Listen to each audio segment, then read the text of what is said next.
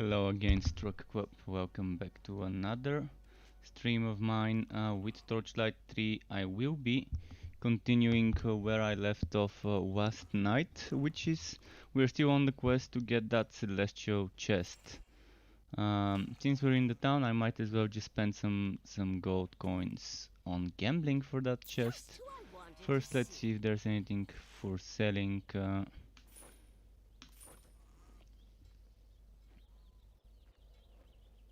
Let's sell some blue stuff. Okay, and let's just get 3 of those. And then go on and farm some Fazir's dungeon, I guess. You don't have much choice.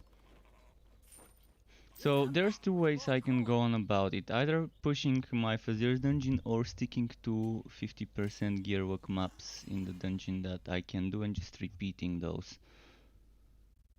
I'm gonna see how it goes with the pushing. I'm still on the Stormbringer, which is kind of an annoying modifier to deal with, but we'll see how this casting speed build works. Atuvel is back. Welcome back, Alfred. And yeah, I hope I have a good stream as well. Thank you, Alfred. Let's do this Stormbringer stuff. Let's go for Mega Packs probably is not a bad one, because that means a lot of enemies and a lot of chances to get a drop. I'm trying to get that that celestial cuirass, or cuirass, I'm not sure how to pronounce it. Cuirass? Whatever the pronunciation, yeah, the chest armor for the mage, the celestial chest armor. Still trying to get that one.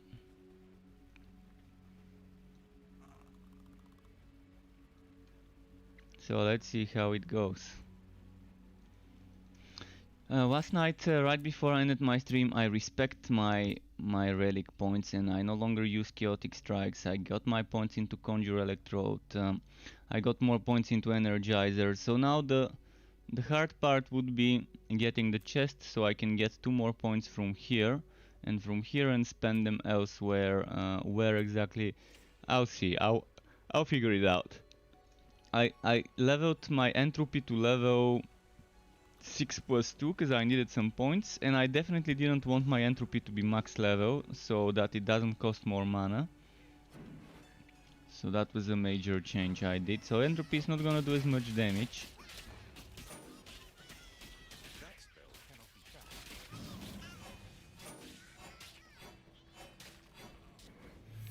Yeah, that's 75% casting speed. My Absolver is now 1.6 mana cost after I reworked my gear a little.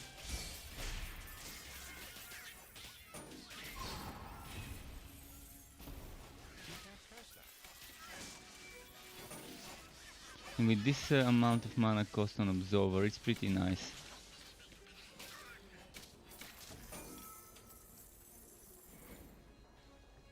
And yeah, this build's probably gonna be ready tomorrow. If I get that chest today, the rest of the build could be done.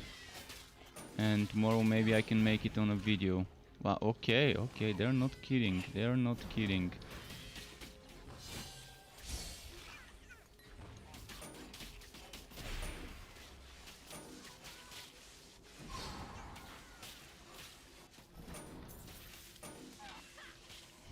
Right now I still have some problems with the mana. When I activate the Electrode and I get that casting speed increase, I still have some problems with the mana cost of my major skills.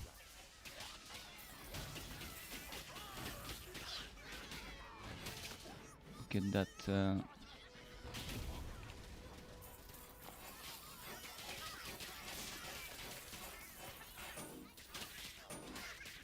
But I'm loving the casting speed. It's most certainly not as meta build as a build that's using chaotic strikes, but it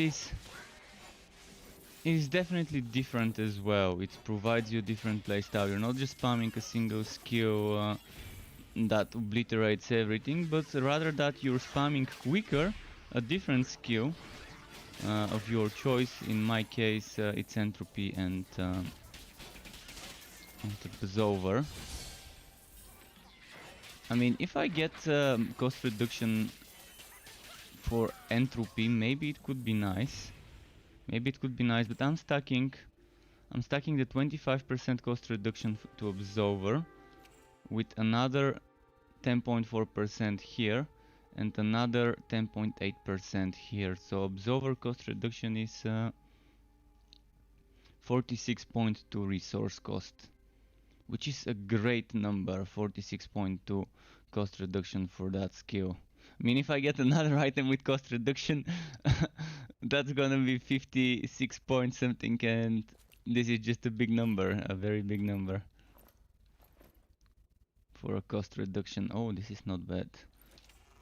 So right now, another thing I need to find is a better one-handed item with electric damage up there, electric damage in the middle, and preferably a socket that can also get filled up with electric damage.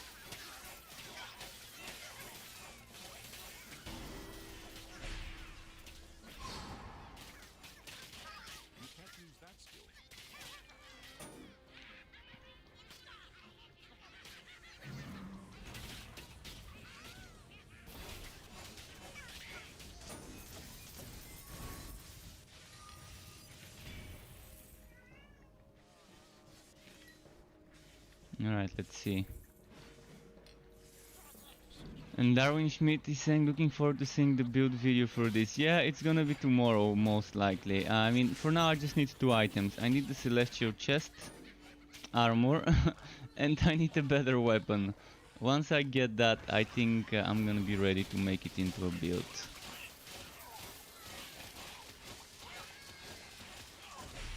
And it's something different. It's something vastly different from what I've tried before. I mean, I'm stacking cost reduction and casting speed and mana regeneration. So it's very specific. It's definitely very specific. You don't have to go for Absorber, you could do it for Holy Bolt and go and get Holy Bolt cost reduction and use Arc of Light, which lets you cast Absorbers while casting Holy Bolt. That do Absorbers damage, but don't do Absorbers upgrade procs. Or at least that's how it used to be last time I tested that item. But that's another item that would be hard to get if you wanna go the Holy Bolt version, but I'm definitely gonna do an alternative setup for those who wanna do the Holy Bolt version and be spamming Holy Bolt and be stacking cost reduction for Holy Bolt.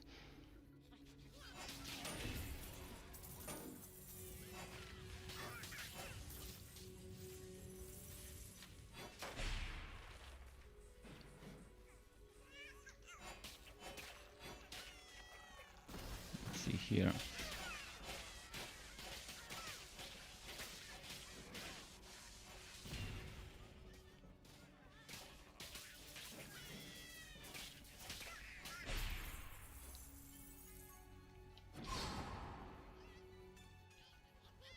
So I picked this map because it was Mega Packs, and Mega Packs, as you see, has a lot of enemies to kill. A lot of enemies equals a lot of chances to roll the dice on an item and hopefully get a good item. Now I'm probably gonna try and save up some coins, like 10-15,000 coins, and then put those on the gambler towards chests, or maybe I can put them towards weapons. Maybe I can put them towards weapons, but I do think the Celestial Chest is probably more important for me right now than a better weapon.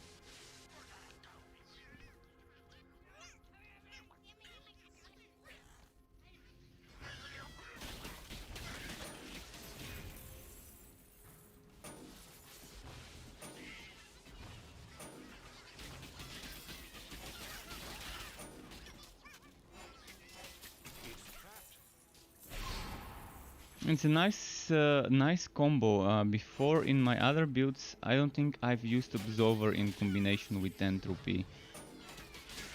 Or maybe I have and I don't remember. But I'm liking the combination of those two skills together.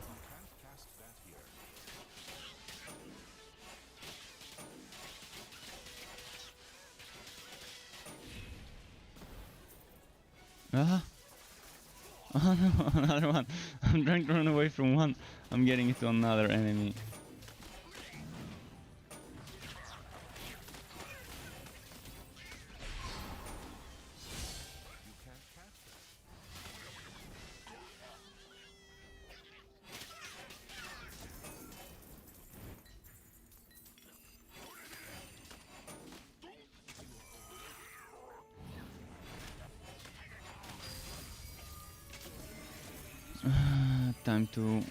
Time to sort the inventory.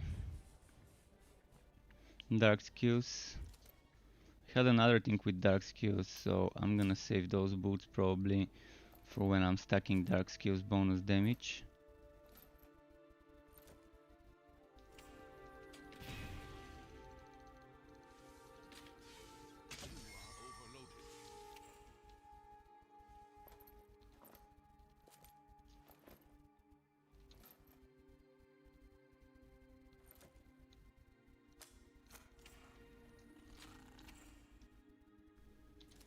Okay, let's keep moving. So as I said today, there's few ways of how I can go on about my farming. One would be to find a gearwork map and just keep spamming that map without progressing the Fazir. The other one would to just simply keep pushing my Fazir, and another one would be to just switch on Ridiculous and do some mega pack maps and keep getting or a gauntlet map on Ridiculous could also be pretty nice to just keep farming fame and get gearwork bundles. I mean, not gearwork bundles, but legendary gear bundles. And I'm gonna go for the less boring way, I guess, of maybe pushing the Fazir, and maybe if I find a gauntlet map, stick to it for a bit. We'll see.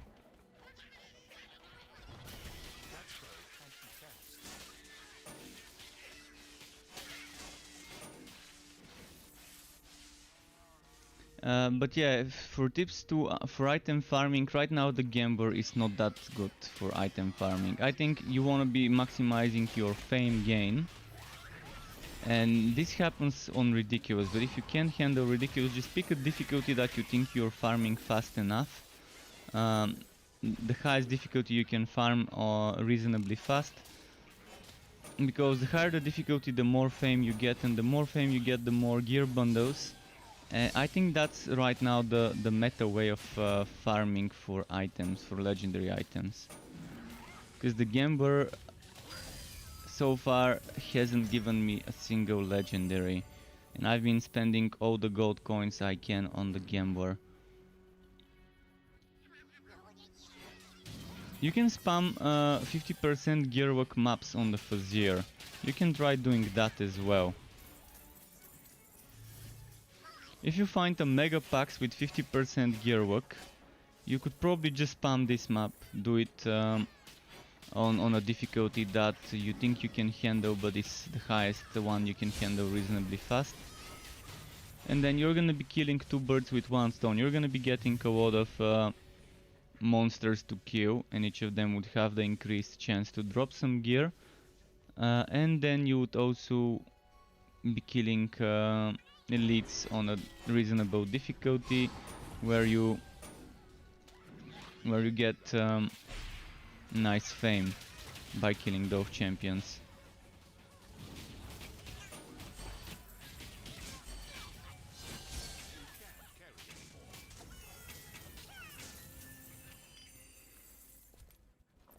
I will be experimenting with either of those things today, just to test how it feels.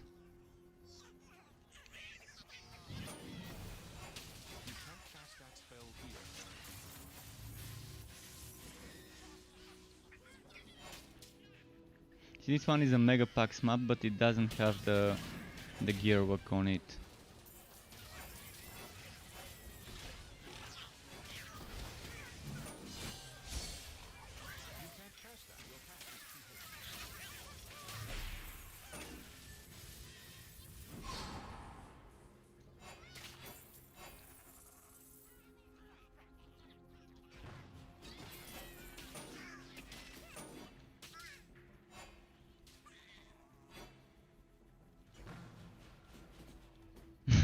Just sniping them from up above.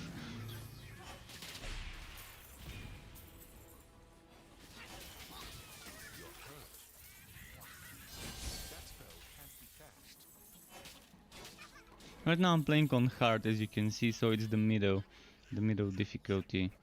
Not too easy, not too difficult, kind of like middle ground there.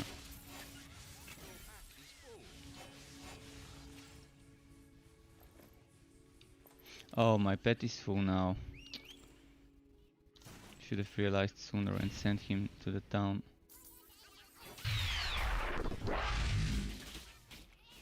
Donor Yoda or Junior Yoda, not sure how to pronounce this, but yeah, Donor Yoda, thank you very much for the follow. Welcome to the Struckwap, interesting nickname.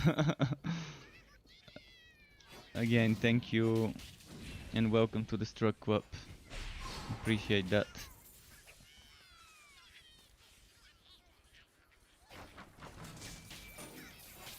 Tips on leveling fast after finishing the story?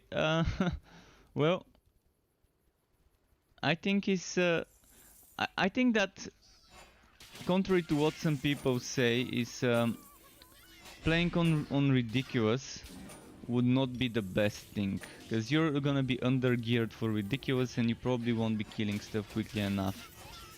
You can try leveling on ridiculous. People say there's more monster spawns on ridiculous and you get more XP from that. I would say pick a difficulty you can clear quick enough and just keep spamming maps and Fuzzier. I would say do Fuzzier until you end up fighting 3-4 levels higher than new enemies, then start doing some map works to catch up.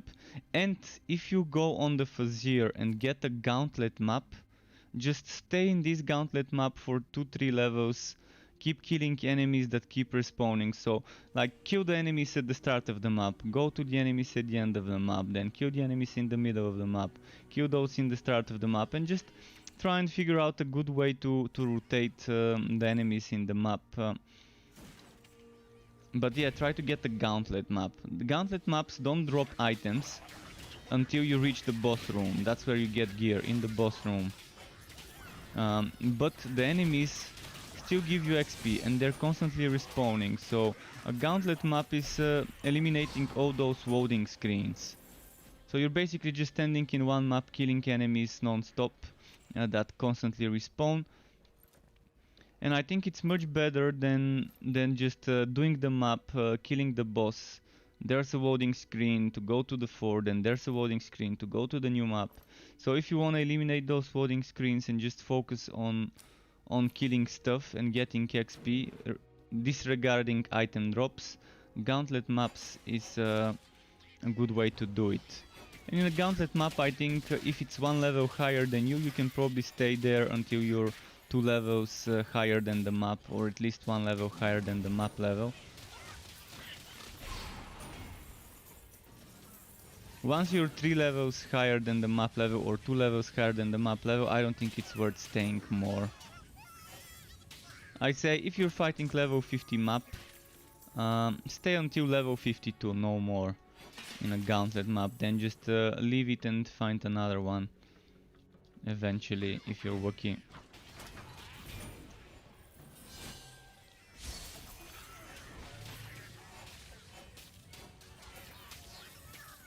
I mean, if you can do it on ridiculous, even better, because there's bound to be more enemies if it's on ridiculous.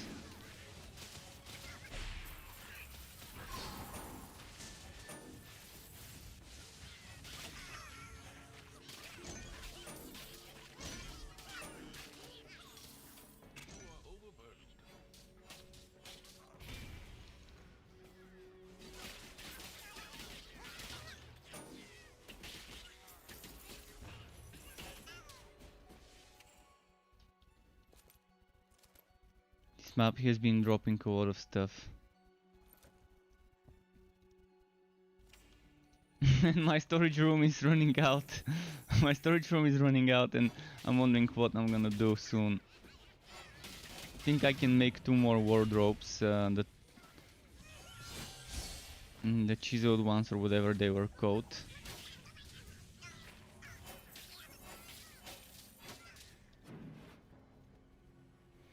I got 8 out of the 10 total stash tabs I can get.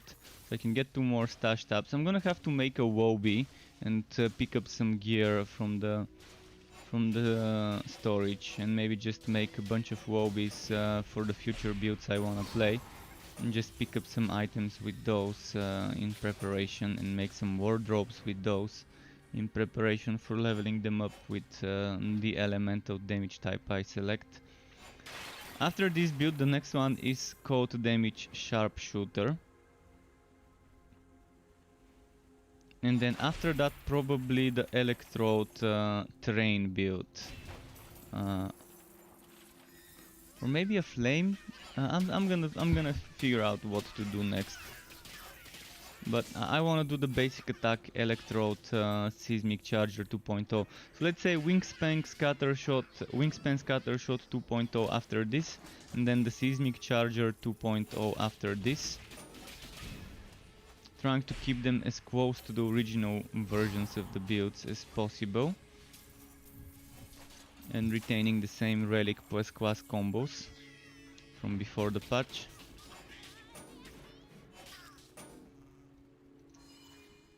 But yeah, farming for specific items could take a while.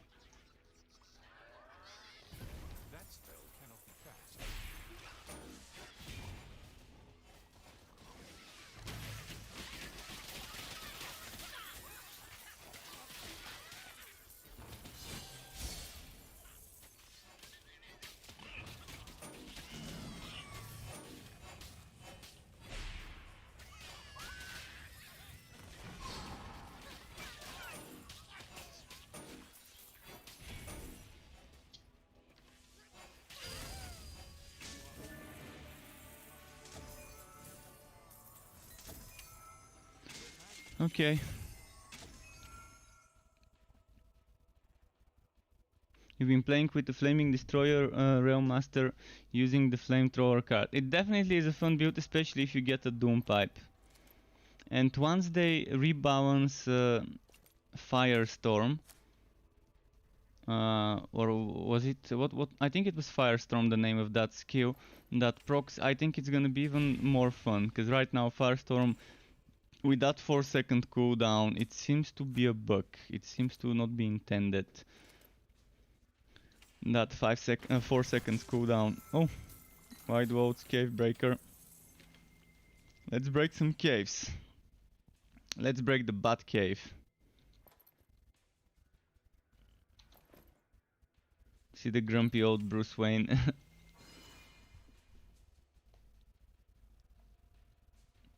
Johan Tascan says hi. Hi Johan, welcome to the Struck Club to you.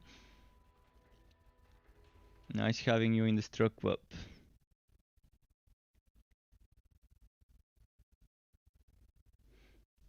Alfred, are you focusing on the terrain aspect of the build, by the way? Or are you focusing on the other pieces of the build, on your Flaming Destroyer Realm Master? Just wondering.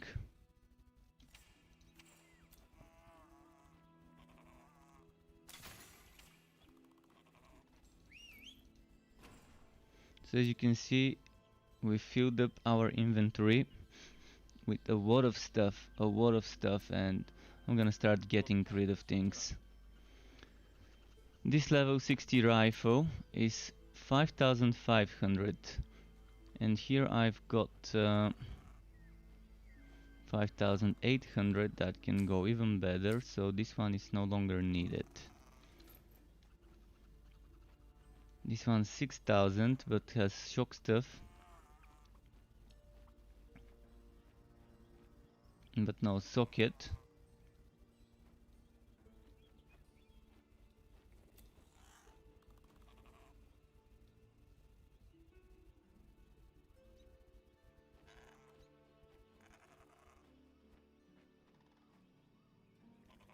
I've been saving a lot of stuff, but I need to get rid of some of those. I'm gonna get rid of this shield. Put this here.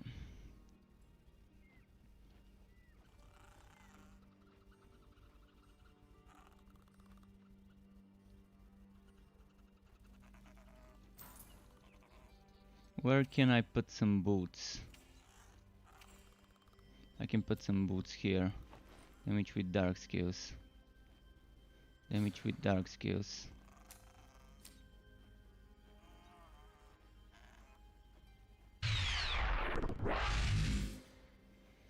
Funny Moments 34, thank you very much for the follow. Welcome to you as well to the Struck Club.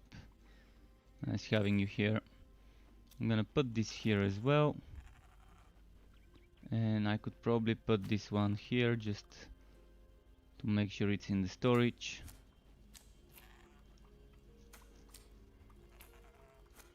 Chaotic Strikes, I no longer need Chaotic Strikes, so is there a place where I can put this? I think I can craft some more storage. Hi, can I skew your skill list? Yeah, I can show you the skill list. Just give me a moment here to make some more storage.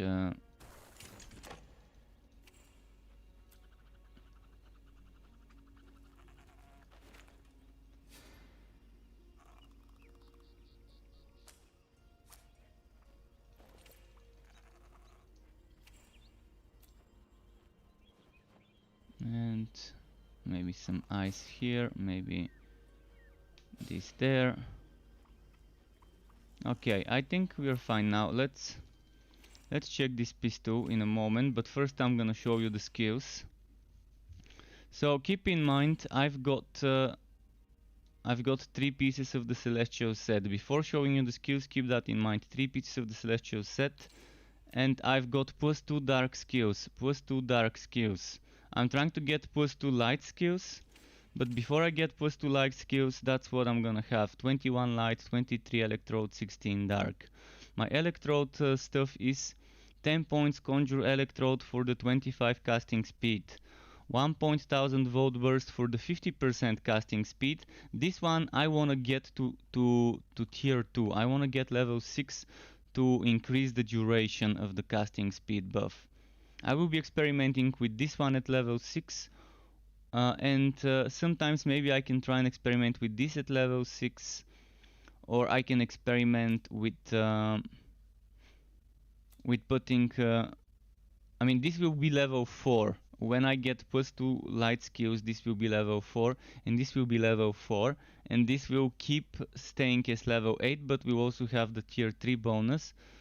And I can experiment getting damage to relic skills, but I don't think I need to. What could be better for my build would be probably relic energy charge rate. It would be a good thing to get. I could even try and experiment with lightning strike. But yeah, the first thing I wanna try would be 1000 volt burst level 6. And in order to do that, I'm probably gonna have to remove 1 point from entropy and keep entropy 5 +2, so that I can get 2 points from here and 2 points from here removed once I get the +2 light skills. Hopefully this gives you an idea of what I'm going for. I'm just trying to keep that casting speed buff. And keep in mind I've got minus 10.4% mana cost for Absolver, and I've got another minus 10.8% mana cost for Absolver. I've got a lot of mana again, 2.2 mana again per second, which comes from the helmet, 5.1 from this place, 17.8, 6.2, and then with the boots, after using a cooldown skill, I get another 10% mana per second. And Absolver cost, you get 25% from the skill tier 1. And if you get 2 more items, that's kind of gonna give you something similar to my cost reduction. So Absolver costs me 1.6 mana.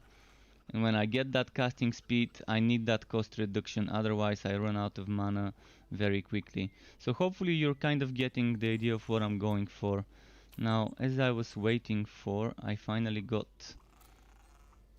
a weapon that I can try and get electric damage on.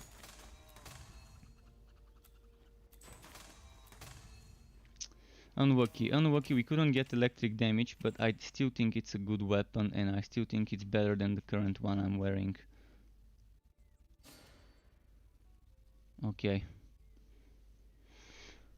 I mean, I need electric damage instead of bolts fired on shock.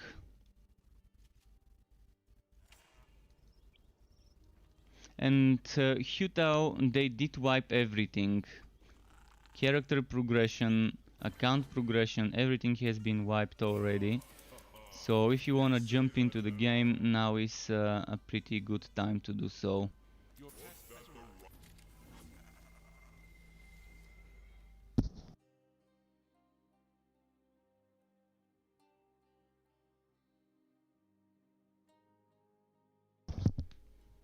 So yeah, this build is not gonna be a meta build, I can tell you this. This is not gonna be a meta build, but it's gonna be okay. It's gonna be okay, it's gonna be decent, and it's definitely something completely different from anything I've tried so far. I mean, we didn't have casting speed, and with casting speed you're building the buff bars quicker, which means you're getting that extra bonus damage quicker than before. And the damage piles up. Oh. I should have dodged. I didn't expect those to do that much damage this quickly. Shame.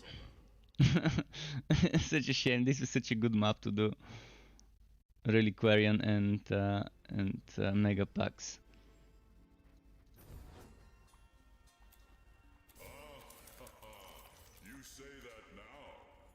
Well, now I don't have good choices, do I? I've got shitty stuff to pick from. There goes my Mega Packs Reliquarian map. I forgot what I was about to say. Oh yeah, it's not gonna be as strong as what I did earlier, a Chaotic Strikes setup. Chaotic Strikes just wipes everything. You can save 100 energy and then unleash 10 or 11 consecutive Chaotic Strikes. And that is just wiping everything.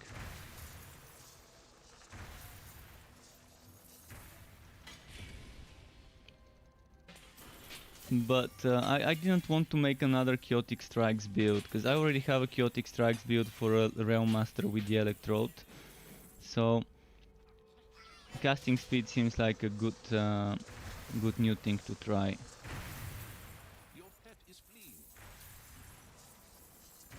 My pet got wrecked by the explosions.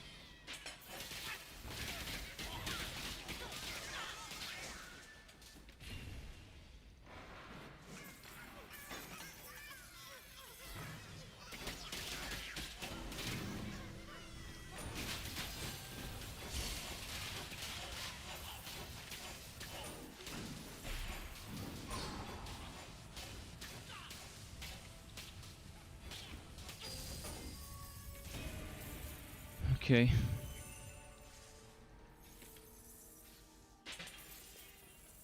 I'm wondering if I should even worry about picking up all those things and getting the gold from them, or just focus on killing stuff.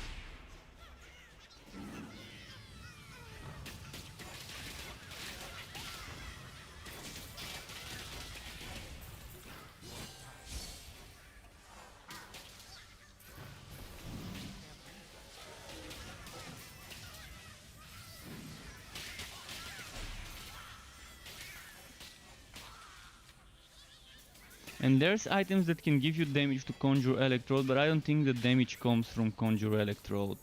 Yes, we are using Conjure Electrode, but for the buff, not for the damage.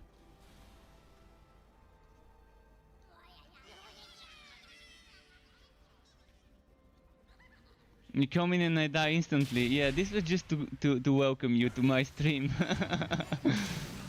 To welcome you back into the stream. The typical classic struck death moments. I need to make a funny death montage sometimes. Or maybe should we call it a stupid death montage moments. IQ level 1000 death moments.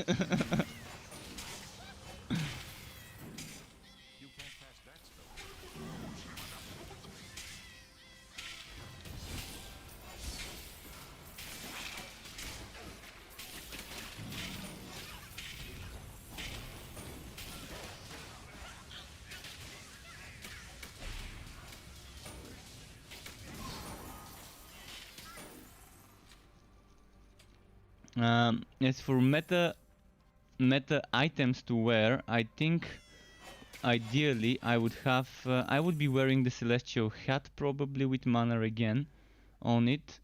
I would be wearing the Celestial Gauntlets and probably the boots or the shoulders. And then blue chest with flat damage, blue legs like those, but blue with flat damage. And blue boots with percent damage of the electric type for this build. And then I would be swatting the boots if I'm wearing blue. I mean, I would be swatting the things that I need. So from the boots, gauntlets, chest and helmet, I would prefer to swat into the legendarium the things I don't wear. So ideally you would be swatting 2 of those 4 things and wear the other 2 along with another thing. And again, legendary chest and legendary boots cannot get the damage bonuses that their blue counterparts can. So they're probably gonna be the 1 and 2 pieces that you wanna be swatting.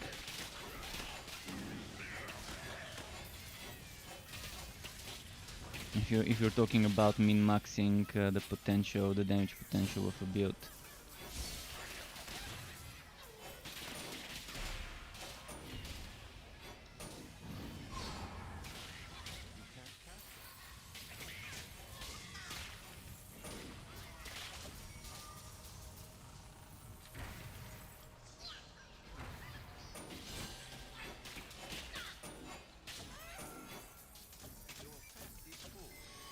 Oh, full with recipes?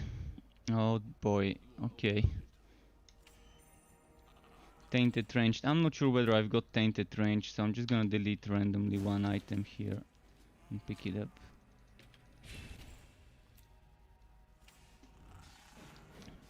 I think it's gonna be hard for me to find a recipe I've not learned already. Alfred says, my girlfriend had 5 out of 6 celestial gear before we hit level 20 in our playthrough. Meanwhile, only have 2 musketeer.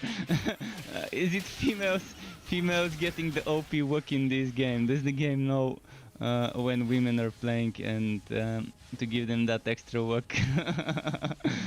No. I guess it's just a beginner's work maybe, if it was her first playthrough.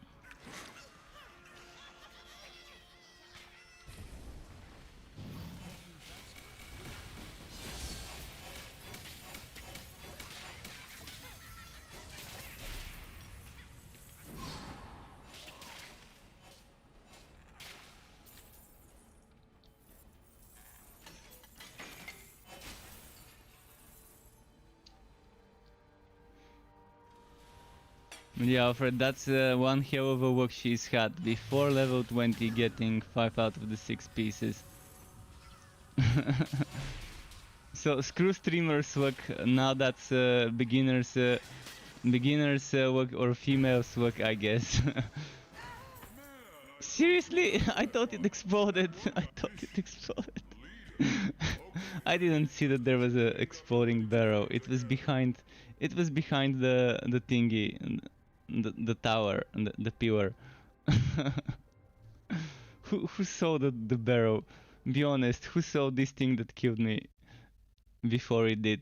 I definitely didn't see that there was one. I assumed when the others exploded, this one exploded with them. Okay, let's see if anything worth it dropped.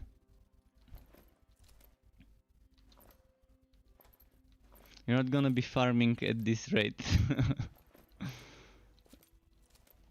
At least we're getting some stuff to sell for gold coins, if not anything else. Oh yeah, the inventory was full here.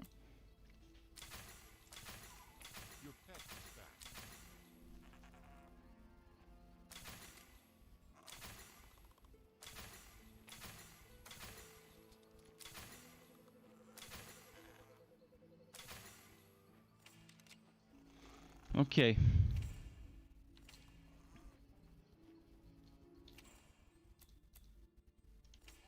Let's collect now.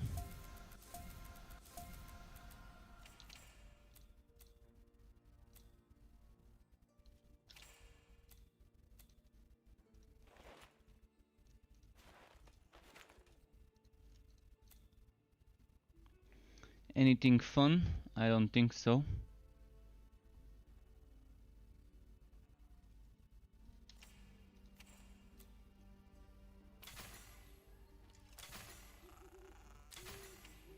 Let's see what they give us with this map.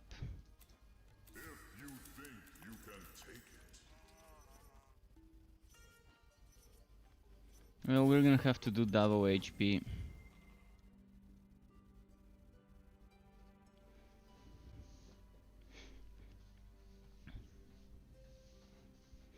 I just want to get some map works, but before I get map works I need to finish every contract for the one-shot rewards. There's a lot of good storage stuff to unlock, so I want to get that out of the way and then start farming for maps from the adventurer contract.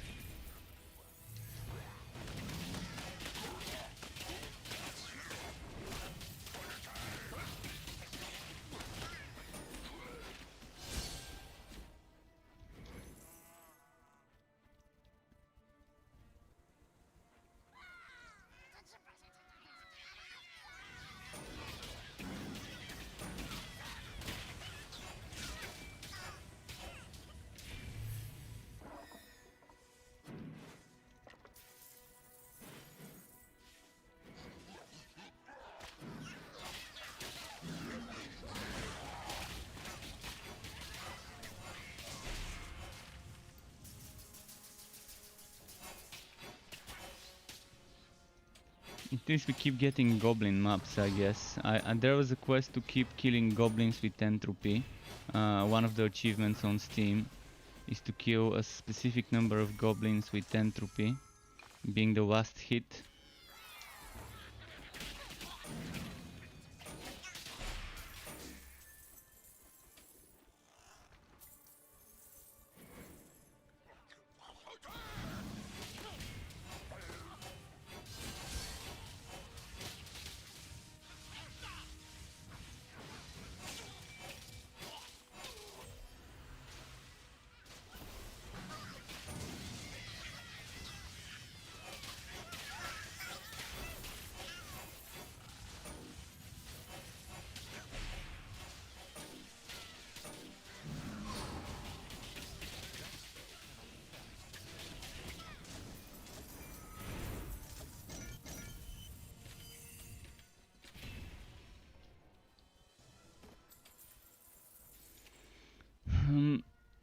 Anything fun?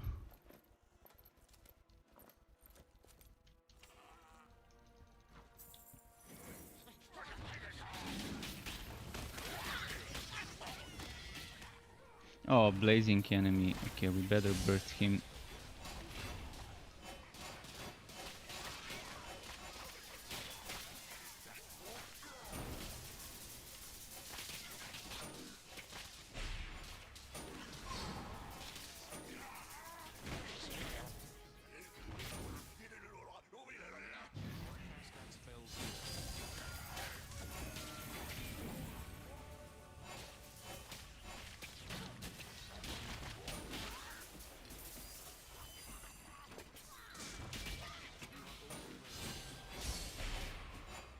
At least it's dropping a ton of potions.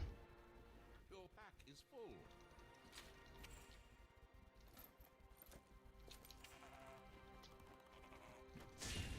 Come on, Celestial Chest. I know you wanna drop today.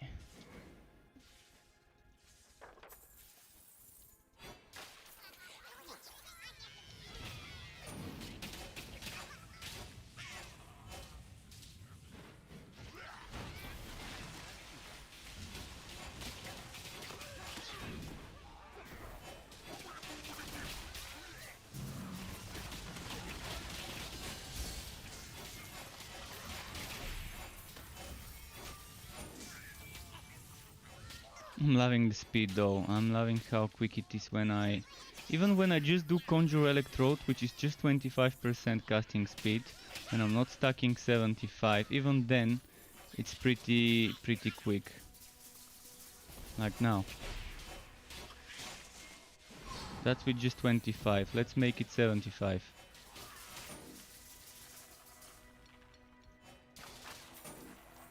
is there actually a cap to casting speed? Is 50 the cap? And when I use both, is it quicker? I'm gonna find out. I'm gonna fill up this, use it, and then use Conjure Electrode to see if it changes the speed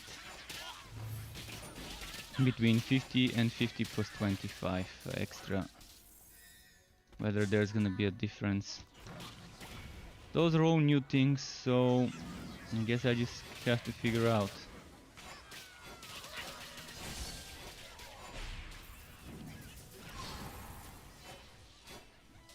The science behind those stats.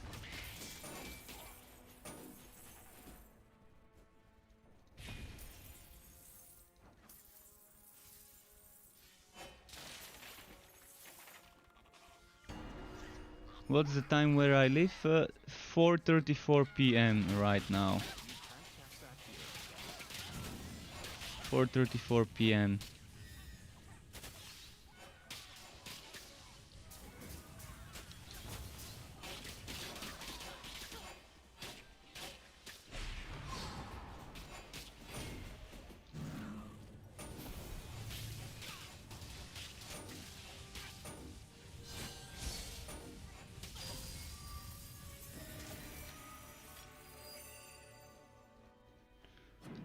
Let's keep moving.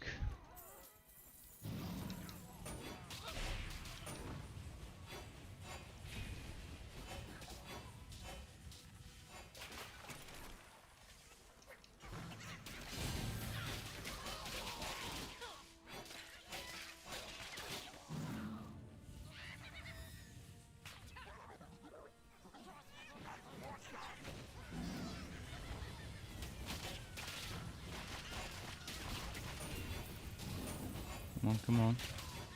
I think I'm ready to do that test. But let's do it over here. I'm gonna press E. 1, 2, 3, 4. Oh yeah, there is an increase. 75% definitely is 75%.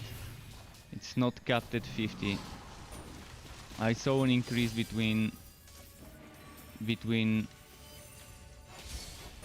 50% and then 75% casting speed. You can't do that.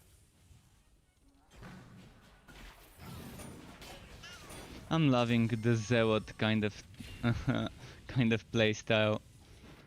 So different, so dynamic in regards to spamming those skills.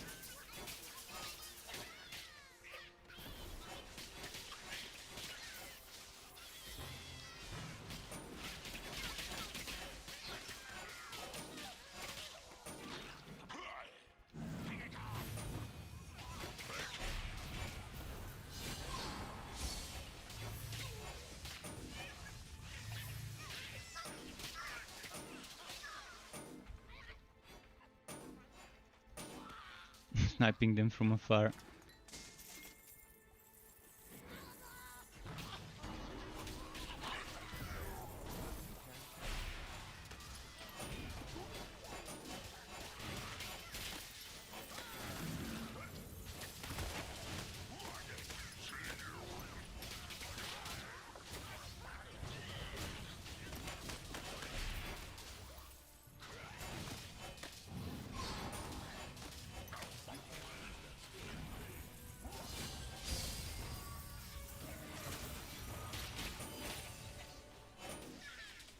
Okay.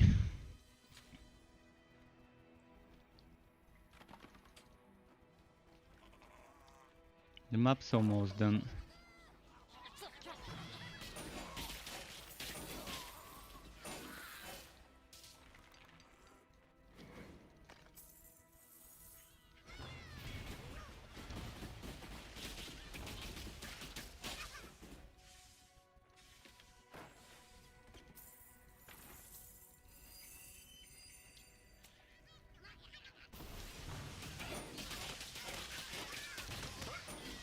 Come on, come on.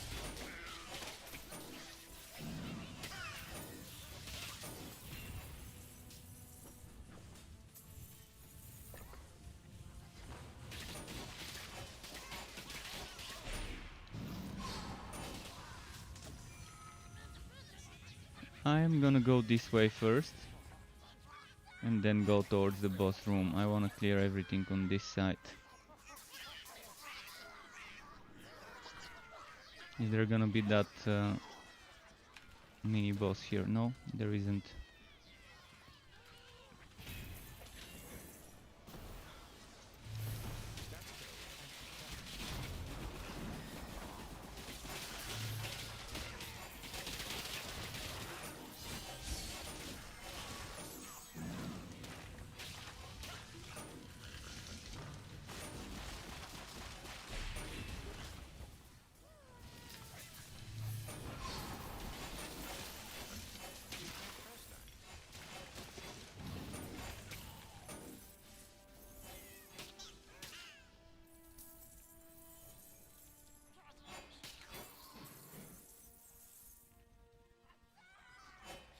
Let's try and not get killed by a barrow again. By those exploding one-shot barrows. Cast that spell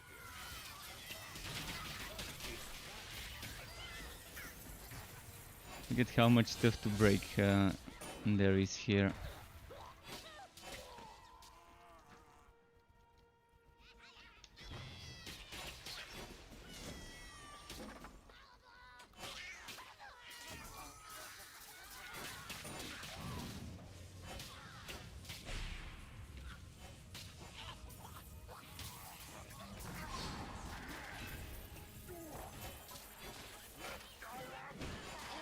Come on.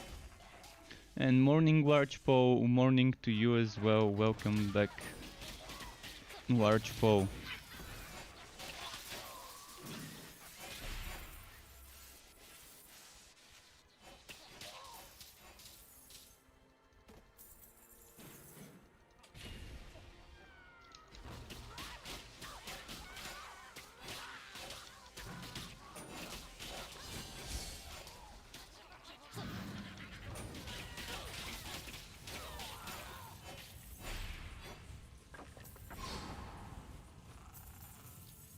Opening every little thing I can open in this map, and breaking every indestructible.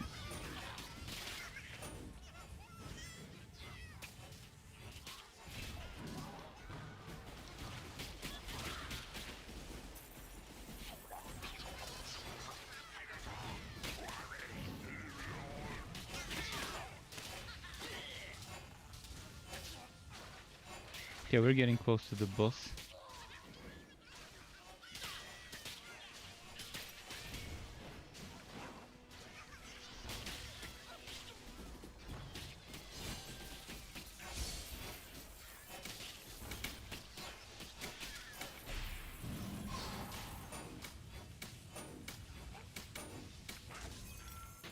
So Alfred's saying it's 1540, so Alfred is 1 hour behind my time zone. Central European time zone, where Alfred is from, I guess.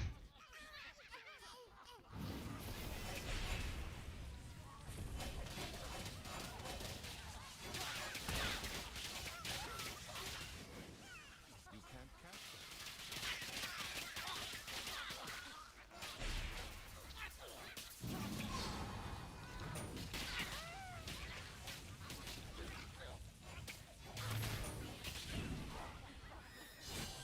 Let's group them up quickly and do this.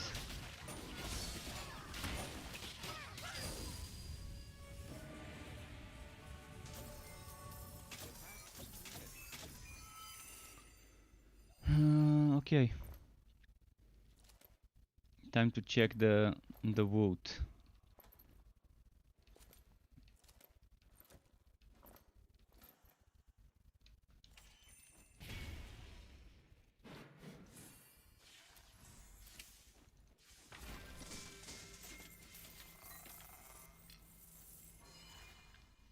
A lot of wood this map. Climbing through the gold ranks so I can do some gambling. Oh, that gambling. It's been nerfed so badly. It's been nerfed so badly. But I guess it was giving too many legendaries before in the game war.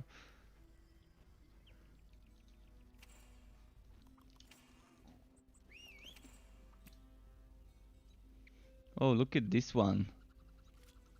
It doesn't have a socket, but it's still a pretty good one for a physical damage build. Might keep it. Actually gonna keep that stuff for a bleeding build or whatever.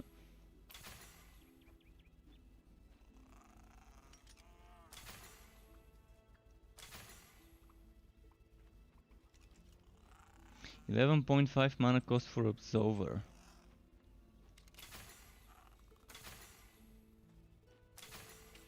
My current one is 10.4, but my current one gives me defense, not block chance.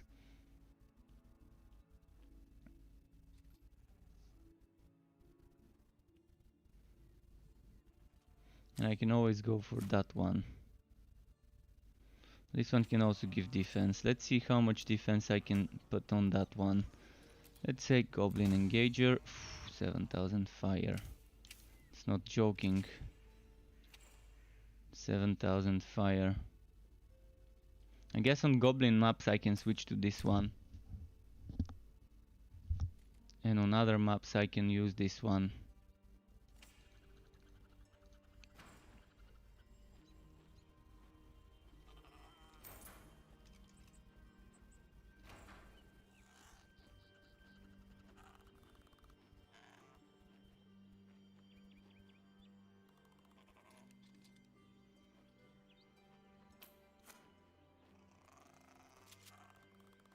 What do I want to get rid of? I want to get rid of something.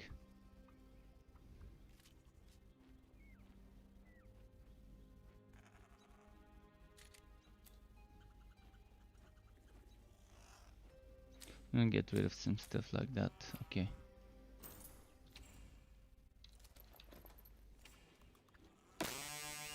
Warchpo 500 bits. Thank you very much, Warchpo, for the bits. Kicking my Saturday off. Thank you very much for kicking it off. True gentleman. Really struck in the feels. Thanks very much again. Let's hope those were the lucky bits and we get that that drop now. Yeah, and Warchpo says he was grinding out his sharpshooter last night and had a blast. Were you doing the code or the bleeding sharpshooter? I kind of forgot what sharpshooter you were going for.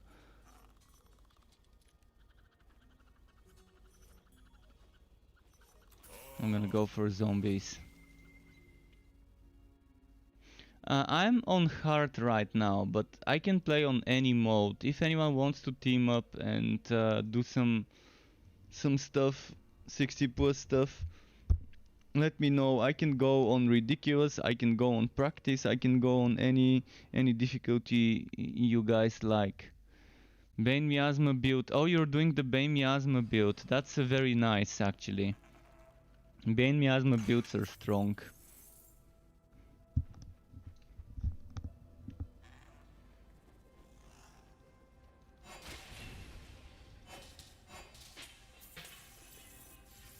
Pile Driver, hi to you, welcome back Pile Driver.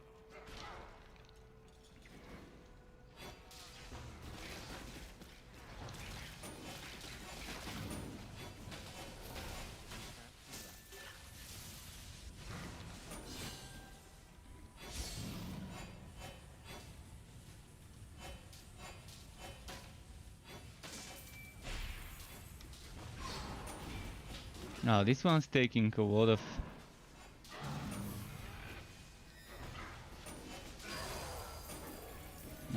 hits.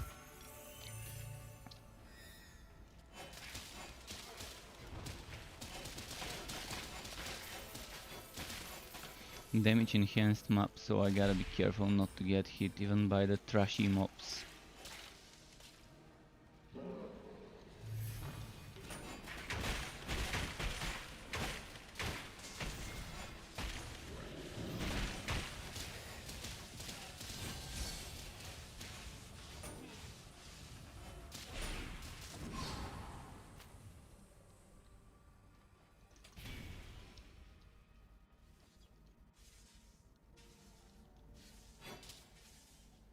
So with the Bane Miasma build, how is it going?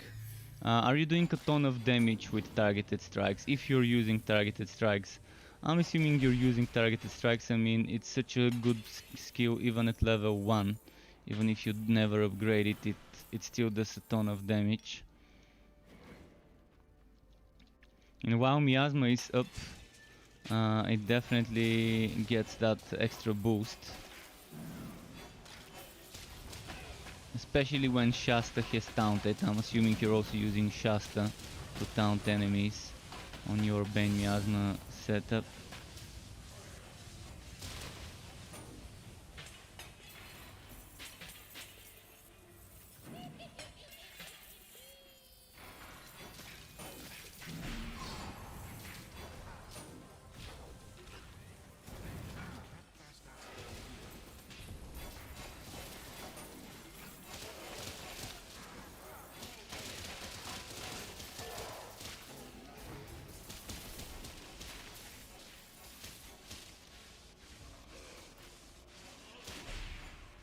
Alright, we cleared them out. That was a lot of zombies and stuff here that we had to clear out.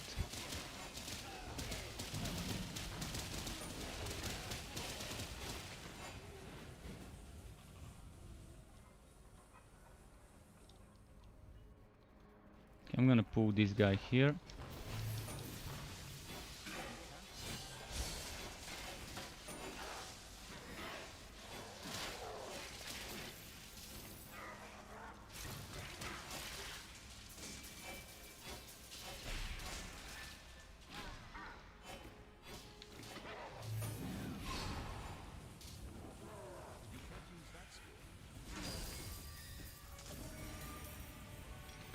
Playing extra careful. I'm trying to be a little bit of a care bear and stay back rather than rushing in and getting one shot on a damage enhanced map.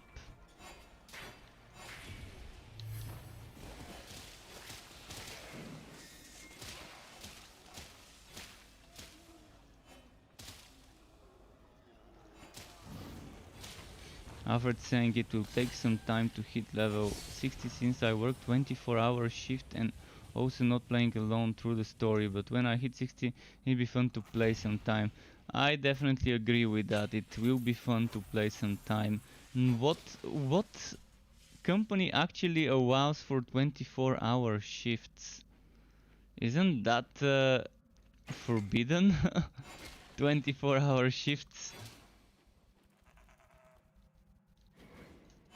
And that seems a little bit too much. I mean, I've heard of 16-hour shifts and stuff like that, but 24-hour, that's like a triple shift.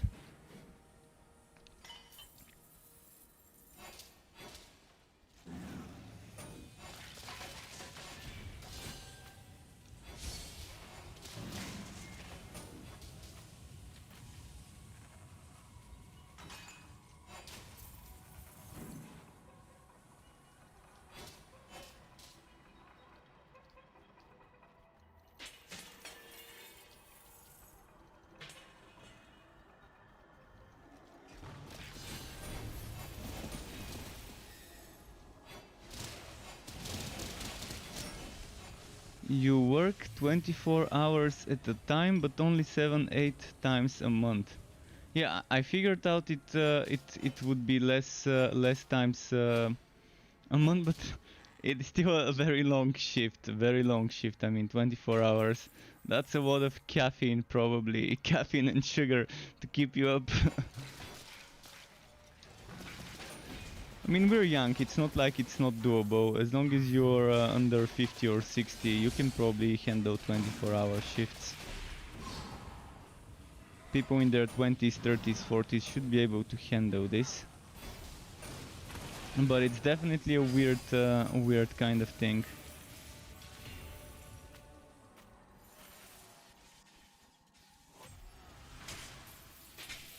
Because I thought most European countries have laws to forbid people from forcing their employees to work past a certain amount of time and overtime.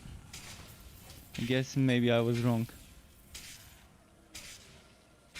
Oh, you get to sleep some at night. You're taking care of a disabled man. Alright, that explains. So you're basically on standby in case something is needed.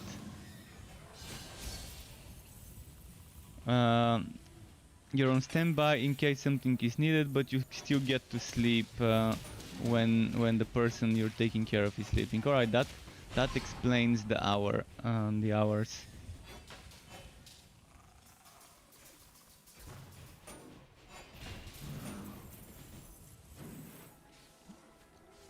Yeah, that seems reasonable. That definitely seems reasonable. You getting some shut eye.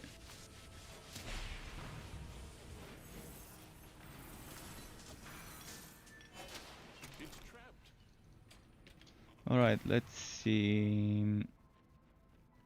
I'm ready to go for the boss. I'm gonna leave this map and go kill the boss. Maybe let's get my energy full, so I can burst on the boss fight. So I'm not gonna use my electrode until the boss.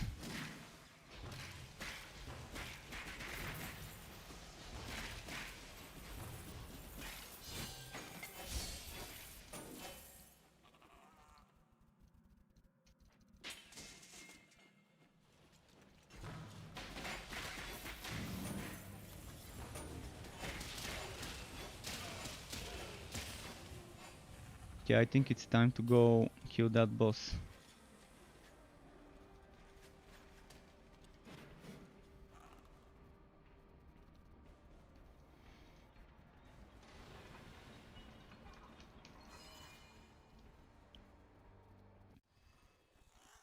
Here we are. You can't do that here.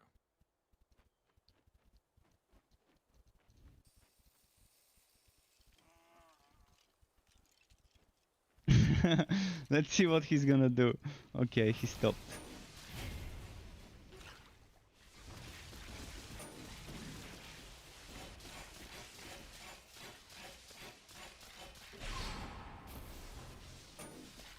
You can't use that skill.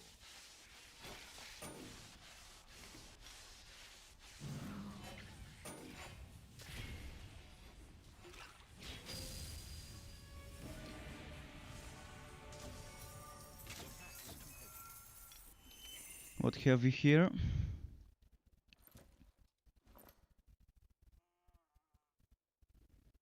I'm wondering if 4000 is worth keeping. It seems pretty low, but let's keep it.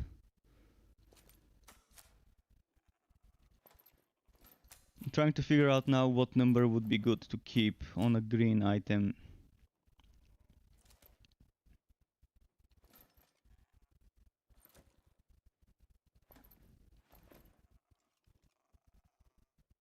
At the top 3200 seems pretty low, but well.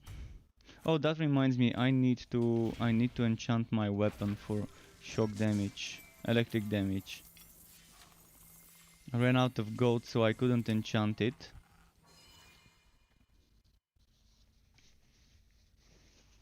Let's see if I can get lucky this time. Should have gotten enough gold to at least try and get that electric damage on the pistol.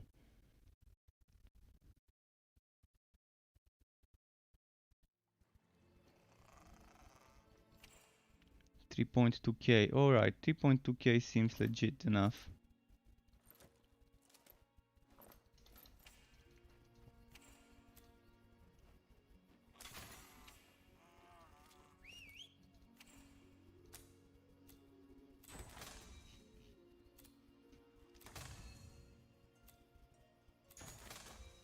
Your pet has Come on, 3 times in a row.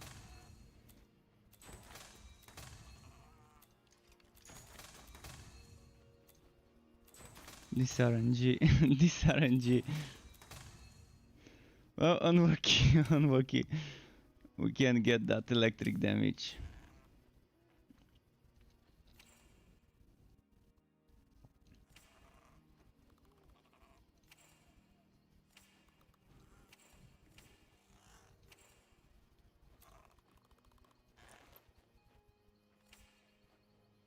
And I think this is actually a very low damage, 4000 on a level 60 item. You can see mine is 4.9 thousand.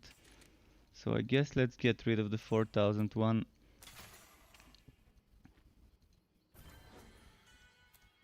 So decisive.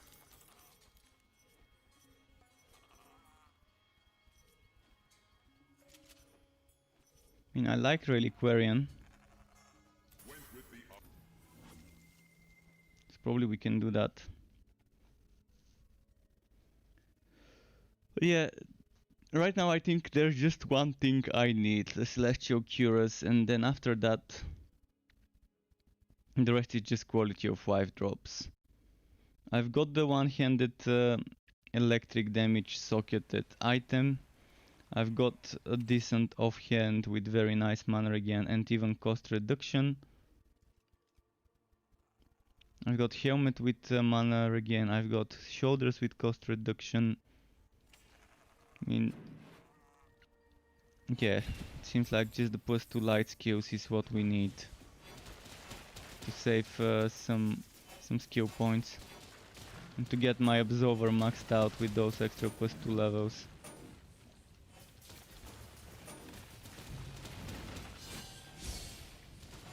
Oh, it's raining. There's some thunders here. I'm not sure whether you hear them in the background. My microphone probably is not picking up as much of the side noise. But if you're hearing them, then enjoy the rain and thunderstorm soundtrack. It's kind of befitting for my channel.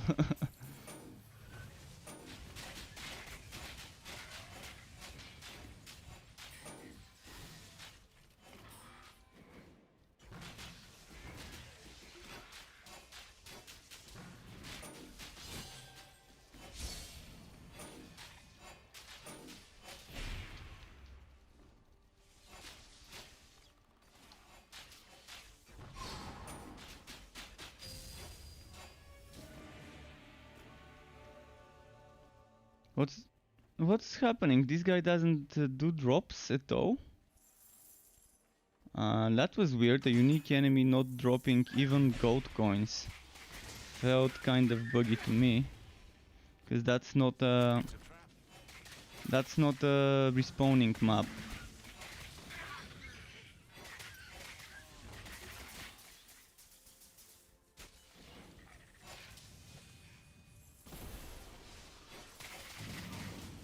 can't cast that here.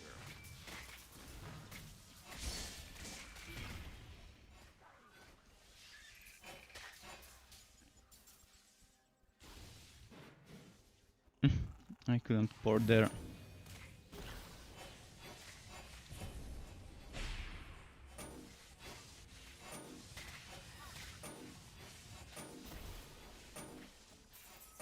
I love choke points.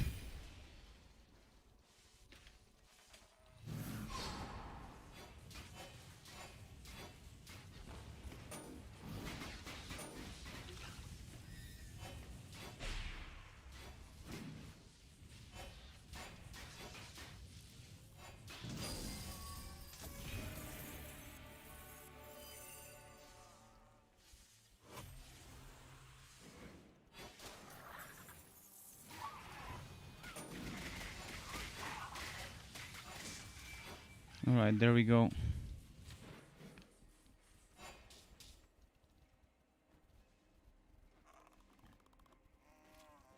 Come on, Shadow Step, be ready. There we go.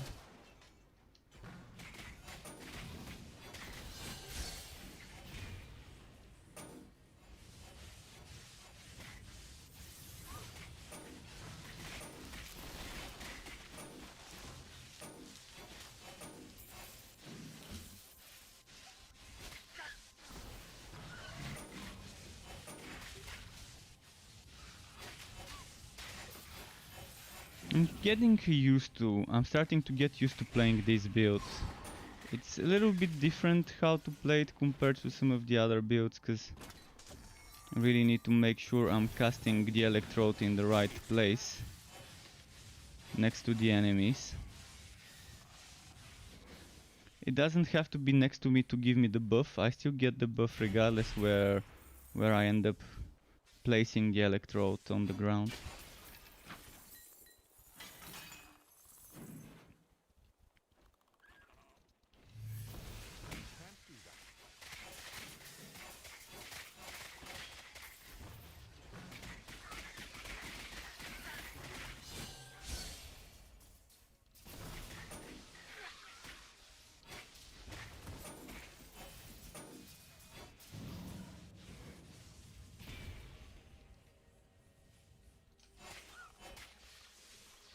You can't use that skill.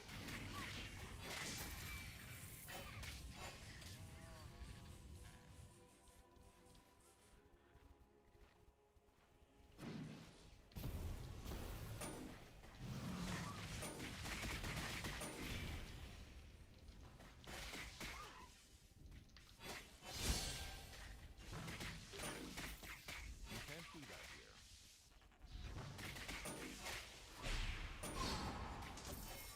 A lot of kiting. A lot of kiting involved.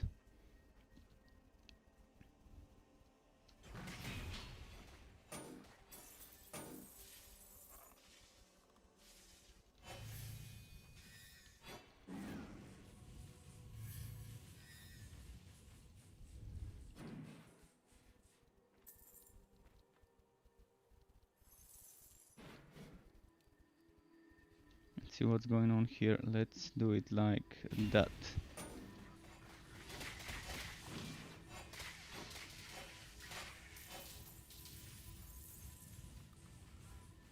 Should I go down here?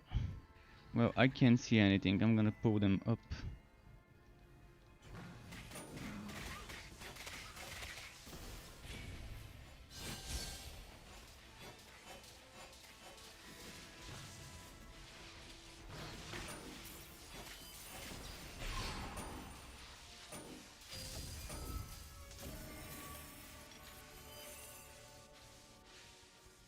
Conjure Electrode seems amazing for choke points.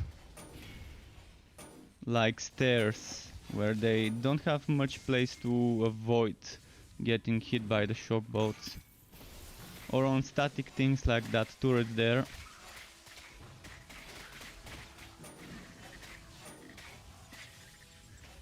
It doesn't seem to do much damage though. I'm really disappointed from the damage, but again, I'm not using the skill for the damage itself. I'm rather using it for the casting speed.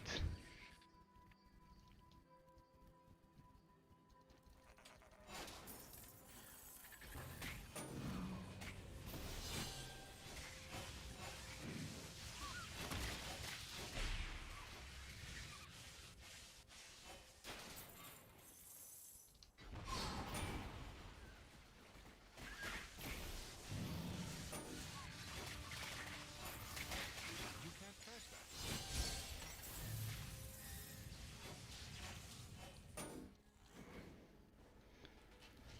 Let's do this.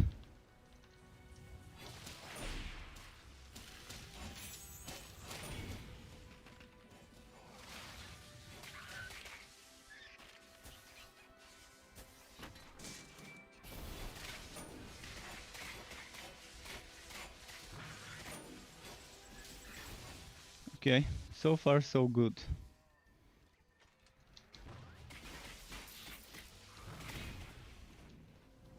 I'm gonna do this.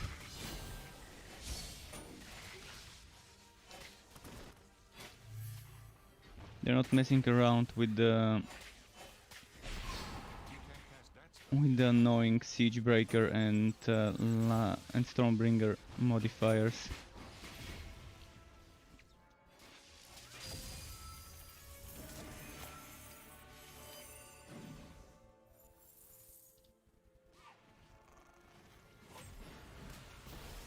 You can't use that skill.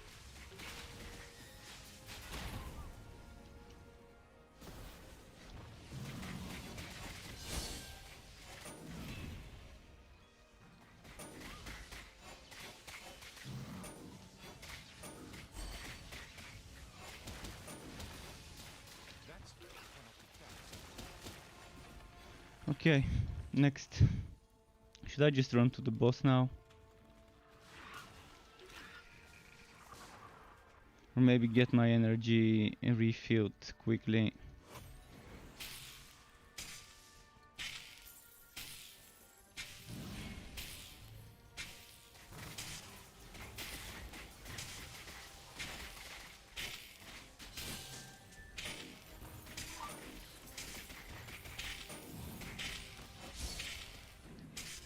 Alright, we're good. What are the rewards for playing on harder difficulty? Well, there aren't that many rewards, and Stonehero29, welcome to you as well.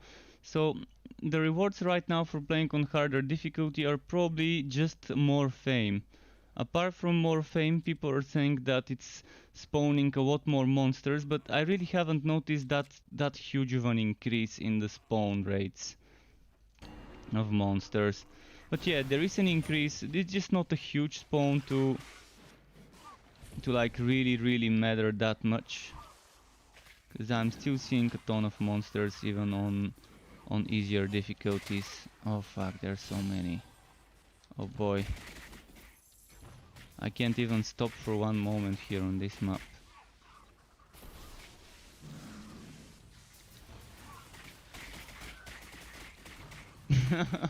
What the hell is happening with this map? I think they overdid it with the chances of Siege Breaker. I mean, come on. How is this normal?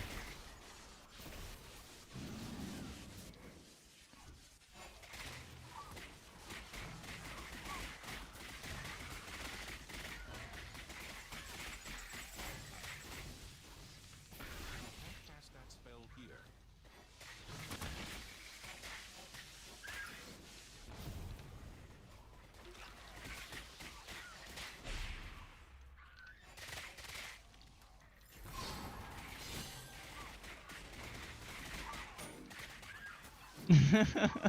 Look at this. That spell can't be cast.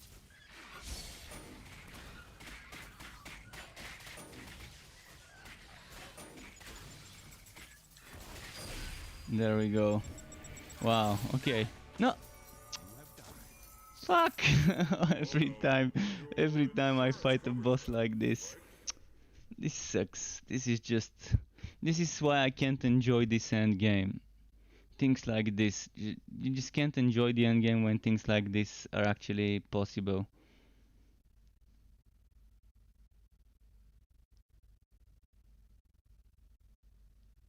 Is Dusk Mage like a Necro class? It's my preferred type of playstyle.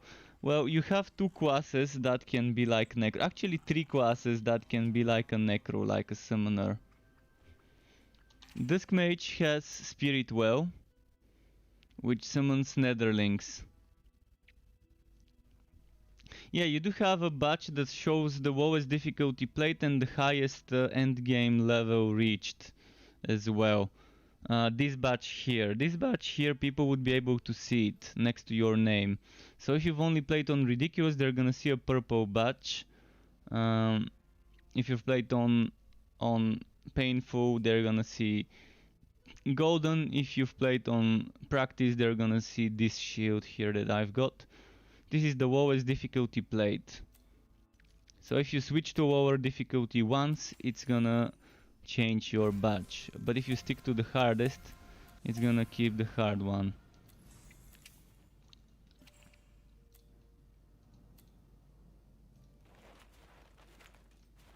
Thankfully we got some map works.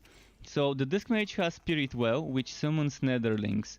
The Sharpshooter has Summon Goblin, and it also has Summon Shasta, which summons a wolf. And then it also has another skill, Rizzy's Fate, I think it was called, that can summon, when upgraded, Netherrealm Spellcaster.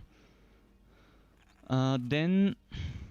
just quickly gonna check some items. Then you've got the Realm Master, which can be summoner with ancestral spirits and enchanted rail hammers and things like this. Then you've got skeletons that everyone can get from items. So if you want a Necro, you need two items. One is called Bone Razor, the other one is called Bone Walker. So with the Bone Walker, you summon 3 skeletons when using a specific skill. This skill changes based on your relic. but every relic has one such skill.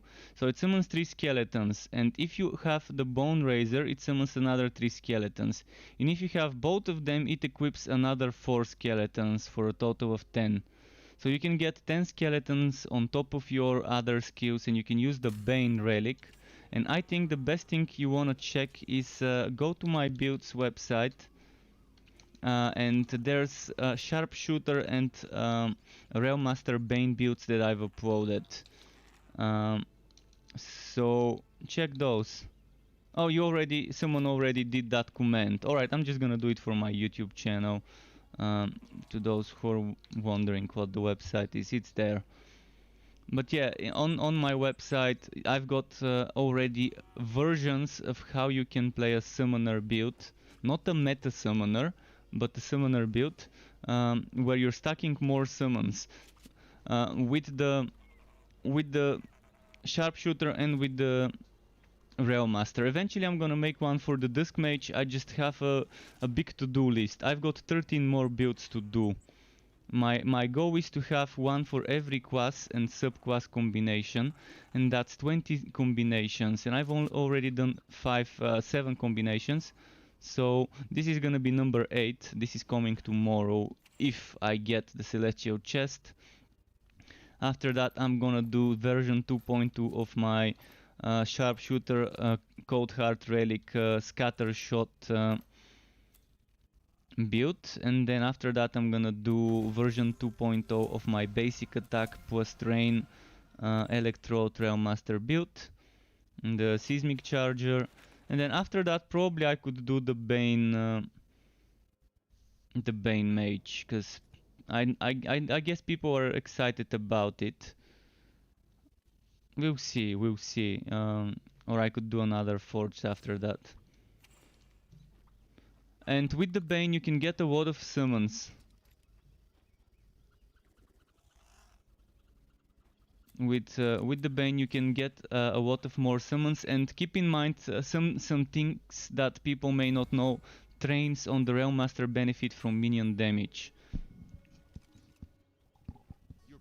So if you want an overpowered build, you can go Realmaster Bane, but instead of focusing on different types of summons, you can just focus on using Miasma. And using 3 train cars. On my build I'm only using Flamethrower car.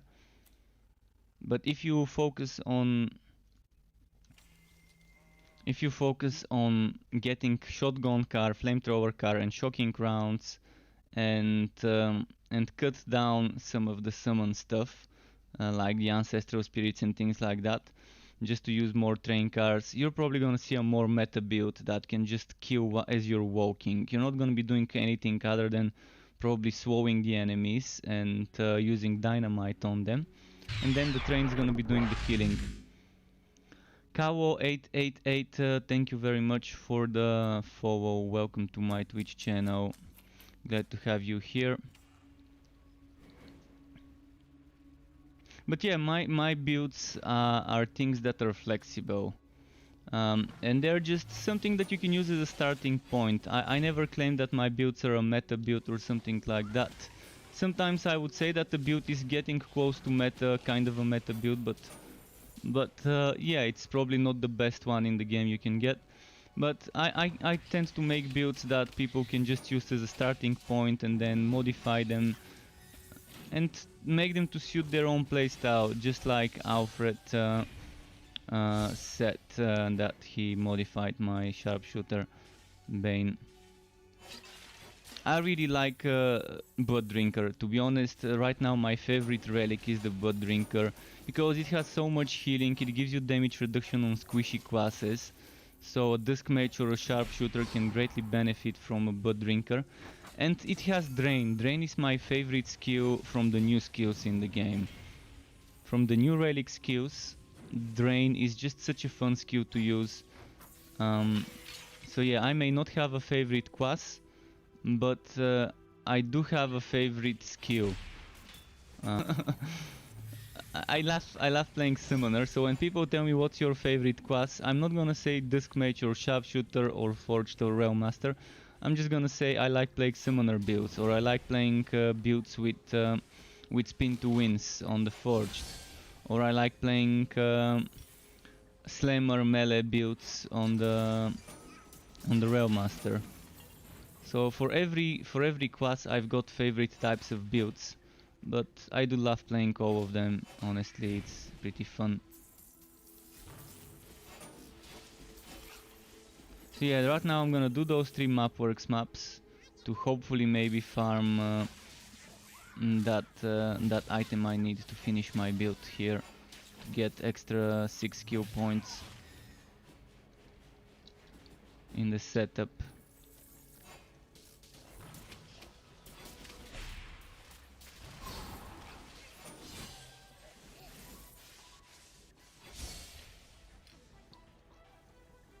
Spin to stand still, yeah.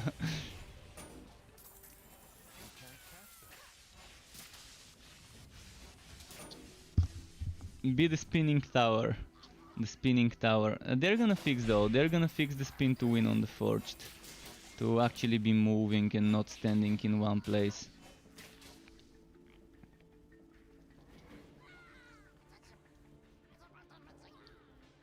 There's probably gonna be a hotfix on Tuesday. My guess is on Tuesday we're gonna see some sort of minor patch with hotfixes and stuff like that.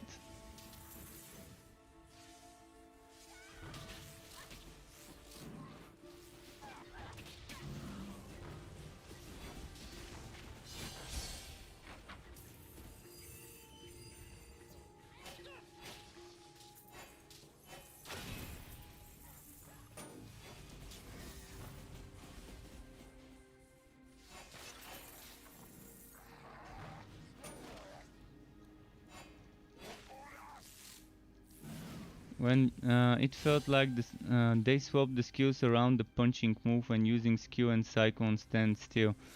It could have, I guess. It could have happened, I guess.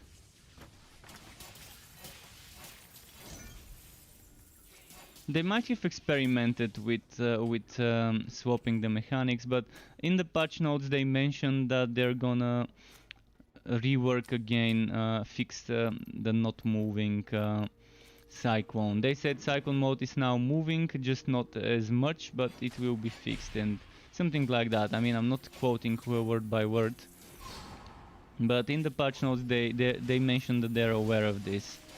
My guess is on Tuesday we're gonna get some sort of fix for certain broken things. You can't cast that here.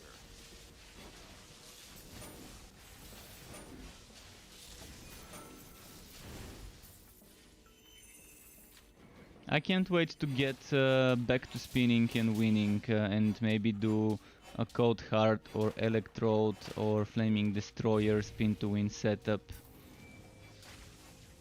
My Punchbot Drain a Lot build can easily be modified as a spin to win, and I've included some options, some variations of the skills if you wanna try a spin to win version of it, if you wanna try it with Cyclone mode. But right now I don't recommend trying Cyclone mode until it gets fixed to start moving properly like before. You can't cast that spell here.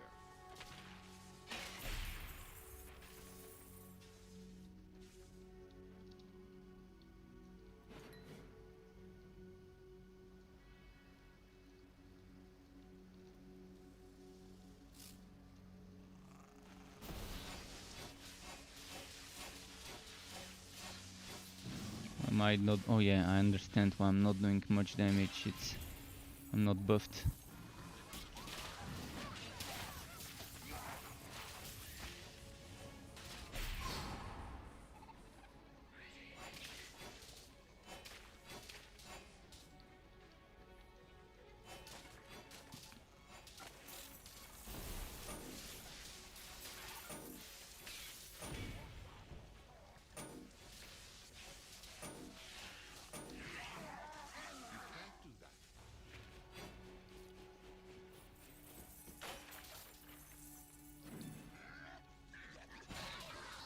Okay, let's see what's happening here. I think... Okay, there we go. So there was one remaining Goblin Hound here.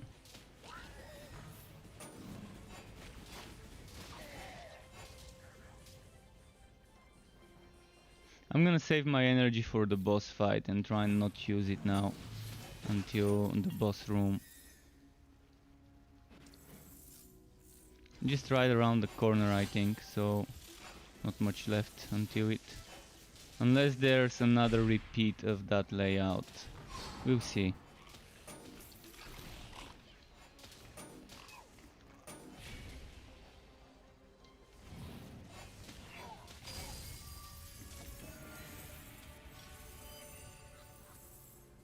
Oh, there is another repeat of the layout, never mind, I'm gonna use it then.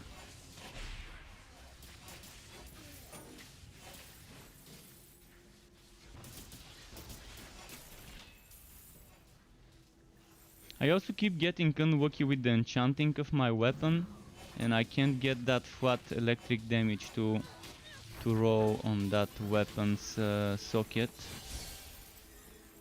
It's gonna be an okay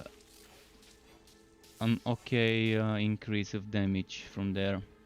And Troy's asking how good is the plus defense from Poison Nova and Miasma. I was planning on doing Poison Spin to win. Well, I've never used Poison Nova, I've used Miasma though. The defense is good if you have defense. If you don't have defense on your gear, you're not gonna see good results. But if you're using a shield, and if you're stacking defense on your sockets, on your armors, and if you got armor that doesn't give you block chance or evasion, but armor that gives you defense, then you probably can see a very good increase, because it's working in the same way as power projection. So if you want to be stacking defense, you definitely want to go for power projection in that build. Because stacking power projection with Poison Nova, with Miasma is good. I think it's probably better to do something different than Bane for a spin to win, but Bane spin to win is also fun. Bane spin to win, believe me, is also fun with spread of death and stuff like that.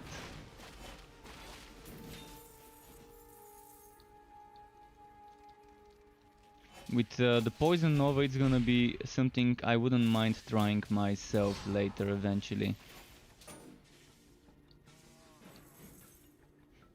That's the beauty of this game. Right now you've got so much variety, and weird builds like a spin to win Poison Bane build would be something very interesting to try, something I wouldn't mind trying myself.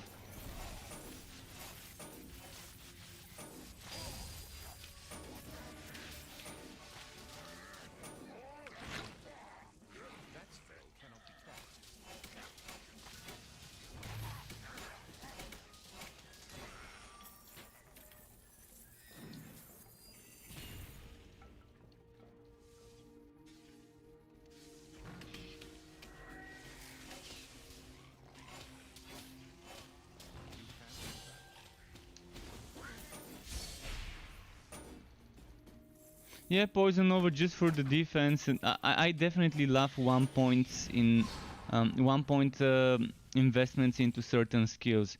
You can see 1 point into Lightning Barrier. It's worth it. I mean, 25% block chance, even if it's for 6 seconds, seems fair enough. In many builds, I do that. 1 point into a specific skill. This one for 1 point, I love it. I want to get this one to 6 points to make it 20-second duration of the attack and casting speed. In order to do that, I need the Celestial chest to get some skill points removed from my light skills right now. To remove 2 points from Light Spear, to remove 2 points from Holy Bolt, and maybe remove 1 point from Entropy. And then I'm gonna have those 5 points I need to finish the build, the default version of the build. I'm gonna include, as always, multiple rearrangements of my skill tree for people who wanna experiment with slightly different options. And that's what I like now with this upgrade, with this update. when I make a build, I can include at least 2-3 different alternative ways of spending the skill points, the last few skill points. That kind of retain the same build, but slightly different.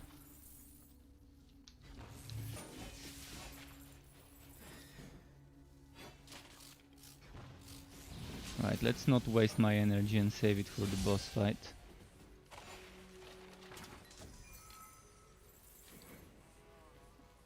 Although I'm not gonna have my buff bar.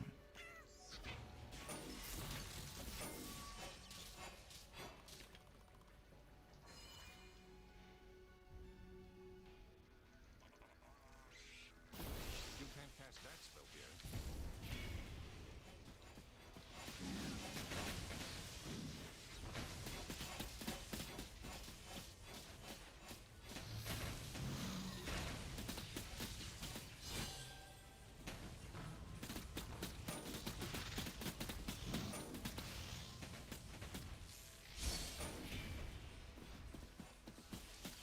That spell can't be fast.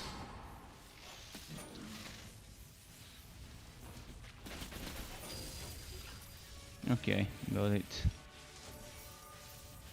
See, this one would have died in probably 2-3 seconds if I was doing a Chaotic Strikes level 10 build instead of Conjure Electrode level 10. This guy would have died, this spider, in 2-3 seconds, maybe 1 second, if I just spam Chaotic Strikes. But again, I already have such a build on the Realm Master. I just wanted something different, something that really fits the Dusk Mage with that casting speed stacking.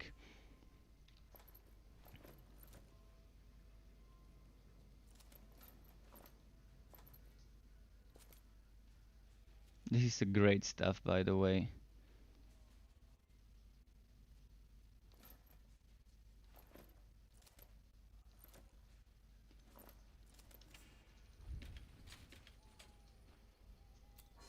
We've got 2 more maps to run. 2 more maps and then back to the Fazir once I'm out of Mapworks scrolls.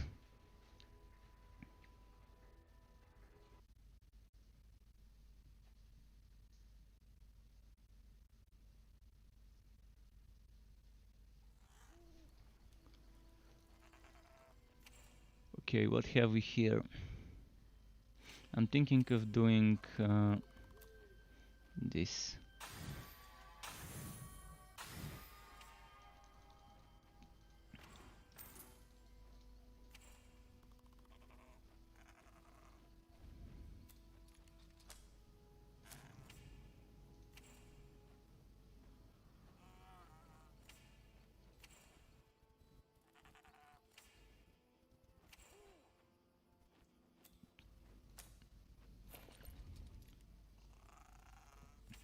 Okay.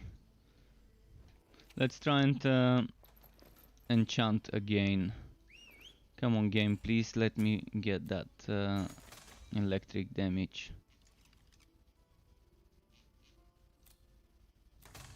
Your pet has It arrived. doesn't want to let me get that damage.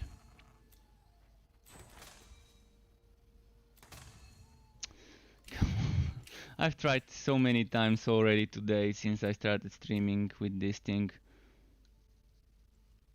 Just doesn't want me to get that electric damage.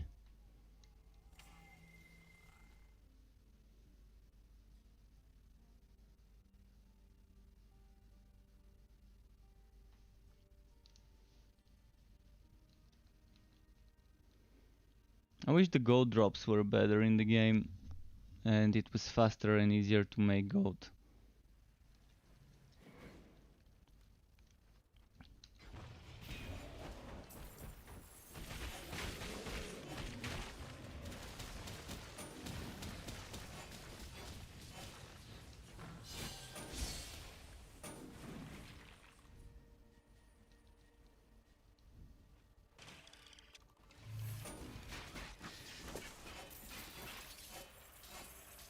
Right, what's here? I see a shrine of a sort. Oh, crit shrine. Okay, time to take it.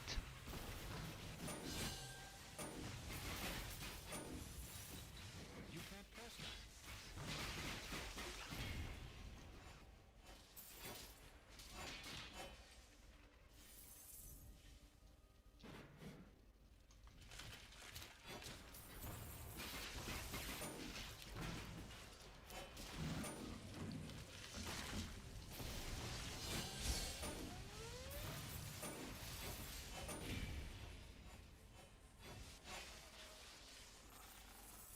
So let's keep moving here. I love how those big guys burst when they die.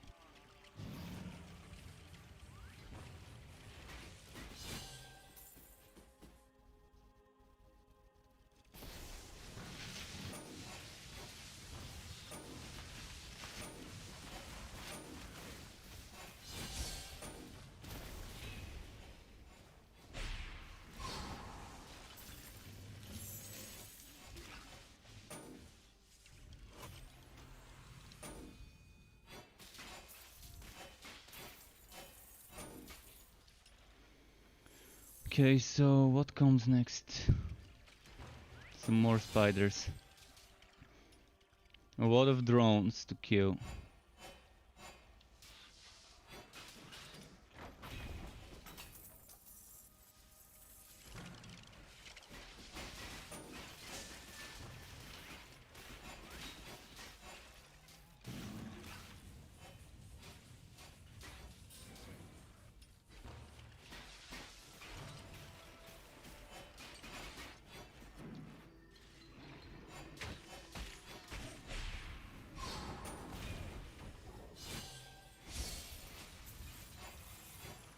They're pretty spread out in this map. There's not a lot of density.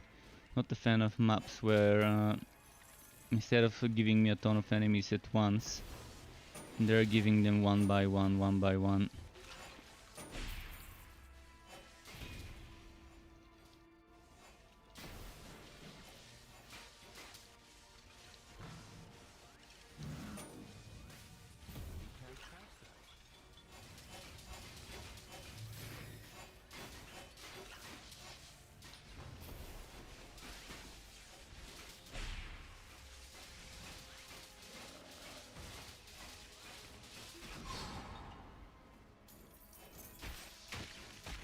So this guy was called Else If. Interesting name, Else If.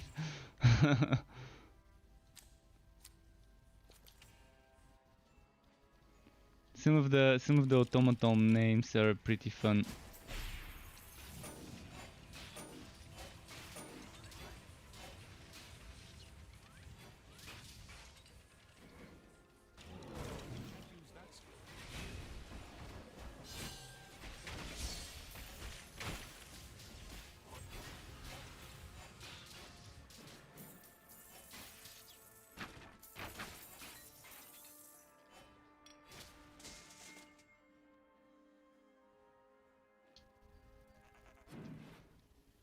That was weird.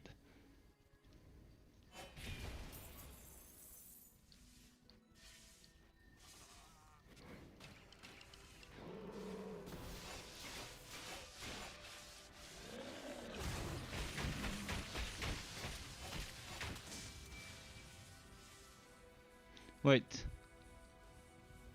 Oh, don't tell me another broken map. It's a broken map without enough enemies to kill to get the quest completed.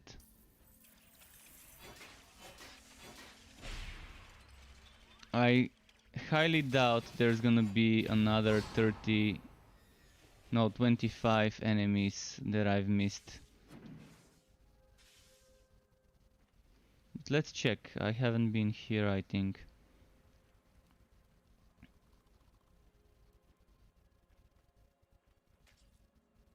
Yeah, broken map.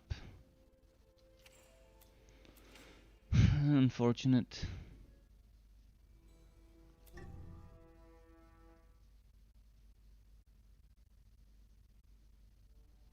They need to tone down the number of automatons killed if maps like this one would exist. Or make sure that on every map they're spawning enough enemies to get that quest completed.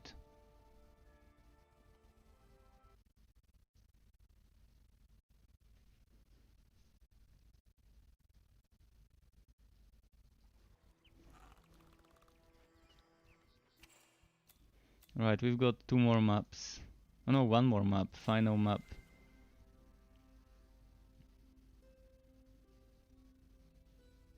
And then back to Fazir's dungeon grinding.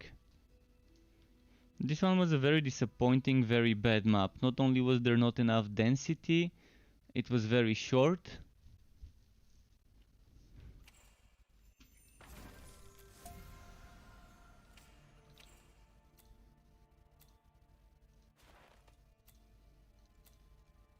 I'm doing nice with the essence now. Had some problems with the essence yesterday, but today I'm pretty stocked on it.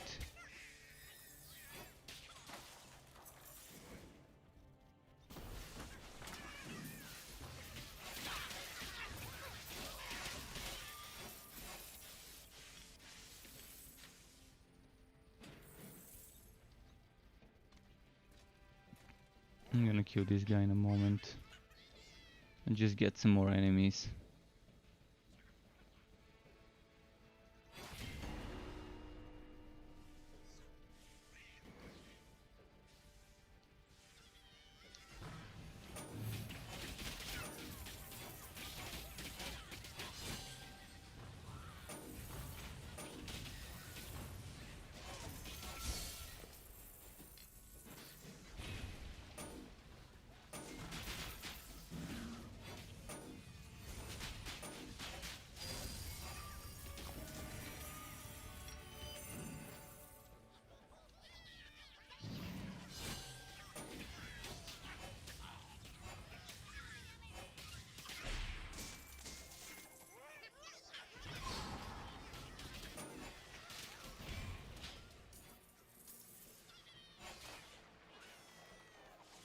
Yeah, this one is a good map. I love maps like this. See, that's the type of density I like seeing in maps.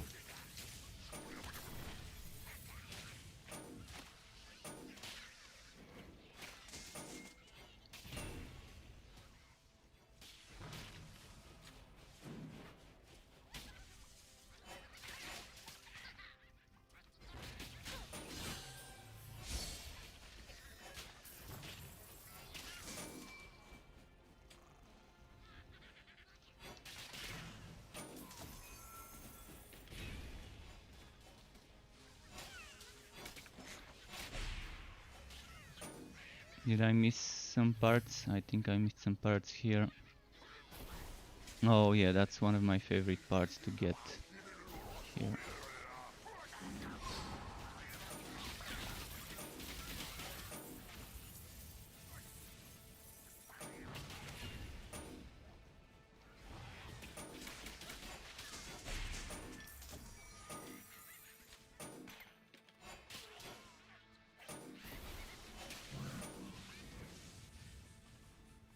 Let's get the under this one here.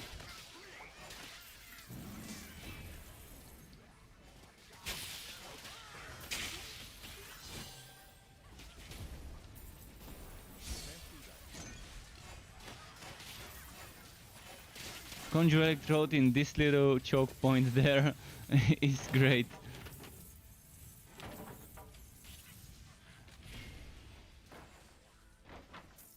And quest finished.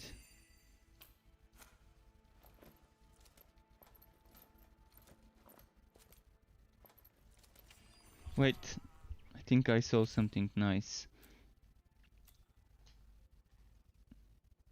Never mind. Thought I saw electric damage on an armor piece, and I'm looking for as many of those as I can get.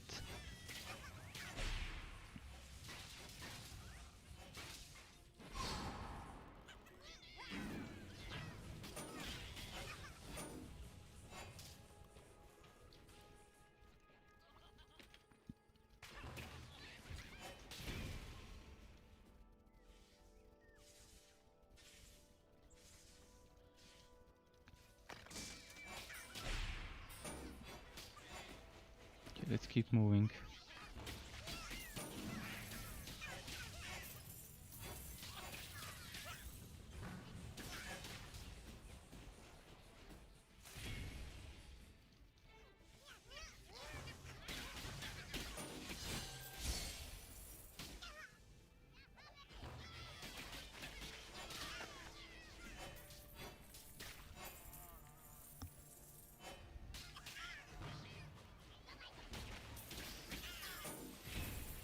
And there's question, hey there, can I see the skills of your build? Yes, Norman, just give me a moment to clear those enemies nearby so they don't get me. And I'm gonna show you the skills. And Alfred's asking, do you think they will nerf the 50% bone? It's not a nerf, it's a bug right now. It should be 25%. So all relics are going to 25%. I've already said it multiple times the last 2 days. But yeah. This one on every relic needs to be 25%. So on the poison, bleeding, and electric, poison, physical, and electric relics, this one will be changed to 25%. On the fire and ice, it's already 25%. So those are not gonna change. But yeah, Michael Mayhem confirmed it the other day on Riker's stream. And Norman Nerger is saying, hey, there can I see the skills of your build? And yes, you see them now. Keep in mind, I don't have +2 skill levels to light. I do have +2 skill levels in dark. So this one is 6 actually. This one is 6 actually. What I will do is, once I get this to level 4 and this to level 4, I'm gonna have 4 points.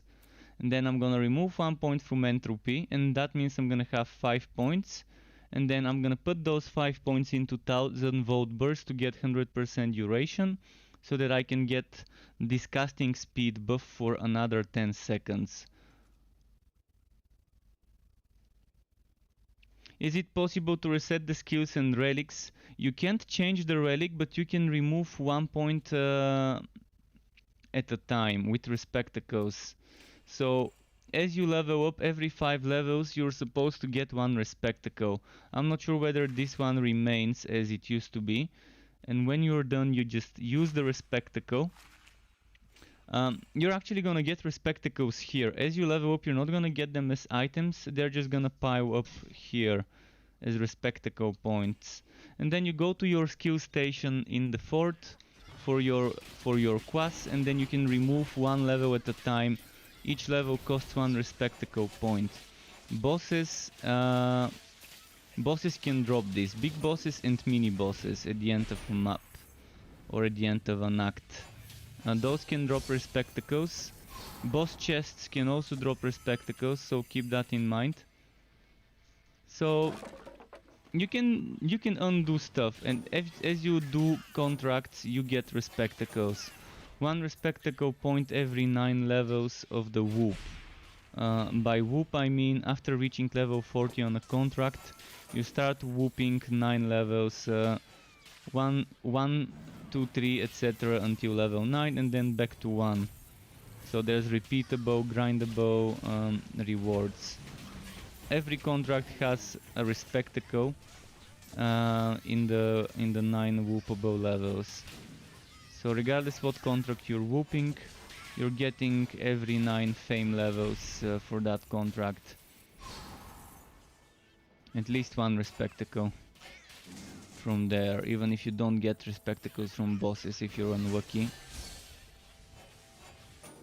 And you get more fame by playing on higher difficulties. Ridiculous gives you 3 times the fame of practice. Whether it takes you 3 times slower to kill enemies or 6 times slower to kill enemies, that would depend on your build and gear. But if you think you can kill enemies quicker than 3 times slower compared to practice on Ridiculous, then it's probably worth it to farm Ridiculous for fame. If you don't kill enemies 3 times slower but actually faster than that.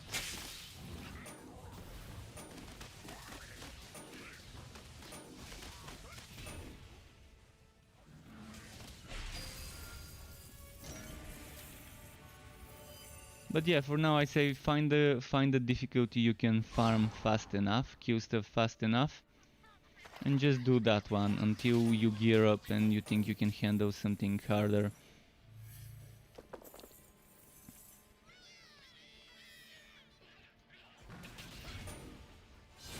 if you don't care about the visual changes, because there's only some cosmetic visual changes in the difficulties.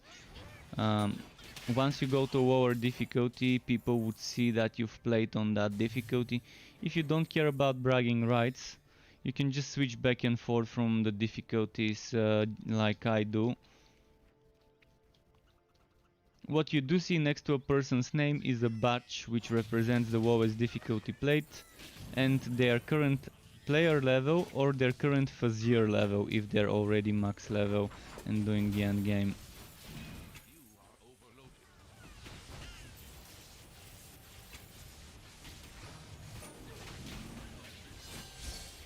Star Wars Old Republic, well, it used to be a very good game. I don't know about now, but a buddy of mine used to play it for a long time when it launched, and he was very happy. Right now I have no idea.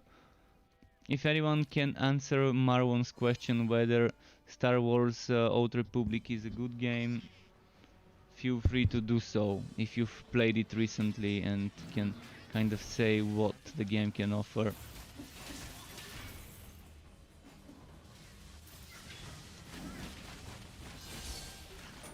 I used to love Jedi Academy and those old Star Wars games like what was it, Jedi Knights or something like that. You can't use that skill. When Lucas Games was kind of making those games.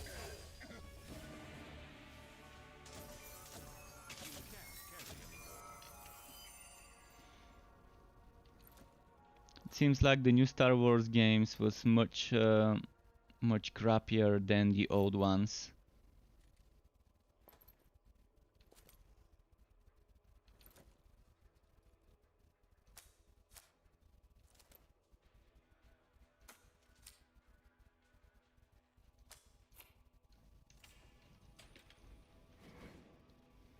Okay.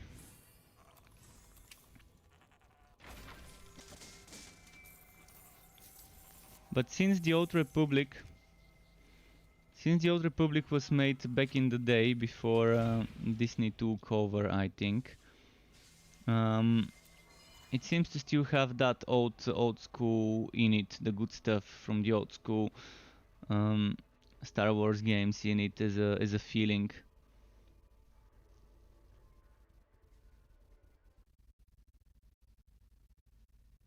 It's still an MMO and it's still gonna require a lot of grinding, I guess, to gear up. And it's gonna take a while, but yeah, I guess it's probably a good MMO to try, even though it's a little bit outdated. If you don't care about the visuals, it should be good to try. Okay, a little bit of hydration here. Alright, now I got something blue. 5.8 or this 5.7. This has entropy stuff in it. This is definitely a Dusk Mage item. For a bleeding Dusk Mage drain build, that would be amazing. I'm gonna save it. Let's try again to get some electric damage.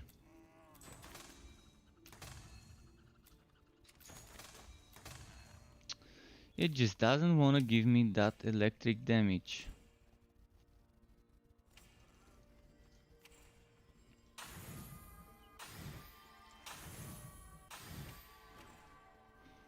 Okay, now I need to get rid of something to get that stuff there.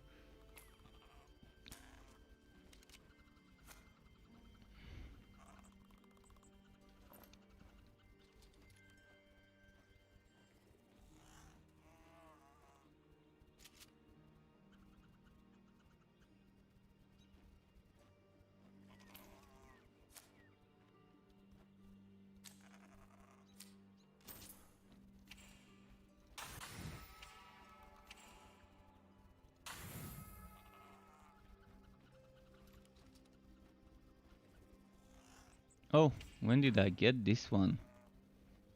Okay, I need to get rid of something else. I've been saving a lot of gear for Wobbies. You've probably noticed. I've been saving a lot of stuff to use while leveling up some Wobby heroes. Let's put this one here and let's just give this to the tree and let's go.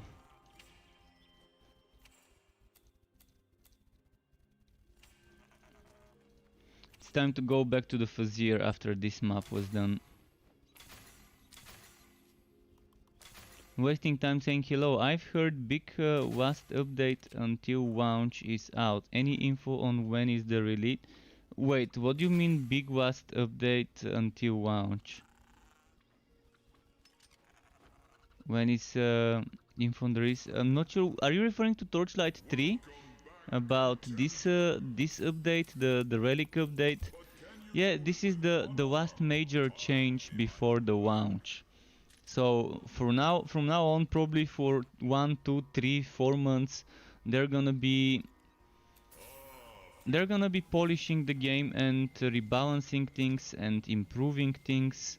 By the last big update, they mean that there's not gonna be major changes. There's not gonna be reworks of the current systems, the core systems of the game anymore. They're not gonna be adding any new core systems. Everything they want before the game launches is intact, in place. But the thing is, they still have to do a lot of rebalancing of everything in the game. They've already rebalanced the items in many ways by reducing the amount of sockets on certain items, by adding new affixes.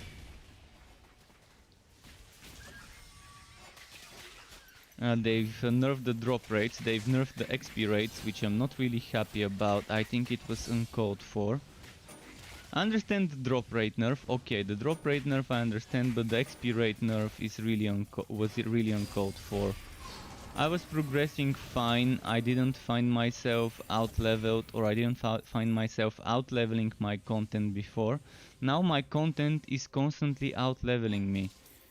And sometimes to a big difference of like 4 levels difference, where when you're leveling 4 levels difference is a huge change, because you're losing a lot of DPS by not having weapons of that level, and you're losing a lot of defense as well. And you end up having much harder time progressing through the story. And it felt like the worst leveling experience I've had in this game since the alpha, after this patch. If you've not played before and play now, you're not gonna see the difference, but if you've leveled up in this game before and do a leveling up again, you're probably gonna see it.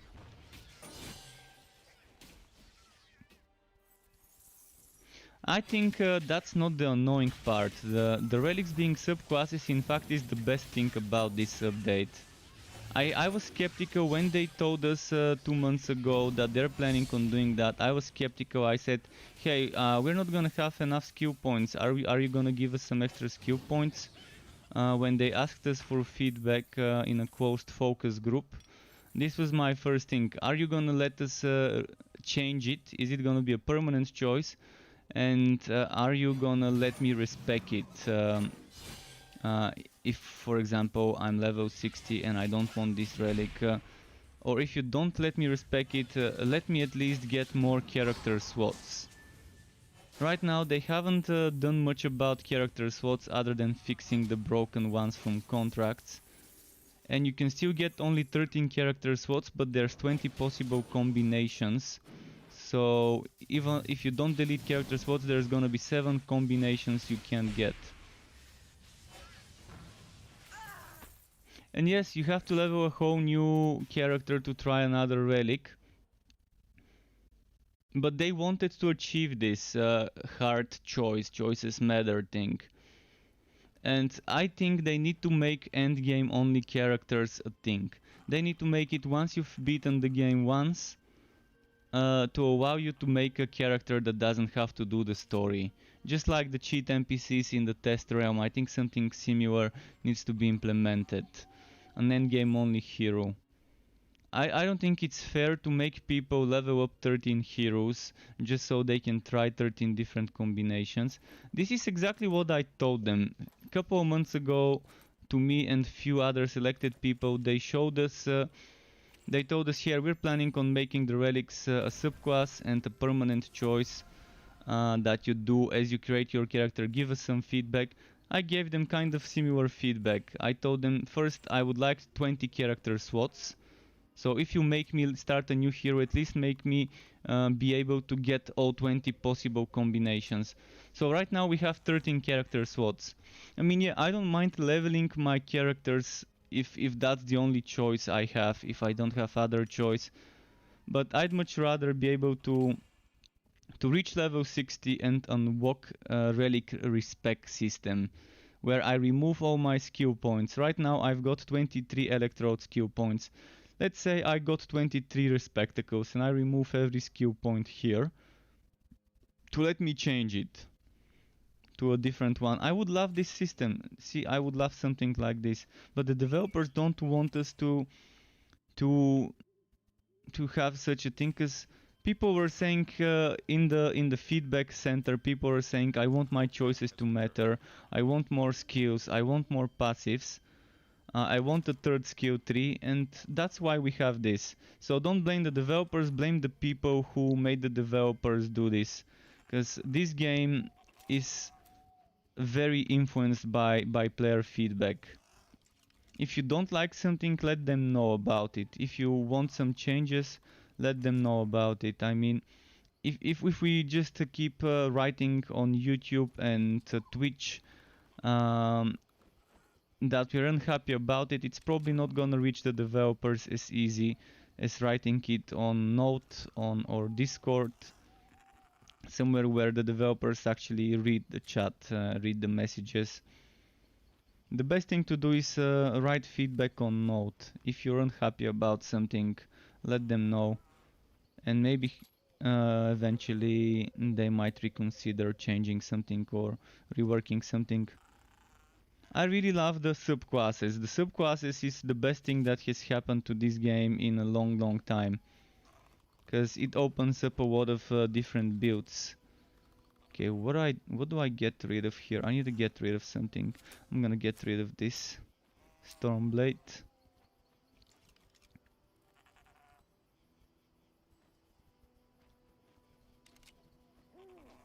And shit, okay, I'm gonna get rid of some Wobby item. Let's say this Wobby item.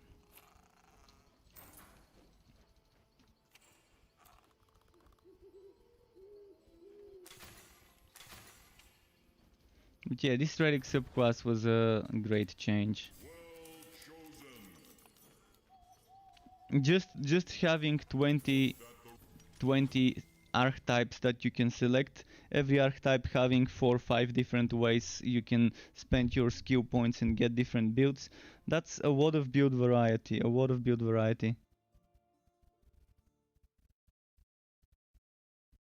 Night Impossibilities, Forge with Bane sucks balls. Why do you think Forge with Bane sucks balls? You don't have to go for a summoner build, you can just go for a Poison Nova damage stacking thing, like a spin to win build. Someone earlier said they wanna try a Forged Bane build with the spin to win with Poison Nova and Miasma.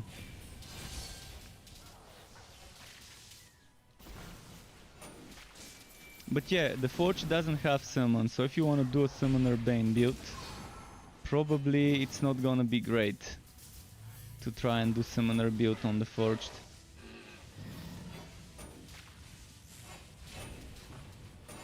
Because the Forged only has automatons from the King set, the Mountain King set, and no other options as summons other than the Bane built-in ones. I mean, it has Goblin Hounds as well, but yeah, that's not gonna work better than the automatons from the Mountain King set.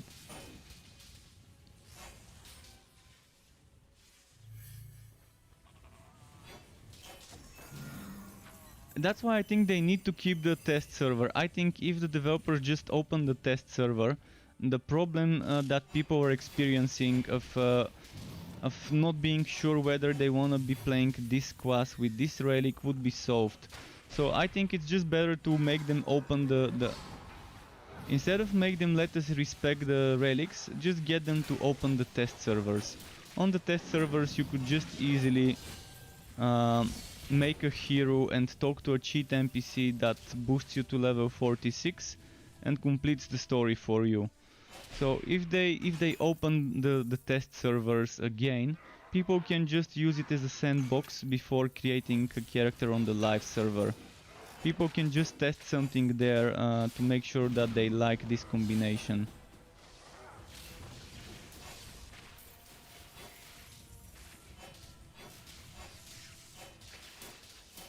But every class with every relic can get a good build. You just need the right items. Items are important, very important to get a class build to feel well.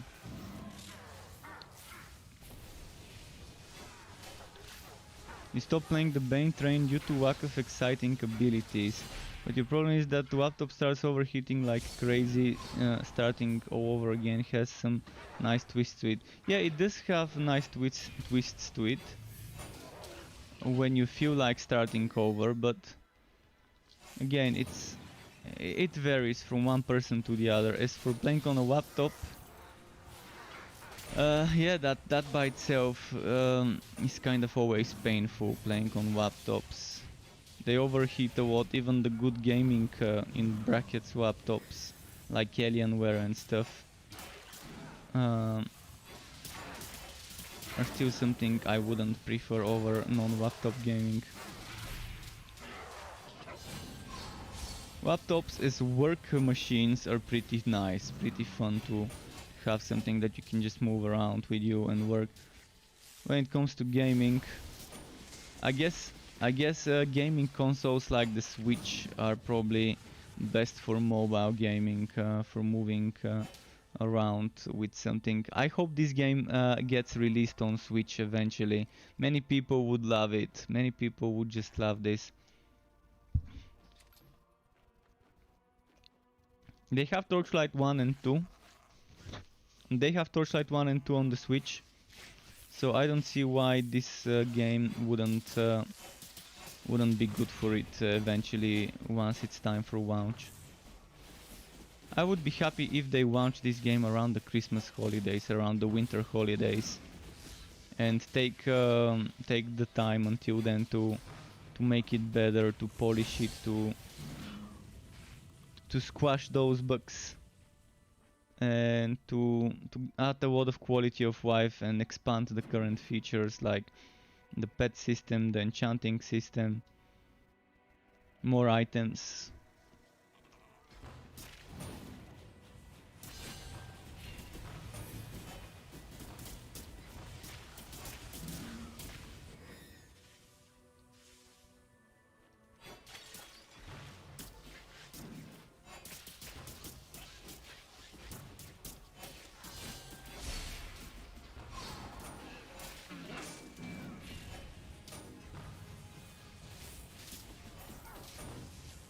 Come on.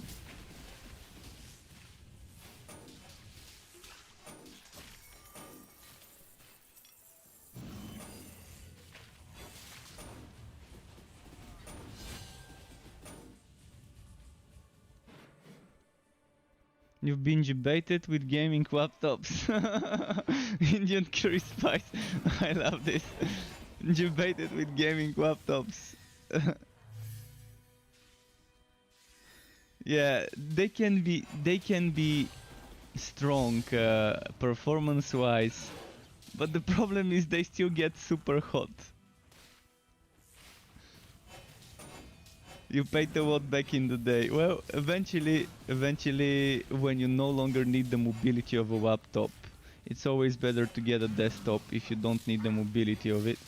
But sometimes some people travel, or if you, for example, are studying abroad and you're traveling from one country to the other, or if your work involves a lot of traveling, I understand why people would want some gaming laptops.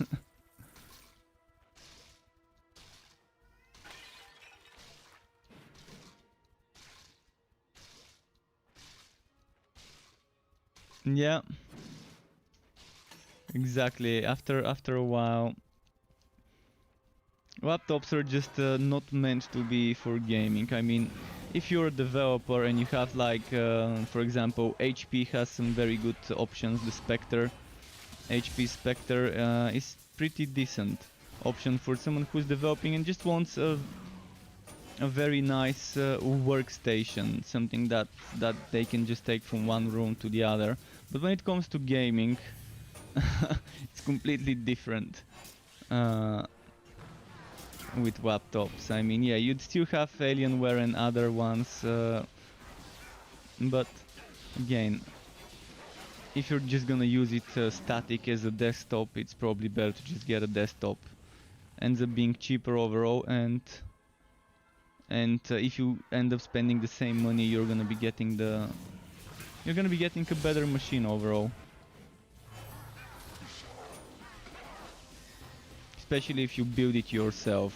Always build yourself a machine. To anyone who's watching, if you're considering getting a PC, always just make a build yourself. If you can't build it, get all the parts in the right place and install everything in the motherboard and in the case, you can always pay a few extra bucks for installation or whatever to the company where you're buying it from, but it's always nice to make your own build. Say, I want this part as a motherboard, I want this video card, I want this CPU, and so on.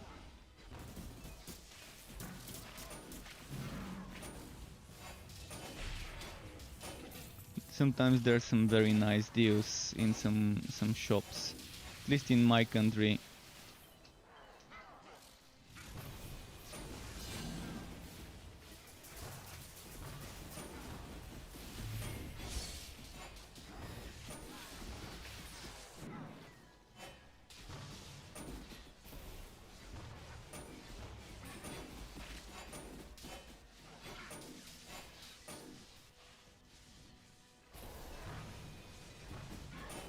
Alfred saying, only had a laptop growing up, built my first PC at 16, never going back. Understandable. Understandable. I built my PC once I graduated university and moved back to my country, and I knew I won't be traveling anymore.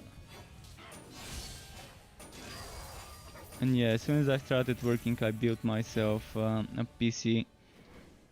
And since then I've upgraded certain things. So that was like what? I think I built it in 2015 January. January 2015 is when I built my PC. Since then I've only upgraded a few things, like I've upgraded the motherboard, the CPU, and got new hard drives. Oh, and I got myself a better monitor.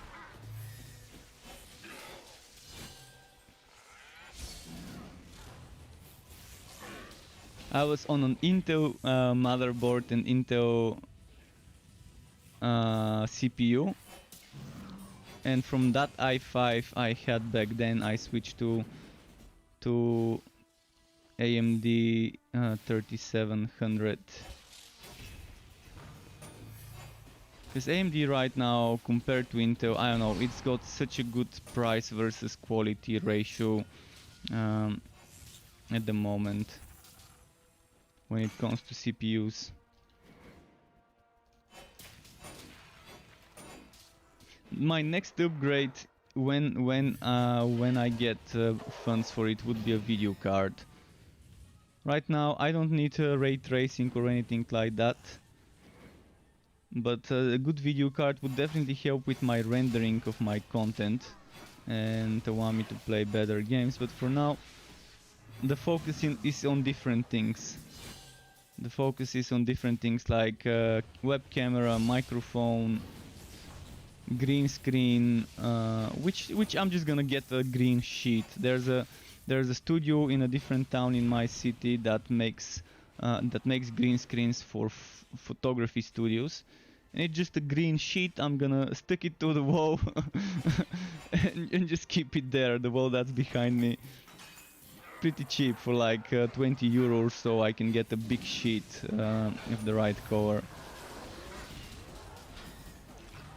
And I've got my eye on the Logitech Stream Cam. The Logitech Stream Cam seems like the best price for quality 1080 60p Stream Cam webcam. Definitely seems worth it. I'm getting those things next month. Around the end of next month is when I would be getting my upgrades. My streaming upgrades. I'm going to stream with face, yeah. There's not gonna be much face, it's gonna be mostly hair and facial hair. Mostly hair and facial hair, you're not gonna be seeing much of my face from my beard and hair. Unless I tie my hair back. I could make a man bun and tie my hair at the back with a man bun. So you can see more of the face if you want to.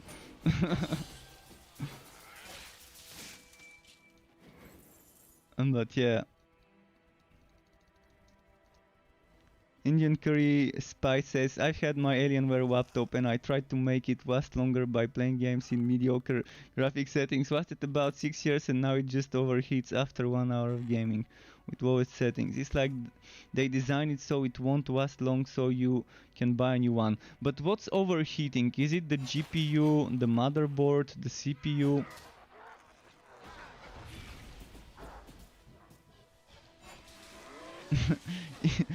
You bet 100 euros that I'm a handsome lad. I wouldn't say handsome, I would say I'm as average as one can get. But average is not bad, I mean average is average, that's how it is. I definitely am not a handsome lad. Not your typical baby face handsome. But yeah. Average, I mean that's enough for me to be average.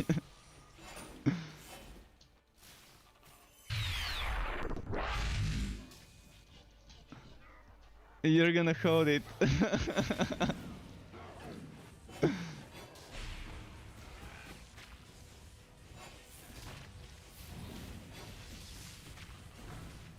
But yeah,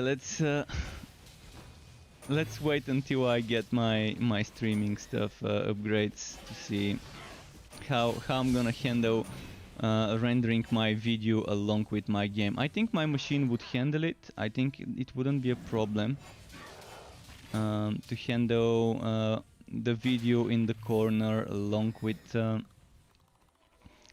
games. There is a rumor going on in Germany that the Bulgarian men and women are heavily split in the beauty department. Well, isn't that true for every country? I mean, every country likes to say our country has the most beautiful women, blah blah blah. But honestly, I've seen beautiful women all over the world where I've gone, and I've seen the upper parts of the spectrum and the lower parts of the spectrum from every country. Especially when I was in the UK, when I was in London, I saw people from every country. Like it's multinational there. It's multinational there, and you see people from all sorts of parts of the world, and I can tell you, yeah, maybe some country has a higher percentage of good-looking people.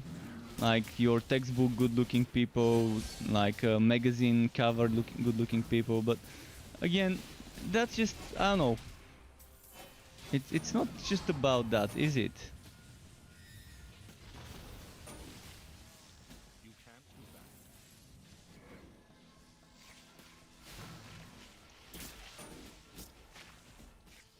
do that. Shit. Wait, what just happened? My entropy disappeared. I cast it and then became invisible and disappeared.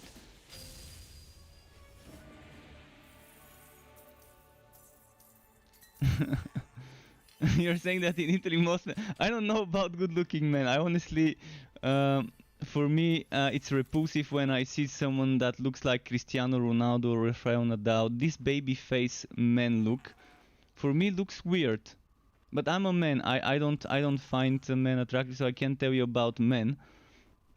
But see, the baby face on women looks nice for me. But when I see it on a man, it looks weird and out of place. But I know in Asia women want their men to look baby-faced, and that's like the ideal there. They want baby-faced, young-looking people as their celebrities and as their actors and singers and stuff like that. So you can see J-pop, K-pop, you can see their actors in the Korean dramas and Japanese films and stuff like that. That the majority of the leading roles are just that baby-faced people. Like I don't know, for me it looks weird and repulsive when I see that. Yeah, in Bulgaria we don't have that many baby-face problems.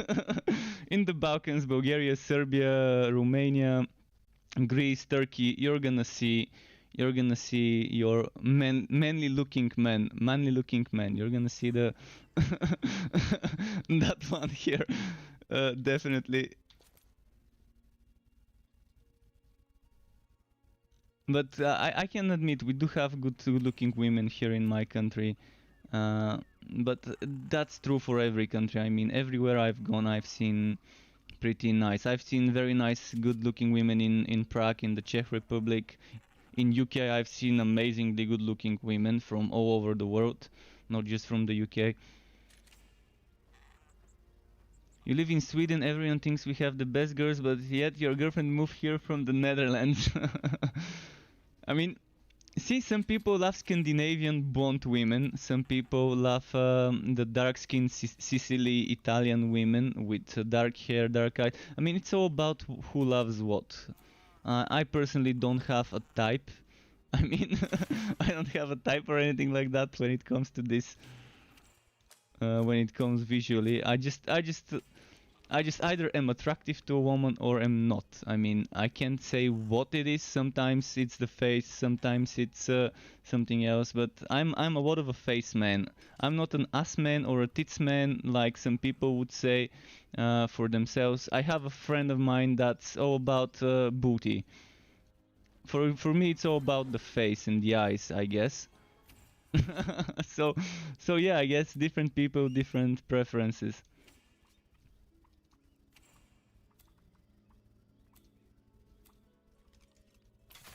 But it's interesting talk we're having here about about standards and stuff like that in different countries. All right, let's try again and get that that electric damage.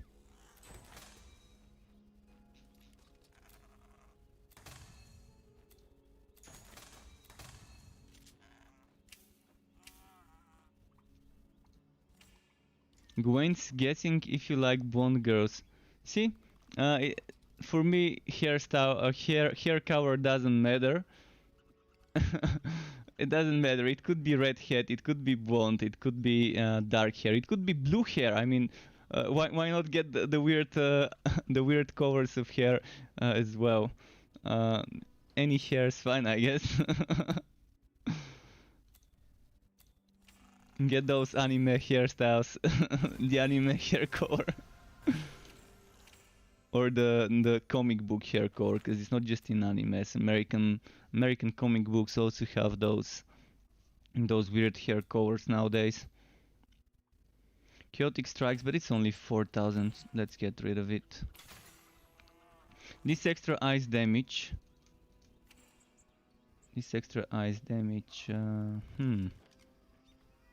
I'm gonna put it here.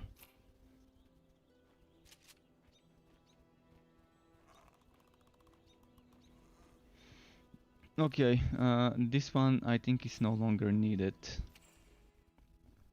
My cat wants some food. Give me 30 seconds or 60 seconds. I'm gonna run an ad break and feed my cat. I'm here. If you're on YouTube, there's no ad break for you. Let's get him to say hello, Sky. He said hello.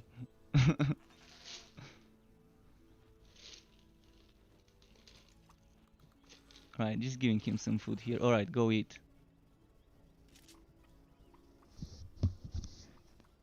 There we go. We gotta feed the little furry beast. He's like a fat furbo. trying to keep him in shape, trying to make sure he doesn't go overweight. Gotta watch his weight here. All right, let's keep doing Fazir. Hopefully not die by making stupid mistakes as usual. It hurts the most when you die from the boss exploding after you've killed the boss. This is the most painful way when you're doing the stage right before the big boss fight, like the third stage in the challenge of 4, and you kill the boss and then you teleport to the boss to wood the items he dropped, and then it ends up being one that throws a grenade when it dies. And that happened 2 times for me already with the Stormbringer maps. 2 times.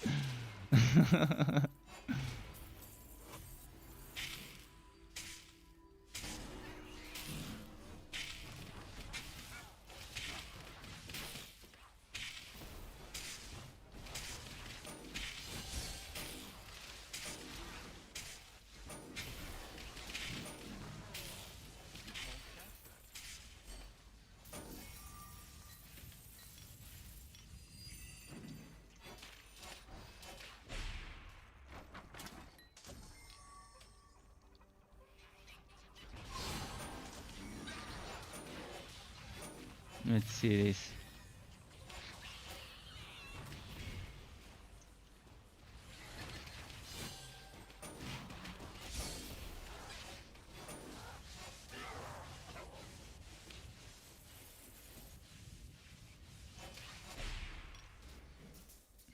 Shit. Alright.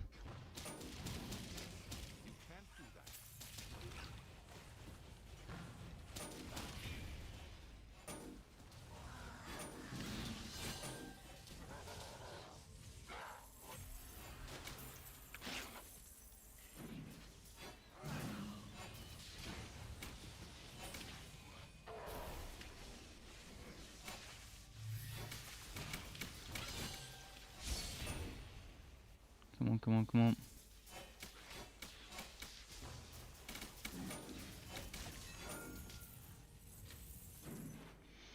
So this map is Stormbringer, Berserking and Infamous. And it still hasn't dropped me a single Nether Essence. I hope we can get 6 Nether... Oh, there we go. Hope we can get 6 Nether Essences by the end of the map. You can't cast that here. This casting speed. I loved it. Stacking that 75% casting speed bonus.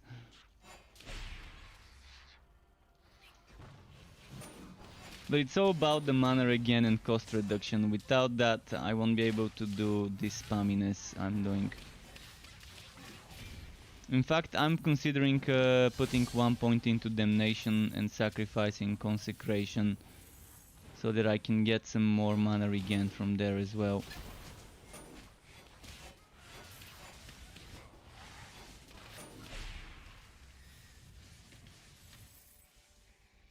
I could keep Entropy 4 points instead of 6 points. Right now, how many points is my Entropy? I'm planning on moving 1 point from Entropy when I get the light chest. So I can still keep that level 4. I can keep it at level 4. And it's still gonna be level 6 and give me that crit chance for dark skills. But I'm not gonna have room on my skill bar if I keep Consecration. So let's say I decide to get rid of Consecration and just get Damnation. And that's gonna be fine. That's gonna give me extra mana, 5% mana every second. It's not much, but it's still something.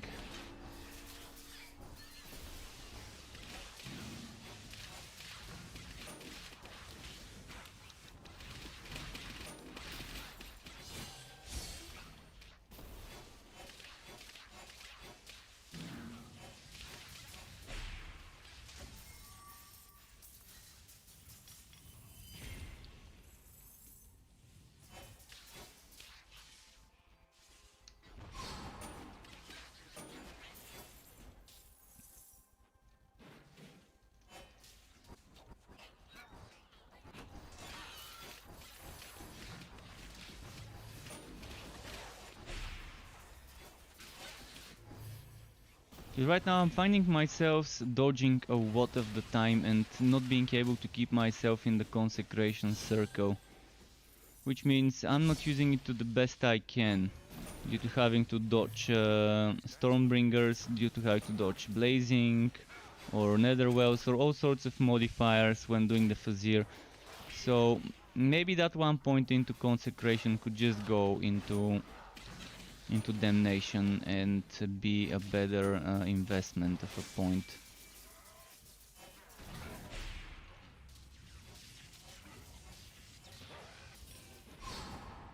Seems like a good idea to me. I guess when I make my build video, I will include versions with it or without it. With one point in one thing, one point in the other thing. But there's not enough room for both of them on the skill bar, so I wouldn't suggest going for both of them. Unless you get rid of Vocalized Storm, which I think is good for bosses. You can do Conjure Electrode and do Vocalized Storm and stack it with 1000 volt burst if you want to.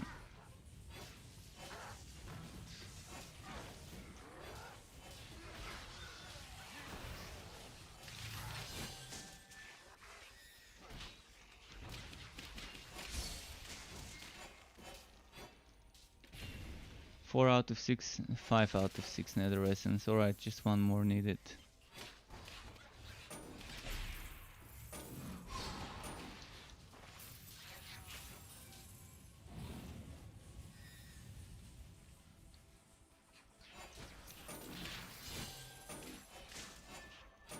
Okay, we got it.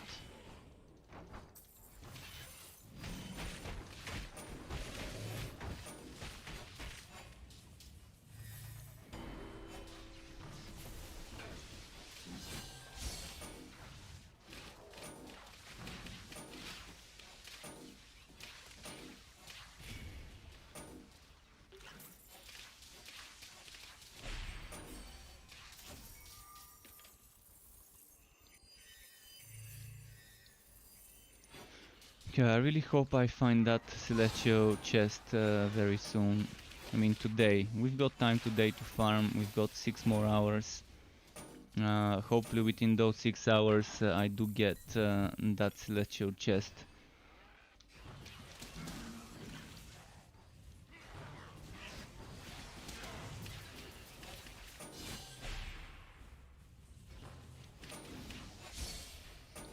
And Troy's asking, have you had Blight Maw dropped? Yeah, I've had Blight Maw dropped a lot of times before. Not after the patch, because after the patch I've only played with this one. They're fixing Poison Dart in the upcoming hotfix. What was broken with Poison Dart? When I had Blight Maw and was doing Poison Dart Blight Maw, it was actually pretty... It was pretty well. It was working. It was working the way it was supposed to. Another build you're planning is a Bane Barrage focused on Venomous Maw and Poison Dart. Venomous Maw and Poison Dart, okay, that's your Mayhem build, your typical Mayhem build. You don't even need to have Poison Dart for this build to work, just Venomous Maw by itself. With Egg of Mayhem would be a build good enough to burst down bosses.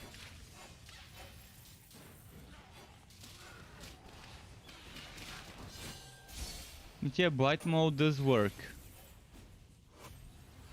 You can see my Forged Skills overview. I think in the Forged Skills overview I might have used the Blight Maw back then when I was showing Poison Dart. I don't remember well, but I vaguely think I was showing how the 3 fields, the 3 poison fields stack up next to each other.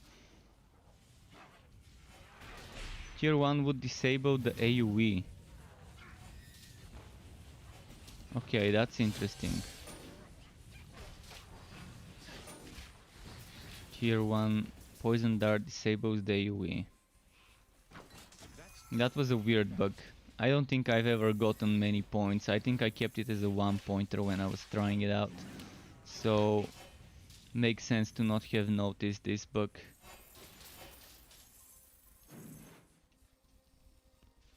Poison Dart's definitely not one of my favorite skills.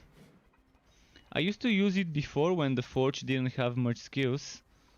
And there wasn't much choice what to put in my build. But now that we've got so many other skills, I guess I stopped using Poison Dart. I used to use it before for Bane builds with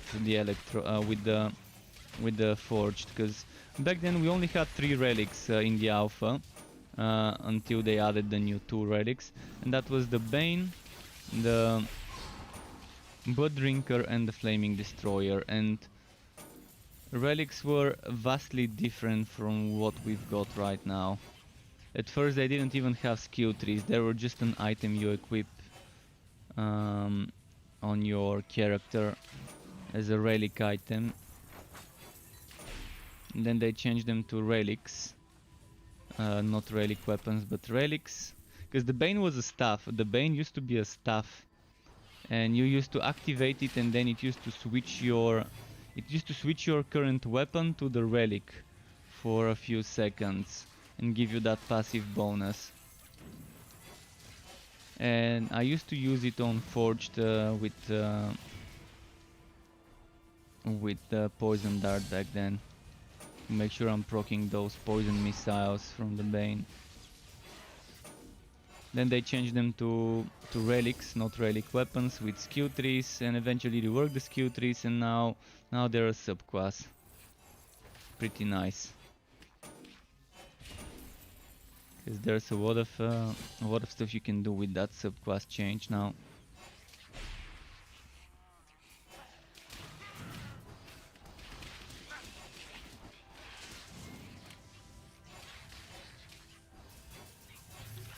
Oops.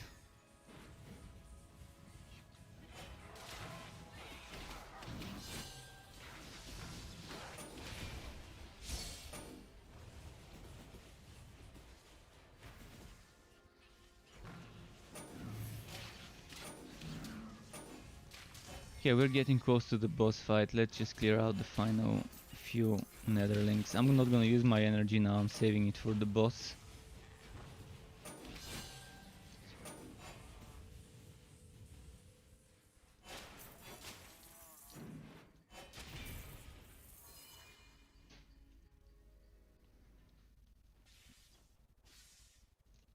You can't cast that spell here.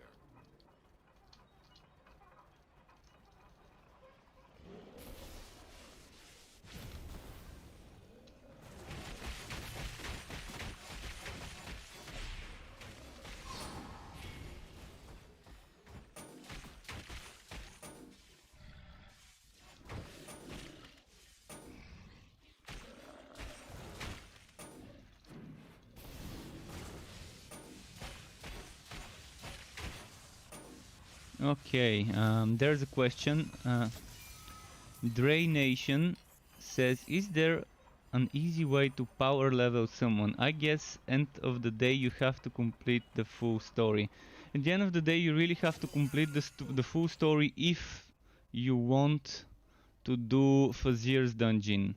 You can still power level people in maps and in the Fazir's dungeon without them completing the story, but that character of theirs would not be able to do endgame other than mapworks unless they've done the story. Not a big fan of this, really, not a big fan of this. I think once you do the Fazir on a mage, your next mage shouldn't be forced to do the story, and should have an option to be just an endgame only hero. And that means you would have to complete the story on 4 heroes, 1 for each class. I think that's how it should be, but yeah, the developers have a different vision. They want every single hero to have to go through the story before they can do the end game. Not a big fan of this, but it's how they've decided to make it. You can still power level people with mapworks, but you're gonna need a lot of mapworks portals. but in the end they're still gonna have to at one point return and do the story. So it's probably just better to help them do the story and give them the waypoints quickly and kill bosses for them. I guess that's gonna be the best way, to just power them through the story.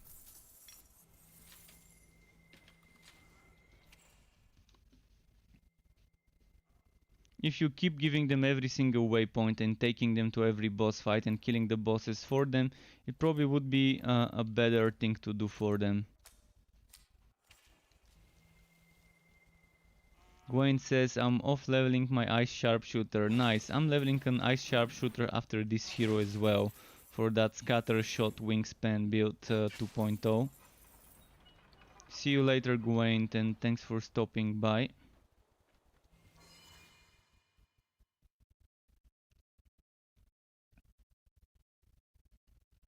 Twitch chat, there's no mod now. You can go crazy and crazy wild in the chat. There's no moderator now. Unless there's one, I don't know of that is working in the background.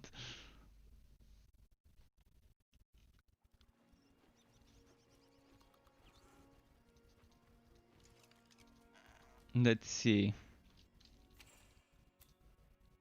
Can I get some gold for this pistol?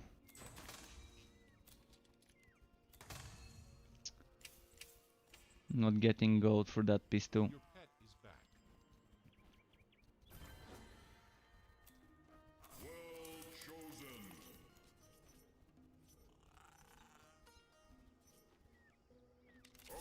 I'm gonna do this one. Start a riot, yeah. Start a riot. Start the mosh pit in the chat. How does one start the mosh pit in chat? Now that's an interesting question.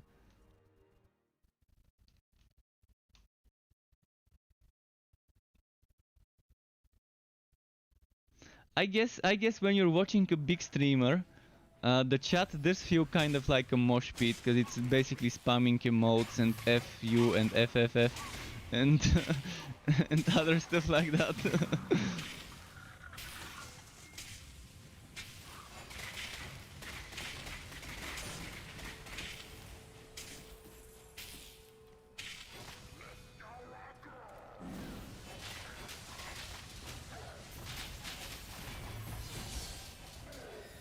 But yeah, I want the mosh pit cyclone mode skill getting fixed.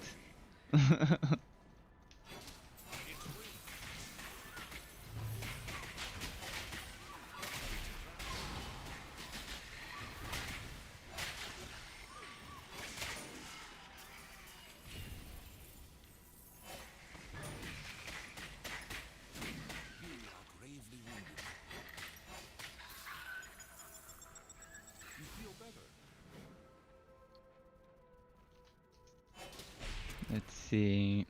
I'm gonna pull them, get them to spawn, and then AoE the beaks out of them.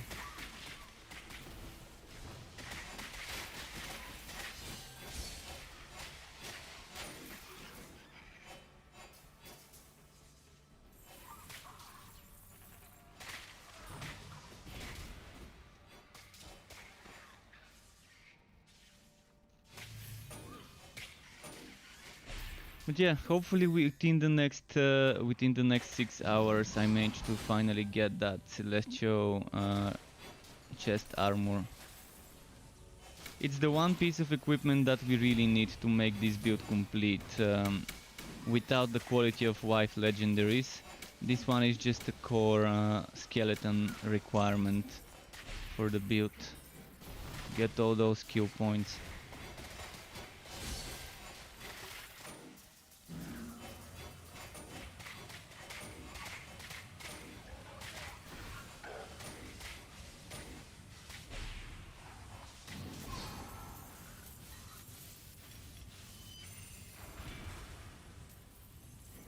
Does the build seem fun to you guys when you're watching this casting speed? Does it seem fun? You have bursts of casting speed increase every now and then with 1000 volt burst and with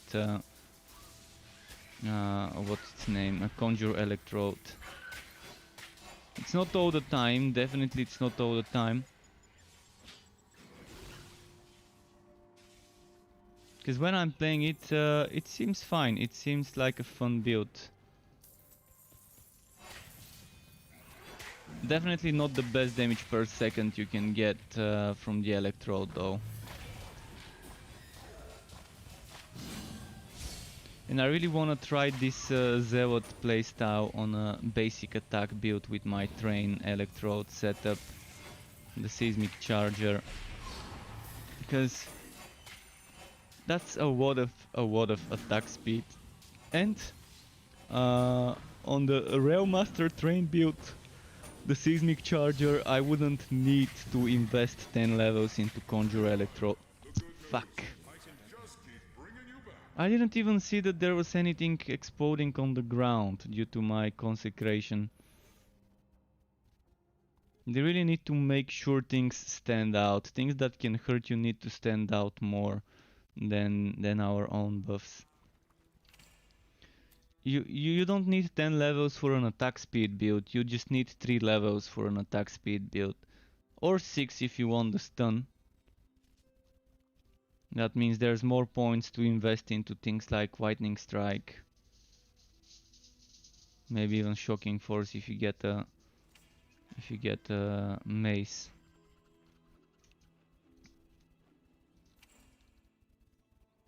And I'm just stuck in this Stormbringer challenge due to annoying things killing me all the time.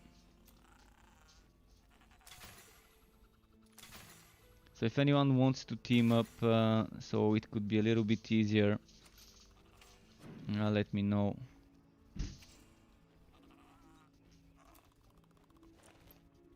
Alright, let's move again.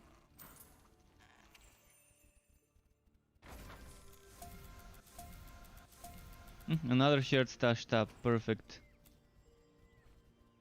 Wait, they limited them to 8? No! Why? Why would they limit the shared stash tabs from 10 to 8? That's a serious nerf, and that wasn't in the patch notes. It's just not fair. I loved having 10 shared stash tabs. Why remove 2 of those from us? Or maybe, wait, maybe they didn't. I'm stupid. I didn't use it. I forgot I have to use the consumable. Alright. Please tell me it worked. Yes, it worked. Okay. I was gonna go very sad about not having enough storage.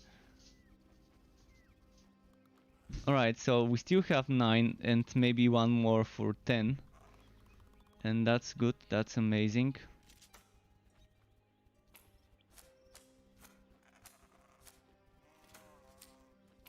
So for now it's good.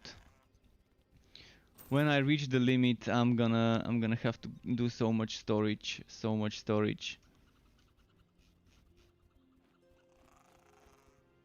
I've already got 8 for the Dusk Mage, and I can get 8 for all other classes. And keep in mind, I don't even have the ship one yet. This one.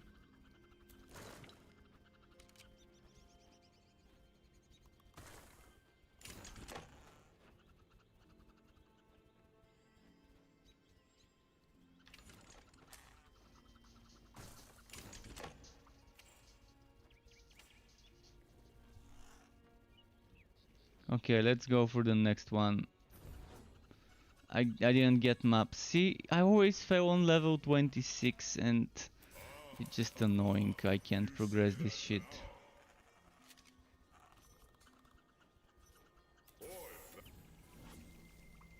Worst end game I've seen in an ARPG in regards to how punishing it is. Even Path of Exile doesn't punish you as much when you die. If you don't think about the XP loss in Path of Exile when you die,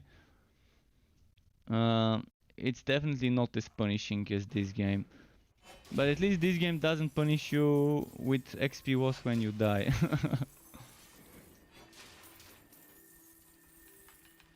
And just a moment, I'm gonna show you the skill points. Keep in mind they're not final. They're not final. Just give me a moment, let me kill this enemy.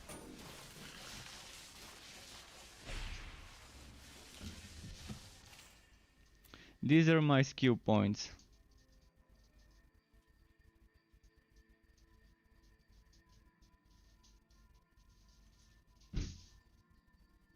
So these are the skill points the way I've set them up right now. In the Electrode, these are my dark skill points, but I'm considering removing Consecration and putting 1 point into Damnation. I'm also considering removing 1 point from Entropy. Then removing 2 points from this one and 2 points from this one when I get the armor that gives me +2 white skills. When I get the Celestial Armor, this is gonna be level 6 but 4. This is gonna be level 6 but 4. This is gonna be level 10 but 8 actually. And yeah, those are already +2. +2 skill levels from the Celestial Mask. Oh, I've already got that equipped. Let's replace it for something else.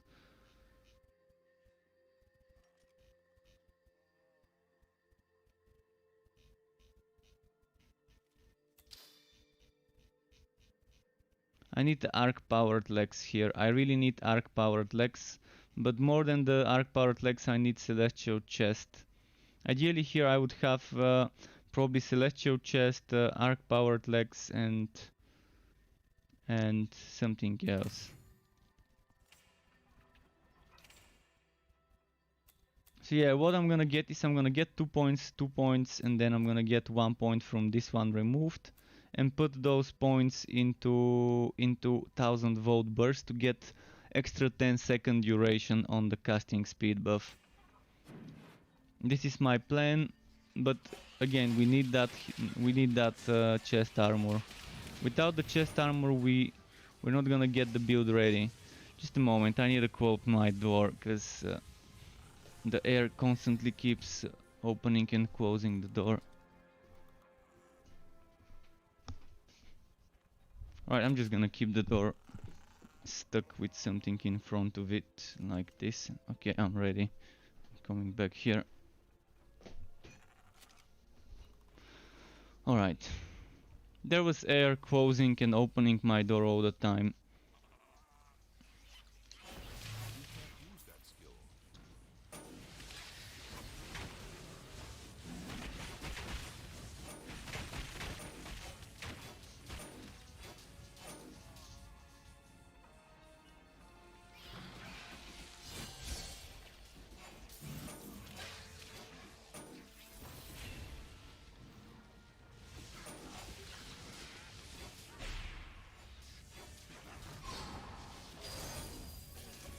Alright, here we go.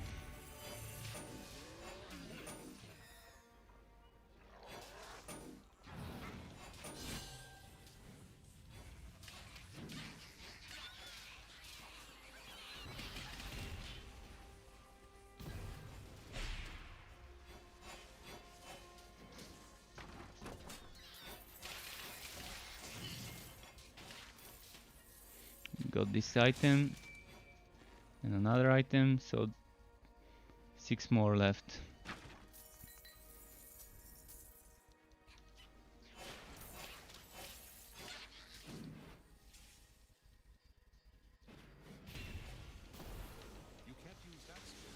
So yeah, hopefully it was clear why I've taken certain things and how I'm gonna rework my skill points when I get those extra levels from the Celestial set.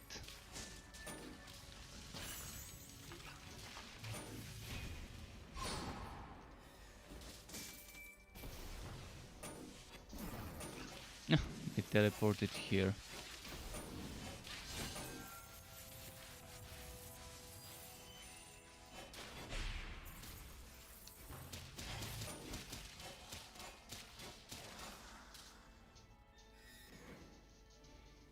Five more stars, come on.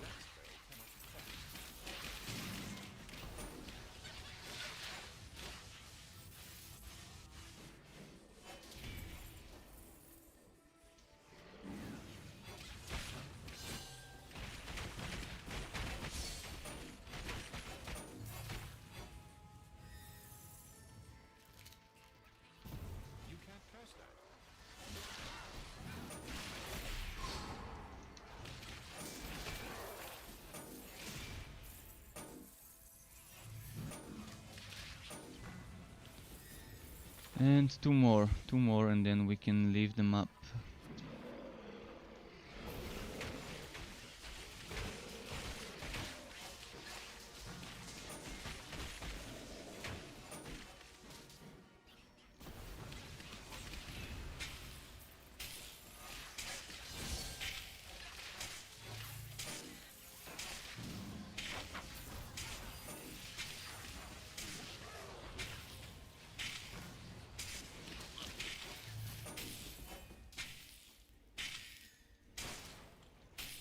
Let's find the exit now.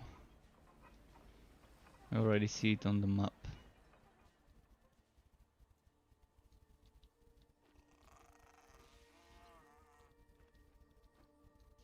Wow, this long cooldown, 10 seconds.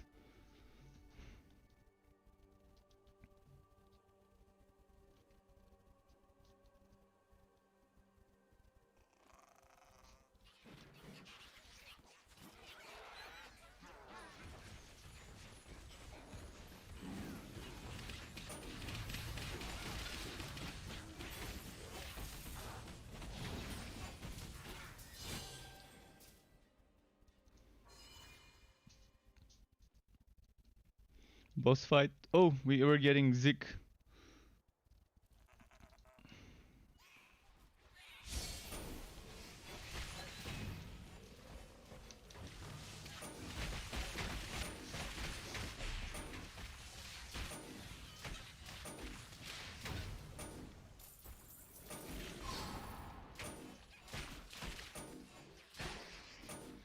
There we go.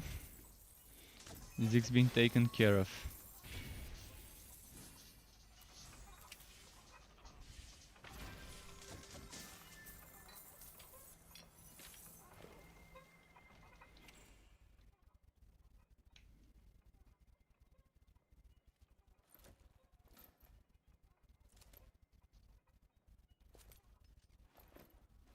Just sorting stuff.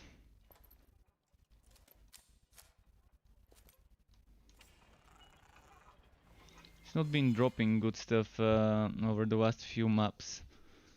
Basically mostly junk drops. Mostly junk drops, honestly.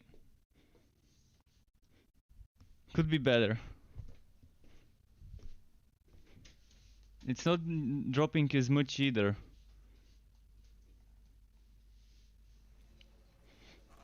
Because even the goat, I get after every map is getting lower and lower. I guess I could start selling blue items, not just the green ones. Your pet has returned. I'm gonna save up before trying to enchant my pistol again. I'm gonna save up at least for 10 tries. I'm gonna do this one.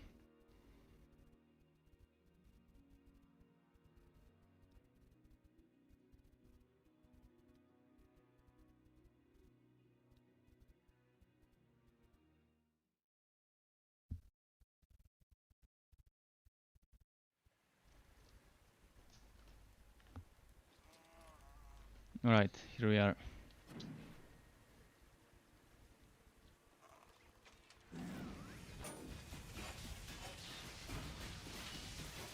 Your life is slipping. But Your insurance covers that, right? and now we're back to square one. Fuck this stuff, this annoying mechanic.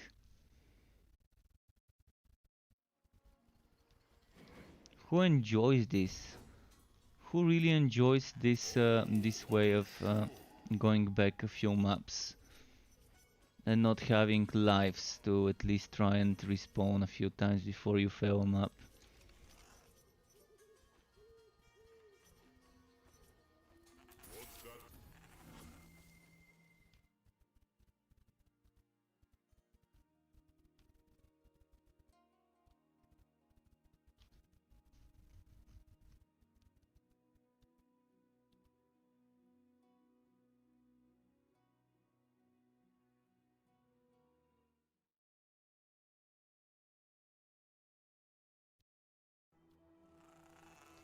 Alright, hopefully this one doesn't have a lot of one-shotty things.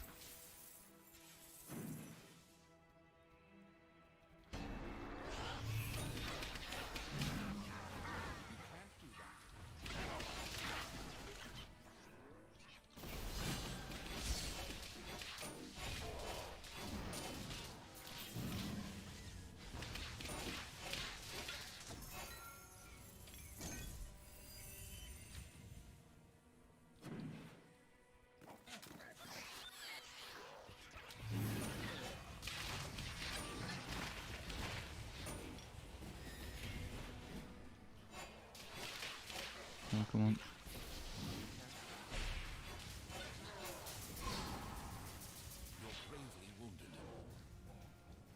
Oh, now I have 0 potions. Fuck this shit. Just some. You know, let's not focus on that. Now I have to find myself another map to do. See, this is annoying because all the level 60 things you do are boring. You've got Blazing, the worst modifier in the game. You've got Plague Bearer, another boring modifier. Then you've got Stormbringer. Then after that comes Netherwell. And they're all so boring. And you can't do something to farm level 60 items other than this. And they nerfed the map works, so I can't farm level 60 items in map works. And I have to select one of those boring things. Why did they have to nerf the mapworks gains from contracts? In fact, why did they have to remove the green and white maps from the NPC that you could buy? And just endlessly do those if you don't feel like doing this terrible Fazier's dungeon mode. Let's find something with gearwork. I'm gonna farm something with gearwork. I'm not gonna do any more pushing. Obviously, it's just not fun for me. Maybe even blazing I can try and do. Honestly, I think you could. Gearwork. Limbs inside the portal, please.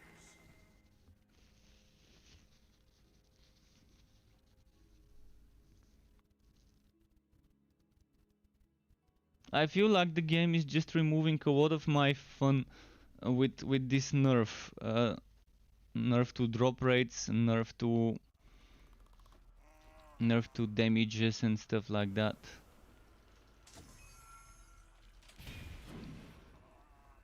And with forcing you to be playing this instead of the regular map works.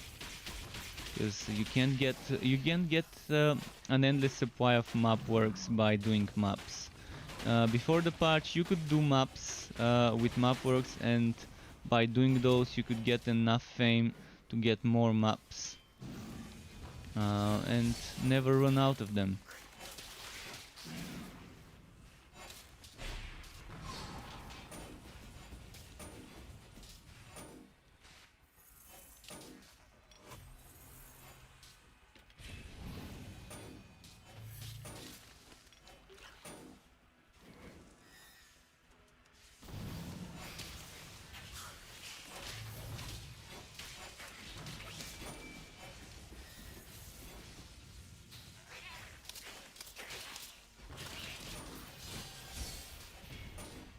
I could try farming something that's not level 60, but I really wanted level 60 item so that I can equip it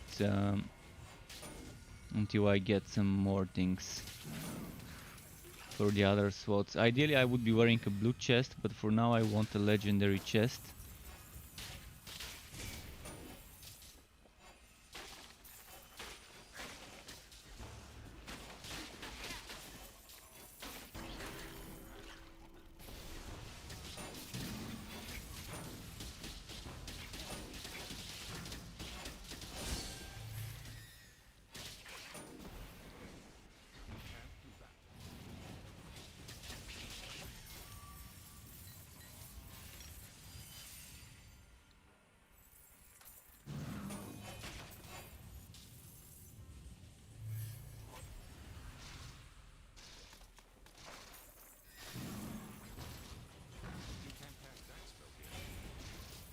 Come on, come on.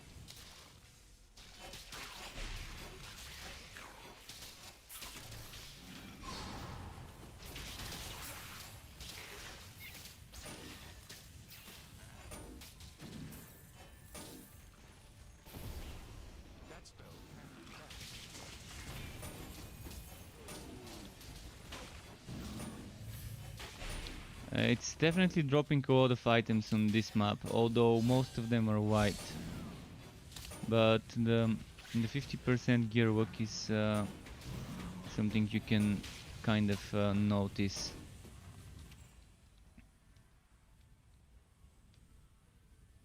I'm gonna start selling blue items as well.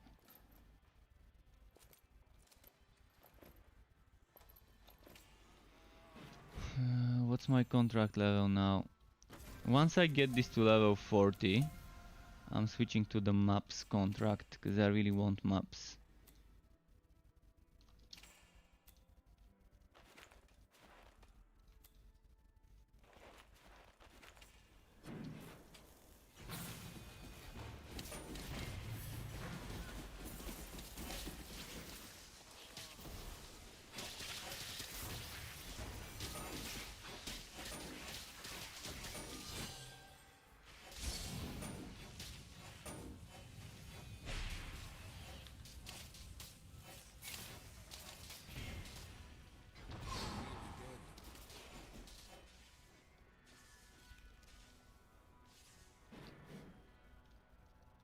Something like Megapack's gear work map would be perfect to farm.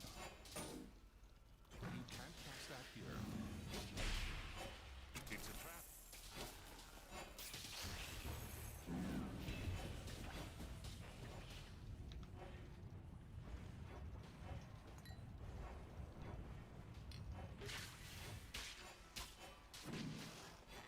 You feel refreshed.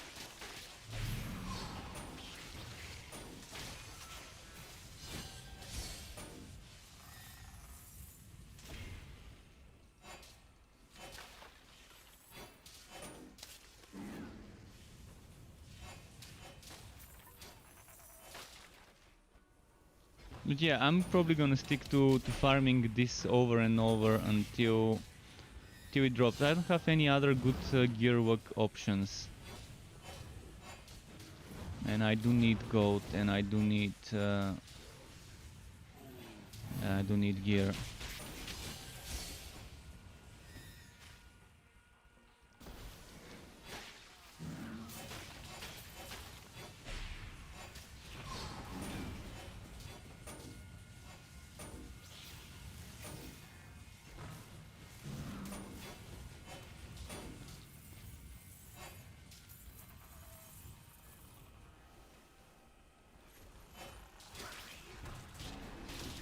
That spell here. Come on, come on.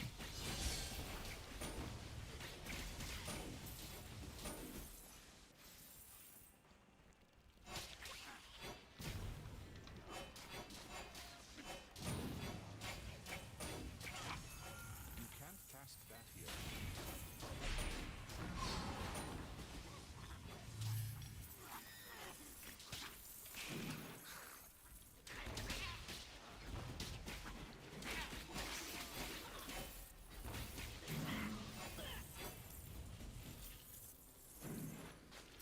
Okay, boss time, and then I'm wondering if it's gonna reset my maps in regards to what modifiers I That get. spell I can't be don't cast. think it will change anything, but I can probably rerun the same map over and over.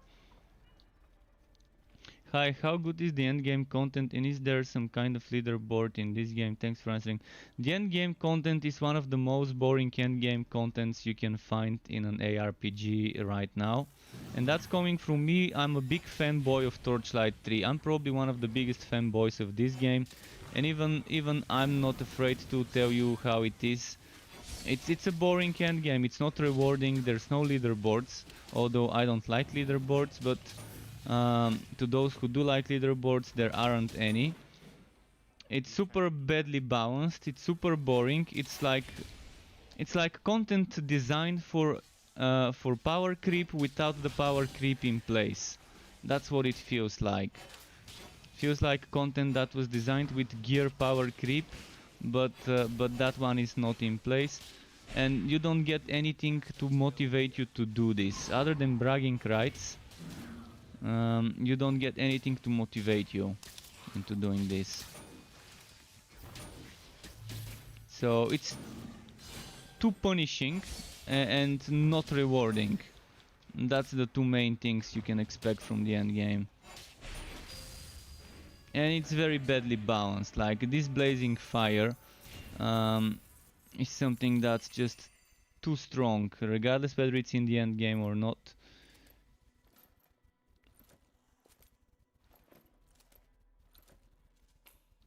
But yeah, it's like, it's something that the game is forcing on you. You don't have any other option to do any other type of content after the story, unless every now and then you get some maps. And they kind of ruined it. They ruined it for me with nerfing the contracts rewards of maps and only getting 2 bundles instead of 3 bundles in the adventure contract. And it feels like they're feeding it with a tube in your mouth, this type of boring endgame content. You can't do anything else, and if you don't like this content, then there's not much to do for you other than just deal with it and play it or stop playing the game. And I don't want to stop playing the game, so I'm just gonna have to suffer through this boring type of content. Your pet has returned. Where was the gearwork stuff? What will it be? Honestly, I think you could do better. Wait, which one were we doing earlier? So decisive. It was something with gearwork, but I don't see it here anymore. Okay, maybe they moved it here. You say that now. Seen it before. That one.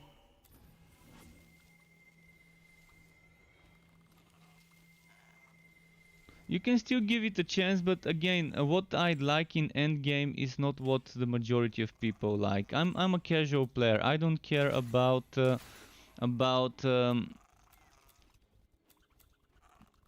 what should I say, challenging myself. I want to be able to just farm items, make builds, and then farm more items and make more builds and just do this. This is my fun. But this game is kind of forcing me into doing things I don't want to do.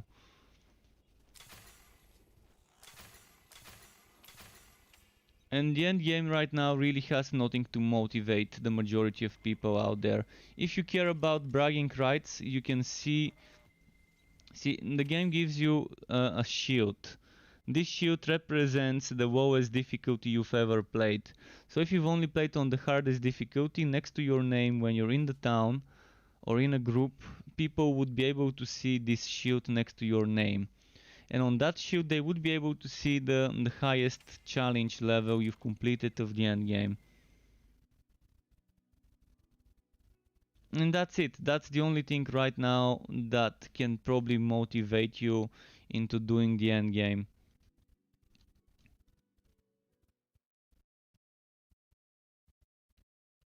And I'm pretty sure that few days from now, when the majority of people reach this end game on their characters and realize how boring and unrewarding it is, the player base of the game is probably gonna be half of what it was like today and yesterday and 2 days ago after that patch.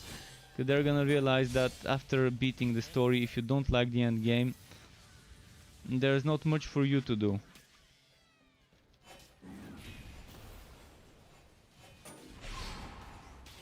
And I've already given them feedback about this. I've already given the developers feedback about this. Hopefully I can enjoy playing this game, because right now I really am not.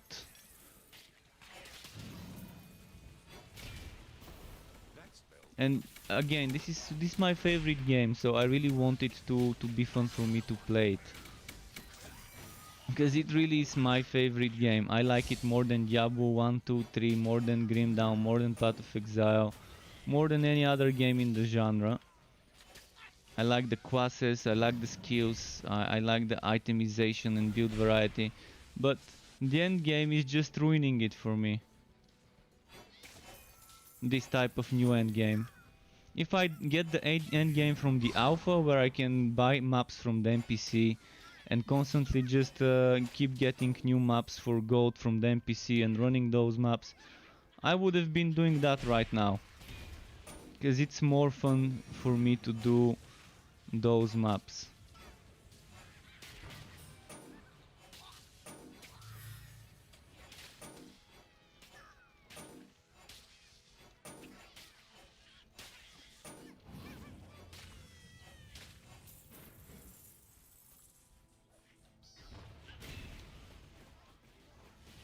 Come on, come on. I don't think map work should be a privilege. I think it should be something everyone should have access to. Not just getting them as rewards from the contracts. As a limited amount of rewards from contracts.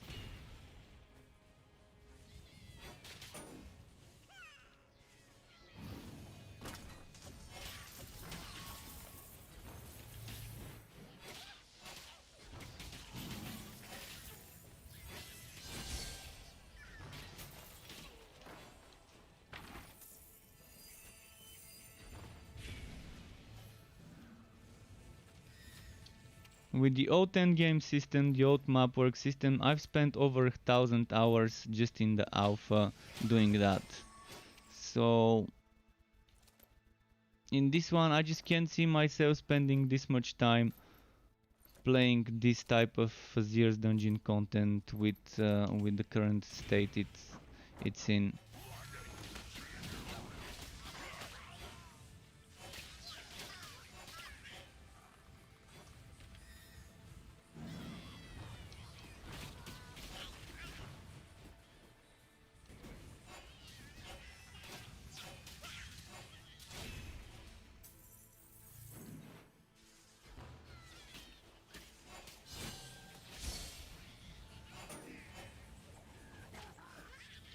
There's a lot of enemies at least, so let's see how the drop rates will be.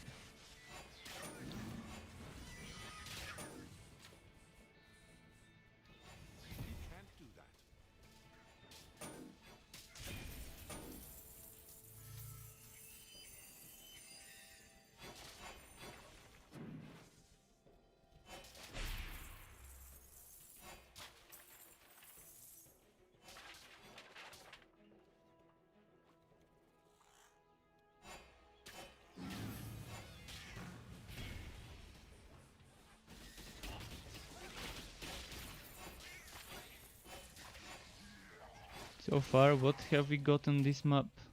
Not much drops, only 6 drops.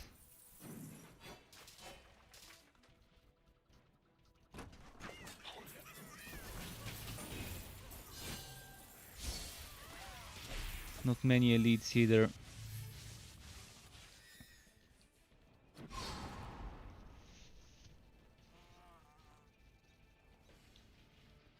Oh, elites, finally.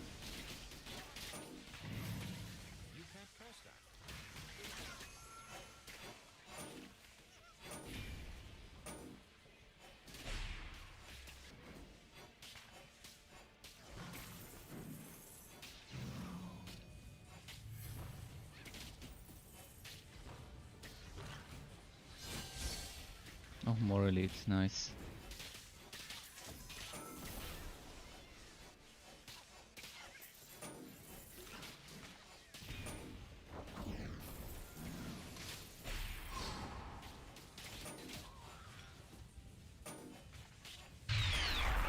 And Stonehero29, thank you very much for the follow. Welcome to the Struck Club. You think they're gonna create more content as soon as 1.0 drops? Yeah, I'm thinking they're gonna be keeping the content going. I mean, some time ago, Max Schaefer said that their team has 5 years worth of content as ideas ready for the game. But back then the game was Torchlight Frontiers, so I'm thinking that they had 5 years worth of extra frontiers being added, but that doesn't mean they still can't use that that type of content as new acts. New acts is as DLCs, as expansions and things like that. So if they had ideas for the free-to-play game to keep adding new content and new frontiers, frontiers now are acts, so that probably means just new acts they had planned. And they're definitely gonna be creating content. I mean, if they make money to keep development going and the team growing, they can probably keep that game for years to come. They don't want to make seasons and leaks, but if they do what Grim Dawn is doing and keep adding content and expansions and maybe new classes, maybe new relic subclasses and things like that, that could definitely be nice.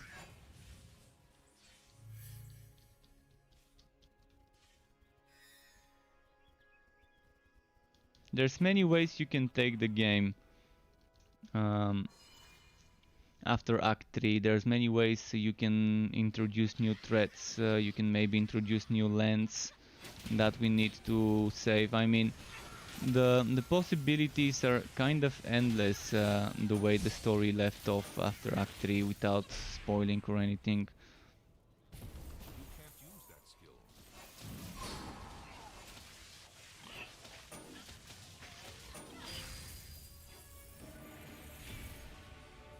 We can travel to new continents maybe.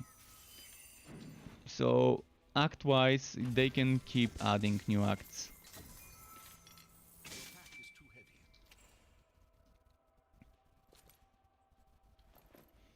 But yeah, ideas are one thing.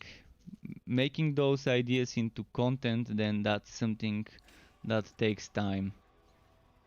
It takes time, it takes man hours to develop new stuff, to test new stuff and implement it. The developers obviously care about their game, but some of the things that they're doing, some of the decisions that are being made based on player feedback, I don't agree with. But again, I'm more of a casual player, so I don't share my views with. My views are different than the more hardcore players, than the tryhards, the ones that just want to suffer, the ones that are masochistic and just want the game to be punishing and make them feel bad. I don't want a game to make me feel bad when I play it.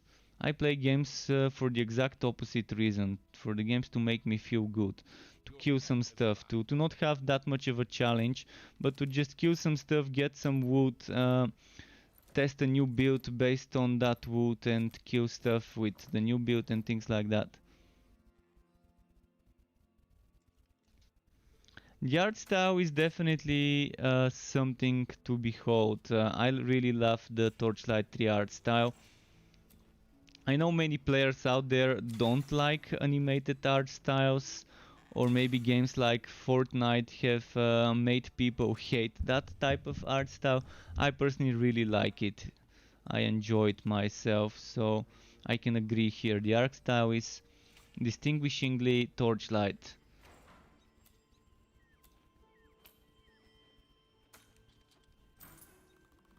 You can still have fun,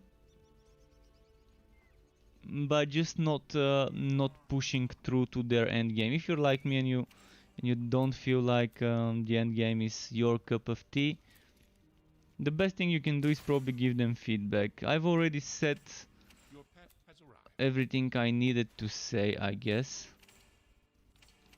in regards to what I like and dislike about this type of content. I wrote them a bunch of different types of feedback a few weeks ago about this. Okay, 5 more levels and then I'm switching to the maps contract. I'm gonna be trying to find Mapworks. Not Mapworks, maps with gear work. Looking for gear work. Where is the gear work? If not gear work, then at least mega packs. Gear work. What about the other one? Is that gear work too? Let's do this. So yeah, I'm just gonna be spamming gearwork maps. Wherever the gearwork moves, I'm gonna follow it.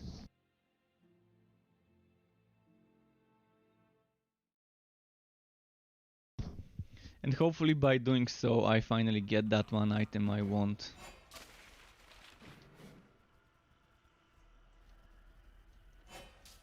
But yeah, the developers are trying to please the masses. And the masses, by masses I mean Diablo 3 and Path of Exile players. Because those are the biggest numbers of players in the genre. And Grim Dawn players, alright, let's not forget about Grim Dawn. It has a very strong following, but the Grim Dawn players mostly play Grim Dawn. Whereas Path of Exile players have leaks and they need something to play in between. Diablo players have seasons, they need something to play in between. And Extra right now seems to be trying to make this game more suitable for those players, because those were the ones that were giving the game bad reviews on Steam, because the game was just too different from the games they play. And not Path of Exile, but Torchlight 1 and 2 players were also very unhappy because this game was not like Torchlight 1 and 2, and it was very different. So in a way they're also trying to please those people as well, and it's hard to please everyone when you make a game, because they all want different things.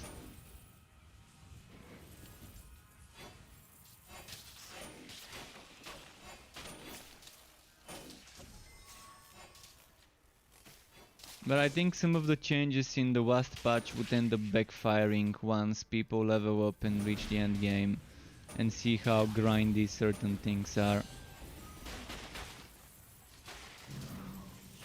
So the majority of the people who have started in the last few days probably still haven't reached level 60, still haven't started farming endgame stuff.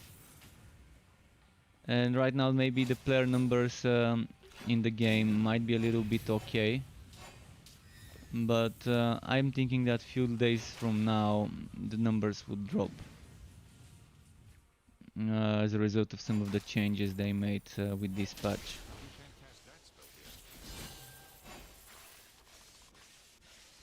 And Massacre is back. Hey, oh, how's this new build going?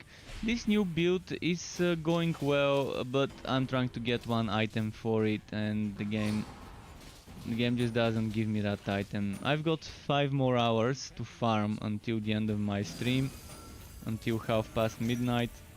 It's 27 past 7 in the evening here. So let's see if within the next 5 more hours I can get this celestial chest. But it's definitely something nice to play, a casting speed stacking build. Far from meta, but still fun to play. And I managed to sort out the problem with the mana cost by getting enough cost reduction for Absolver by default to cost 1.6 mana. And I get enough mana regeneration as well, so I can deal with the biggest problem that builds like this would face, and that's the mana cost. So now that I've managed to sort this one out, I just need one more item, and then we're good. Then we're good with the build, and if I get that item today, I can make a build video and upload the build on my website and YouTube tomorrow.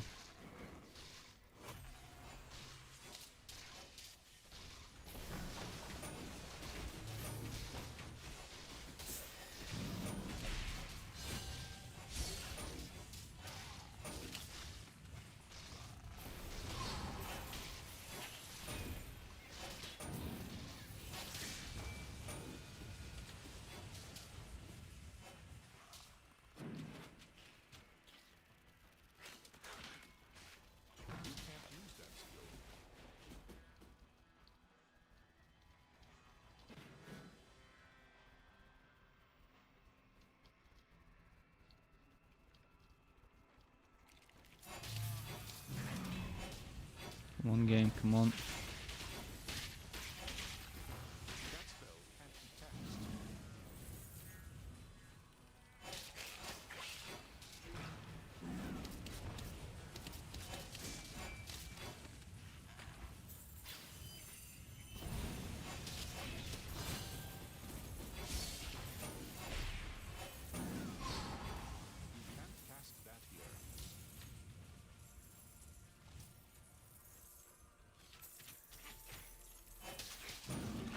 I still don't think that their idea of having this low drop rates of legendary is good, because it's not about getting the legendary, it's about getting the legendary with the right stats.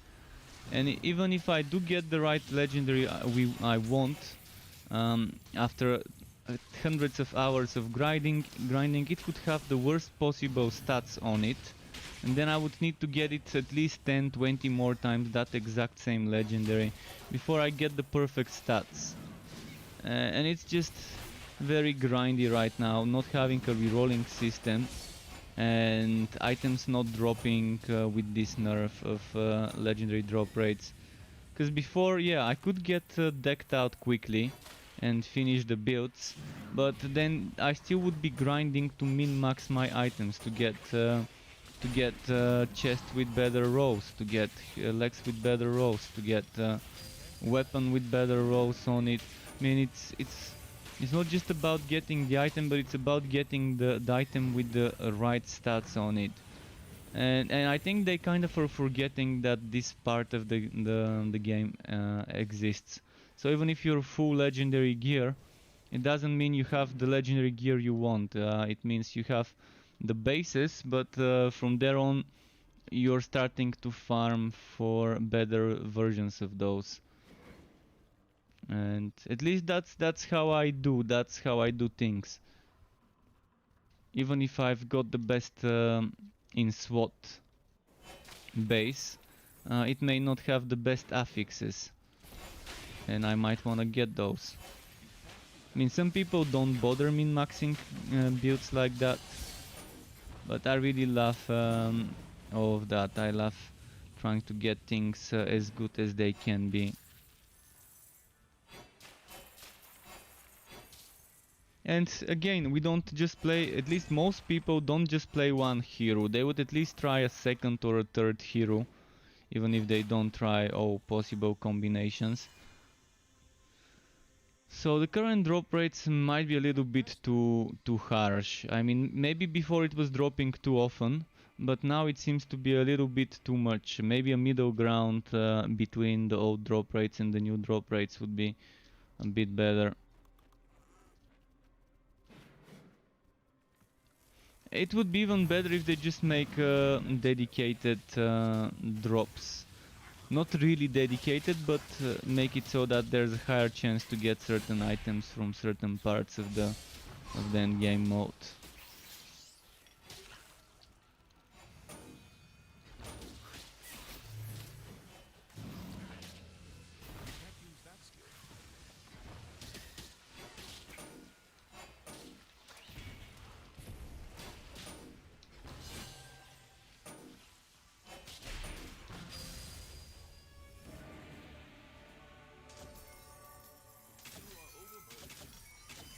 Okay.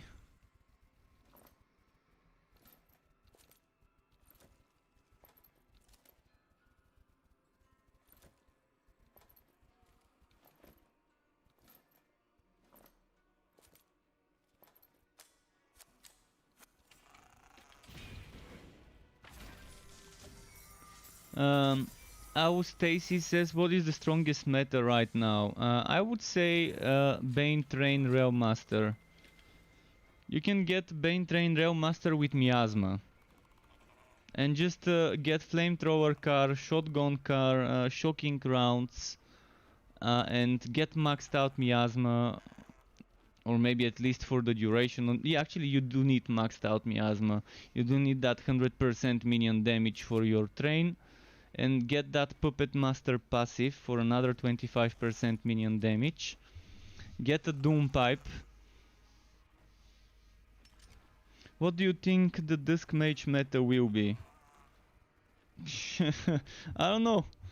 I mean, you can do a build with level 10 chaotic strikes and just spam level 10 chaotic strikes. It's not bad. You can just spam this. If you get this at level 10, that's pretty strong. You can get the cost down to 10 with some cost reduction from items. you can get the cost of chaotic strikes to 10 or 11, and then just spam 10 consecutive times or 9 consecutive times this skill on a boss and obliterate that boss with just spamming this. Of course you need this maxed out. This is, by the way, changing. This and every other passive like this will be 25%, not 50. So fire and ice are already 25%. The other 3 relics will get a rebalance very soon. I mean, and it doesn't have to be chaotic strikes. It can be spinning blade. It can be venomous maw. It can be sword smash. It can be, what was the other thing? What was that fucking other skill? I forgot the name. Oh, Frostblast.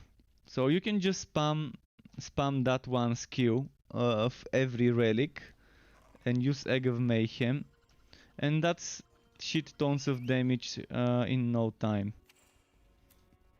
So on any class, not just on the Dusk Mage, you can get this as a setup. Then it's gonna work. But with the Bane train, it's actually lazy mode, because the train is just killing everything. It's killing everything, and all you're doing is spamming miasma to make it slightly stronger, and that's kind of it.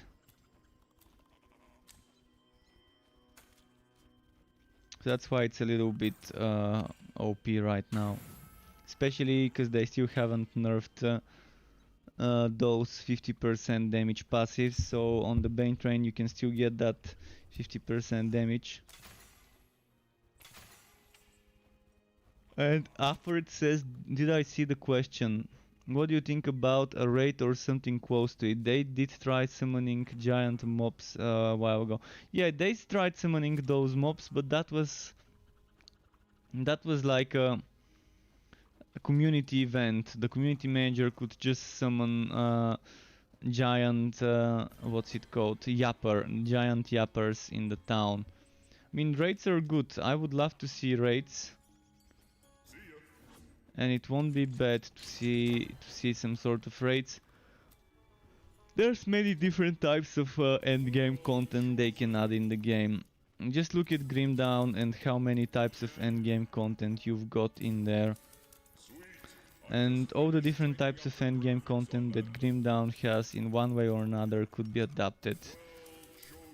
Gearwalkie could be adapted to this one. Nemesis enemies and Uber bosses could be easily adapted and made into this game in the open zones, in the story zones I mean. They can just scale up the levels of the enemies in those zones to your level after beating the story. And just add some random chances of getting a Uber in those zones. And being able to just farm the enemies in those zones instead of farming Fuzzier if you don't like Fuzzier. A survival mode like the Crucible, again, something that they can easily make now. There's plenty of maps they can adapt to make it into a survival wave-based mode with checkpoints and rewards based on how far you've reached after your checkpoint. Easily can be done. Roguelike dungeons like Bastion of Chaos that are always the same layout. Roguelike dungeons like Bastion of Chaos, Steps of Torment, Port Valbury, things like that can easily exist in this game. And in those it would make sense to not be able to resurrect if you die. But in this mode I'm doing right now, not being able to resurrect when you die at least 1 or 2 times or 3 times makes no sense. And being reset back a few levels when you die feels a little bit too much of a punishment.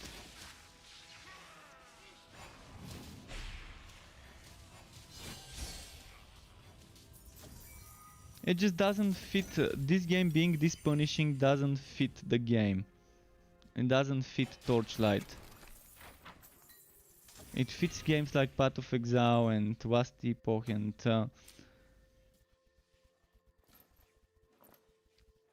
and Yabuto and things like that, the green games and those seem to fit being more punishing.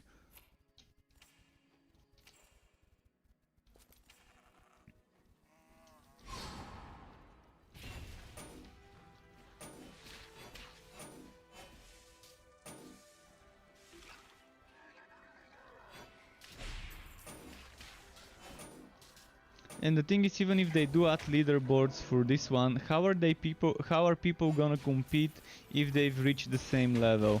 Let's say everyone, or let's say 10 people reach the last level, the last stage of this dungeon. How do you decide who is better than the other person if they add leaderboards?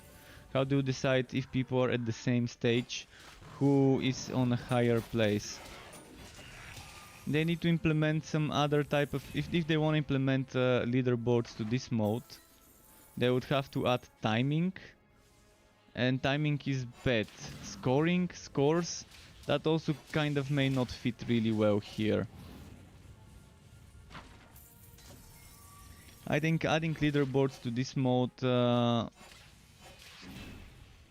mean, yeah, you can still probably put people at the same place.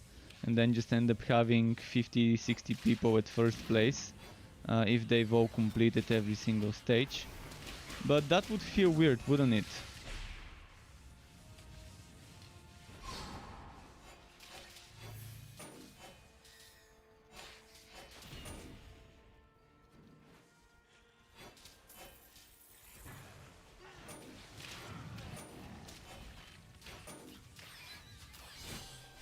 But yeah, they could probably make timer that just goes up, not timer that goes down, but timer that just goes up and shows how quickly someone has managed to complete a stage, and that could play into leaderboards.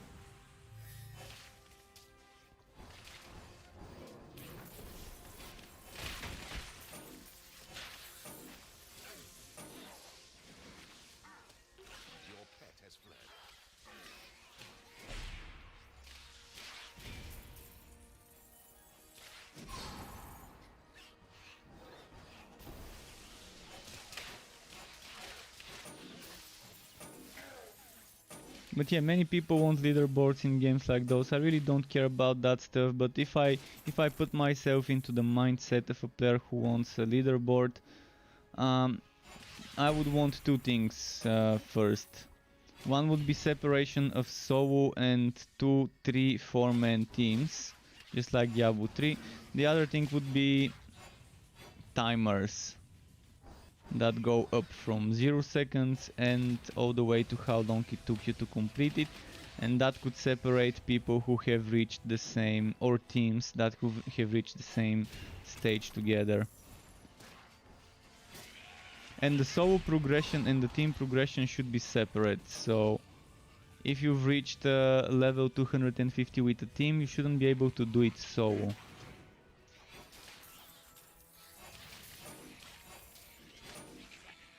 Because then people would just take others to a specific stage in team so that they can just benefit from it in the solo. See, there's many things that can be abused. If you don't do leaderboards right, there's many things that could end up getting abused. If they want to implement competitive elements, they need to implement those before launch. They need to give us at least 1 month, 2 months of testing those. I think 1 month would be enough, but maybe 6 weeks would be best.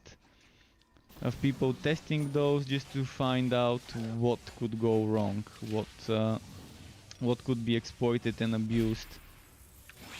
So that if they want competitive elements on launch, that they would have been tested and fixed before the time comes for launch.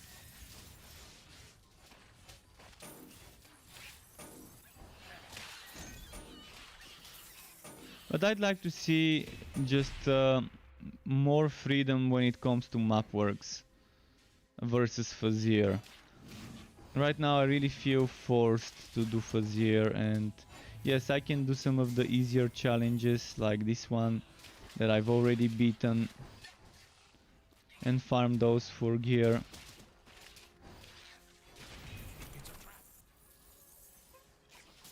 but it's not the same as doing map works.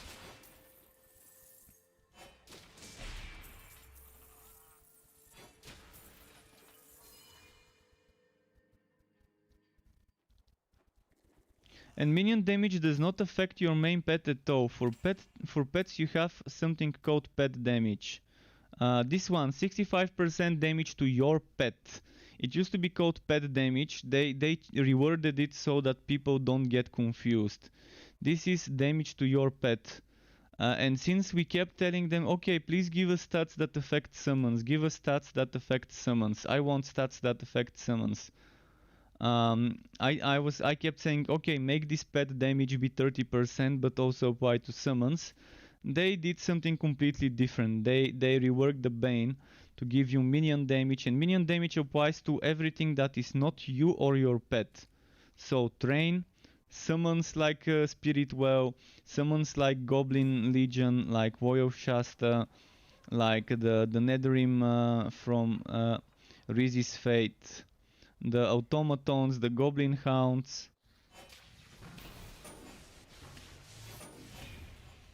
Look at this boss where it is. We can't attack it over there. Or maybe I can attack it. Okay.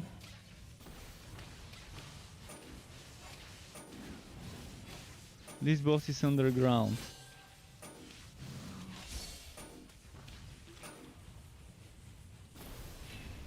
It's actually able to hit me as well. It hits me. It can hit me, but I can hit it as well. Oh, it can even summon. It can summon others. So I'm assuming the wood won't be wootable. Oh, never mind. The wood spawned in the right place. Weird. Such a weird bug. I'm a bug magnet. I mean, yeah. But yeah, minion damage is definitely applying to trains. We have it confirmed from developers a few weeks ago. It affects trains, it affects all sorts of summons that you can get from items like the skeletons, the automatons, the goblin hounds, the netherlings from the celestial shoulders and things like that. The spirits from Ghost Buffer, the spirits from Flying Pigs, the spirits from the gauntlets of the Musketeer set, all of those summons benefit from minion damage.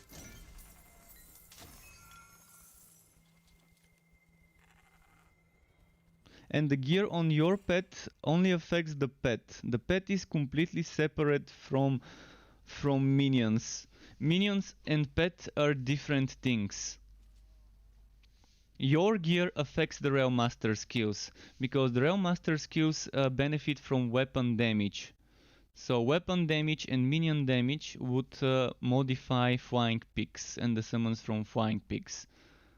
So if it says deals weapon damage, then you're looking at your attack. If you're playing on Forged and it says weapon damage on an item that summons some allies to fight for you, that means your cannon damage would not benefit that skill, but weapon damage, like your equipped main weapon, would affect it. Since the Forged kind of has certain things that are weapon damage and certain things that are cannon damage, you have to be very careful when reading the description of the skill, whether it says weapon or cannon damage. Some things don't make sense on the Forged, for example a Mega Blaster cannon, which is a barrage cannon, which benefits from certain barrage skills, does weapon damage. And I don't think the Mega Blaster should do weapon damage. I think it should scale from cannon damage. I'm gonna quickly show you the item I'm talking about.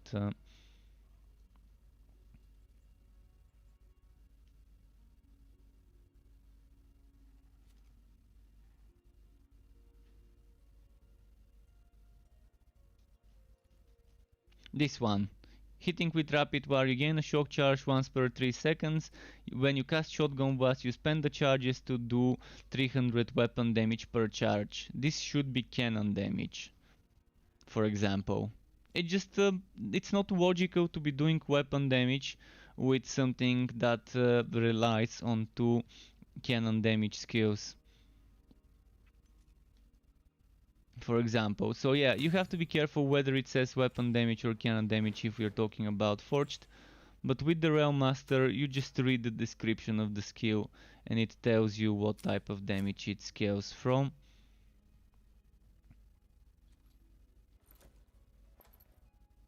But pets only scale from the pet items and from pet damage from that tier 2 bonus.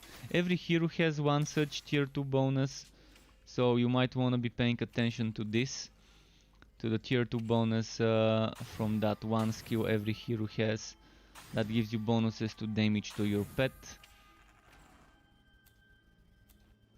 Some things are kind of, yeah, not easy to understand to a new player unless you've heard the developer explain it, or unless you've read somewhere on Discord or whatever how things work. So yeah, there's a lot of things that aren't explained well. I try to explain those things in my guides and in videos and builds, but things constantly change. So what I might have said few months ago right now might be completely different. So I will eventually be making new videos explaining about new things.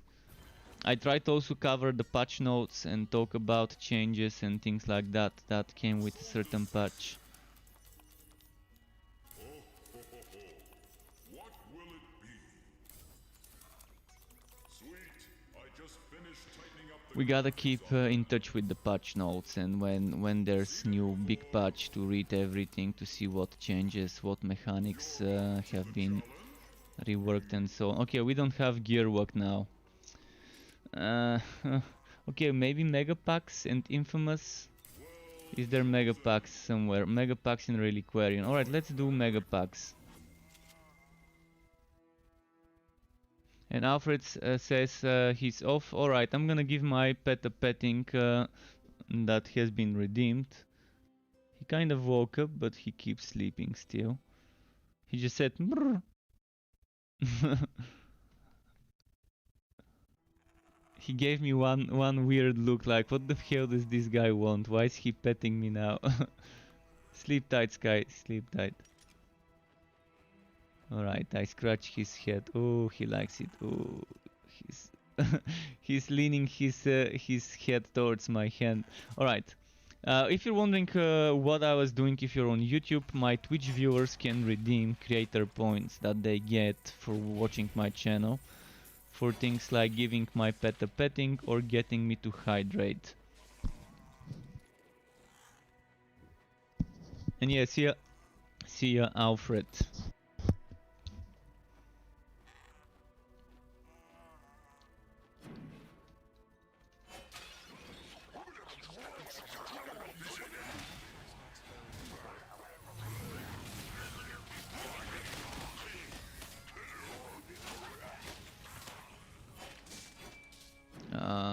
It's gonna be frying us a lot in this map.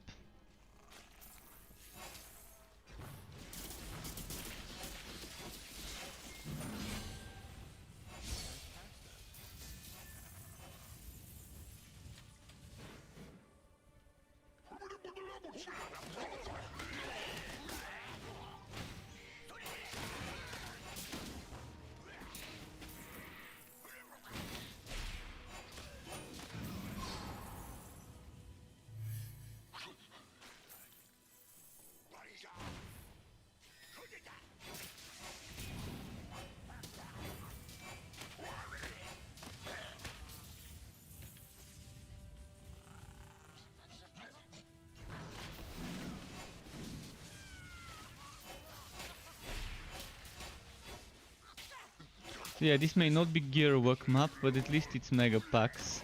So there's gonna be more monsters.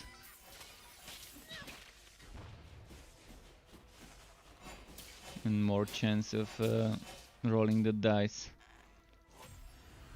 Don Peace is back. Hi Don Peace, welcome back. Nice to have you here. How are you today, Don Peace?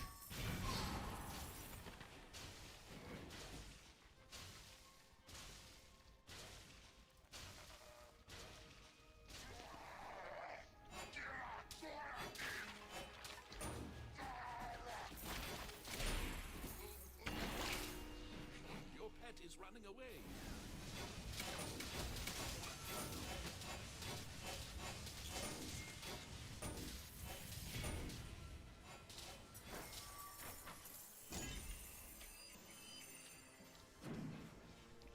Me, I'm kind of, trying to farm something, enjoying the game, but I'm not enjoying some of the changes, some of the nerfs, and I'm not enjoying the end game.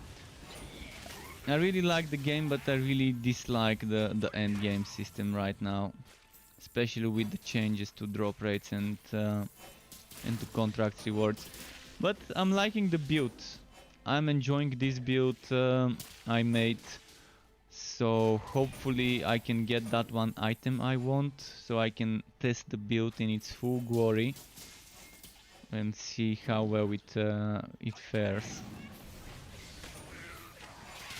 I constantly keep getting killed by stuff that I don't even see killing me. Making those mistakes of letting myself get one shot or two shot by things.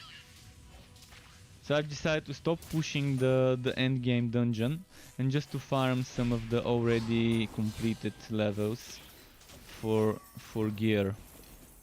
As long as it's level 60 enemies, it's good for me.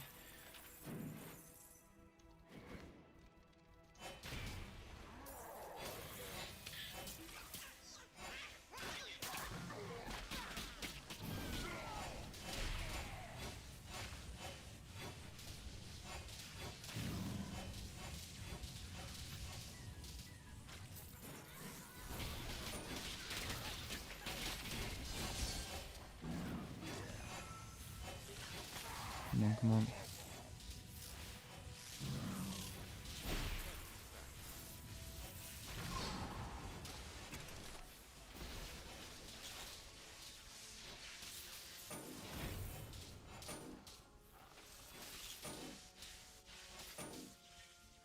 You can't catch that here. I think they can easily solve some of the biggest problems with the RNG here by adding affix rerolling system though. I think affix rerolling system with the current drop rates of legendaries would make a lot of sense. Because every legendary would be precious to you.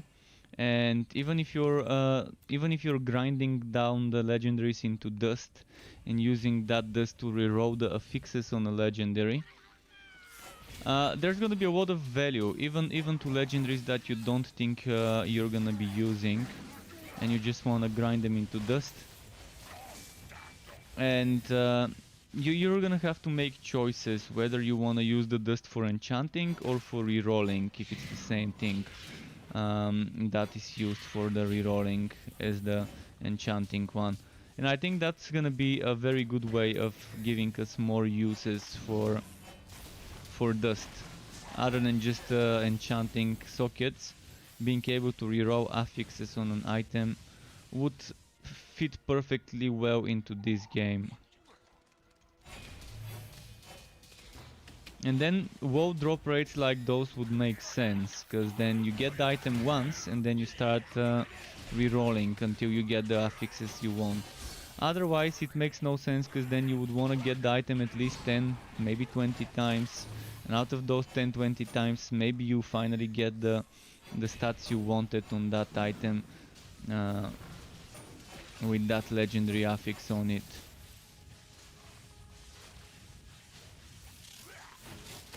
Because at the moment, those low drop rates with this bad RNG in the game and no way to negate it, it just feels wrong to me.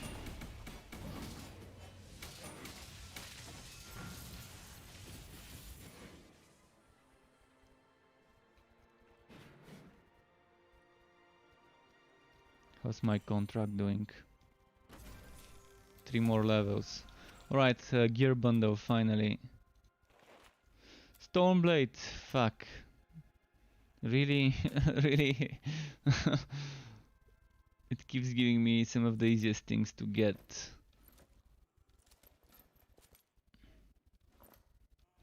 Stormblade. It's not a Sneku stick, so it could have been worse if I get a Sneku stick. Although the Sneku Stick is not terrible on Bane builds with staff damage. Like if you want that staff to give yourself extra damage, it's still gonna be okay on some builds. That Stormblade I can actually save for level 60. But with the Seismic Charger I wanna be using an offhand. I don't wanna be using a two-handed weapon. If it was a one-handed sword for the Stormblade, then things would have been different. I think the Stormblade needs to be changed to a mace. If you want a synergy between a legendary item with shock and basic attacks, Stormblade makes no sense now with the way Electrode has been designed for maces. So I think the Stormblade needs to change to a one-handed mace.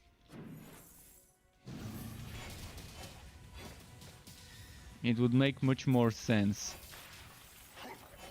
for this affix, the legendary affix of Stormblade, to be on a one-handed mace. Maybe they can nerf it a little, so instead of 200 to be 150% weapon damage. But yeah, I think this needs to be one-handed mace. The Thunder God's hammer.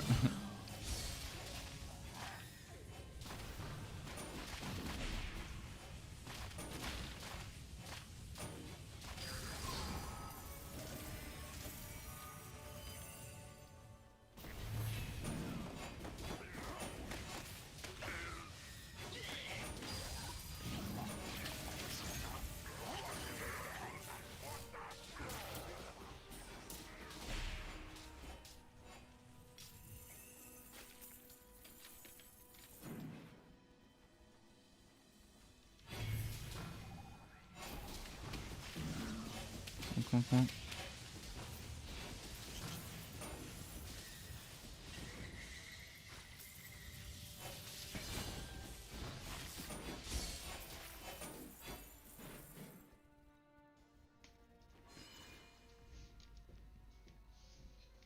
Let's see what boss we get. Skittles.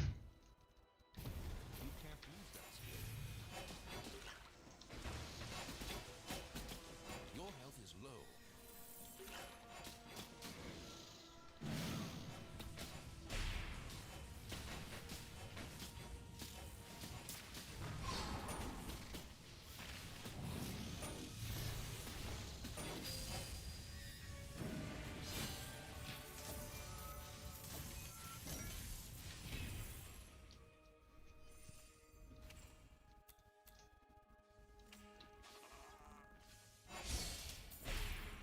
Okay, let's see here, here, here. Nothing dropped.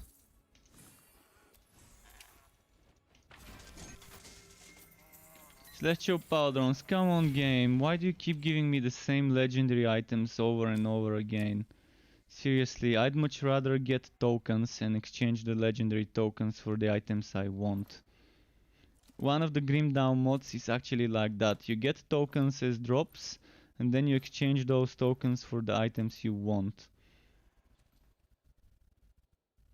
This is just this is actually a very good item because it gives you mana cost for Spirit Well on a summoning item. So for my Nethermancer Bane build that I'm gonna make eventually, I would save this. But really,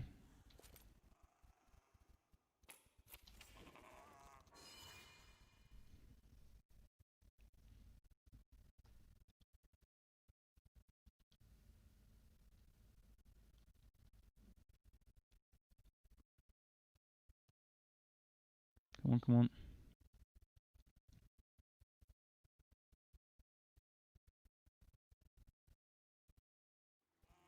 Yeah, so far I've gotten Celestial Gauntlets 3 times, the boots I think 1 time, the legs I think 4 times, the Powdrons I think 3 times, or was it, let's see, if I've got it here it's definitely been 3 times. Okay, I don't have the Powdrons 3 times, so I've gotten the Powdrons 2 times.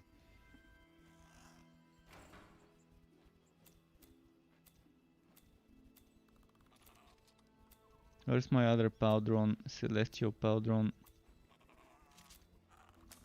Oh, I'm wearing it, right? No, where did I put it?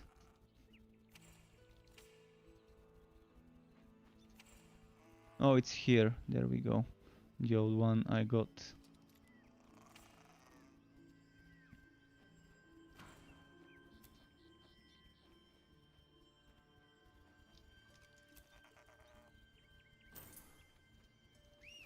How's my goat? 5k. Okay, I can probably try and enchant my weapon this time.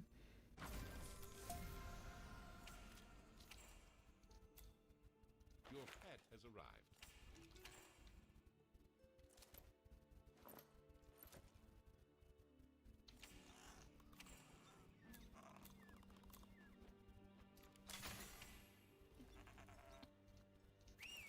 It's finally time to try again. I've been trying to get shock damage, I mean electric damage for a while now. It keeps giving me the same stuff. Look at that, 3 times in a row the same affix. Tell me RNG is not trolling. Another one. It's terrible, terrible RNG. Come on. This bullshit.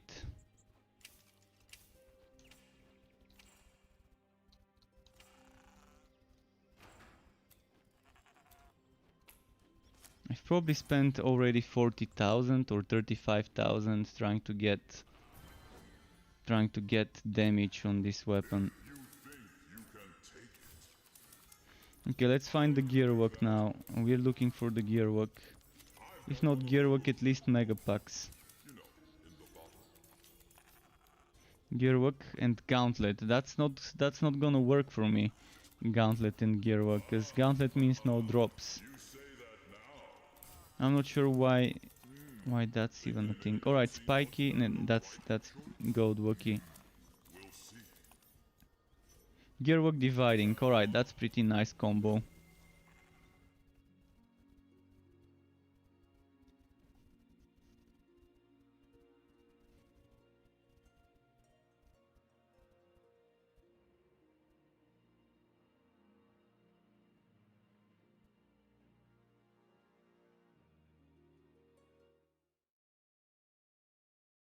They should really rework the enchanting system to put all different elements of damage in the same category. So if I want flat damage, every time I roll on an item I would get flat damage, just a different element. If I want chance to shock, chance to burn, chance to bleed, chance to poison, it's in the same place. So I would be getting different element, but every time I would be getting one of those things. So let's say I roll once, I get physical damage. I roll again, I get poison. I roll again, well, I get unlucky and get poison again. I roll again and I get ice damage. Things like that. I mean, it makes sense to sort them like that instead of sorting them per element and having all sorts of weird stuff of the same element there.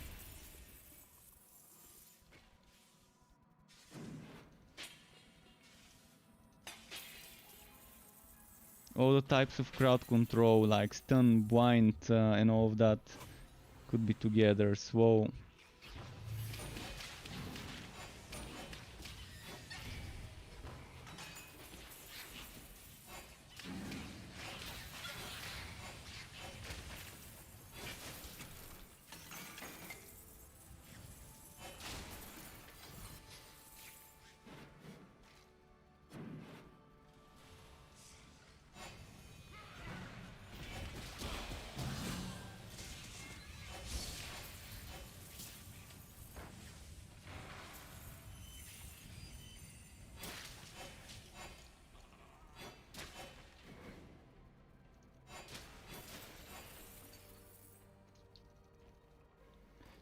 you heard fame farming is the best to farm for legendaries. Now since you get legendary back from contract.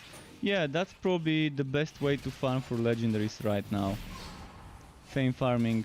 But you have to do it on ridiculous if you wanna farm fame, and I mean you can still do it in a different difficulty that's not ridiculous. Your pet is running away. but on ridiculous it's gonna be a little bit a bit more. It's 3 times more than practice, the fame you get on ridiculous, and around roughly 2 times more than hard. So yeah, it's definitely different. It's definitely different. And Gokurugami says, what do you not like about the D end game? What do you mean by D end game? What is DN in that message? You mean the end game? About the end game, what I don't like is I never liked it in the first place.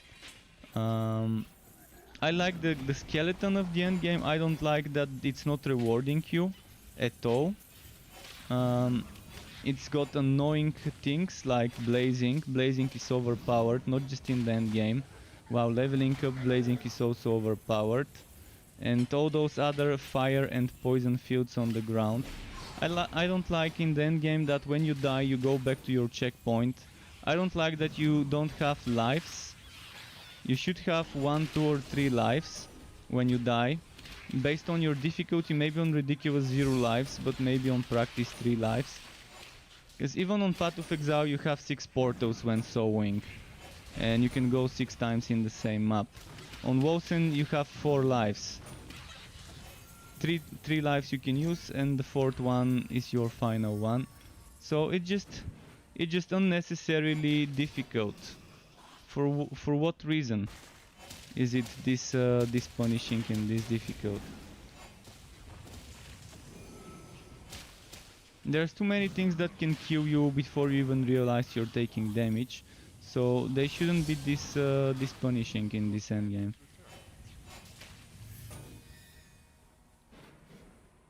Why is blazing overpowered? From monsters. Blazing from monsters, you can die in less than a second.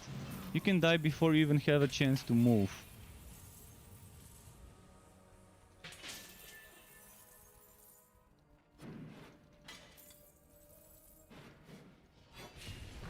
If you're not careful and if they kind of catch you off guard and do blazing in your feet, sometimes you can die in like 1 second of standing inside the blazing.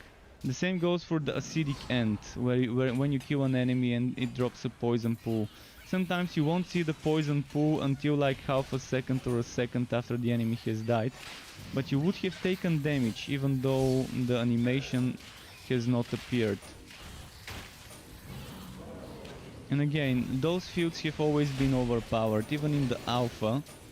Poison and fire fields on the ground have been powerful. The ones that little spiders shoot, and the mechanical spiders, the poison and fire fields, the hazards, those also do too much damage. Stacking fire defense doesn't help. I've tried it. I've tried it on builds with 90% damage reduction on the Realm Master. I've tried stacking 90% damage reduction on a Realm Master. I would still die super quickly. It goes through those defenses like crazy. Like, you know on Realm Master how you can hit enemies and get 50% damage reduction and another 20% with the passive, and then with Hammer Spin you can get a shield, or with Shield Card you can get a shield that gives you another 50%, and you get the limit, which is 90% damage reduction. Even by just taking 10% of the blazing, I still used to die very quickly when I've been testing how strong those things are.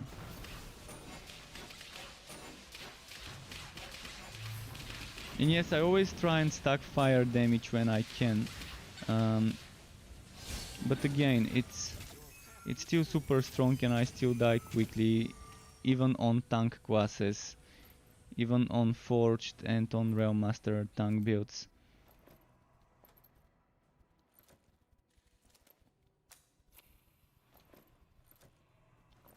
But in general, there is nothing to make me want to do the end game. There isn't anything to make me wanna say, hey, I wanna do this, it seems fun. It's not giving me gear bundles when I complete a boss for the first time. It doesn't give me increased chance of finding stuff. It doesn't give me increased chance of finding specific items from specific stages, which should be a thing. Slightly higher chance of finding specific legendaries in a certain stage versus other stages, and every stage having a specific item or two being a higher chance to drop on it. I mean, there are so many ways that this can be improved. I've already written a lot of feedback regarding the things I don't like, and yet they nerfed the chance of blazing enemies spawning in the map. But I don't think it's this that they needed to nerf. They just needed to nerf the blazing modifier itself, not the chance, the percentage chance of enemies having the modifier.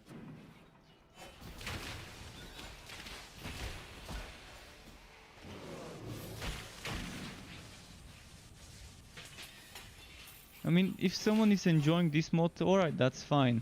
But for me, this modifier, this mod, this endgame in general is just not fun at all. I had more fun playing in the alpha on mapworks that I could get from the NPC. 500 gold coins, I get the green mapworks map.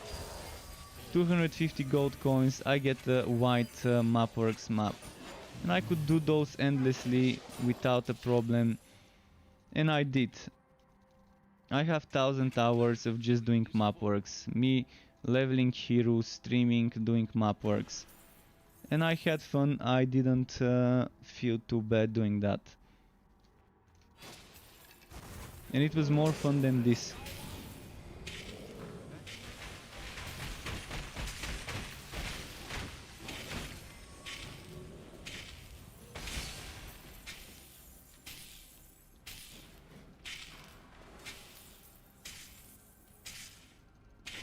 Yeah, 1000 hours plus. That's 1000 hours only from streaming, excluding me making content or playing while not streaming. So, in the alpha, mind you, before the beta, before the non-disclosure agreement. So, you can see how much I like this game if I spend this much time in the alpha version of it. I got every single character to level 100 back then. I had all 4 heroes, actually all 3 heroes, there wasn't a 4th character. So there was only Realm Master, Dusk Mage and Forged. I had them all at level 100 and the leveling up speed was terrible back then. After they nerfed it, I got my Realm Master and Mage leveled up with the fast XP rates, where you didn't need to do more than 3 maps between 5 and 20 minutes per map. So let's say no more than an hour to get a level for the Realm Master and Dusk Mage. But then my Forged took me so much longer. The last few levels would take like 20 maps to do to get a level.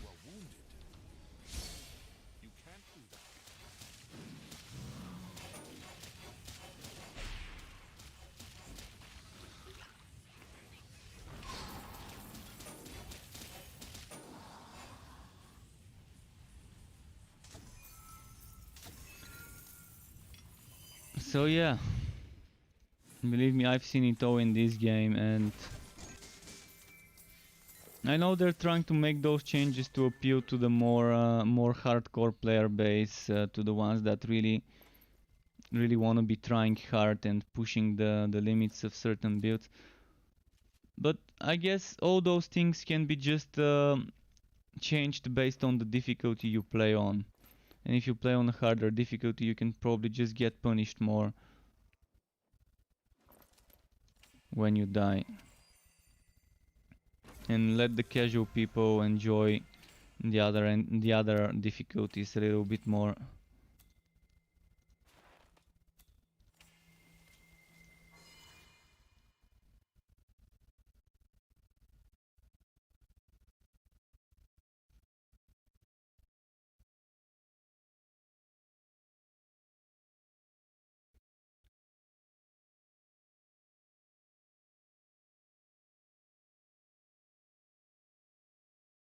But the biggest nerf that I don't like is the contracts nerf.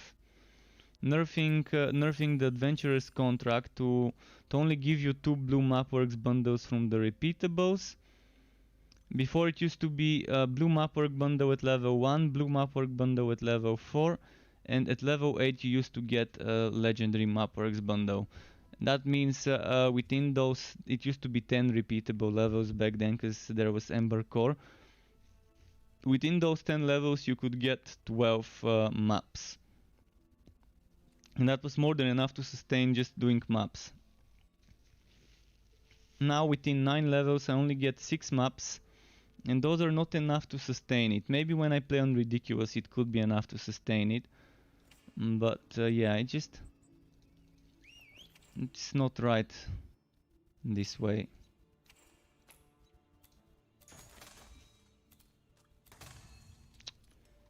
Your pet is back.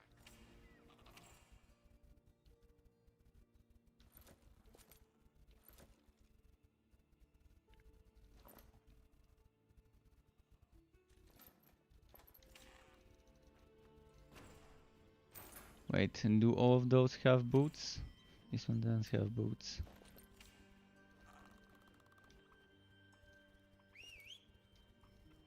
Alright, let's try and find the next one. We want gearwork, gearwork, gearwork. Your pet has returned. That makes me strangely. Gearworky Angered Ancestors, alright, that's the one we're gonna do.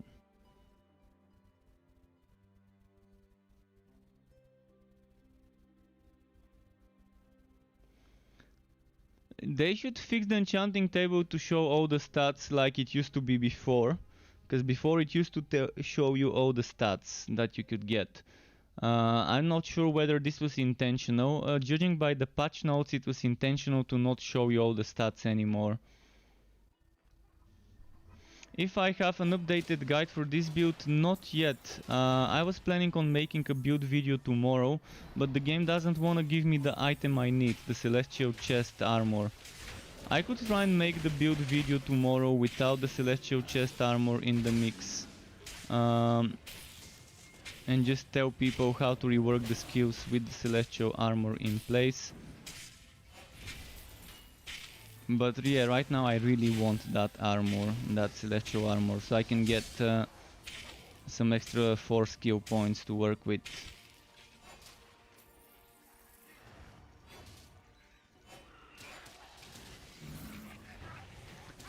Yeah, it's buggy, it's glitchy right now with the enchanting.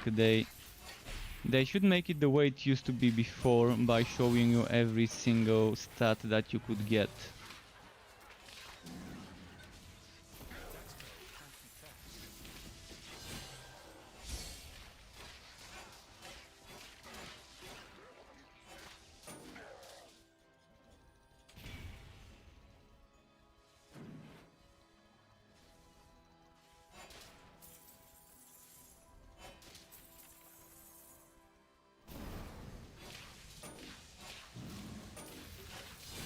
You can't use that skill.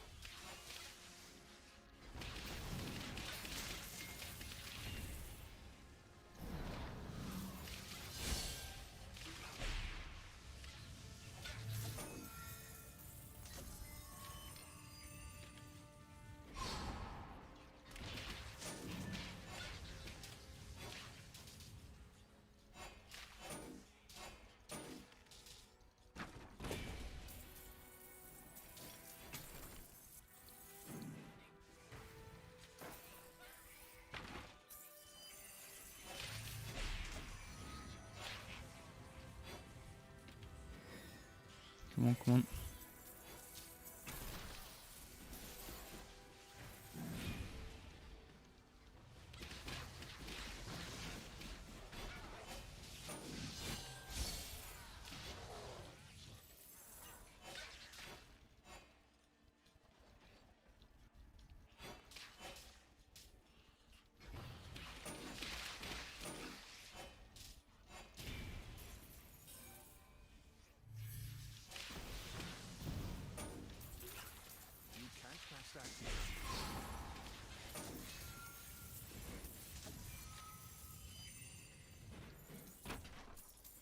Let's keep moving.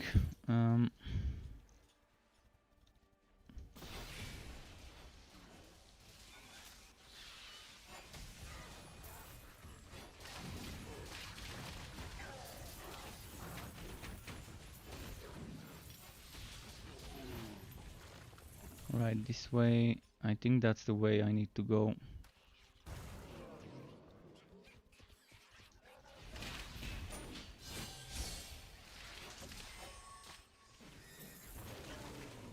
You are near death.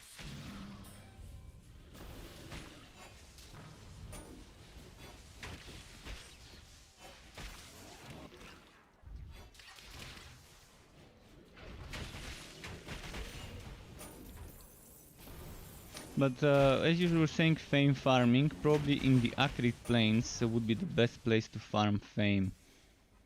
If you don't want high level items as drops, there's a lot of groups of enemies, a lot of elites there, elite packs.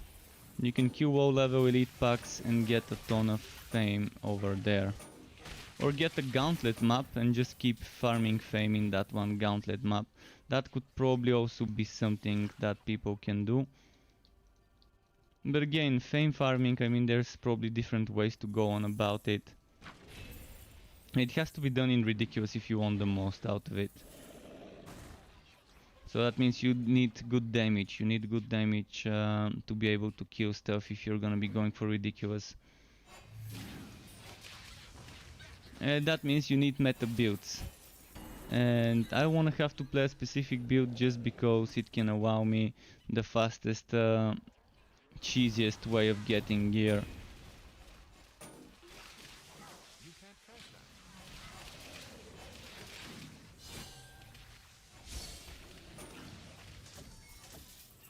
that. I could easily do chaotic strikes right now. I could remove my points from Conjure Electrode, put them back into chaotic strikes, and that's just bursting everything, killing everything super quickly. But again, I want this build to be different than yet another mayhem build.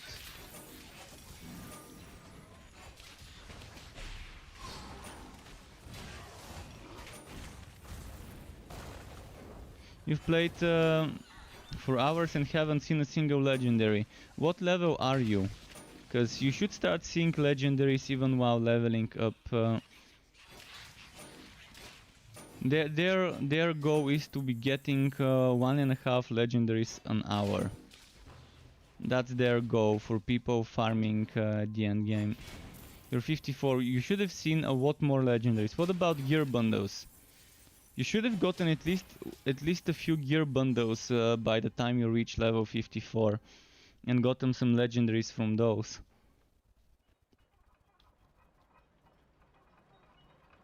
Also, gear work does help. Gear work makes the enemies drop more items, which in turn means more chances of an item being a legendary eventually. Because quantity eventually would pay off.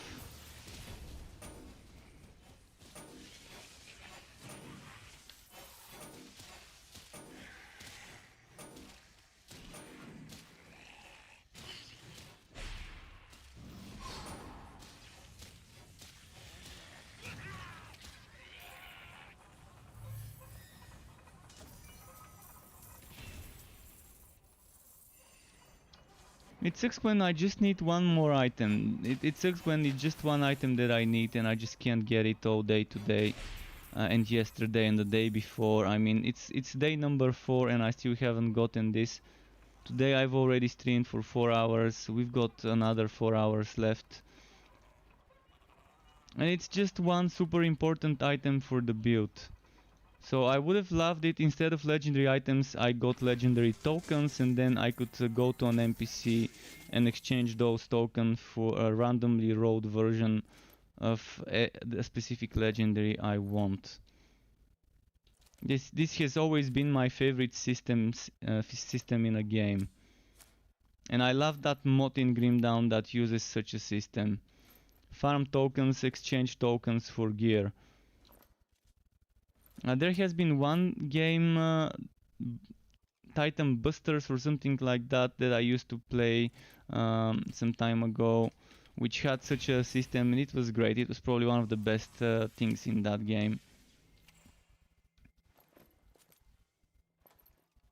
You could negate some of the RNG, and yeah, when you get that material that you need, just exchange it for the item you want instead of getting random legendaries that you don't need.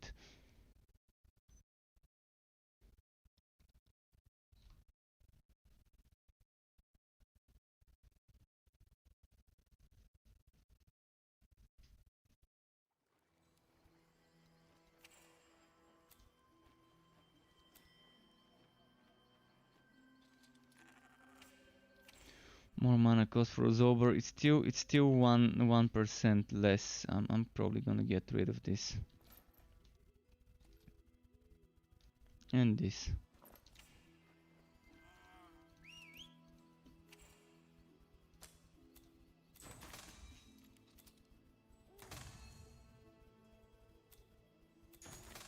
Your pet has arrived.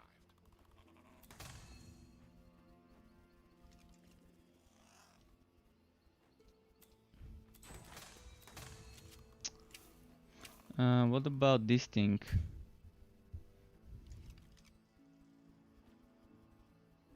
Where was the mana? I guess I can get mana here. If I get endurance, yeah, I can get mana again. So this is the thing I want on this one. But before that, I want to get my damage sorted.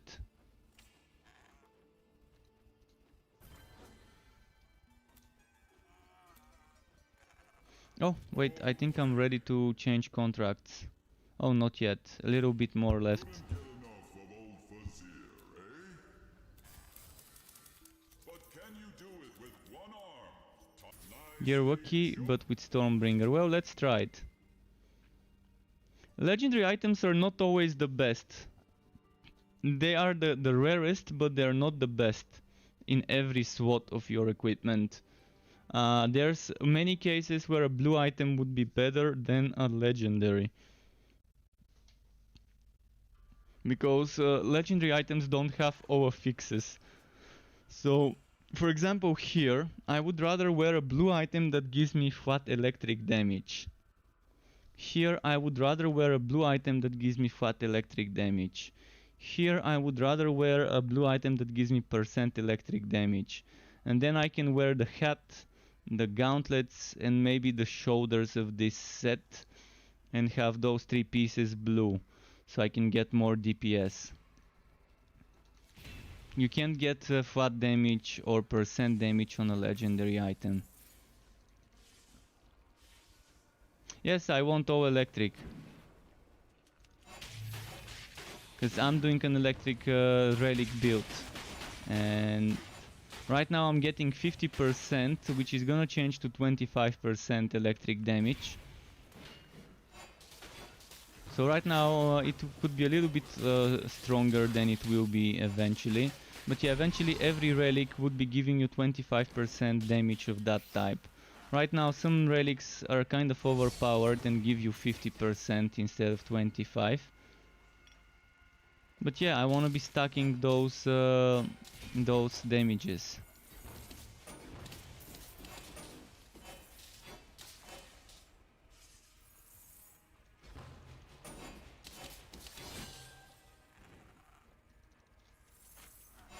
And flat damage is even more useful now that they've nerfed crit chance to be 40% hard cap.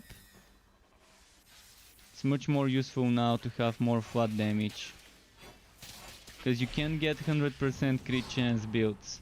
Even with the sharpshooter, where apparently targeted strike, not target strikes, but what was the name? Ghost Visage. Ghost Visage gives you 50% crit chance to precision skills for the next 3 or 4 casts based on your gear of precision skill. And that 50% is added on top of the hard cap, which is not really hard cap if it's added on top of it, but that 50% can go over the 40% crit chance. So they probably shouldn't call it a hard cap if you can get more crit chance for certain things over that cap.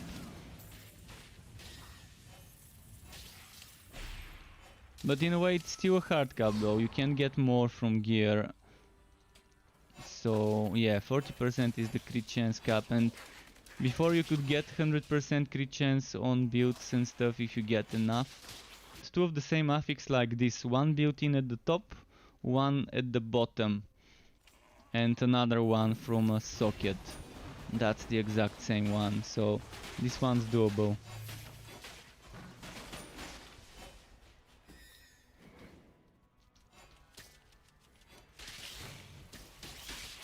But yeah, 40 is the cap for all classes, even for sharpshooter, but with the Ghost Visage it seems like they either made a mess and bug, or maybe they really wanted it to behave like that with that Ghost Visage change. Because when I read 40% cap, I was wondering, okay, what about Ghost Visage now? That gives us 50%. It seems to still give you 50%. Not sure if this is intended though. I hope it's intended, and I hope they leave it as it is and don't change it. Because it's only for your precision skills. And only for X times, based on your gear, 3 or 4 times.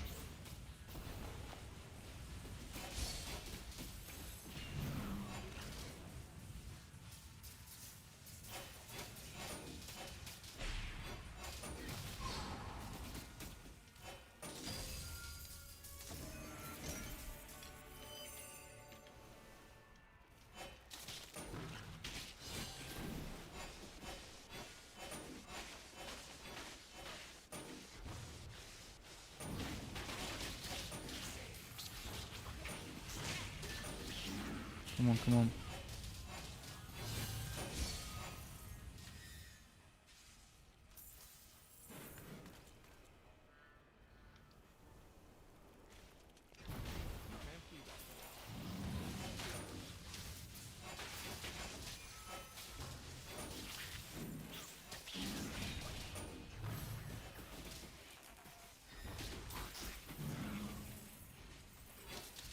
Okay.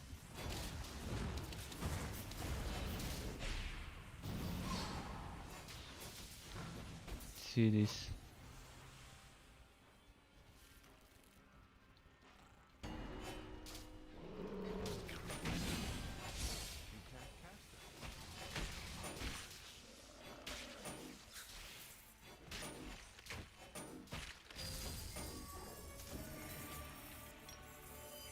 Alright, boss time.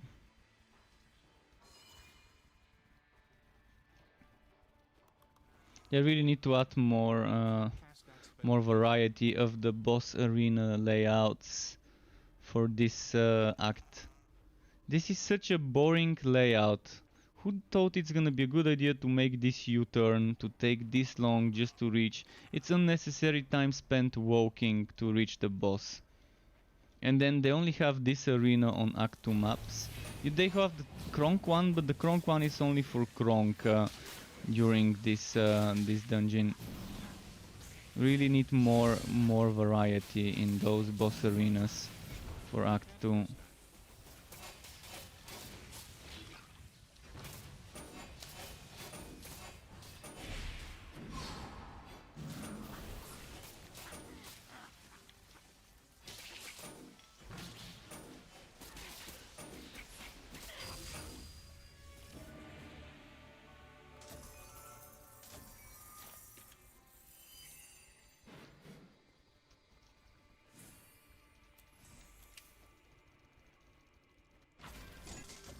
Alright. Fire damage. This is the type, the thing I was talking about. You can get percent damage on boots. Not FWAT. If FWAT was possible, I probably would have seen it already.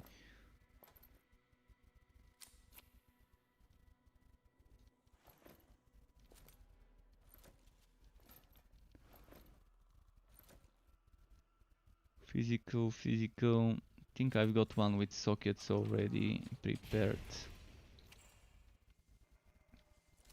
And they're saying that green gear can draw with 2 sockets in the patch notes. I've not seen a single double socketed green item. If anyone has seen them, let me know.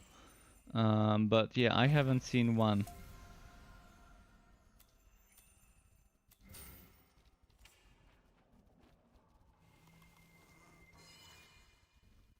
So maybe it still hasn't been implemented, maybe it's buggy, or the drop rates are super low of double socketed green item. I've seen double socketed white items many times.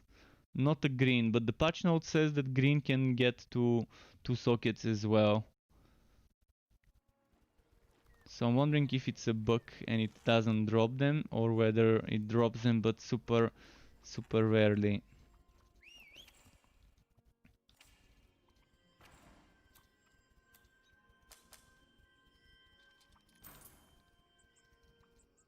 Your pet has arrived.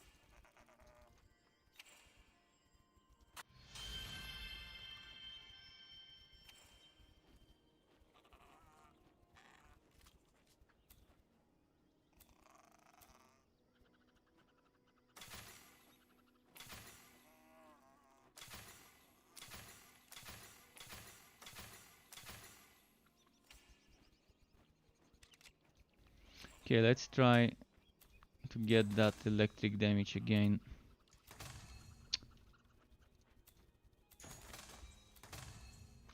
Come on, how many times am I gonna try? Tried so many times already today. I mean, I've been trying for the last few hours. All of my goat is going into this one. This one item getting rewrote. Are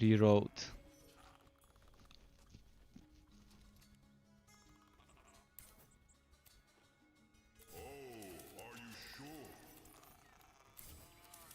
Well chosen. Oh, that's goat, not gear, never mind. So decisive. Oh, so tough. Went with the obvious choice. Not much choice which one to do. I guess this one would have to be fine for us. I could probably go on painful, get a little bit more fame farmed. I think my damage is fine for painful right now, even without that extra damage stacking.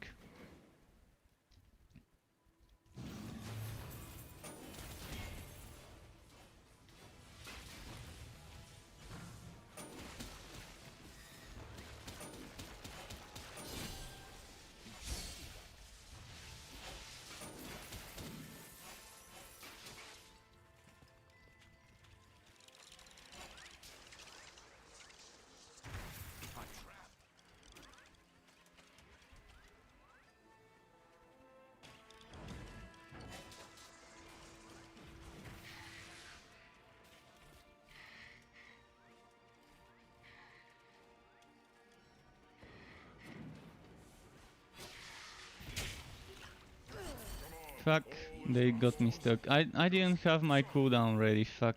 Let's not focus on that. If I had my cooldown, I would have jumped to the other end of the barrels.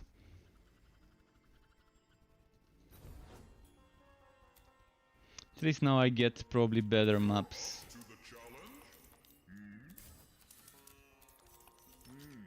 Think they made a cutscene for that one? Ah, it's the same ones. Alright, let's do the same one.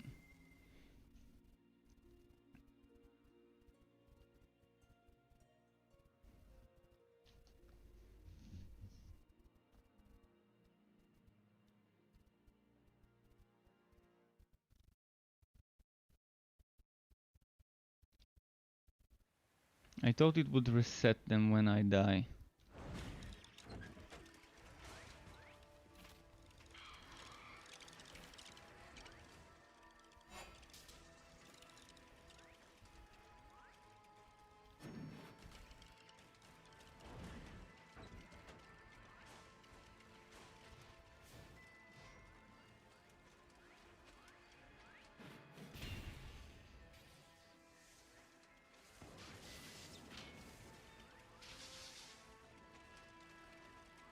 What's the enemy doing? It's not moving. Doesn't want to follow me, that elite.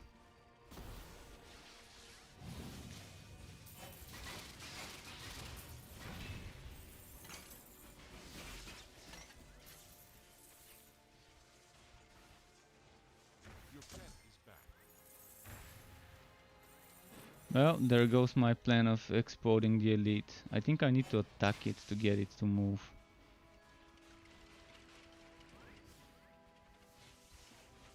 Come on, follow me, come on.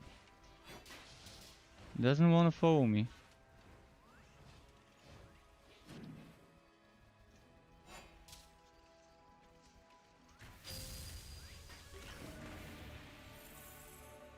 There we go. You can have some fun with those exploding barrels. If only those enemies were a little bit quicker, so I could... See, the one time I would want the enemies to be quicker, and they won't be.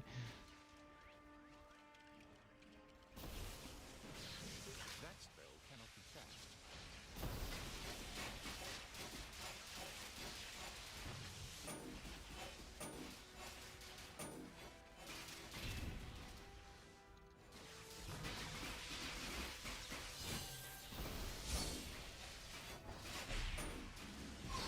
You can't use that skill.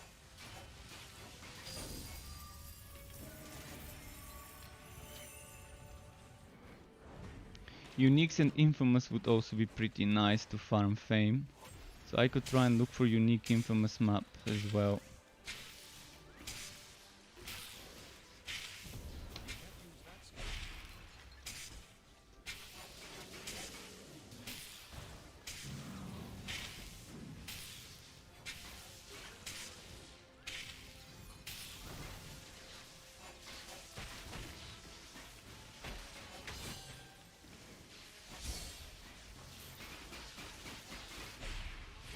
That spell cannot be cast.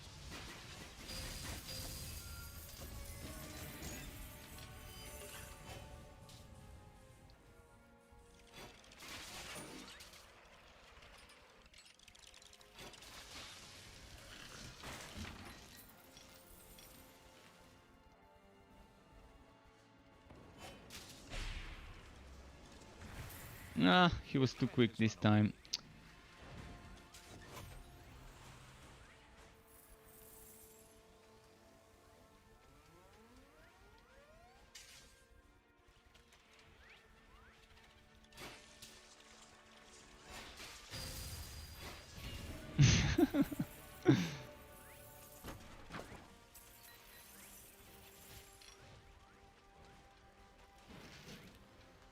Right, any more elites on this map?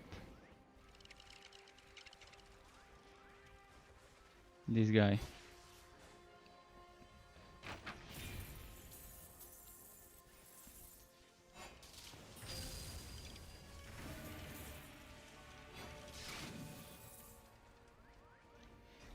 Did it drop the fame stuff after dying from the barrows? Seems like it didn't.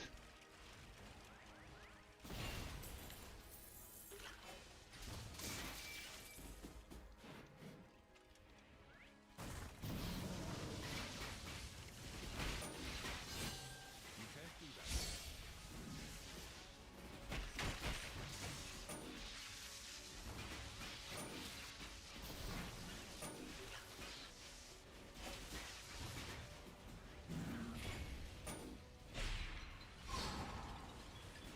I'm wondering if there's even gonna be 105 automatons if I go back to the end of this map. Set bonuses that don't work on your cosmic set. How come? They do work on mine. You need 3 pieces of the. You need 3 pieces equipped. You must be wearing 3 pieces. You can't have, for example, 2 pieces equipped and 1 in the legendarium. You need to be wearing 3 of them. You can wear 3 of them and then have another one in the legendarium, and then that one in the legendarium also get the bonus. But unless you're wearing 3 of the set pieces, you're not gonna get the bonus.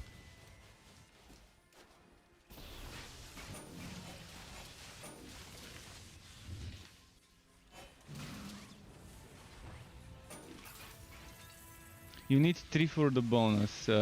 It tells you how many more pieces need to be equipped. Like you can see in the description of the item, it says equip X more celestial pieces to get the bonus or something like that. I don't know the exact wording, but something within those lines.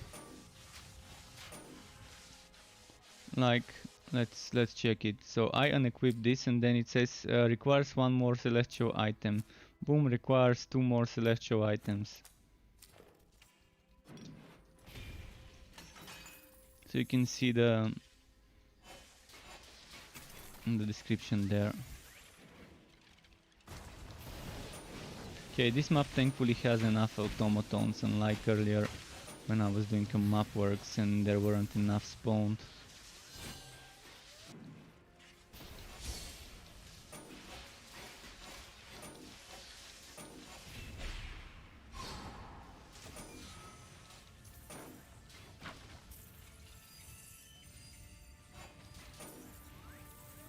Wondering if I should try and do some ridiculous for fame. My damage is gonna be super bad in ridiculous right now with my shitty weapon, and the game doesn't let me enchant it properly with the right thing, and I just can't get enough damage.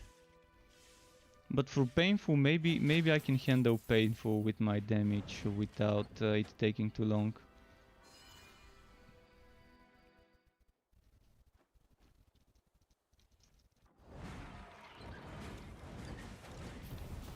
You can't cast that spell yet.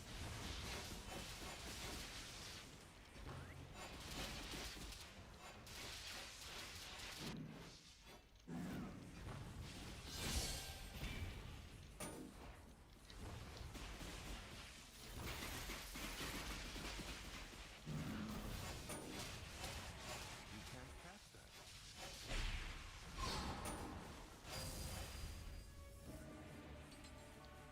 So many.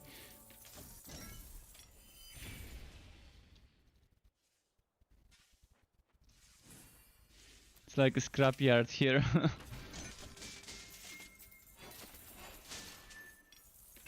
is too heavy.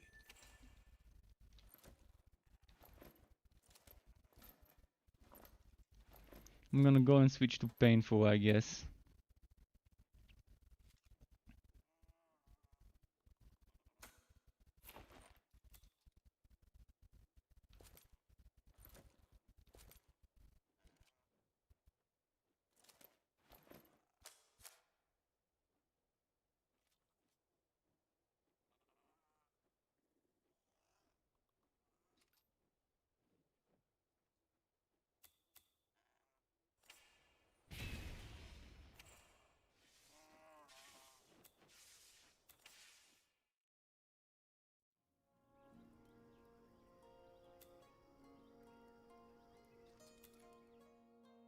Let's see this one.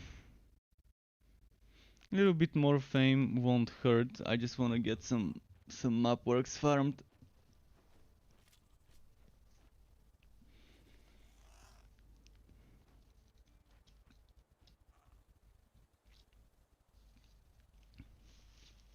You can't As far as I remember, painful was a little bit more reasonable than ridiculous. So you buying or what?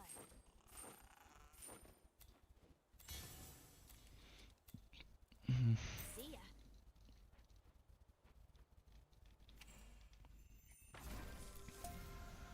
Rare map works back. Let's do those maps now.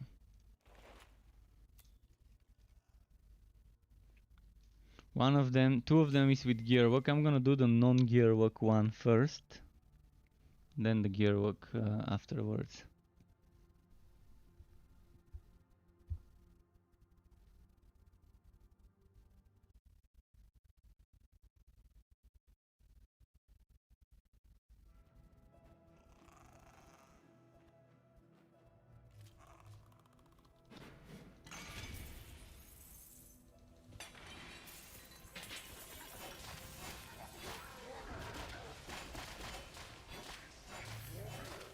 Let's get more of them.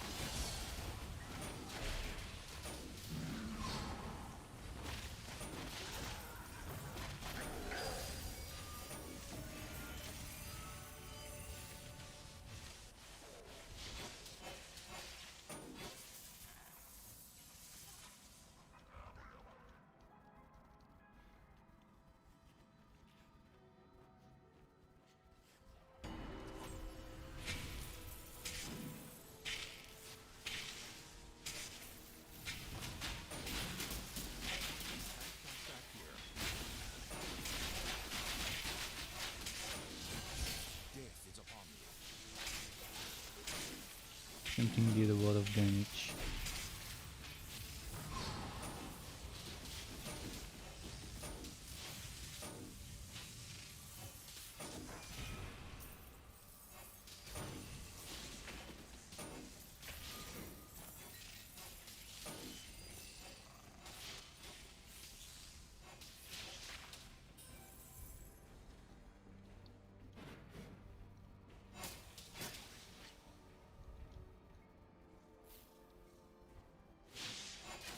It's a trap.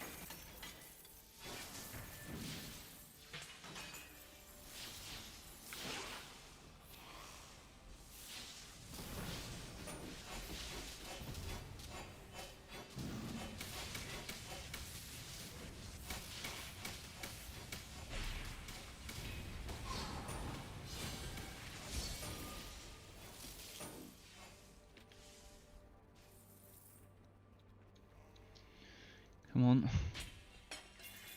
I know I want that chest, but does the game know I want that chest piece?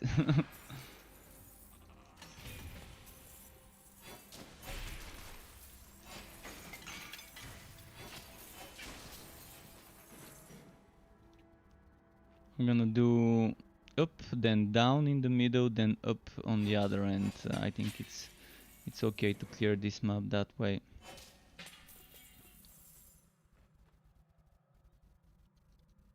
I could rush the map, but I'd rather not.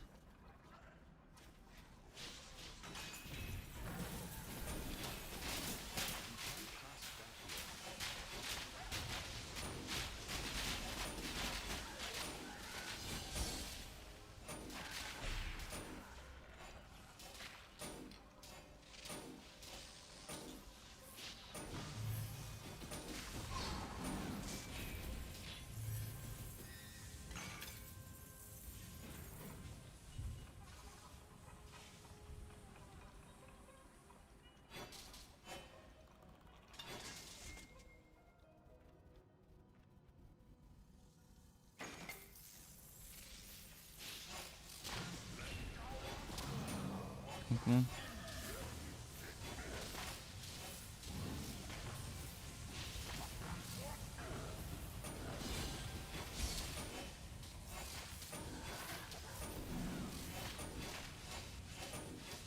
What's there? Something's preventing me from hitting them, or I don't know.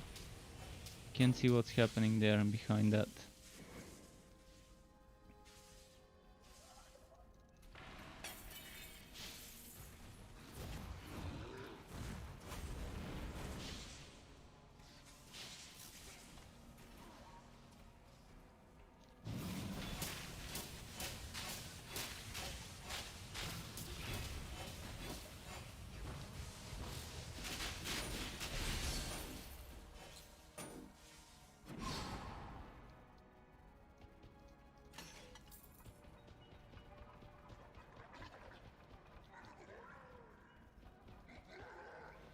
Okay, time to go back that way.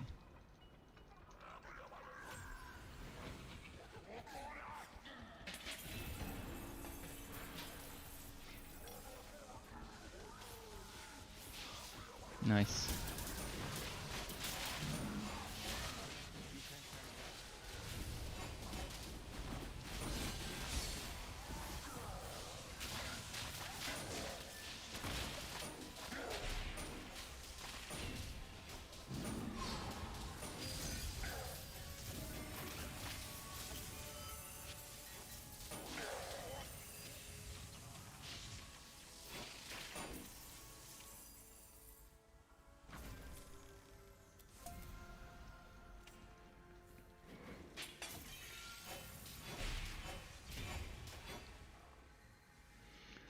Okay, what's next? This way.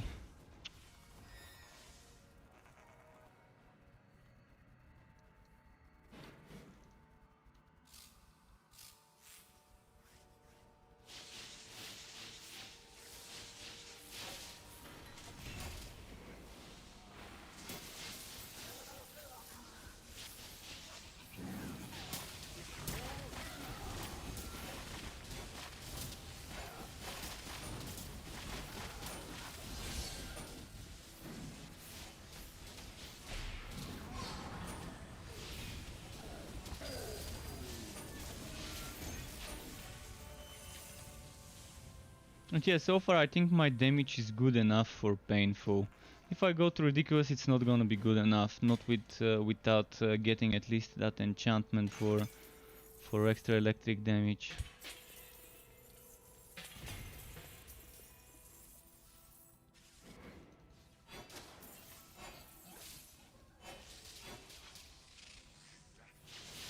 It's not like it's not gonna be doable, of course. It's just gonna take unnecessarily long.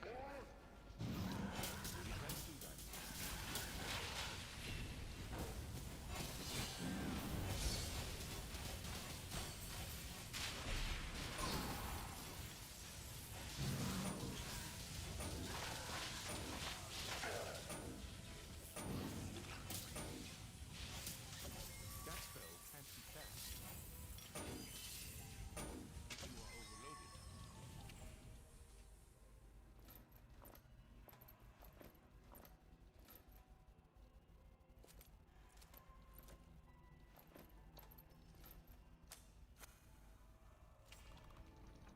I've been getting a lot of Radiant Blast items. I'm wondering how this build would work replacing Absorber for Radiant Blast and just casting Radiant Blast. Does Radiant Blast have a cost reduction? No. But it has that chain reaction from the explosions.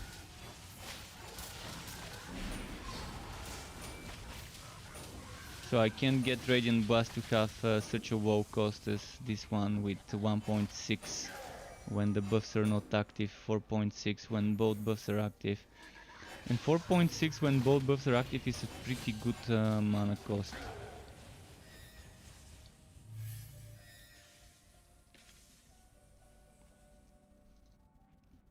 So if this is 1.6, this one can go from 3, let's say it goes to 2.6 with 20% cost reduction from items.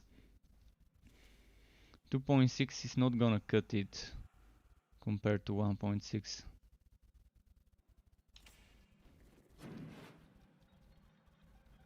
But it can be played differently, maybe spam other things a little bit more. Can't cast that spell here.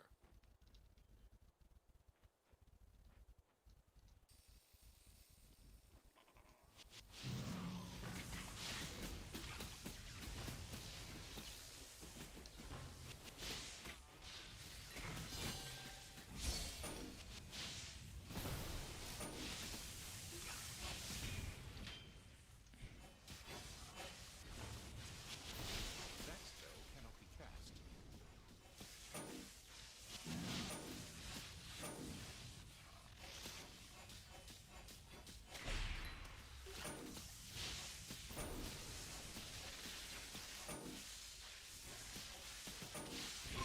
You're close to dying.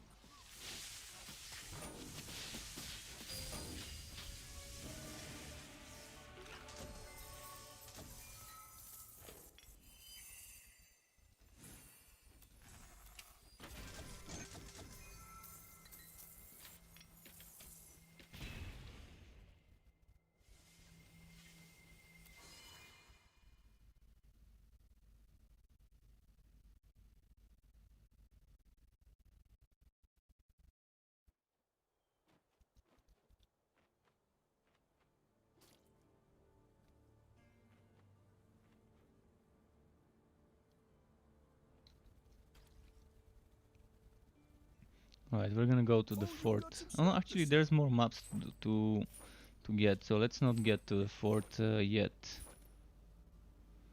Faster cooldown for Dark Spears. I'm just gonna get rid of these two.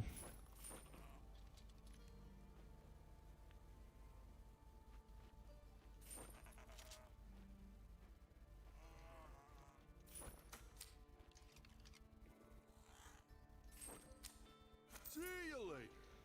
Hi there. Alrighty then. I've got some stuff if you need it. Thanks. Let's See ya. go for the next map.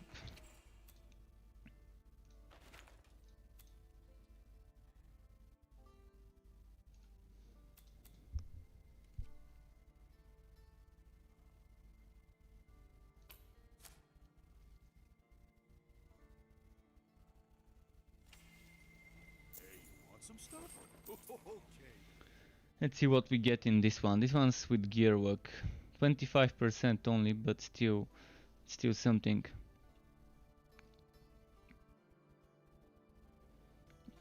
Jamie Gunawan says better eyes or whitening for mage.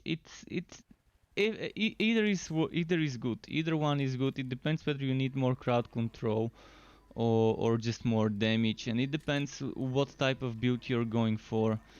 Iwuvi says, which Vizier level are you at? 20 something. I mean, I reached 26 and then I died, and I reached 26 and then I died, and then I reached 26 and then I died, and then I stopped. That's kind of how it is.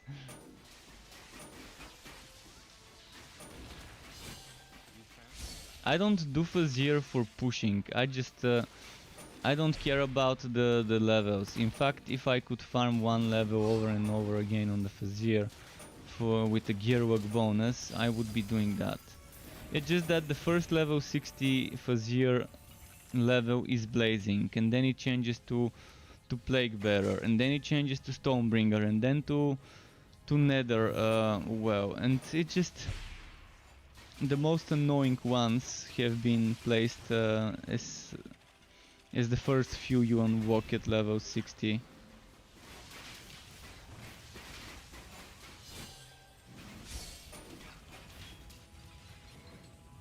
I honestly liked the game before the Vizier dungeon existed and where Mapworks was the endgame. Even though it wasn't real endgame. You could do it at any level. It's rigged.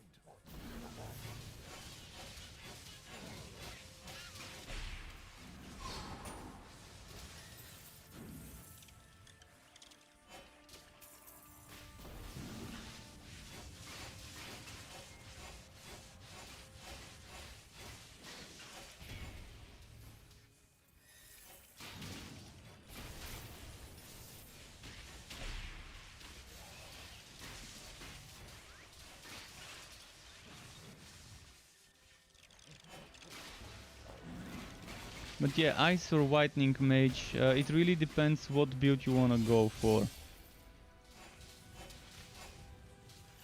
See, right now I'm going for a casting speed increase setup. And the Whitening has one skill with 50%, one skill with 25% casting speed increase. So I'm trying to go for this kind of a setup.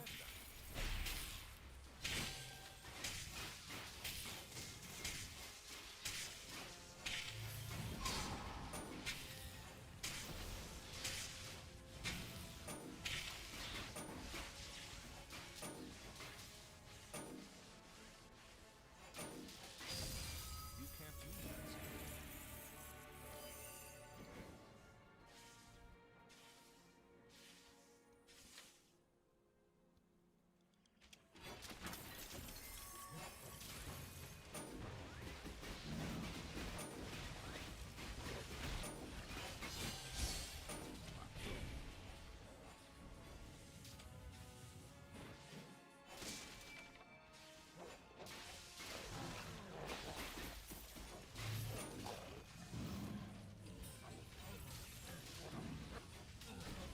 But yeah, this one, I really want to make it as a build video tomorrow, this setup, but the thing is the game just hates me. The game hates me so badly, it just doesn't want to give me that celestial chest.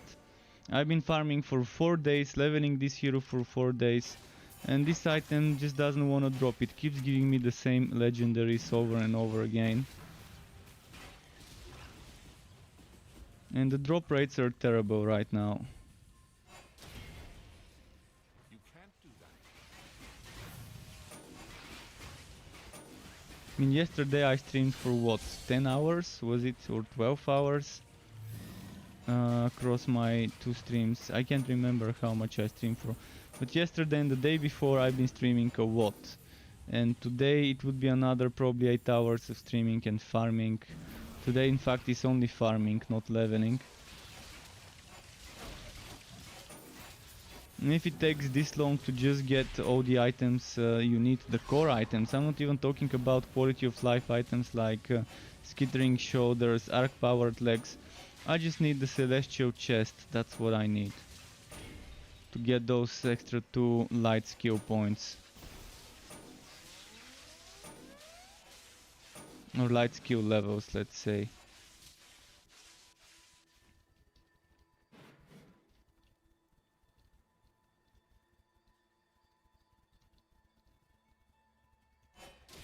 And yeah, I don't think I need the skittering shoulders and dark powered legs as urgently as I do need the celestial chest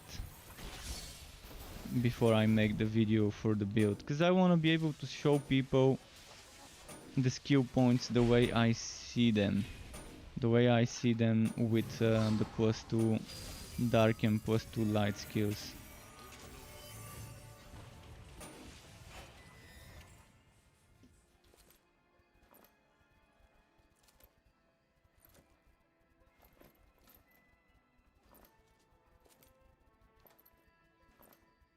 But they really overdid it with the nerf of the drop rates.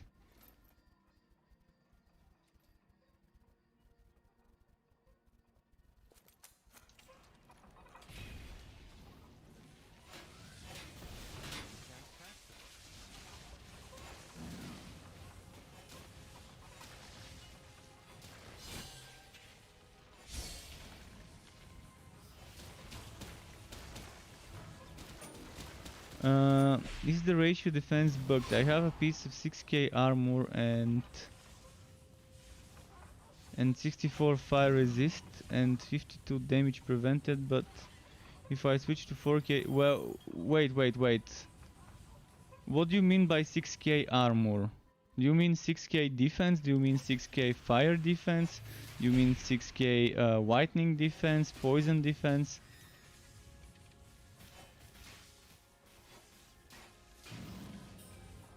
Is mage my favorite? I don't have a favorite class. I have favorite builds for every class though. So you 6k defense, regular defense 6k. And you're testing that on the same map. Is that what I'm getting? Do the 6k defense and 4.9k defense give you anything more than just the defense stuff on them? Like, are there any other stats like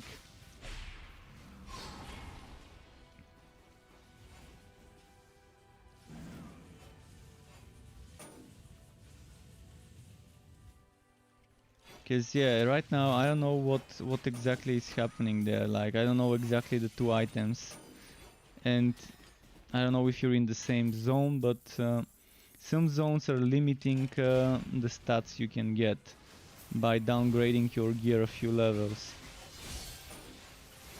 So it's always good to test those things in the fort or town. If you have 7k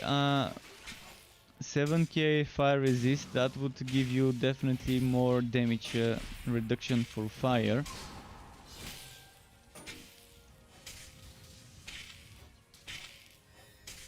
So fire resist, basically the way it counts resistances is this 13% I've got right now for physical gets added to the fire, and along with my fire defense, which is 32,000 etc. minus 11, so this 11,000 gets added to the fire. So right now I've got 56 fire here, 12,000 fire here, and another 7.4 thousand here fire. So I've got fire on 2 pieces. This fire defense gets added to the other one, and that adds up 30. So that's why this one gives me more than this one. But this one here is included in the other one. If you switch certain things, for example, I can switch this, it's gonna give me more fire but less normal. So I lose 1% of the normal, but the fire wins 4% more.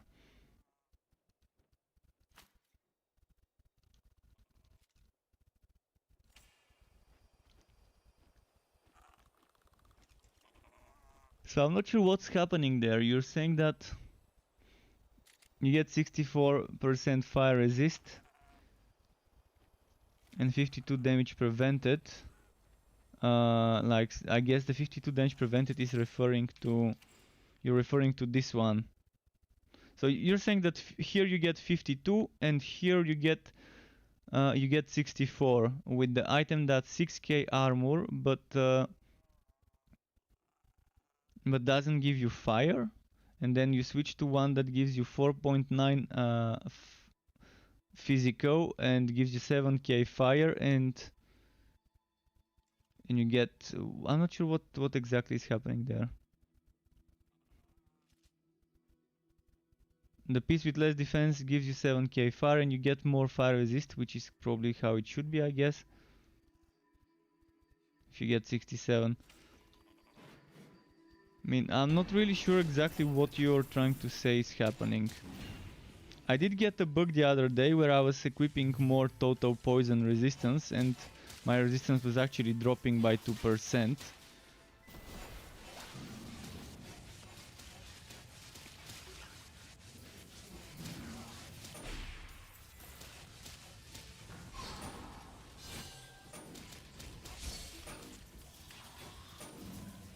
Like the bug I had was the flat number of poison defense was getting bigger, but the percentage was getting smaller. I had a bug where here this was growing, but this was going down.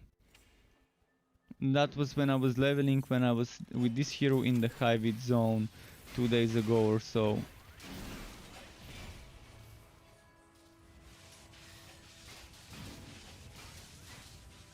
But I think that has been kind of silently hotfixed.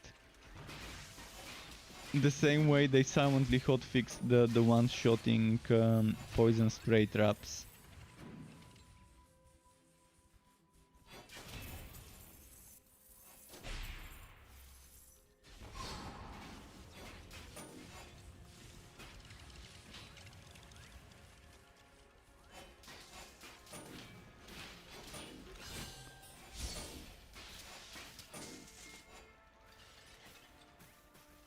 As for my opinion regarding highest DPS on a class, I can say if you want lazy mode, you can go for a Bane Train with Miasma, spamming Miasma and getting Puppet Master and then getting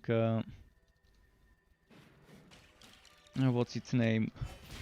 Shotgun car, flamethrower car and shocking rounds with Build Train. And with this one you can just be lazy and let the train do all the work for you. As for highest number, the highest damage number you would see on Scatter Shot with the Wingspan rifle.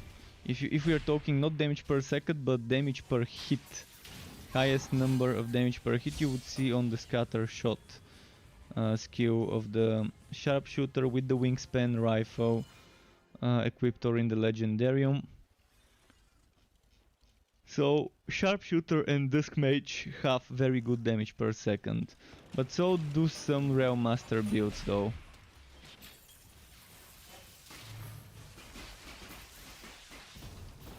You can't use that skill.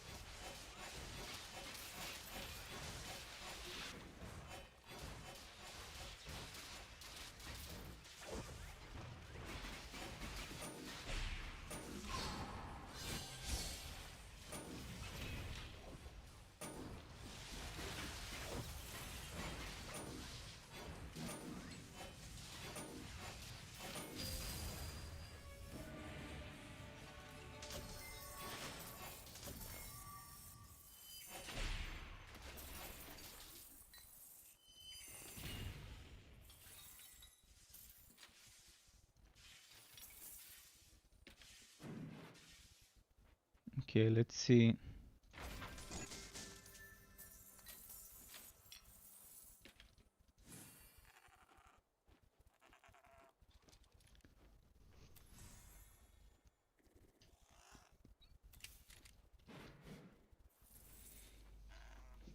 You can try Scatter Sharpshooter, yeah, that's pretty nice.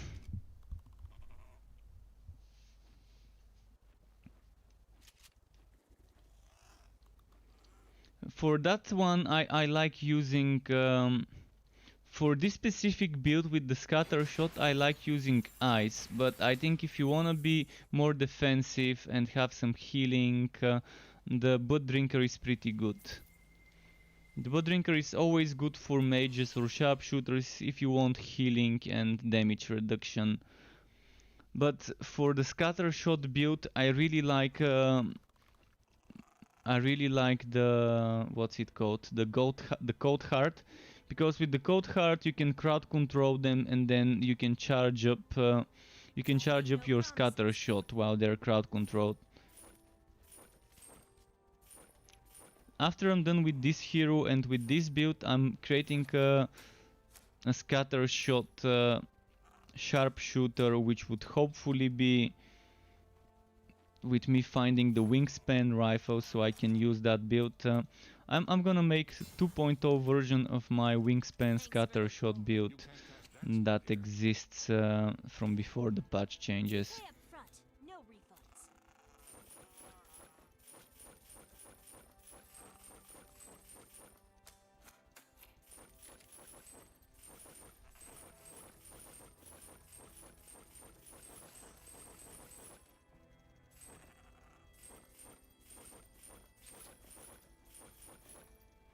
Good luck out there. Alright, one more map and then I'm gonna go to the fort and maybe try and finally enchant this damn weapon that the RNG just hates me. Today is such a bad experience. I've had so much bad luck this day. I've had bad luck with the Gambo. I've had bad luck with the RNG on the enchanting. I've had bad luck with the drops, giving me things I don't need really right now.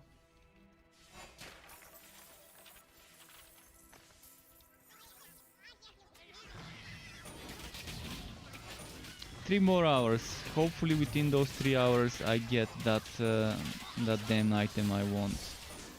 The celestial chest armor.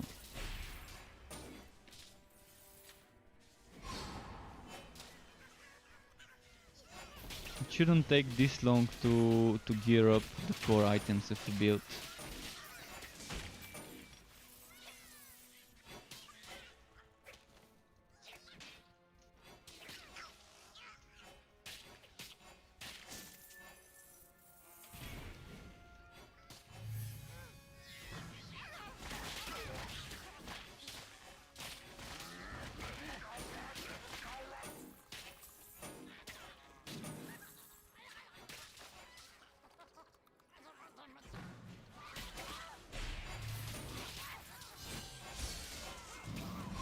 You're waiting for my sharpshooter gameplay. Alright, well, if everything goes well, I would be playing it tomorrow and the days after and leveling it up, and it will be my next build to make. It's on the to-do list, so I've already decided the next few builds after this one. So after the scatter shot, the wingspan scatter shot Cold Heart build, I will be making Electrode Railmaster Train basic attack build. So the Seismic Charger 2.0 basically, and after that I'm probably gonna be making a Bane Summoner Mage build, Nethermancer. We'll see.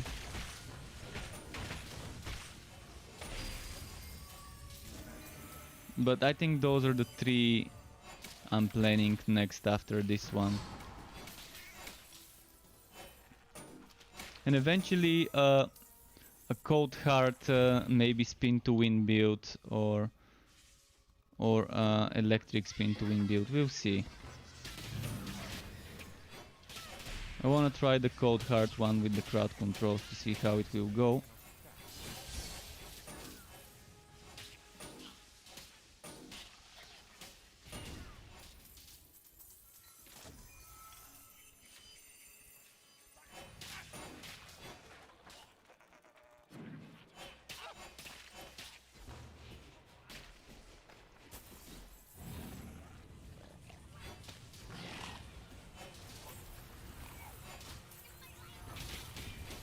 Let's just hope the RNG blesses me today with this Celestial Curious.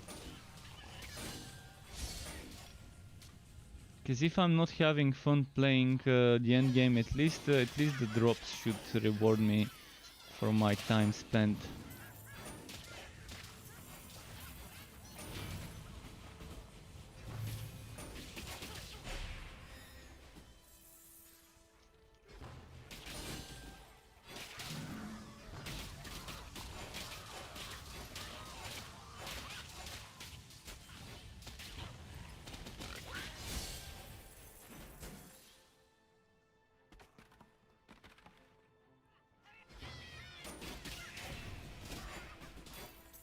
Let's see.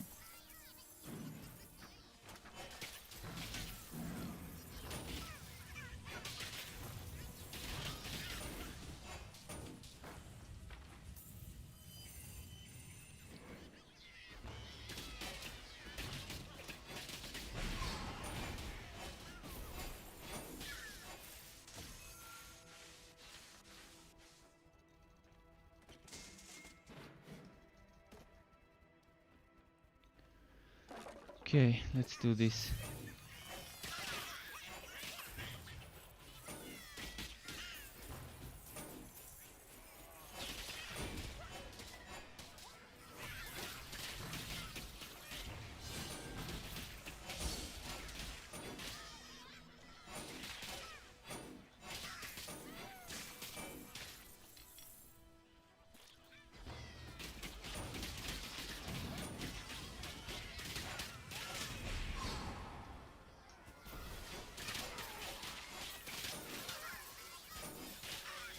And Evo says, how many SWOT of enchants can we have on one piece?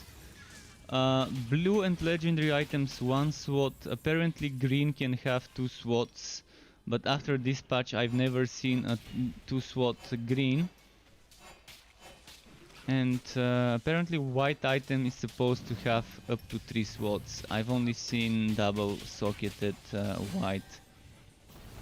After the patch. Before the patch I've seen triple socketed green, but green no longer can have 3 sockets after the patch changes.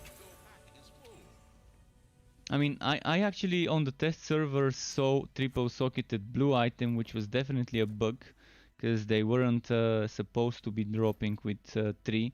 In fact, they were supposed to be getting nerfed from 2 to 1. I need to update on my builds the information that I had a triple socketed pistol, because yeah, that has been changed. I keep forgetting to update my website with this information. I'm gonna do it tonight after the stream to remove this text about the triple socketed blue, because the patch notes clearly say blue now can only drop with 1 socket and green with 2.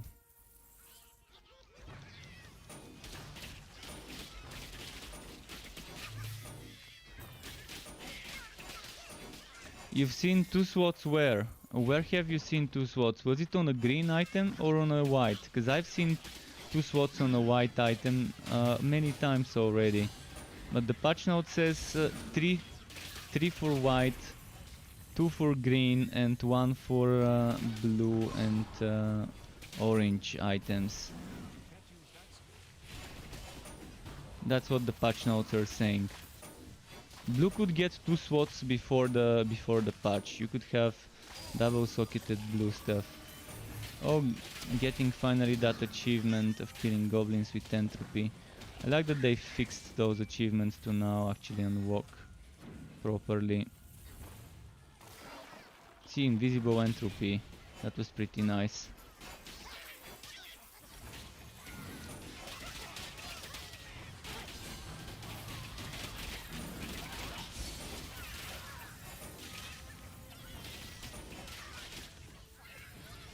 Yeah, on white 2 is doable.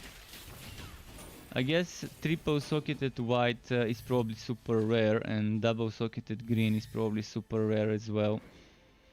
If it's even possible, if it's not a bug. And I don't know, I've definitely not seen double socketed green.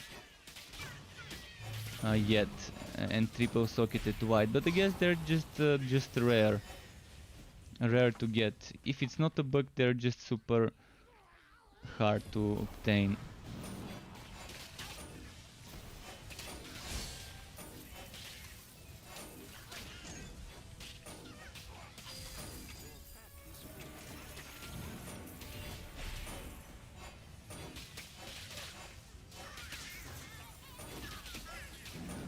I'm getting a pet item. From all the items I could get that I would have loved getting, it's a pet item.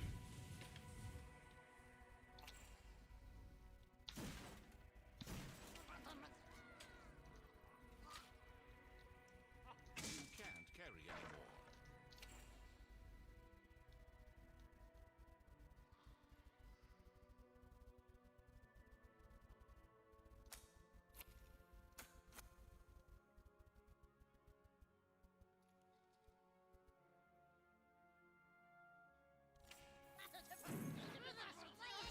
Okay.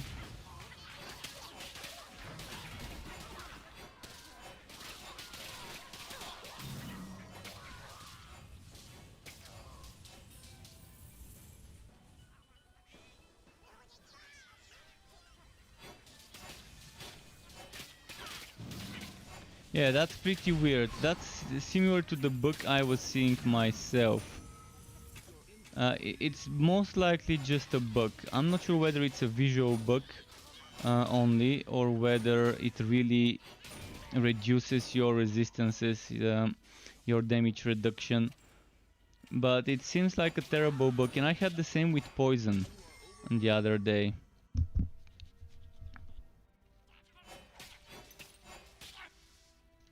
Hopefully it's just a visual representation, but not actually affecting the stats the way it says.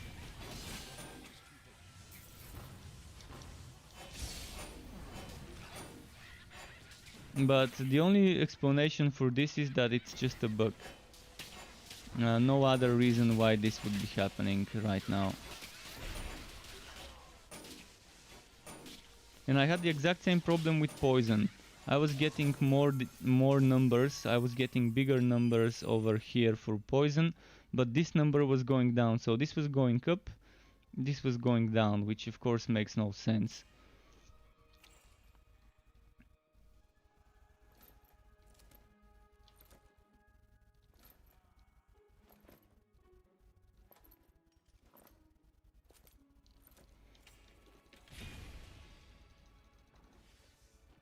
You could try and report it on Note. Maybe on Note there might already be ticket for it, but you could check. You could check if there isn't a ticket, you could open a new one. This is where you report things like those. You can even attach screenshots so they can see what you're talking about.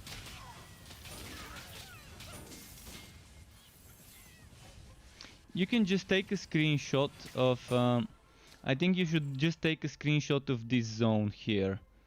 This part. They don't need this part here or this part, but they need here your level and stuff to see that you're in the exact same place. So if you give them a screenshot of this, so they can see those defenses changing, the regular defense, the fire defense and the percentages, and they see that you're kind of standing in the exact same place without moving. They would definitely realize that there's a bug, something to fix, to tweak, or to look into. Maybe it's just visually showing you wrong numbers, and on the back end it's the right numbers, but most likely it's actually buggy on the back end as well, where it's calculating the damage reduction.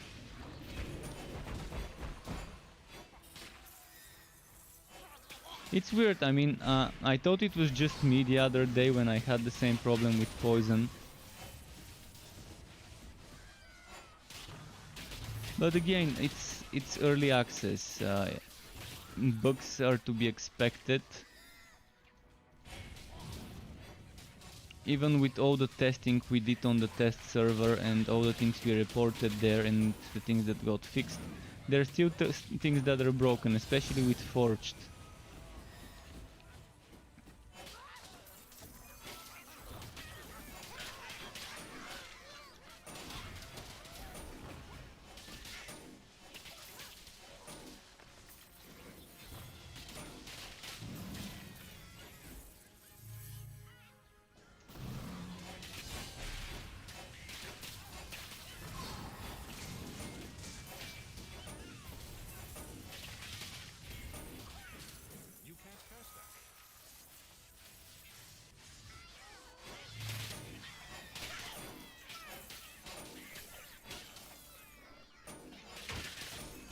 gonna have to stop using my relic because the boss is coming soon.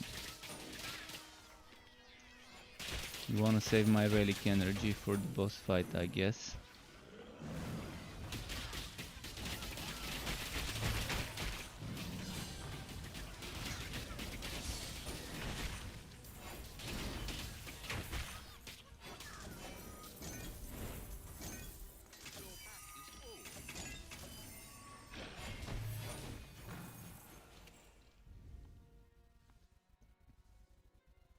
That's pretty good.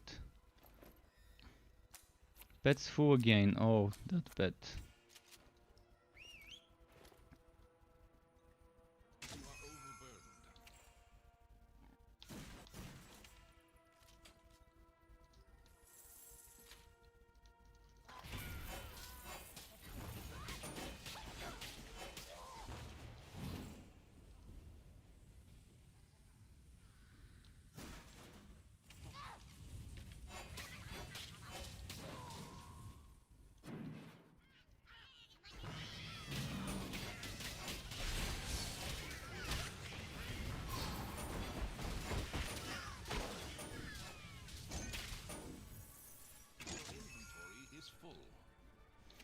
Alright, I'm gonna have to delete stuff.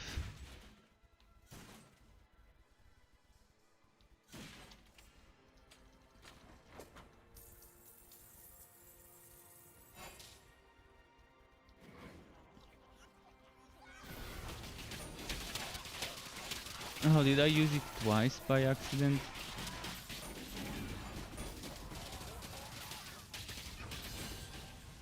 I definitely think it's better for this build to make Entropy a cooldown skill, so that you can proc mana infused with it. But would that be enough, one Entropy and Dark Spear on cooldown, to be building up the light bar? Because 8 seconds cooldown is a little bit too much. And maybe it's not gonna be enough to build up the light bar quickly. But if it's a cooldown skill, it should be proccing mana infused.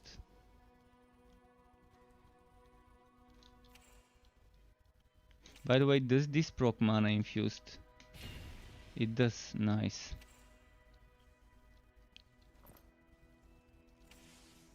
Come on, pet. Mana cost for spirit well. I think I already had another item like that, but alright.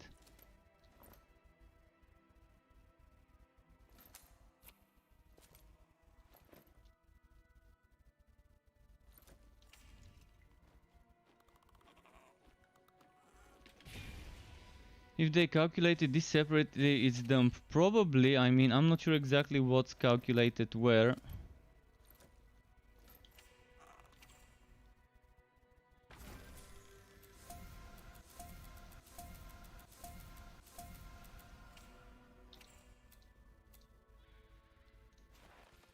Nice, finally. See, we finally got that item I needed, thanks to that gear bundle. Let's see if it's a good one. I'm most likely gonna put it in my Legendarium so I can use it on other builds. Yeah, attack speed for basic attacks, chance to chill, HP. This is Legendarium material item. This is something that's getting dismantled. But at least I got it and now I can finalize the build. I'm gonna have to respec some skill points. Your slow playing self finally beat Act 1. Wow. Grats to that. Hidonator, were you the person that said 17 hours in and still not starting Act 3, or was that another person yesterday? I can't remember who said it. But someone was asking me how much it takes to beat the story, and that they've already been 17 hours. And if you put it on Discord on Book Report, keep in mind it's not as good as Note, because on Note other people can see it and upvote it. Yeah, on Discord on Book Report it's not bad, it's better to put it there than nowhere. but Note is the best place to be reporting stuff. Unless it's some sort of a long feedback that needs to be sent as email, that includes multiple things, not just one.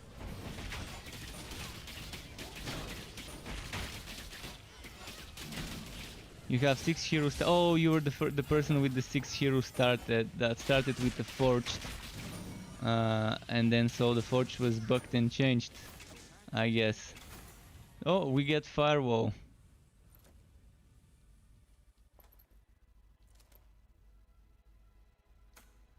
Another thing for the what's its name? For the legendarium probably. Although this is pretty nice. But chance to knockback, I definitely don't see myself benefiting from chance to knockback on a melee build. And the firewall is for a melee build. But it has a socket. See, if this had instead of chance to knockback, chance to slow, I would have used it on a train build with the Realm Master.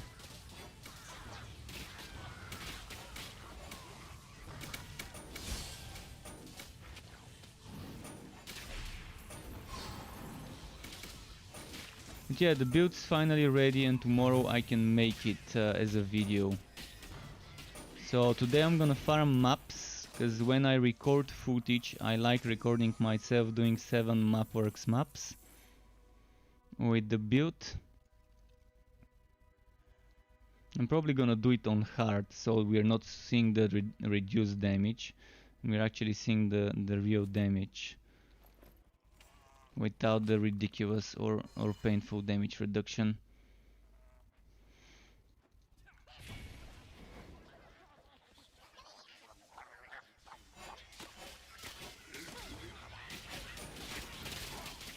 Okay, I'm gonna build the buff bar and then burst the boss. I'm not gonna start with my relic skills like I normally do. I wanna build the buff bar.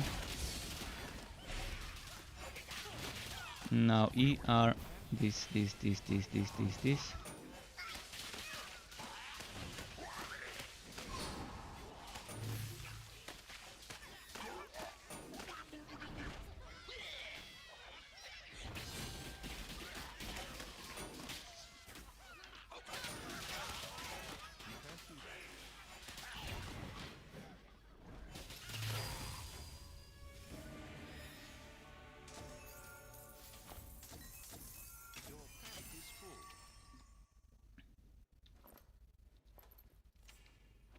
Damn, my pet's full again. Come on, pet. Let's delete the white stuff.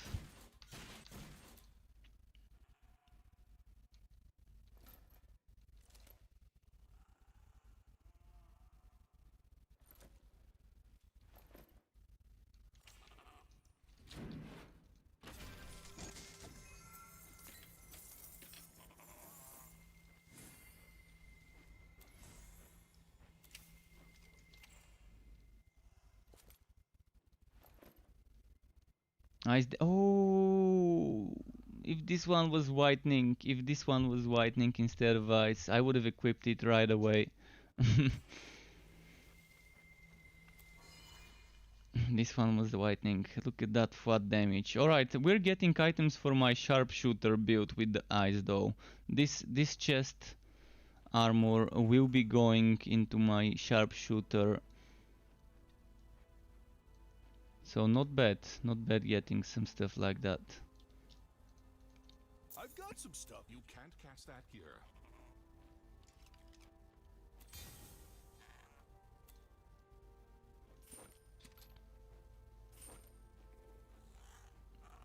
So we got poison damage, physical damage. Thanks. See ya. You can't cast that here. If my chest piece was better, I would have equipped it and removed the leg armor and equipped that flat electric or percent electric leg armor, but I'm losing crit damage and I'm not gaining anything with the new armor other than basic attack stuff. So I think it's better to just put it in the Legendarium so I can at least have it there. Because yeah, this extra HP increase is not worth it to replace my current 30 crit damage.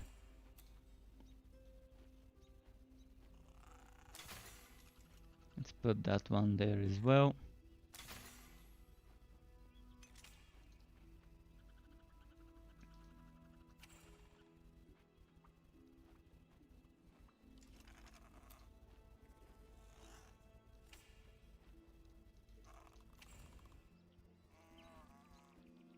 More ice damage here. Was that physical stuff or was it mixed? This is a little bit of fire, but also kind of mixed. Right, let's put this here. I'm gonna have to remember where I put what. Fire, but low level.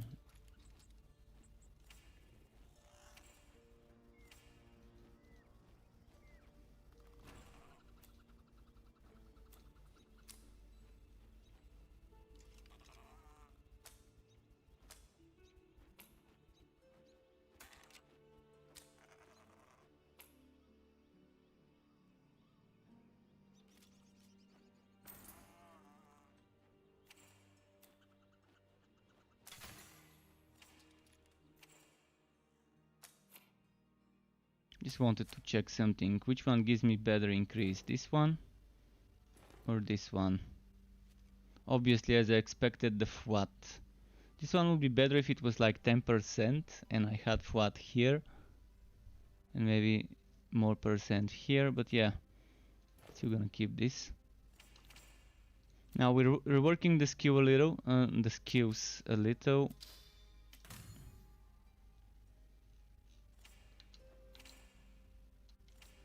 With respectacles. Need one more respectacle. Actually, I need 2 more respectacles. Exactly the amount I had. So this one, and now 1 point removed from N through P. And now 1, 2, 3, 4, 5, 6. Now we've got another 10 seconds for that 50% casting speed buff. And some more damage on top of this. So this is it, my build is now ready. I mean, there's quality of life stuff. And there's min-maxing and things like that that I would talk about in the video, I would write about, but the core things I needed were Celestial Gauntlets, Celestial Boots, and Celestial Mask and Celestial Cuirass. Those were the 4 core legendary items I needed. I needed things that give me mana regen, mana cost for Absolver, more mana regen, more mana cost for Absolver reduction, and some electric damage. The rest is just quality of life stuff. Let's try and get some more electric damage. Come on, I've got enough this time to probably get that electric damage. Come on, game.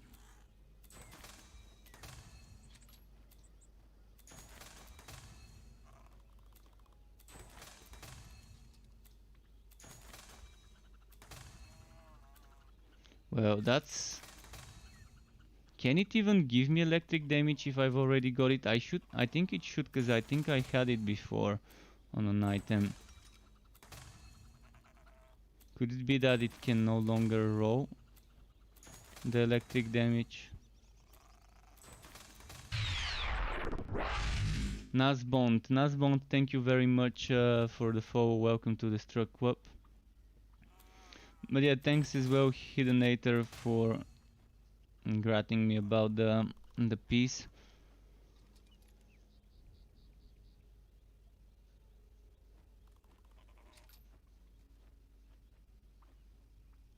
I think maybe they made it so that if you have the electric damage wrote at the bottom, you probably can no longer get it as an enchantment.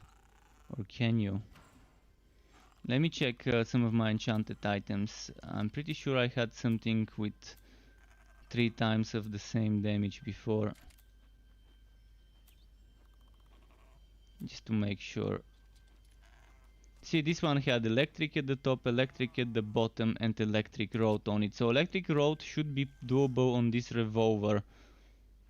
It should be doable on the revolver. And this one had it, so it's a one-handed item. It should be doable on this. I'm just super bad. I've already wasted probably 45,000 re-rolling this item, and it never gave me the electric damage. The RNG is just showing me a middle finger, and it doesn't want me to get the stats I want. Bad RNG. Once I get this electric damage, I'm gonna be rolling for mana regen per second on this one. This is gonna be the way to go for the Nether Skull. Okay, well, we now got this to level 6. Anything left here? Probably get some materials. I think I ran out of maps, if I'm not mistaken.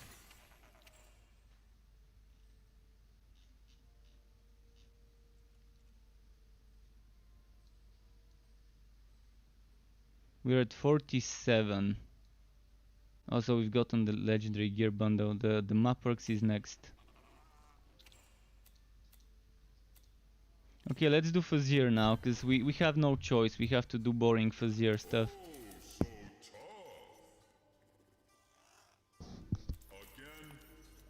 Maybe this one.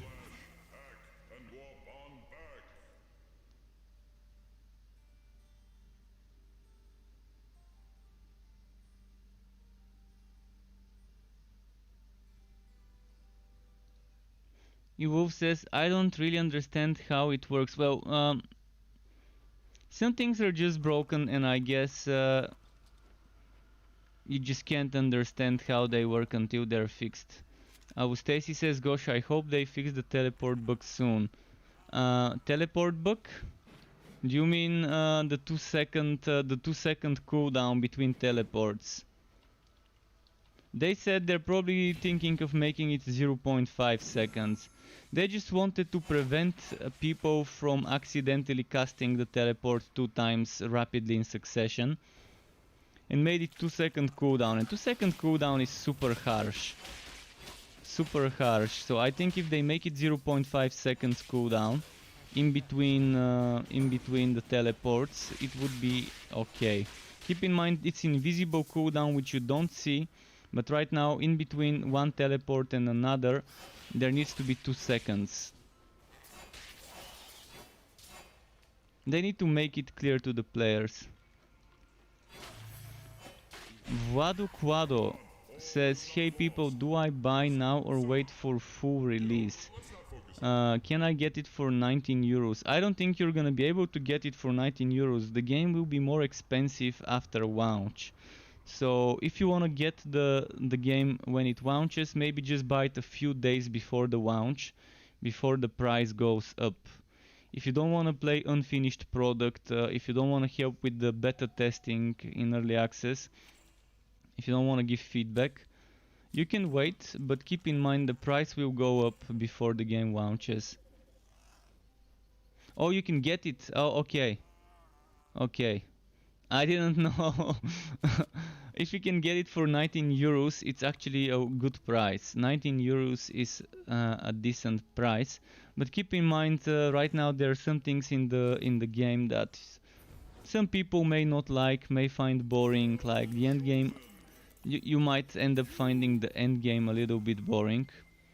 And there isn't much of it. There is just that one mode I'm doing now, and a stripped down version with map works, with opening map portals. But there is a lot of things the game can offer in regards to build variety. Especially now with the subclasses. Oh, and now I've got 5 projectiles finally. from my Absolver.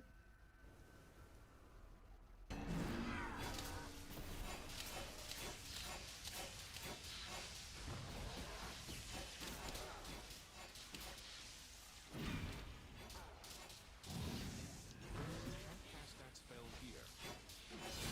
Right, let's buff up and start doing damage.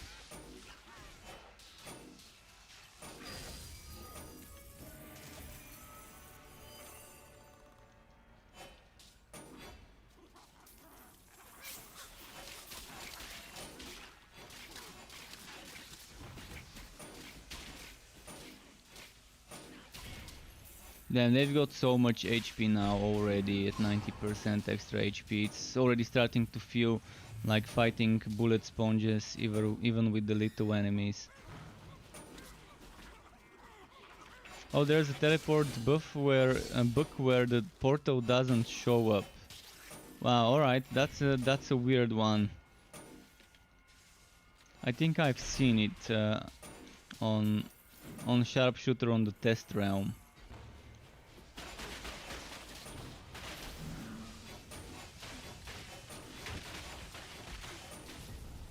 You can't cast that here.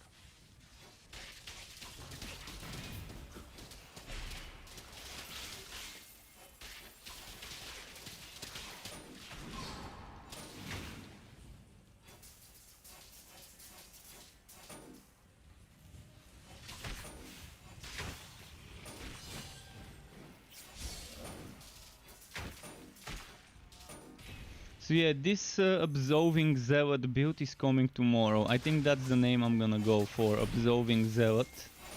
To make it clear that it's an Absolver and that he is fast.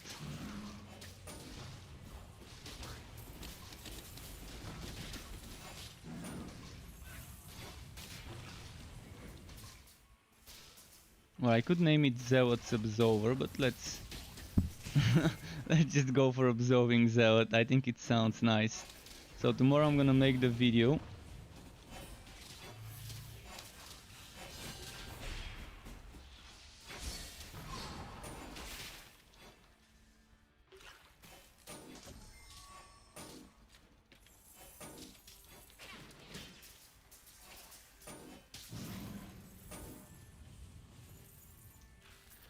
So thankfully I managed to get that chest.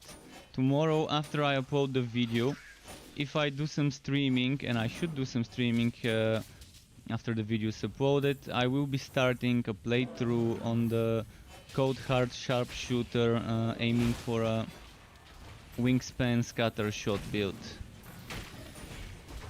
Upgraded version of my old one.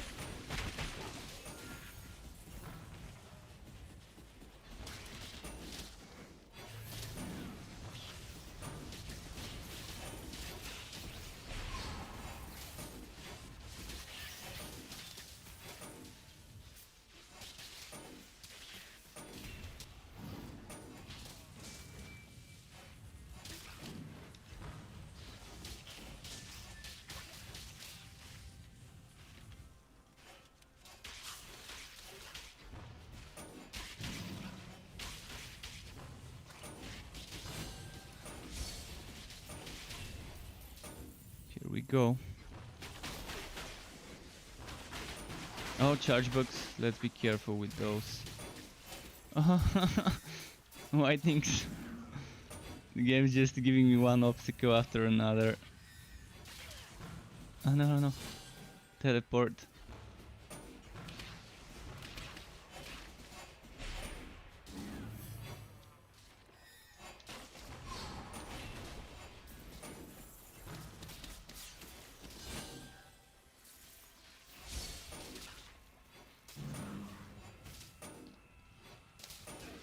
It can be played, by the way, instead of Absolver, you can play this with Holy Bolt. You can also try playing it with Radiant Blast, but that's gonna be a little bit tough on your mana.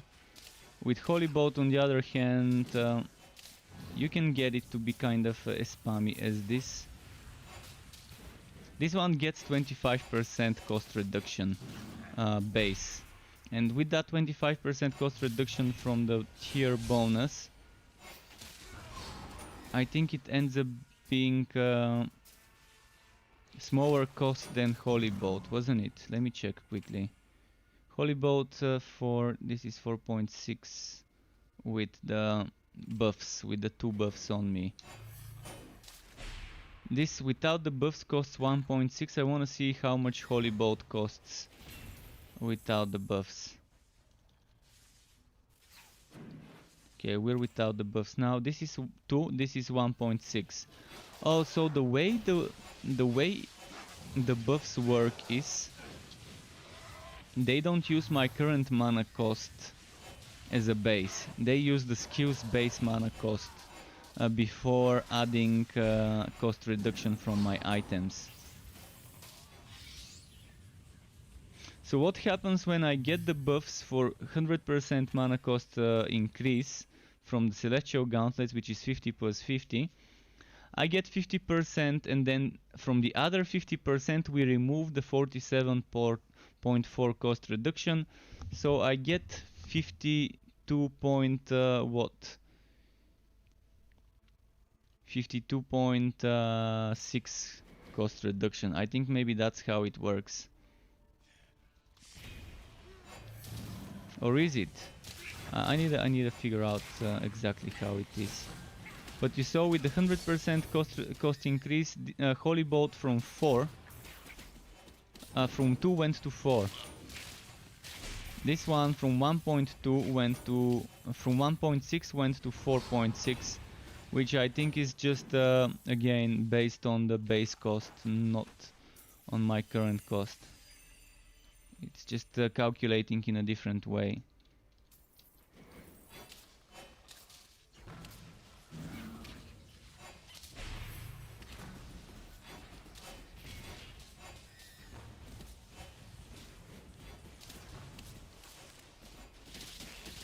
So yeah, you can play this build with Holy Bolt if you want. I wouldn't recommend playing it with Radiant Blast, but it's also doable. It's just gonna cost you a watt of mana, and it's not gonna be as spammy, and you want it to be spammy for that casting speed increase.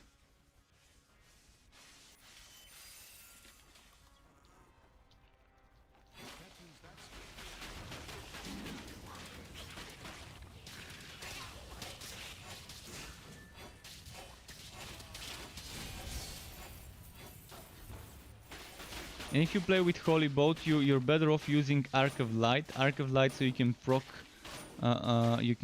what's its name, Absolver, while using Holy Bolt. This took a beating.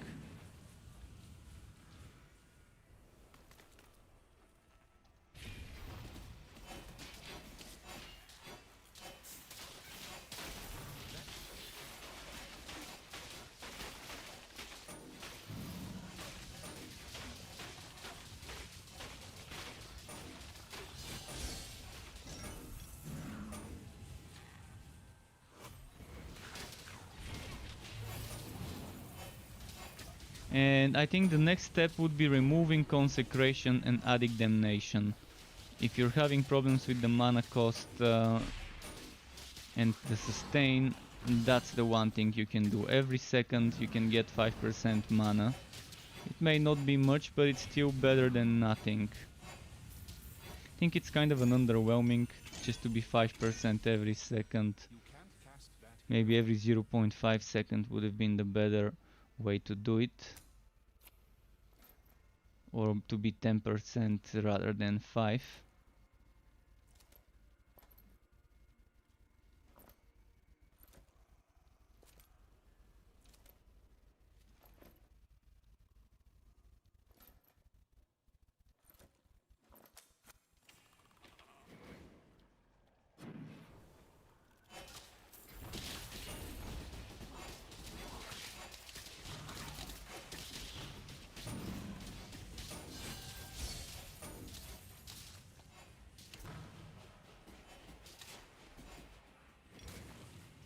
Okay.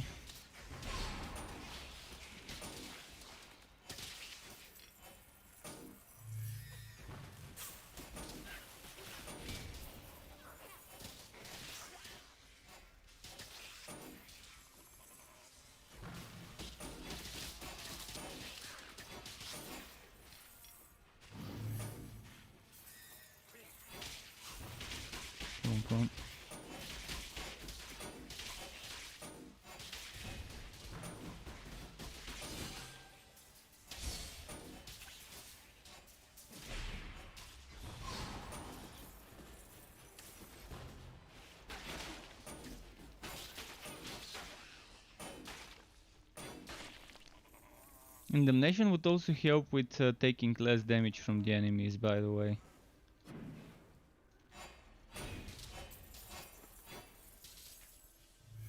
Helps a little, not much, but still nice. 50% damage taken less is pretty good. Even at level 1 plus 2 with the tier 1 bonus, it's still gonna be nice. Ideally I would want that at tier 2, but there's not enough points. Oh, I can remove this point. We no longer need this point. See, if I had 3 more points to put to get more damage for entropy and light spears and dark spears, okay. Yeah, I think I can get this point removed and then probably get this 1 point removed, and then where do we spend those? I'm probably gonna put 1 more point in entropy and just 1 point in damnation, and that's gonna be the version. But this one is just useless, this point, it's wasted. Cooldown for Dusk Mage skills could work very well. It could work very well. Let's say I want cooldown for Dusk Mage skills. I remove this 1 point. I remove this 1 point, and that's 2 points. And I remove 1 more point from entropy. It's retaining the level 6, but being level 4. And that's 3 points. And I can put those points here, and this gives me cooldown for Dusk Mage skills. And then I make entropy a cooldown skill. And it becomes 8-second cooldown skill with this item.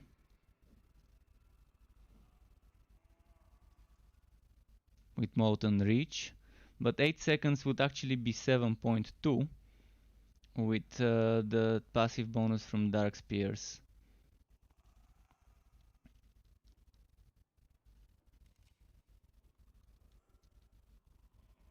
What else could I use on this build? Power Conduit can be used, but I'd rather not.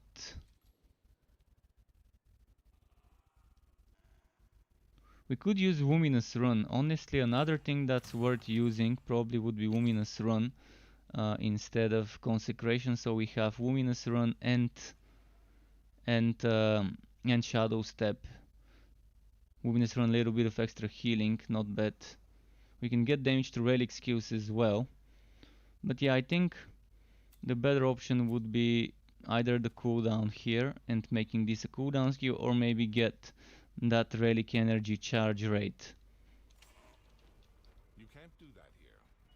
There's gonna be a few setups. I'm gonna do a few alternative versions of how to spend the points.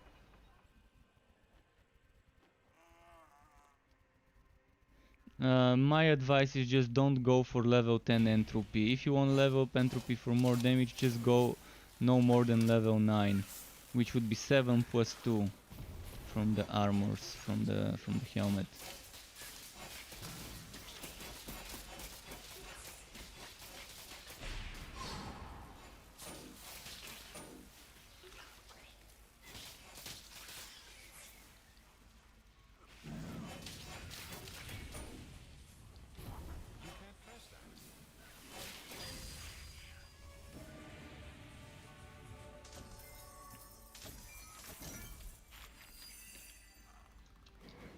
What do you think about Blood Drinker on this match? I've already said it multiple times on my stream. Blood Drinker right now is my favorite relic. Because Drain. I love Drain. And Drain on Mage and Sharpshooter is something amazing. Because those classes are squishy. You need healing on those sometimes. If you're not good at dodging and are having problems with survivability, doing something like... just a second. Something like this. Okay, that's my Sharpshooter. Something like this on a mage would be pretty nice. Even if you don't max this one out and just keep this one 6 and this one 1 and just save 5 points from that one. Maybe put them on Rupture. Maybe don't. Maybe just put them in Dusk Mage skills. You would want 5 points here, 10 points here, 1, 1. 5, and either 1 point here or 3 points here or 6 points here. I would suggest going for 6 points for the duration. I think 6 points was the duration, if I'm not mistaken. This gives you knockback, meaning pushes the enemies away from you. It gives you healing, 20% healing every second for 3 seconds or for 3.75 seconds. This can heal you. This heals you amazingly well and does nice damage. I think Blood Drinker Dusk Mage I will do eventually. It's on my to-do list. I mean, I will do every class with every relic. It just takes time. You know, I have to level up heroes. I have to farm some items. So I can't pop them out every day anymore until they enable the test server. If they reopen the test server, I can make a build every day. But without the test server, it's not gonna be possible. It's gonna take some grinding, maybe 4 days before I can make a build, or 5 days before I can make a build for each build. So it's gonna take a while. I've got 13 builds left. After this build, there's gonna be 12 builds left. So this is something you can try on a Dusk Mage. This is my setup for my sharpshooter. I've got different setups, so you can see how the things here are changing. So you can see this one, you can see this one, you can see this one, this one. Oh wait, you're probably not seeing it. Oh no, you are, okay. Good thing. So I didn't switch it off. So yeah, that's something you could experiment with on the sharpshooter or Dusk Mage. Or any other hero. I mean, I love it. I love this relic, and my favorite skill is Drain from all the new skills. The skills that didn't exist before the patch.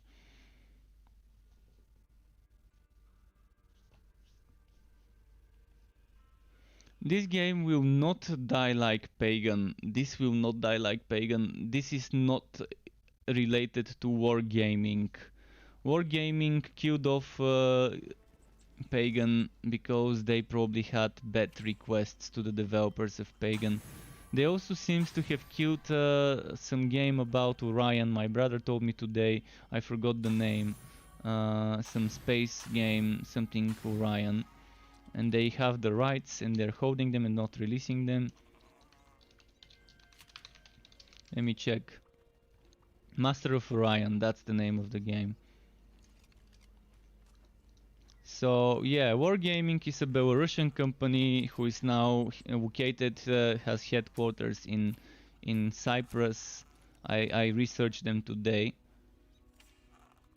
And they kind of were the publishers of Pagan, and most likely they were requesting certain things from the developers as systems, as implementations, to maybe squeeze it dry for more money, or I don't know exactly how it is. I own Pagan Online, but I never launched it. Because on the day I got Pagan Online, on the next day Torchlight 3 got its early access phase. It started its early access, so I kind of never got to even try Pagan Online. But I've got it. I can try the Pagan offline version. In fact, there's already cracked versions of it. So if someone wants to get it, they can even go get the cracked version of the Pagan game. If you don't want to support Wargaming. Although I'm not sure whether Wargaming is now related to the game, now that the online is gone from it.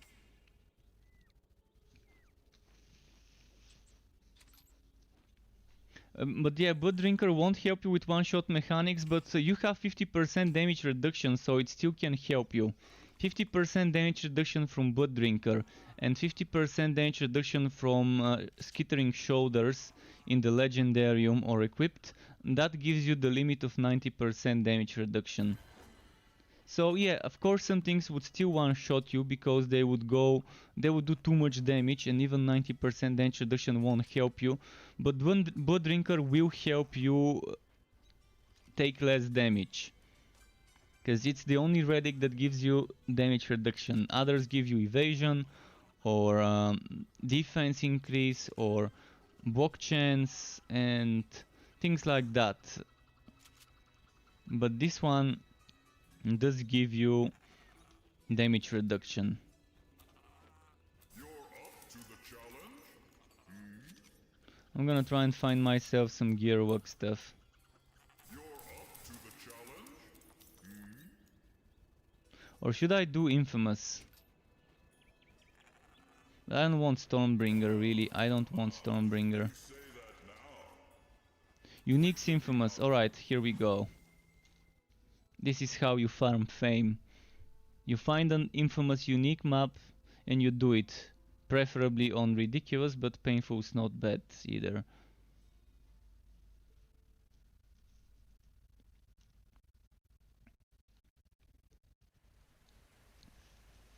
But yeah, I like how there's bouncing off of the chat now.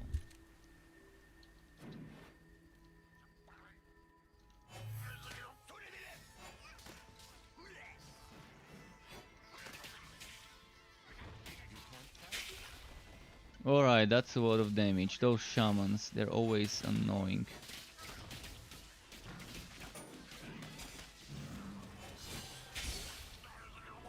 I mean, he's pulling me next to him and there's the golem there.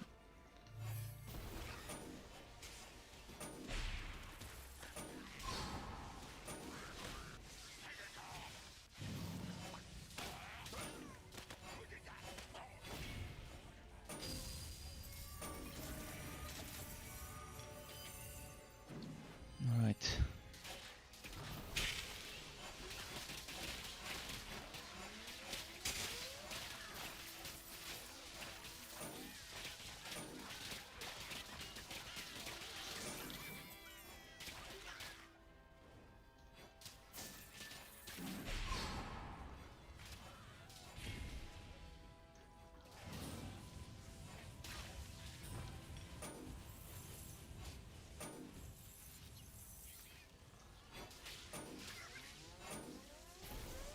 Yeah, I love Wood Drinker.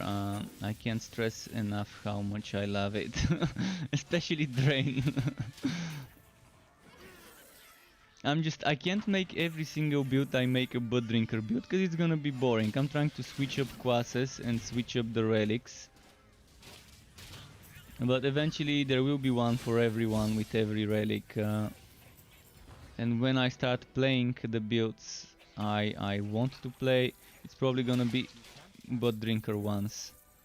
And that I spend the most time playing. I'm still gonna be playing different builds because normally how I play the game is I play 2, 3, 4 games on one hero, then I switch on another. Just to avoid the staleness of the grind. And now with classes and subclasses providing so much variety, yeah, I can probably do 5 games one hero, then switch 5 games another hero, then switch. And it's gonna be fun. First I need to level those up though. That spell can't be cast.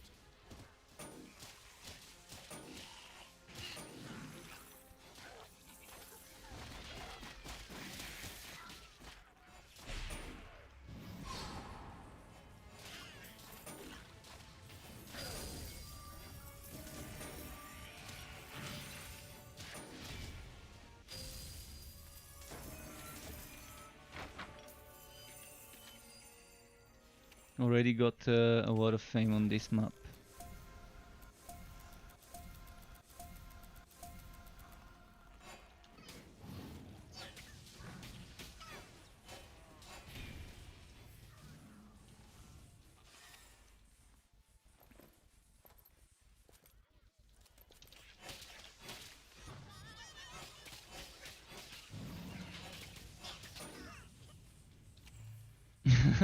They kind of surprised me, did not expect to get attacked. I thought they were dead.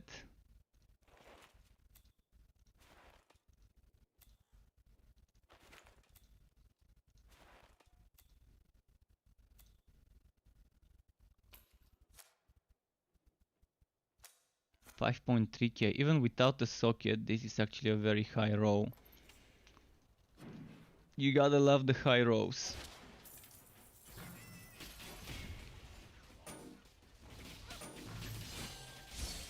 Oh, that was a nice lightning strike. I'm expecting a thunder any time now. It's raining again. Very thematic for my channel when it's raining outside and when there's lightning thunderstorms.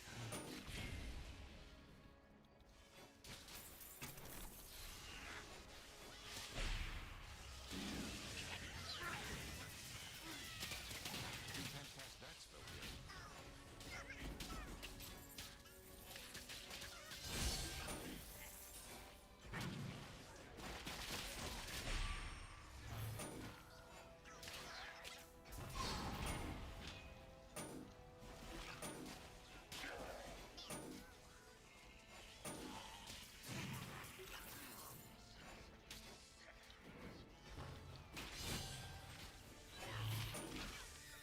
Uh-huh.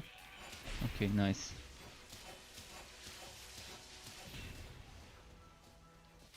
I'm loving this speed.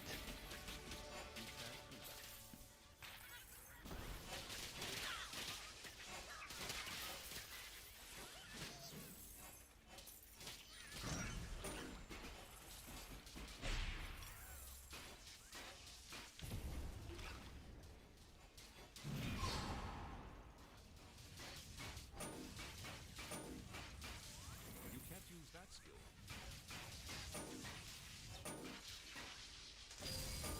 Okay, nice.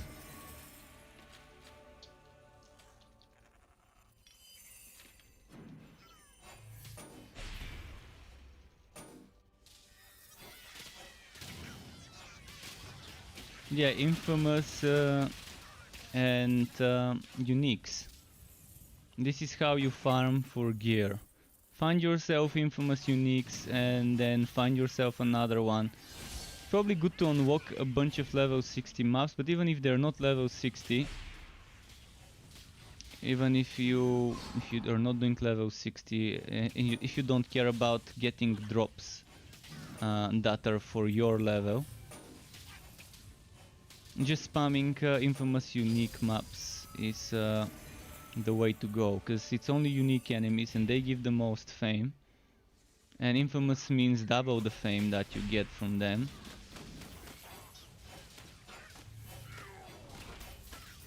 I might make a short video about this, people might wanna know this, keep getting some questions about effective ways of farming.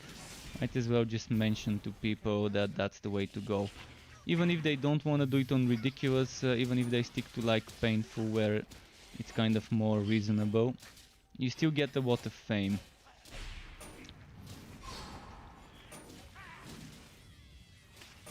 Per cute green enemy. Fuck. You can't use that skill. I don't have potions, I need to be super careful now. This looked like a potion, it wasn't.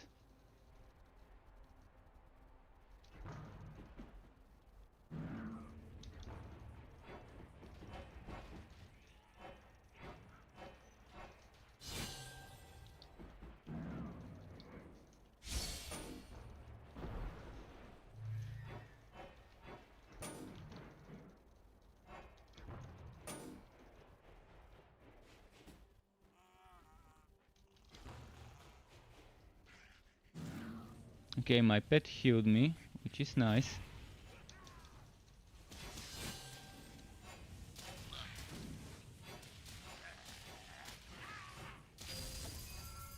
Okay, drop me a potion, come on. We deserve the potion here. I'm gonna kill those there, cause there seems to be something that could drop a potion, like a chest. You feel much healthier.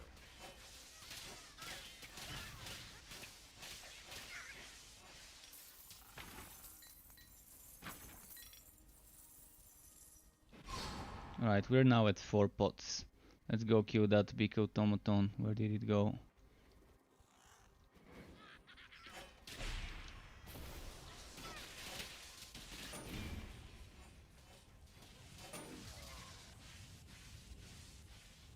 I hope this build proves to be fun to some of you out there. I personally am enjoying playing it.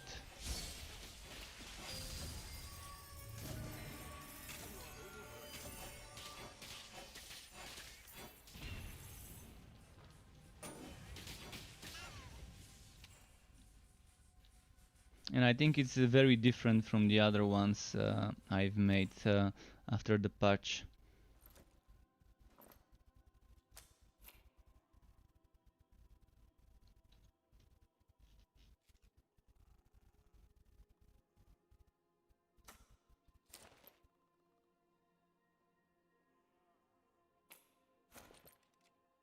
That's 12,000, that's 12,200. Yeah, I think it's a little better.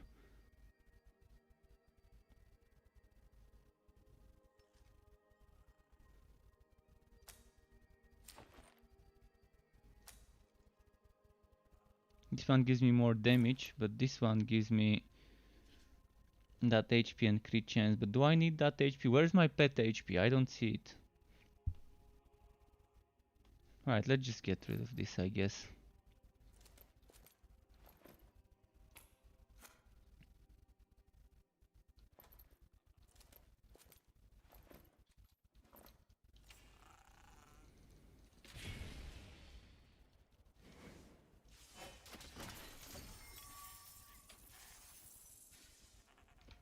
Can't do that.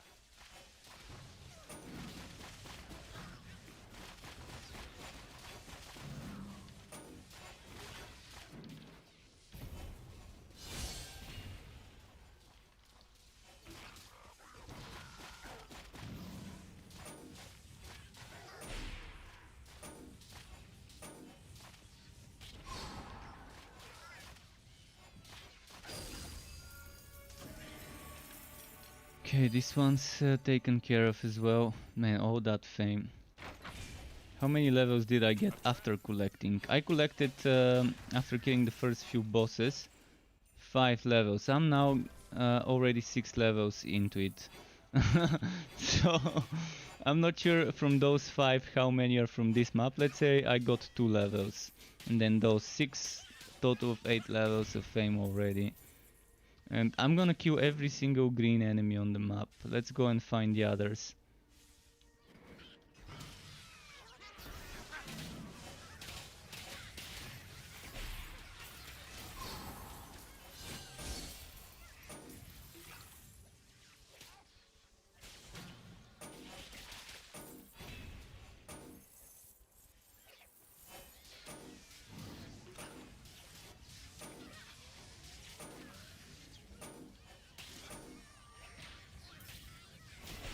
Although I'm afraid that if I upload a video about doing this, that they're gonna nerf it.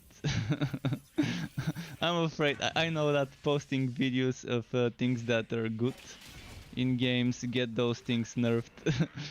So if I post a video about people telling, hey, if you wanna farm stuff, do infamous unique maps, find yourself one that you can do reasonably quickly.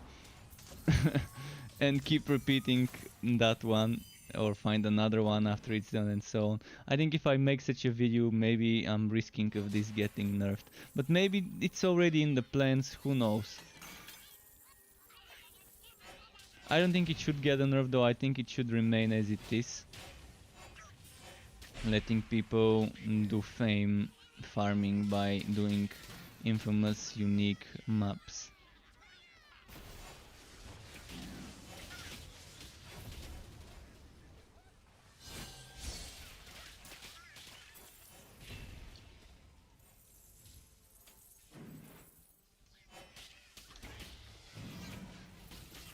Yeah, infamous unique maps from the dungeon.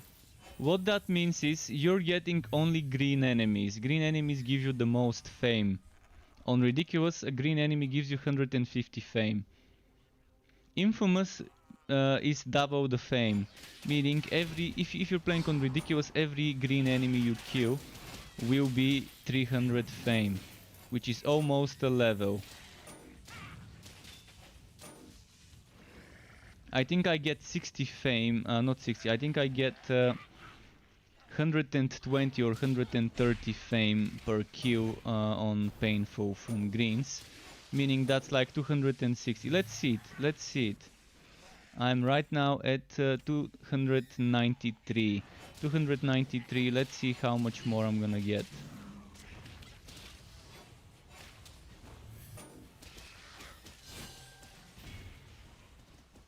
on painful. So 293 turned into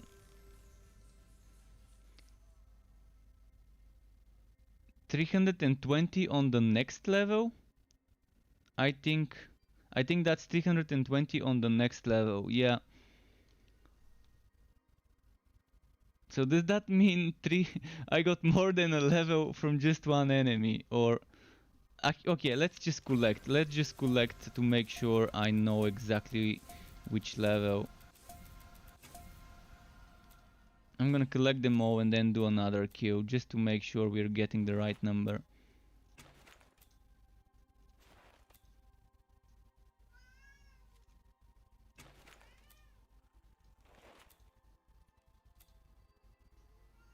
Is my pet full? Yes, it is. I'm gonna delete the white gear and give it some non-white gear to sell.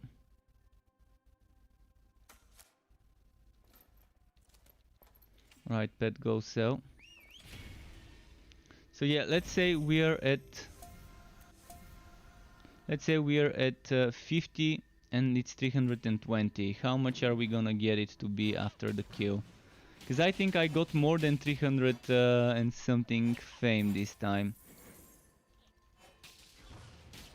on painful from that last kill.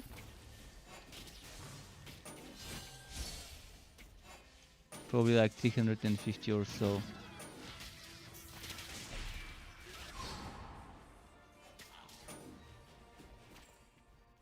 $320.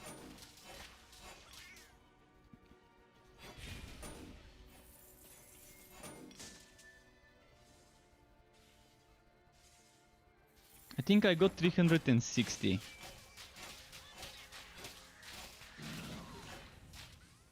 think I got 360. So what would that mean? 180? I think I got 180 from the enemy doubled.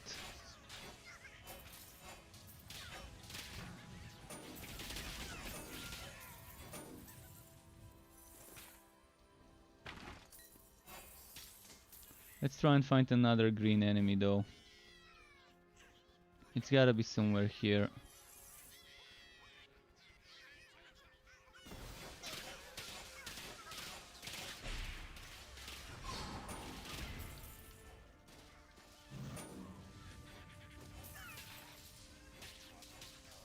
My pet wants some food, maybe it's time to feed him.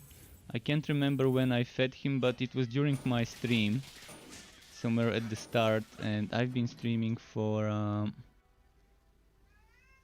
6 hours 50 minutes. Alright, let's say after this map I'm gonna give him food, because he's bugging me. Your pet has arrived.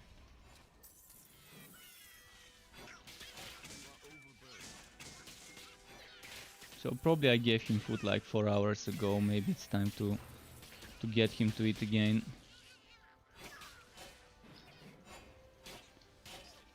So where do I look for this green enemy? Come on, show yourself. It's gotta be some... Oh, there we go. Found one. Seems to be Stormbringer though. You can't cast that here.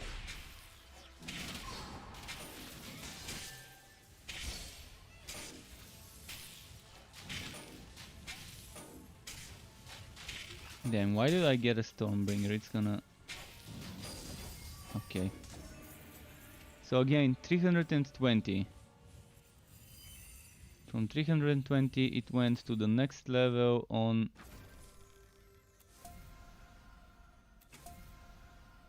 Well, it gave me 2 whole levels.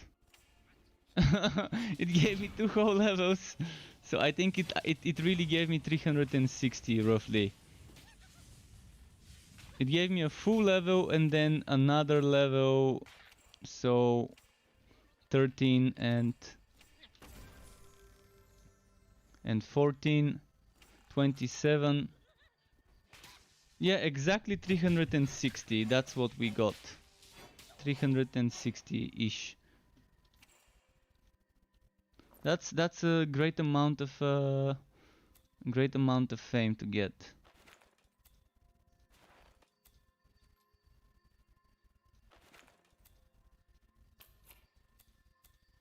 The pet's back, I can give him some stuff. So on painful, 360 fame just from that one enemy. It's definitely worth it, I mean, it is a lot.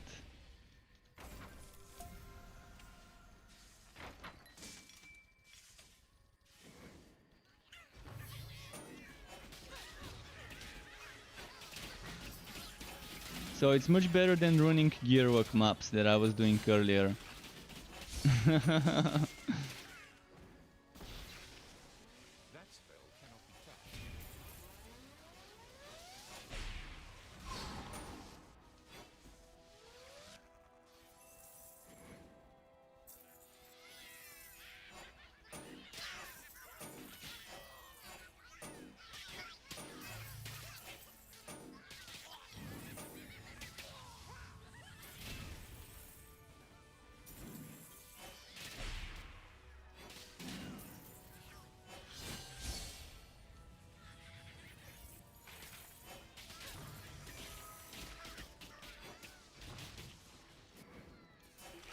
Alright, another one.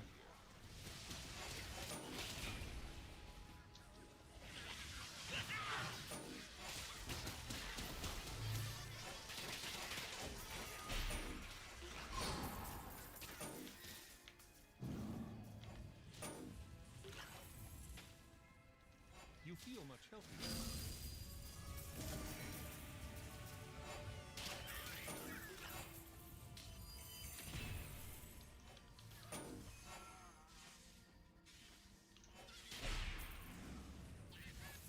So at least now we figured out a fun way to get fame quickly. I always knew this one was gonna be a good one for fame. I didn't expect it to be that good. I mean, that's a ton of it.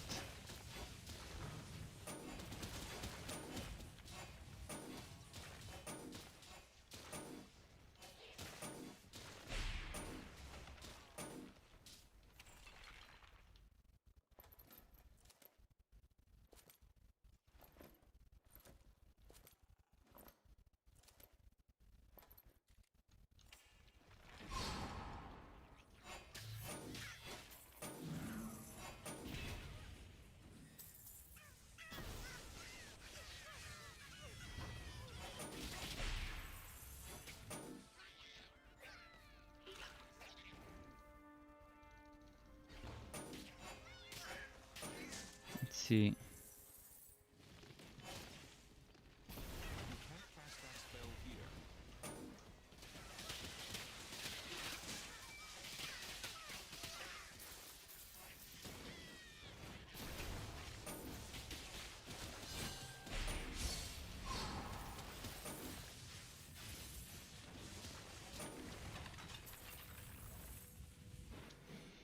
Okay, I've missed some, so I think I'm better off returning, because you never know if I'm gonna have another map like that.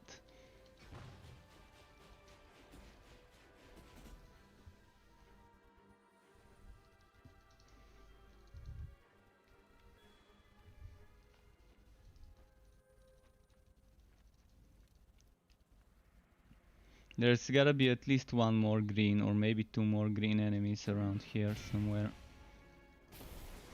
There we go, one. Ah, so much poison.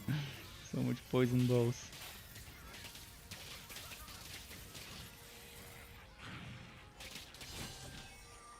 Yeah.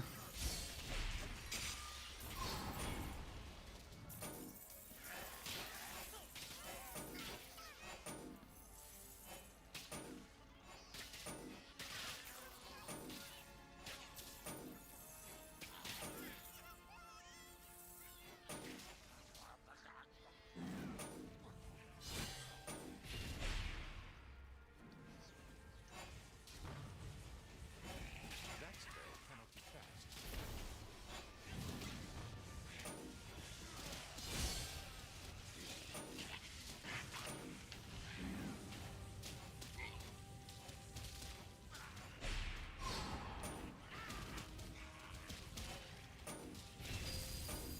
Okay, that knockback was not working well in my favor.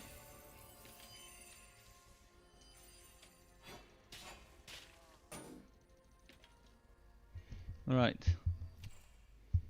Is the pet full again? Time to go for the boss. We've cleared this map. A lot of map levels. I mean a lot of fame levels with this one.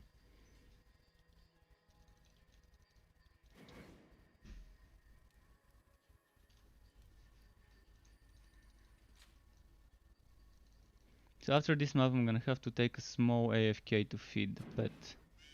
He's patiently waiting on his bed now.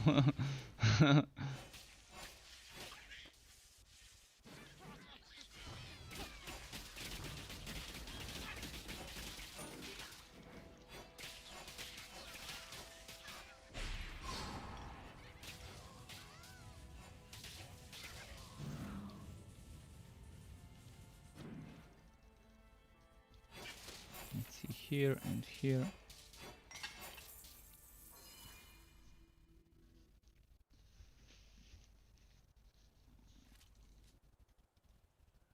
Should I wait for the pet or just jump in?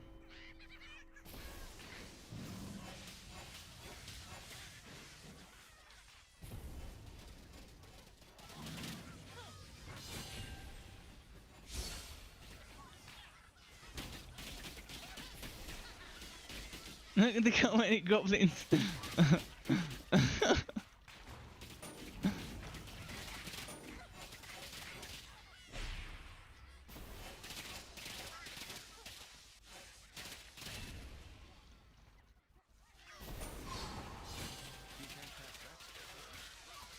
There are just so many goblins.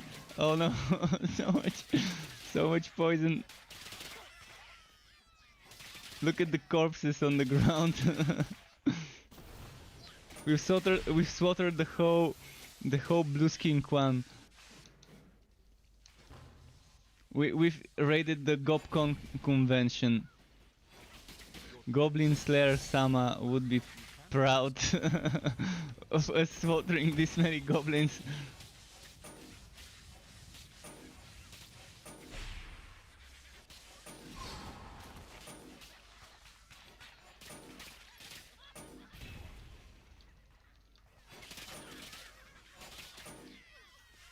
You can't cast that here.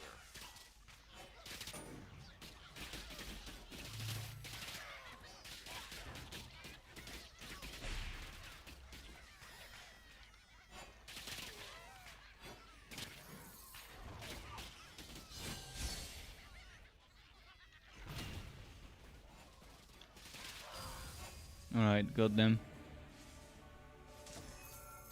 And Swacker 83, yes, there is multiplayer, there is co-op. No PvP, just co-op.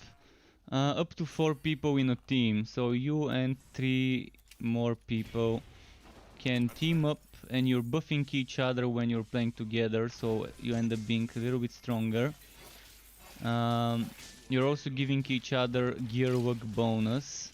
So if you're within the vicinity of another person, both of you get 15% more gear work, and the limit is 100, so it's not a bad bonus for just being nearby another player. You don't even have to be in a party to get the bonus, but that no longer is useful, because if you're not in a party, you're not gonna be able to kill stuff together, but you do get it in town when you're next to another player.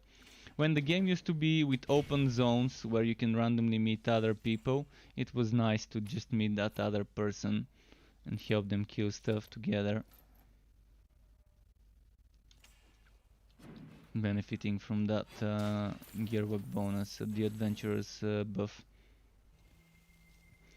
Okay, that was a lot of fame. Alright, let's go feed my cat. There is no matchmaking, by the way, right now. So there is no matchmaking. You can only team up with either people that are next to you, nearby, in the town, in the hub, and you invite them, or you can use global chat to find people, or you can invite people on Steam from your Steam friends list. I'm gonna quickly run a 90-second ad break on Twitch. If you're on YouTube, there's not gonna be ads for you. You're gonna have to wait. I'm gonna feed the pet, cause not sure if you can hear him, but come on, Sky.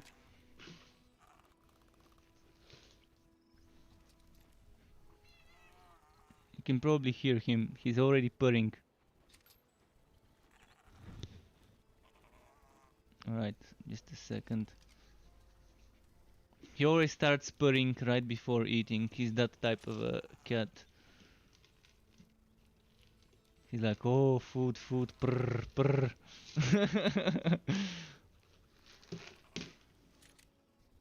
Alright.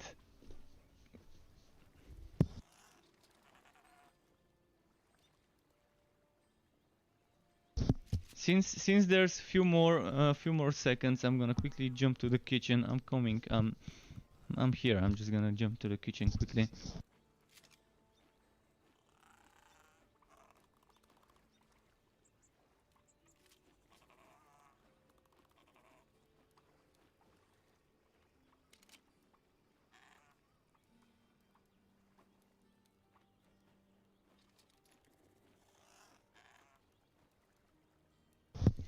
Alright, I'm back.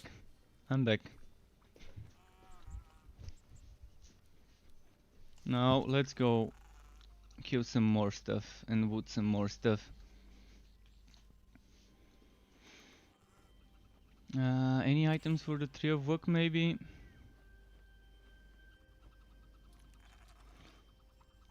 $5.2 or 5.3k, I guess.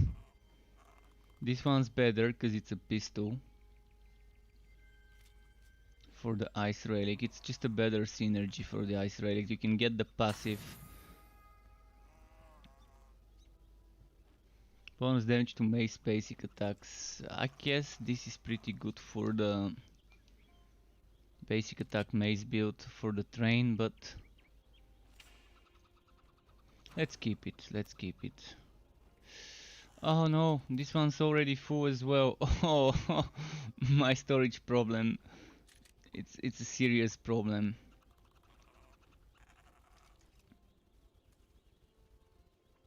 I'm gonna have to get rid of this.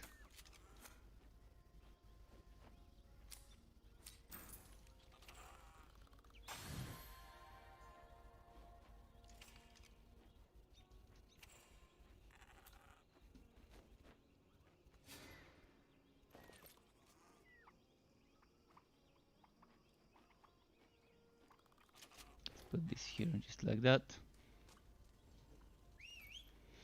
So let's find another infamous map with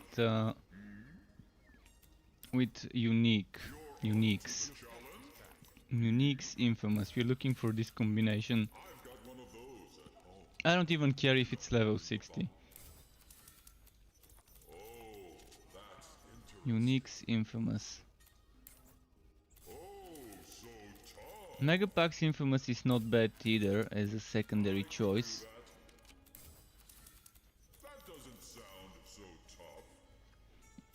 Alright, we're moving down to the non-level 60 maps. Hopefully we can find. There's uniques and gear wacky, but we want that fame, the fame gain. Uniques and icebreaker.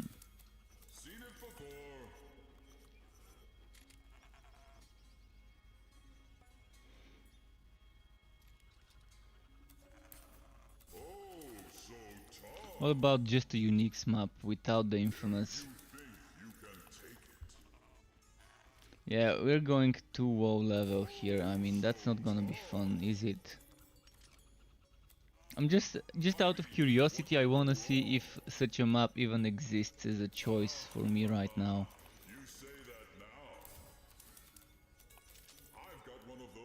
I guess it doesn't, not right now. Yeah. Right, let's take some other type of infamous map.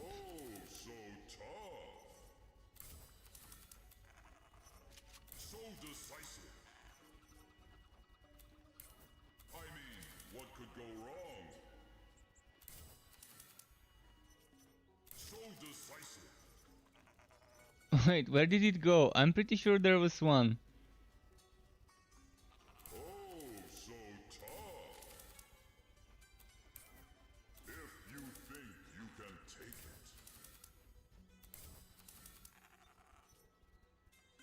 it. Is it just me or did the map disappear? There was a Unix or an infamous map somewhere that I found. Could it have been here? What could go wrong? Oh, Unix Gear Wookie. Alright, maybe let's do this one. It's double health, but at least it's Unix. And Unix probably is better to select Unix instead of... if you have to pick only Unix or only infamous, I think probably only Unix is the better choice.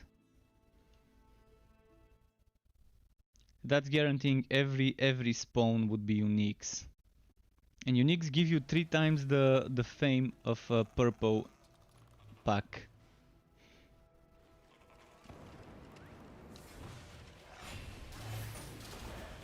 So those are gonna be a little bit bulkier because they've got double HP.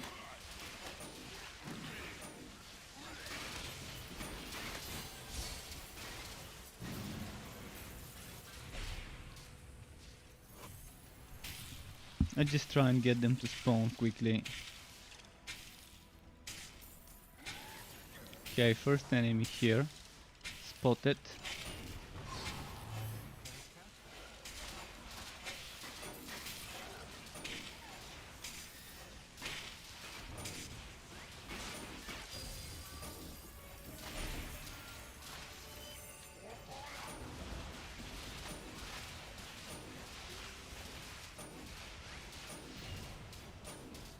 I can just move on, I don't have to kill those. If we're here for the fame to get contract levels, we can just skip trash mobs and only stop at elites, at Unix.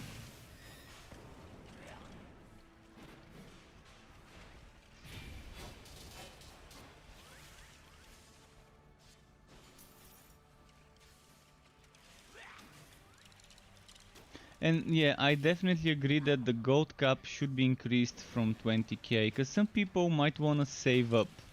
I know that sometimes when you save up the gold before enchanting and disenchanting, it's pretty nice.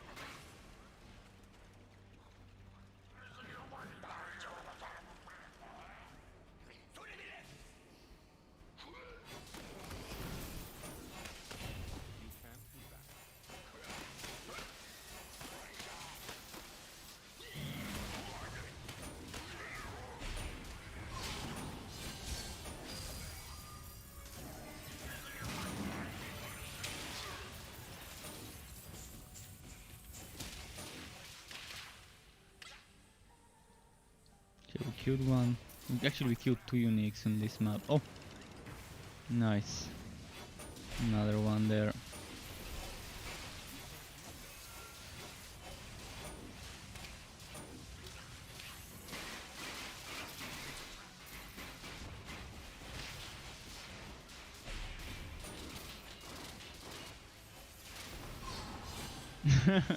my pet now after he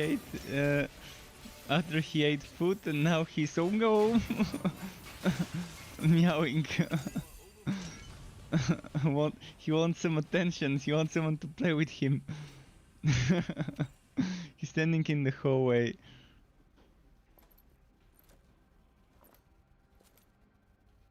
Let's see.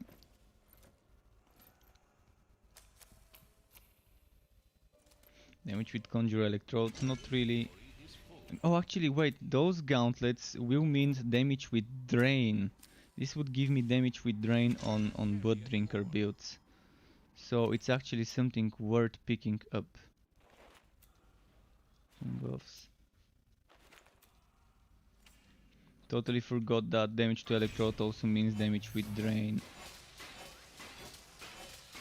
And I think it also increases damage with Poison Nova.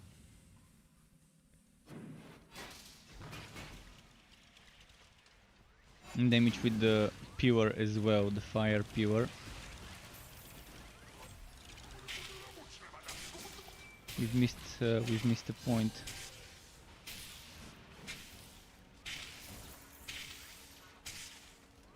It's most likely unique over there.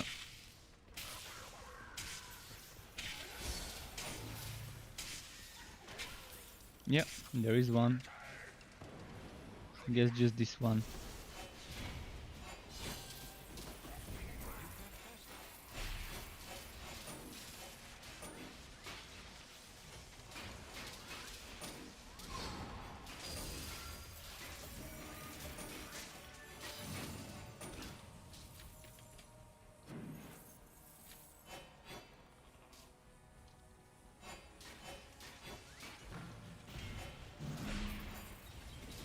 Okay.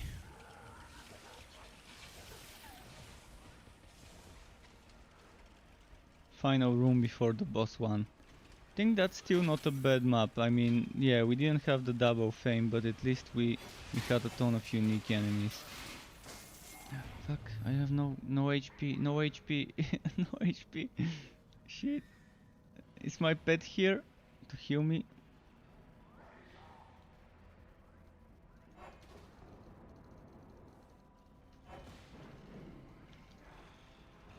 I'm gonna die, I'm gonna die. You can't do that here.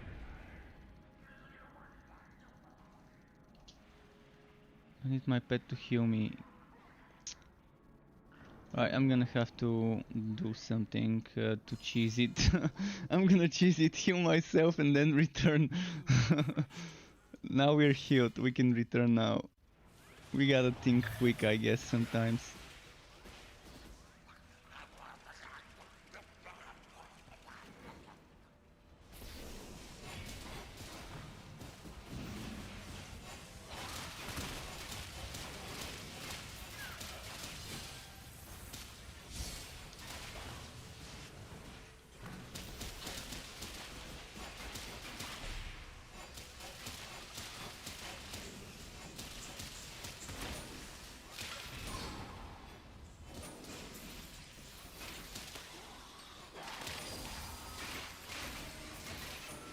Alright. That worked fine.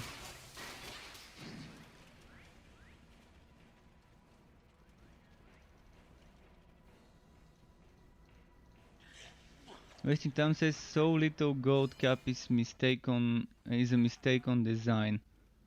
The little gold cap was there for a reason before.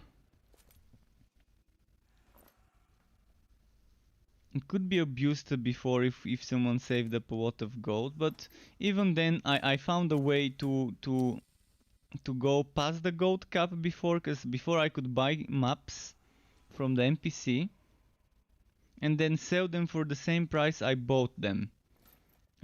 So I was using maps as gold. I was stockpiling maps as gold bars in a way. That was how I was dealing with the gold cap before. But of course then they nerfed it. They made it so that you buy maps for more than you can sell them. So I couldn't do this anymore.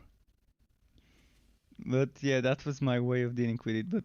But before I think they had a reason so that people don't abuse it. Because you didn't need that much gold before. You didn't have gambling. You didn't have gold sinks. You didn't have enchanting.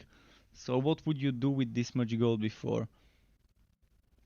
But now you have so many gold things. Forts, enchanting, gambling, resurrections. There is a lot of stuff where you can spend that.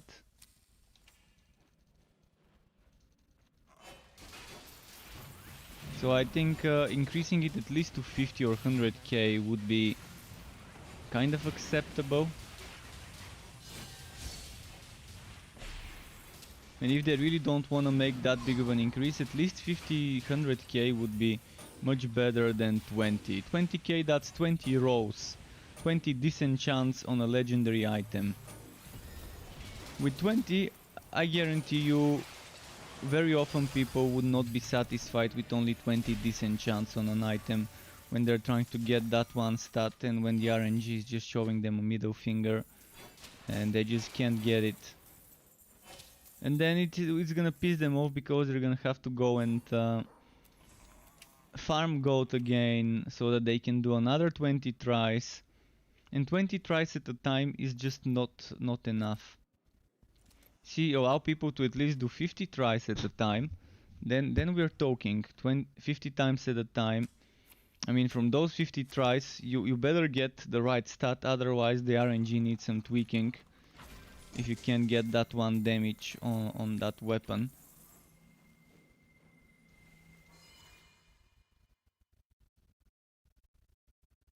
But yeah, I agree with both of you with the gold stuff. Stockpiling gold seems harsh for the resurrection, but once you're high level, you're doing Fazir or Mapworks. Mapworks costs 0 to resurrect. Fazirs also cost 0 to resurrect. So what are you gonna be doing at high level on low level zones where you pay 10% of your gold? Think of it that way. You're not gonna be paying gold to resurrect when you're doing endgame. Because you can't resurrect in the endgame. And you can resurrect in the semi-endgame map works, but it's 0 cost. No worries, I mean, I understand not everyone knows that, so I had to say it. I had to kind of mention this to people who may not have known it.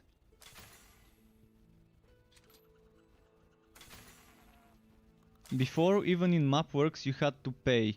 You had to pay 10% of your gold in the old Mapworks system, the old Mapworks portals. When you die, you could pay to resurrect in the place you died. And if they bring that back, I would understand. It's gonna be harsh, but no one is forcing you to stockpile gold as well. So there's this thing. All right, let's try reroll again.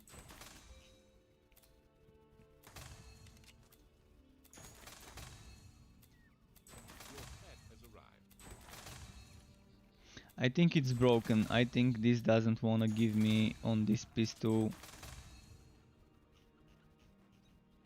Do I need to get it to drop as a one-handed ranged? Or would the one-handed regular give me the... It tells me that it can give it. I see electric damage. It says that it can give it. But why can't it? I've already wasted probably over 50,000 gold on this one pistol. By the way, those skittering skittering gloves are amazing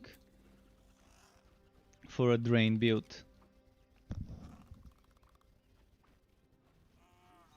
Maybe not just a drain build. What else is benefiting from this other than chaotic strike? Oh, that's chaotic strikes. Ooh, that's the mayhem skill. 15% with the mayhem skill, and it's a legendary item. And it gives you block chance. Attack speed for basic attacks. The problem is with my train build, I want the cosmic gauntlets equipped. But I could try and rework it. And on the train build make the cosmic gauntlets in the legendarium and then equip other 3 pieces of the cosmic set. I've already got enough maps for tomorrow's build recording. I've got 12 maps, I only need 7.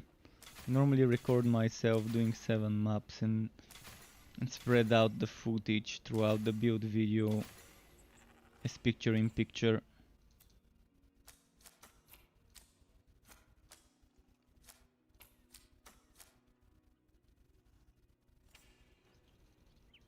Okay, let's try and find another infamous map. What will it be?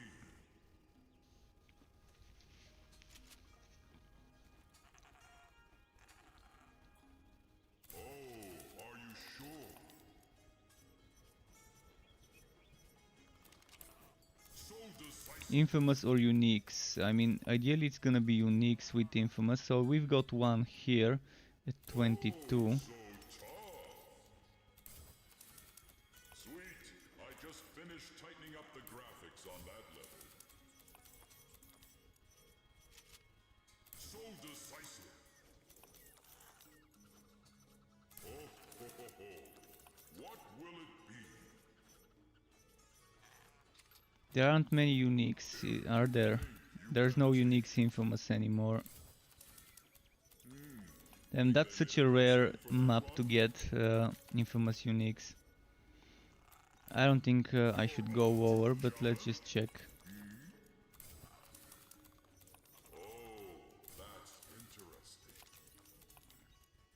Alright, 22. 22 was uniques. What I think about Holy Fury, I think I wanna make another Holy Fury build, cause I haven't in a while. And I'm wondering if I should make Holy Fury my summoner build, my Bane summoner build, and get the Vitality Extractor. The Vitality Extractor lets you heal while using Holy Fury. And you can just use Holy Fury as poison and use Bane summoner build with the Spirit Well and all the other summons. That's what I was thinking about for a summoner build. With Holy Fury you're gonna want cost reduction, and the thing I really want to try is how attack speed affects casting speed affects Holy Fury. Whether attack and casting speed would buff Holy Fury, if one of those two things is buffing Holy Fury. I'm assuming at least one of the two things would be giving Holy Fury a bonus, because it's either an attack or a spell when the game is considering it. So I think with this build I could try and just spend 1 point in Holy Fury just to see how that works. But you really want mana regeneration and cost reduction if you're going for a Holy Fury build. Your strength is returning.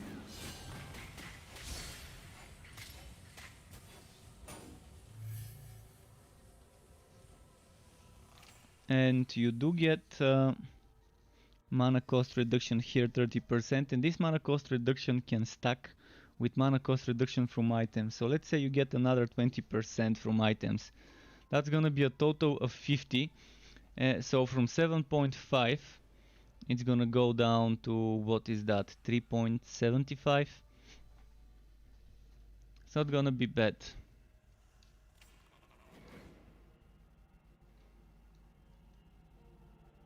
And Drukaris just encountered a book with Bud Drinker. I have no relic energy, but my Bud Seeker buff is permanently on.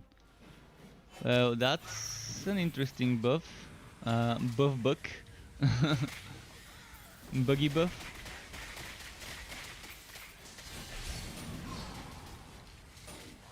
Alright, I finally got a potion.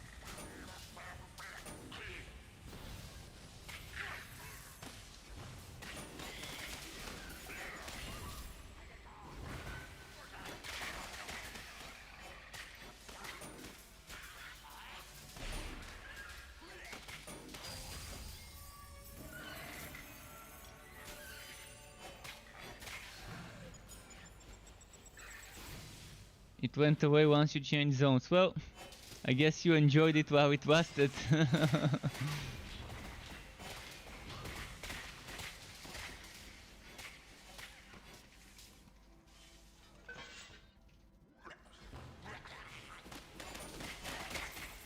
Wait, there's no more uniques here, right? Let's just keep moving. I don't need to kill the basic trash mobs if there's no unique nearby.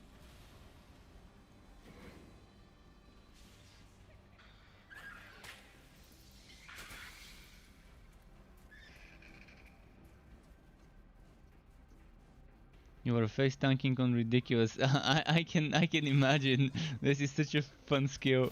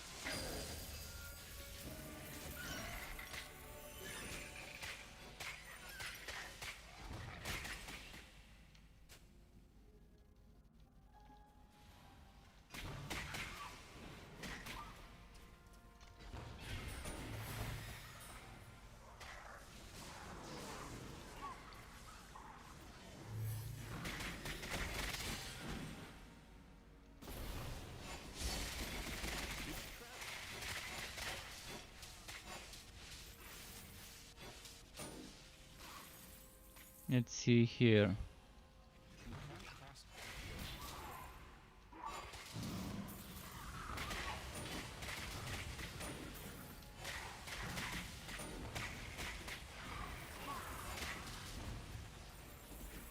Did you know why we don't have the 5% I don't know. I was wondering why we don't have electric defense resistance, and they gave us gold work, which I'd much rather have electric resistance 5% instead of 5% gold work. Honestly, no idea why they decide to go that way with it.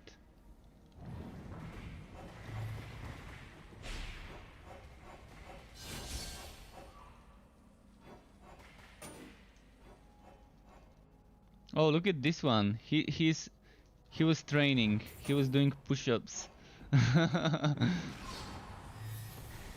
the new get that beak popping Vultura workout. Mid-air flying push-ups. You don't have to be touching the ground to do push-ups anymore if you're Vultura. You can just do them mid-air. You're training your wings. Get those defined back muscles with those wings.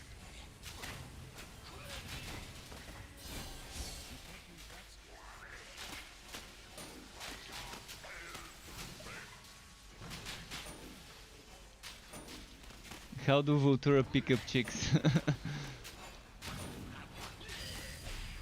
Do they fly away when they pick them up? You can't catch that here.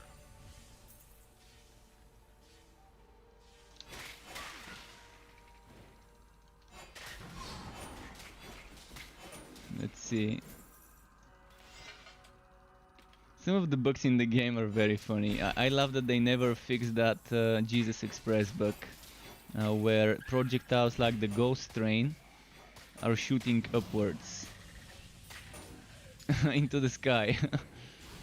There used to be only Ghost Train back in the day. Now they've got Scout's Bones and what else? And Venomous Maw and things like that. That is the same kind of projectile trajectory animation of a big projectile. But back then it was just the Jesus Express and just the Ghost Train having this bug.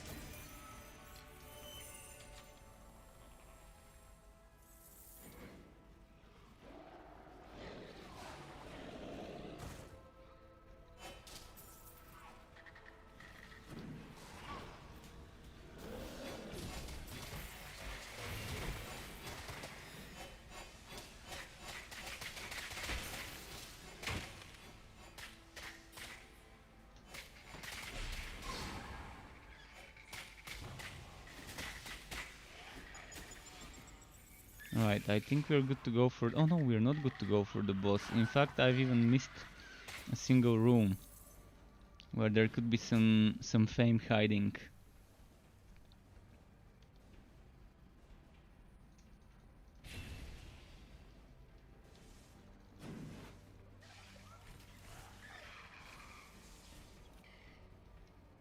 Where's that fame hiding here?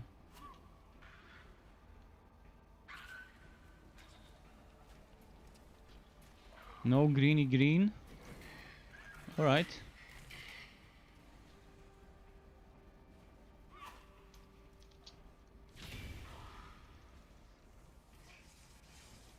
Maybe here? Oh yeah, here there is some greeny green. Just need to group them up nicely.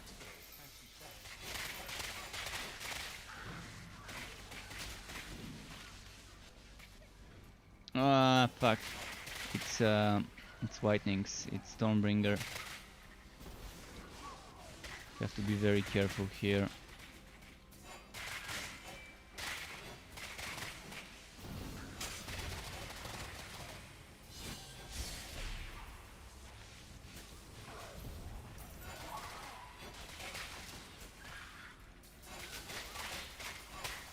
Ah, fuck, fuck.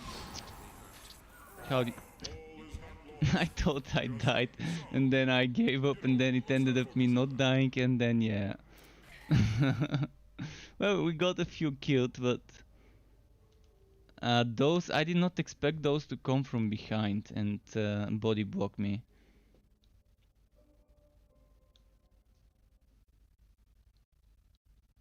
Hopefully now it resets the maps and I get infamous uniques.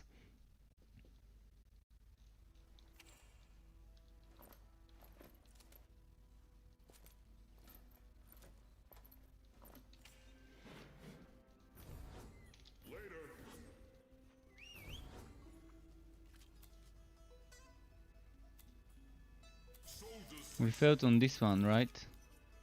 Uniques Reliquarian. Let's try and find other uniques. I mean, what could go wrong?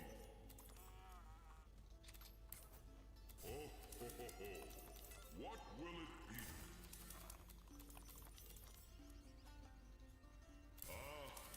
How is it so difficult to find uniques? There's infamous on 16. I mean, what could go wrong? Think they made a cutscene? Oh, uniques. There we go. Went with the Let's do those. This one could be nice. And it's not Vultura, but it is electric, so it's still Act 3 map. So it could still be kind of boring to do, we'll see. If it's the same map as before, just with goblins. Or yeah, it's a different one.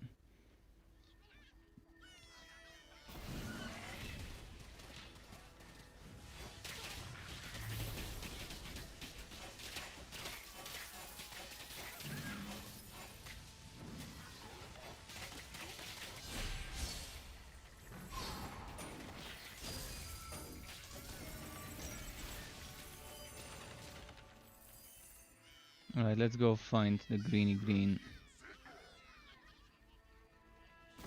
There it is.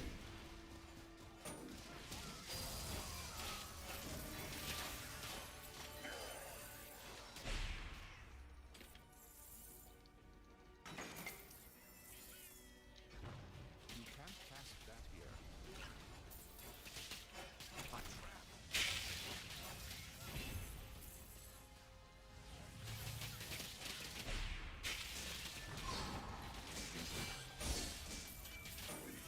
Come on. You can't cast that. This map is gonna give me some potions now, because it's kind of pretty easy to do it.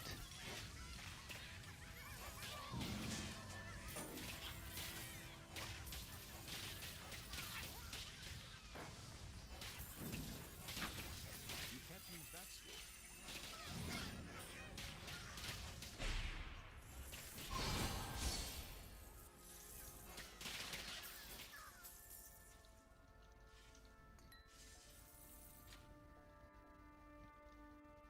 Could there be a green here? Oh, it's down there.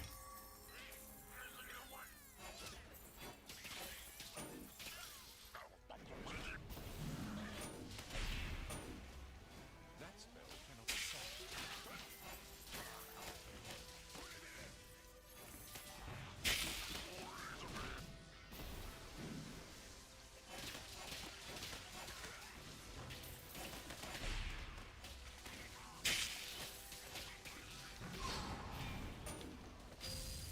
can't do that.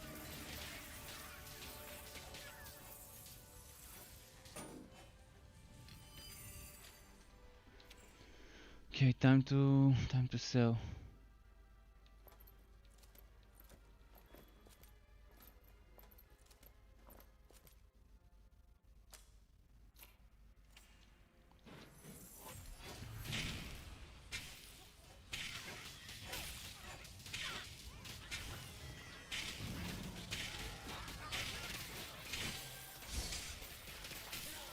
You can't cast that here.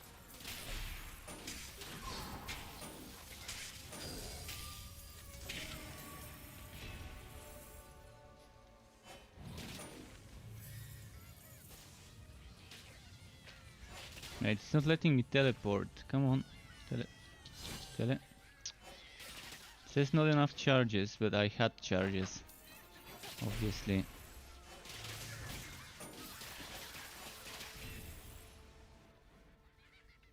Okay, another green. There we go.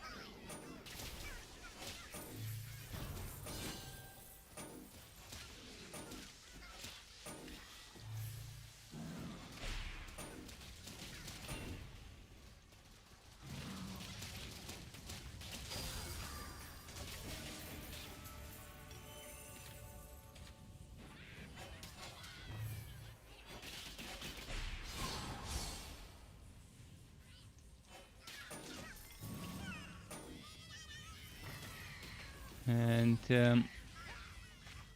Batrank Tisekvi 25 car says, hey, how things are going? I have seen your StructTOF Twitch channel. Oh, nice. Thank you. Things are going well. We're farming. We're farming fame. We're not farming wood directly. We're indirectly farming legendary items by farming fame. So I'm going for specific mappa fixes.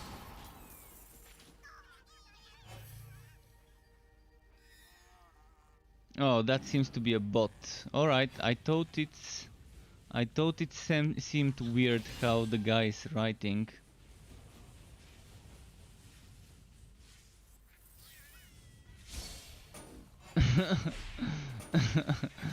Should we remove the messages or keep the messages? It seems to be a bot that's spamming. That spell can't be cast.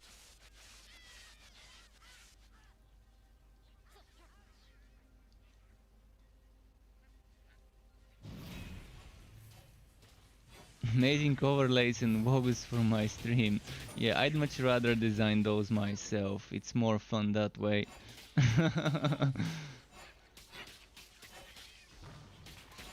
In fact, I prefer simple overlays. I do actually have an overlay that I made. I'm just not using it. I've got this one. Just don't need it. I can make it. I can also make it animated. I could use Saber, the plugin in After Effects, and make it animated with lightnings and stuff. I'm gonna make myself one when I get my webcam though. I'm gonna make myself a seamless webcam where there's a traveling light from one end until the other end. Just whooping. Or maybe in fact make it better. Instead of constantly moving, I can just make it all over the place and just pulsing. That could be the better seamless animation for the webcam frame. We'll see. When the time's right, I'm gonna use Photoshop and After Effects and make myself one. But yeah, it's weird with all the spamming. I've seen this message before, by the way, when I was streaming something else. People offering to design overlays and stuff.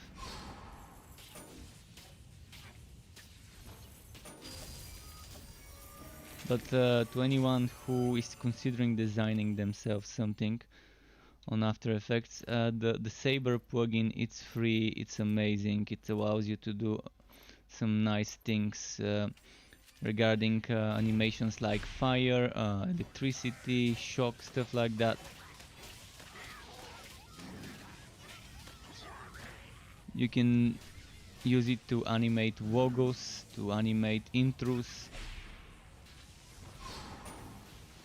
I've actually used it to animate my intro. My intro where there's the struck logo and also my starting soon stuff. I used the text as a layer mask or whatever it was called, and then use the outline of the layer to be the saber.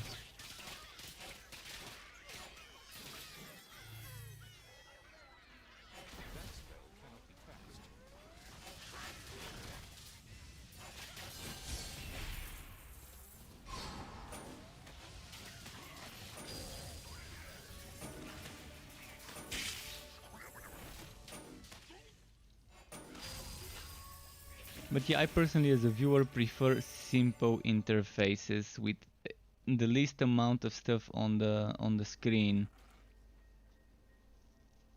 So maybe webcam, recent notifications, maybe a tip jar, maybe chat, something like that is what I like seeing.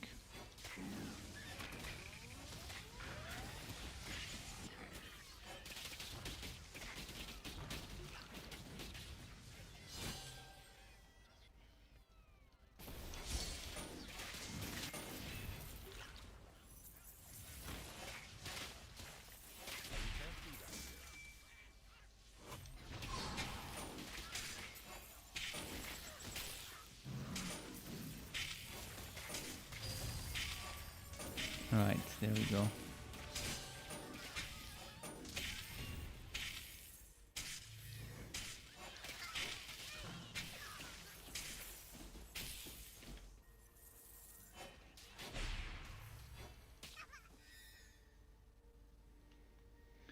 I will go this way. Hopefully there's a boss spawning here. I mean, not a boss, but a unique.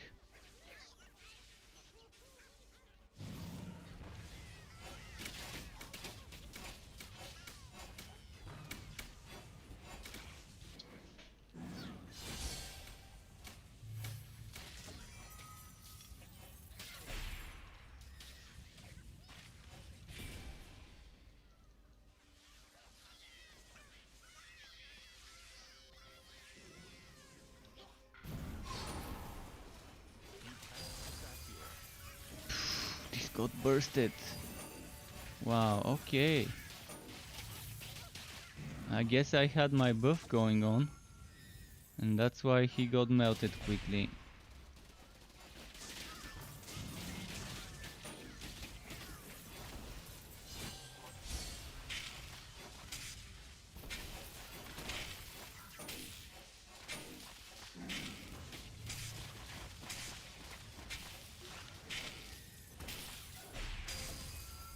I'm loving playing this build. This build is played in such a different way than my other builds.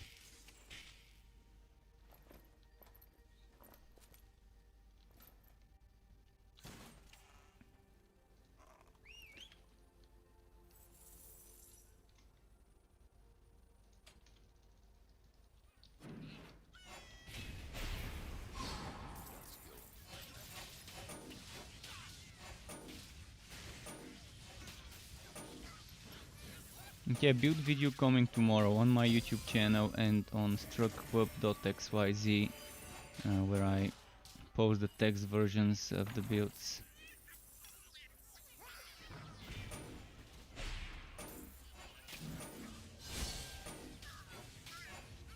This means tomorrow my stream is not gonna start as early as today and yesterday. Can't carry anymore.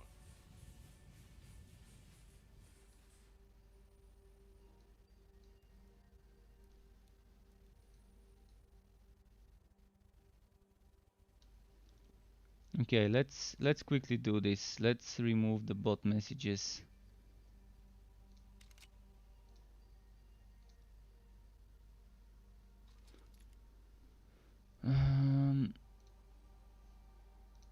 Just quickly gotta remove them from the screen as well.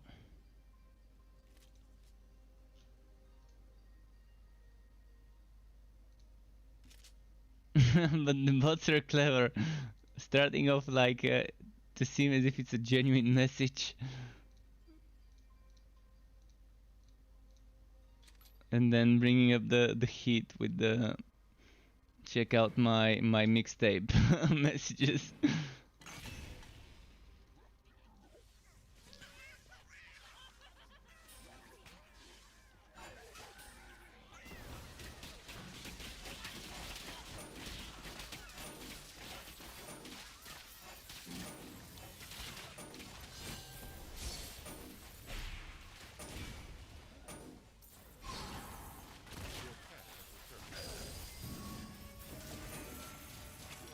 I would have actually approved people just coming, chatting by and asking, hey, do you need overlays, and then advertising their shit. But yeah, if it's not the right way to advertise like that. I would understand if an artist is going to different streamers' channels and then ask them if they need some emotes or some overlays or some other stuff, and then if the streamer says yes, then okay, advertise your stuff, promote yourself.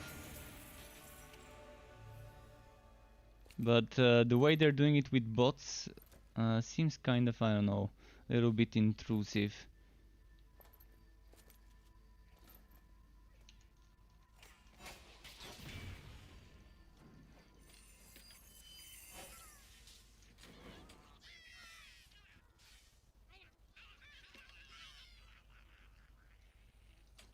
Look at that again.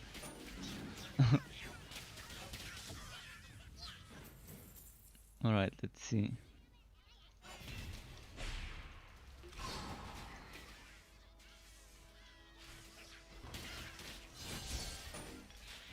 Wait, why am I killing those? If there's no unique here, I can just move on to the boss.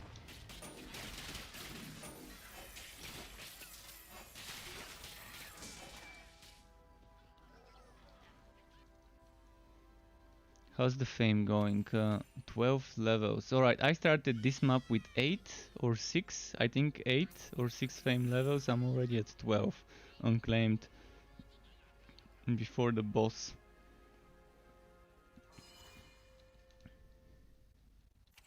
So there's one legendary item waiting to get collected somewhere out there in between those levels.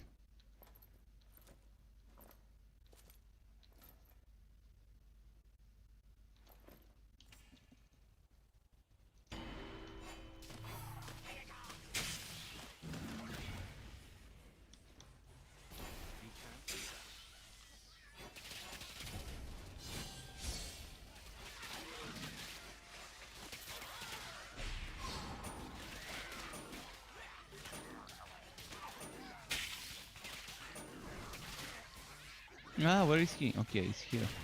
It's here. For a moment when he teleported, I was like, ah shit, I lost him.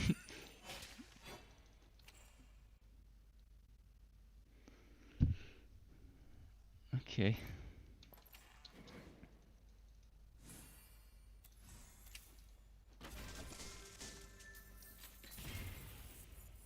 Okay, it's 11:37 here. Probably one more hour. 50 minutes, one more hour roughly, until we're done for today. But the important part is I got what I wanted today. I got the celestial chest armor, so we have now helmet and chest in the legendarium for +2 light and dark skill levels to have all the skill points we need. No, it's not all we need, but it's all we can get, I guess. And it's enough to shape up a build like this one.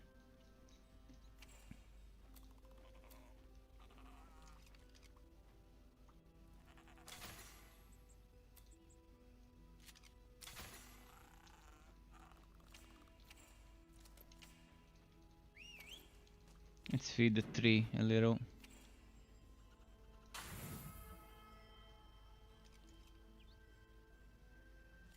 Your pet is back.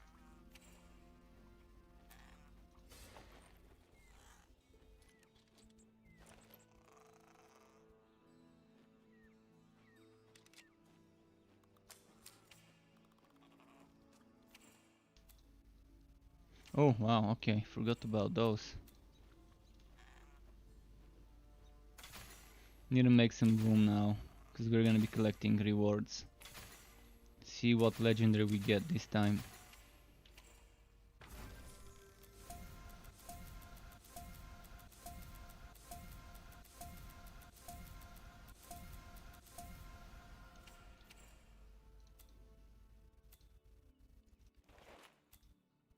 Netherrim seal, nice. I love Netherrim seal. If you're wondering what the Netherrealms you... Oh, Molten Reach, yes. Oh boy, just what I needed for the build as a quality of life item. I really needed that as a quality of life item for the build. Alright, let's get it in the Legendarium.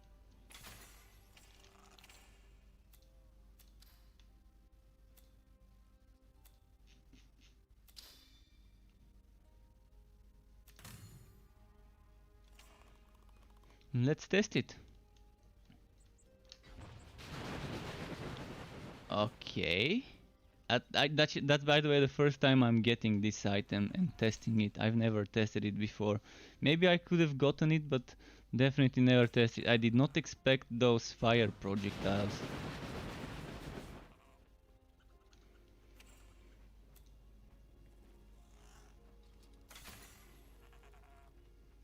Seems like a pretty decent item if you ask me. To build up, it's all about building the light bar. That's why I'm using Entropy. I'm not using it for damage, but Dark Spears and Entropy I'm using to build up the light bar. Oh, so tough. That doesn't sound so tough. Did it reset the maps? That one. We've got Unique's Unbound Blade, which I think I did earlier. Come on, Unique's, infamous Unique's, come on, you gotta be somewhere here. I think once I complete the map it changes them, otherwise I would have been able to redo that infamous Unique map multiple times. So we get double HP infamous, but on Blazing. Megapax infamous, I think I'm gonna do this one.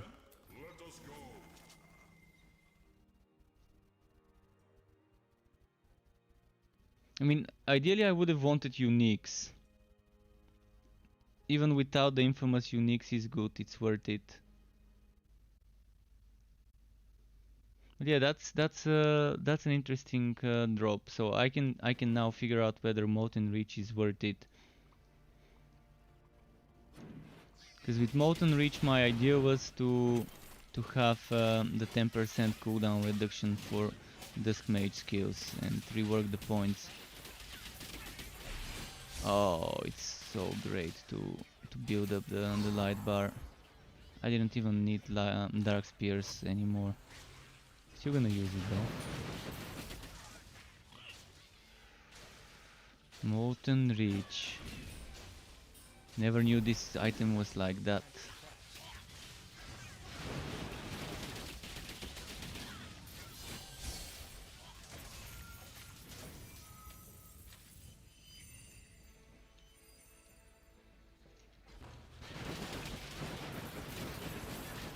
It's amazing. I'm wondering if those projectiles are considered fire damage from the Molten Reach, and if they get benefits from using a fire relic build with the fire damage increase. Let's see what damage they're doing. I'm gonna just use them. If I only see purple numbers, then it's definitely not fire damage. I think it's just visual. It's just visual.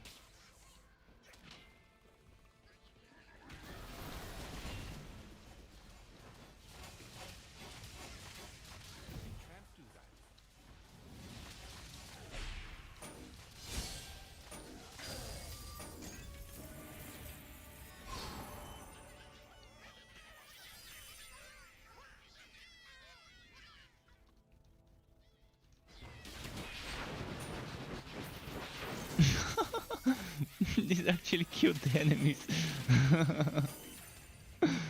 Oh, this item. Why did I never use it before? I guess because it didn't want to drop for me until I was on the test realm and right before the wipe, I think.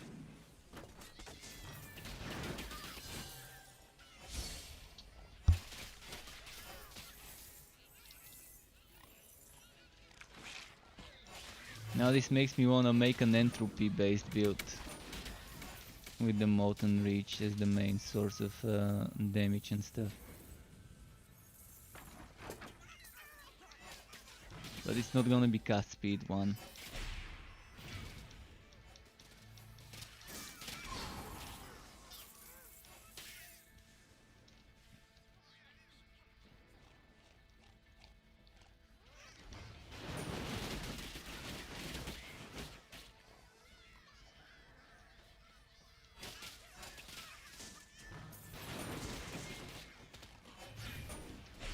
But yeah, Molten Reach with max level entropy, you wouldn't care about the mana cost, because you're not gonna wanna spam it.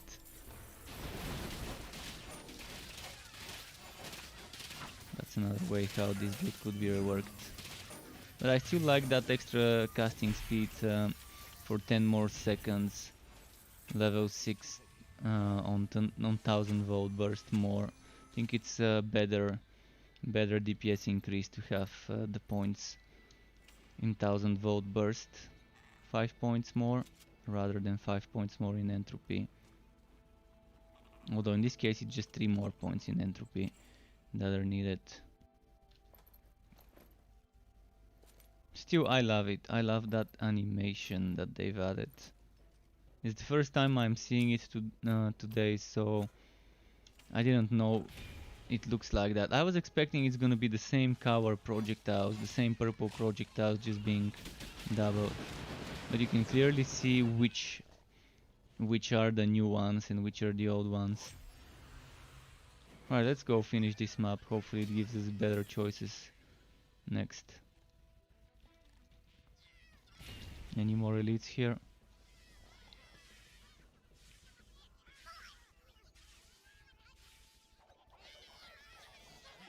Unique, perfect.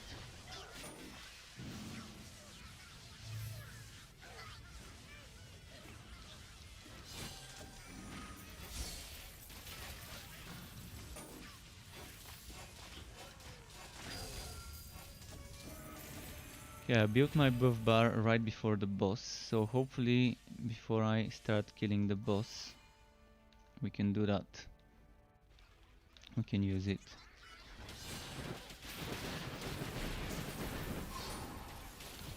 You can't cast that.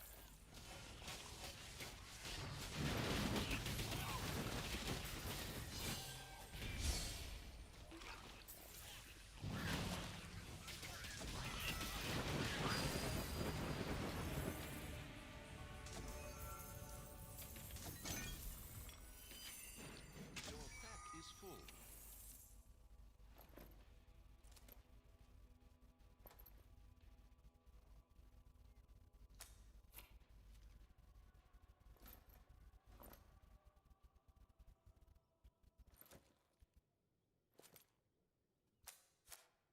Okay.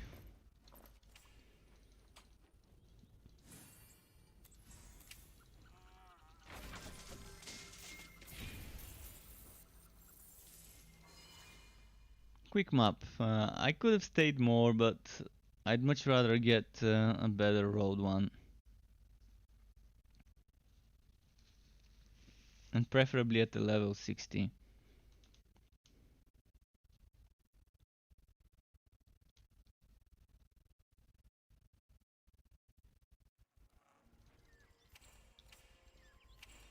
Let's feed the tree a bit.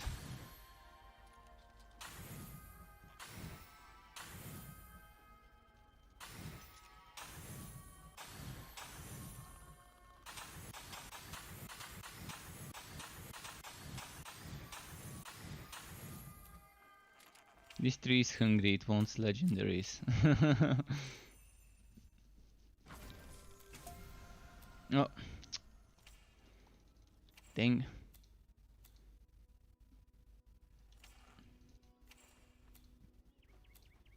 Might have gotten too many maps.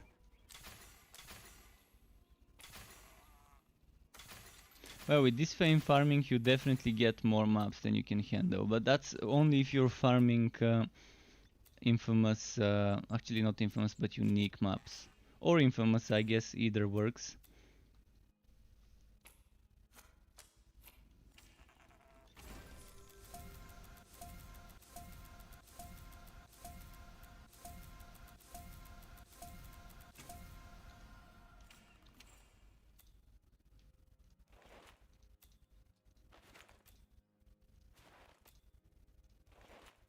Brilliant Herald, okay.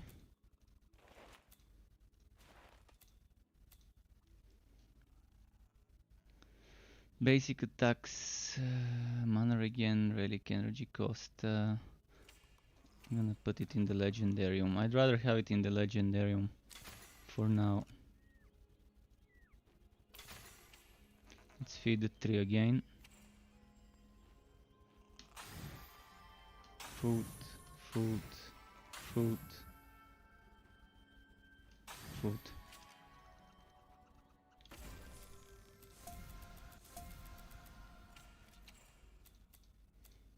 Oh, now I've got a ton of maps to run.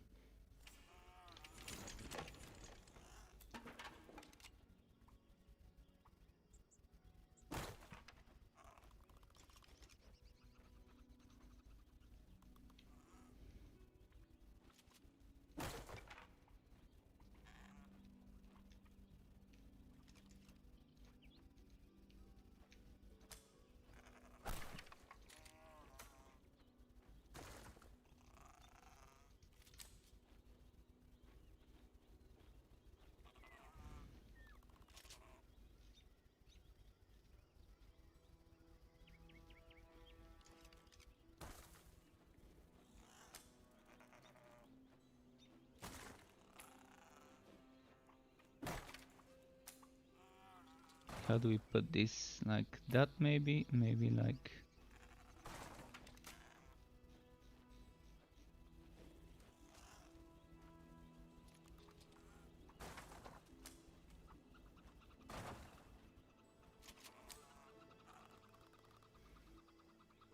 We wanted to put this here, but okay. Guess that works as well. As for this one...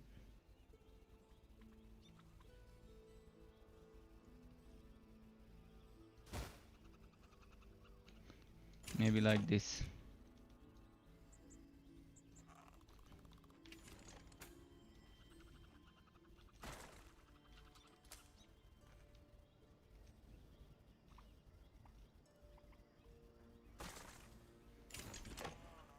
Alright, more stuff. Did we collect everything? Let's see if we can find one perfect map this time.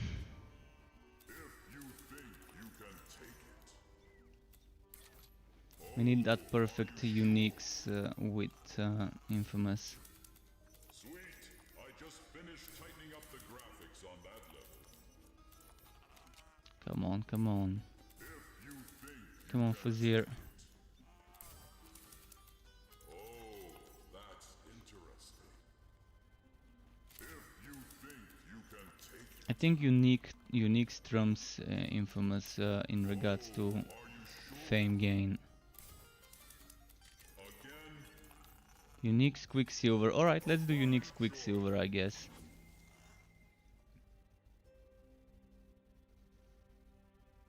But yeah, I'm loving this entropic reach effect.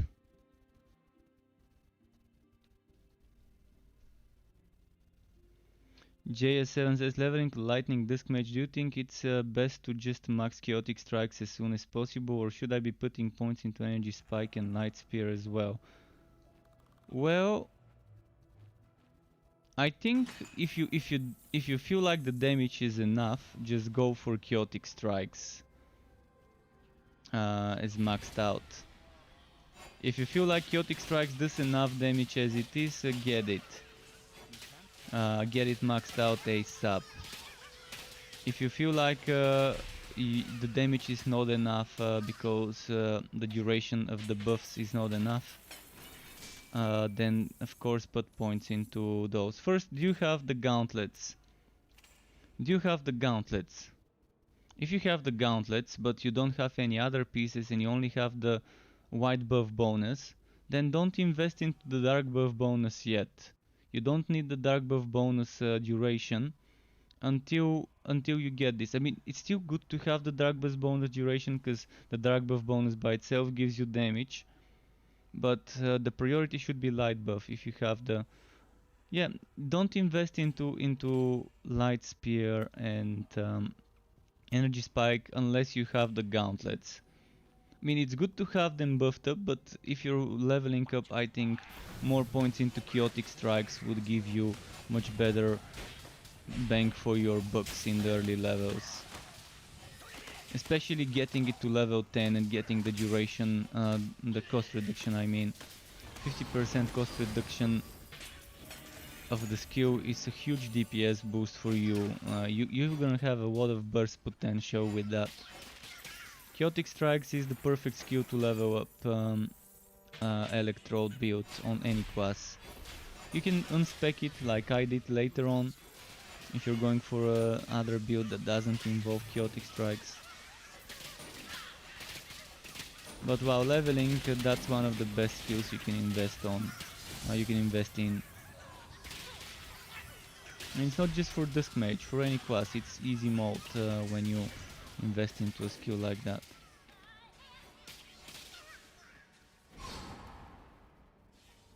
No worries, thank you for asking something like this. Maybe someone else might have been wondering as well. You never know.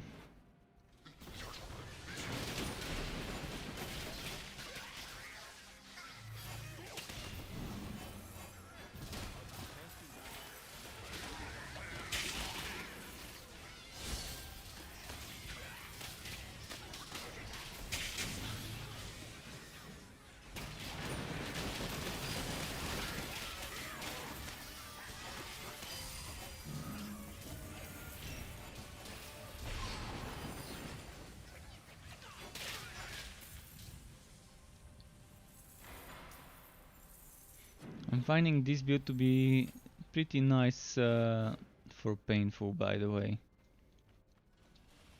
I think even on Ridiculous it would be good, but Ridiculous in general is more about player skill, of avoiding to get hit and stuff like that. And having good gear for damage. So about gear and player skill when it comes to Ridiculous. You avoid getting hit more on it. You have to have better road items and better enchanted items. In general, your damage is suffering the most on it. So you have to make sure your gear is with a ton of damage to make up for the negative 70% damage loss.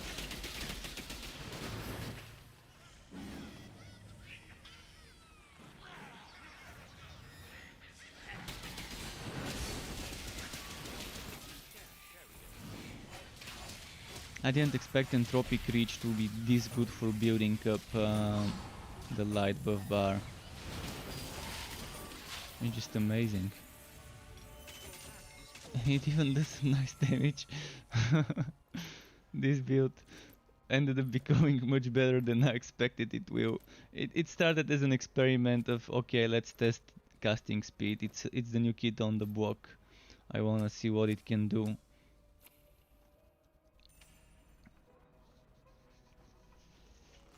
You played quite a bunch of the new patch. How's your opinion so far? My opinion is I'm not a fan of the nerfs, but I'm a fan of the class changes, the subclass changes. I'm still not a fan of the Fazier's dungeon,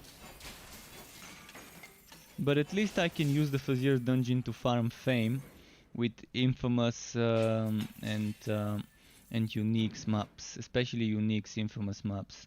Those are the best. I still don't feel motivated to play the Fazier's dungeon and to push it further and further and further. And I would love to see more rewards in it. And I don't like the XP nerf, and I don't like the legendary drop nerf. But the subclasses and the changes to subclasses to the relic skills are amazing. I love them. And again, now we have casting speed. With casting speed, it's just fun. You can just keep spamming Absolver or Holy Bolt or Unholy Bolt if you wanna try that one.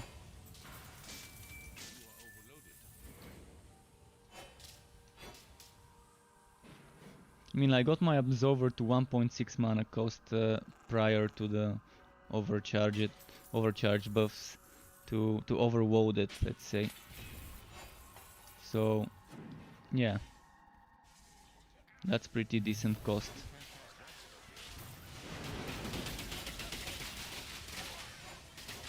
Welcome back, Nevostrius. Nice to have you again on my stream. What do you think, by the way? Did you play enough with the new patch?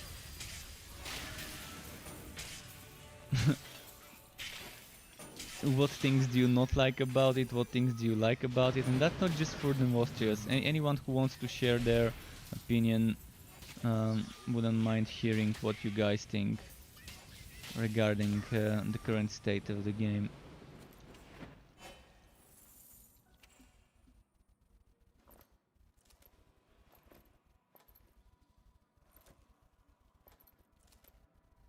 I like how they nerfed blue items to only have one socket.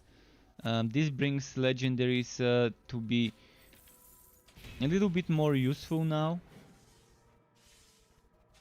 For some slots, of course, for specific slots I would still prefer blue items over legendaries because they just give me different affixes in the pool for those blue items, but yeah.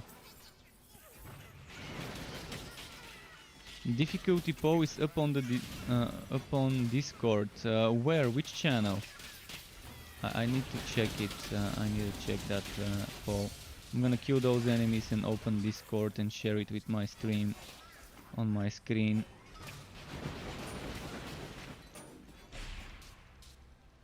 In general, okay.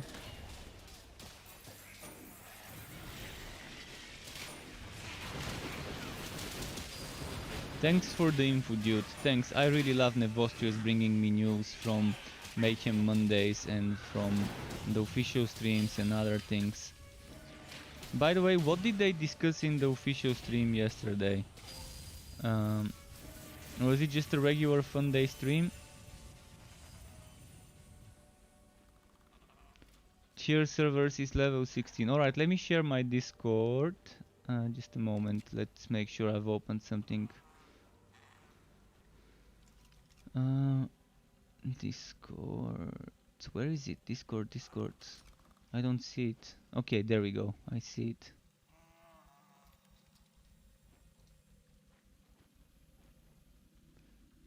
So, poll, where is it? I don't see the poll. Where can I see that poll?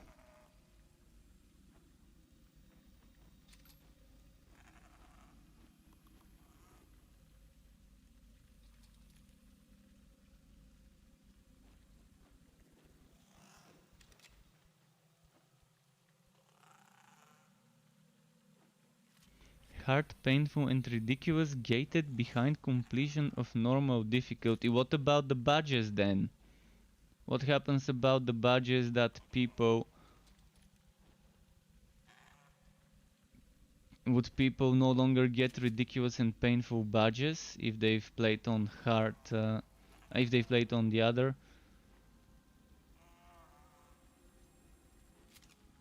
It won't annoy me. In fact, it might make leveling up new heroes much better.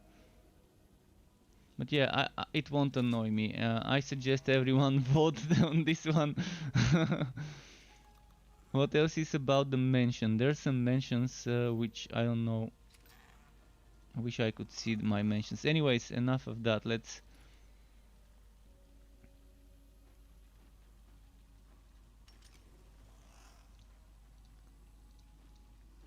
It will not annoy me. I'm just wondering how they're gonna handle the whole badges EP thing.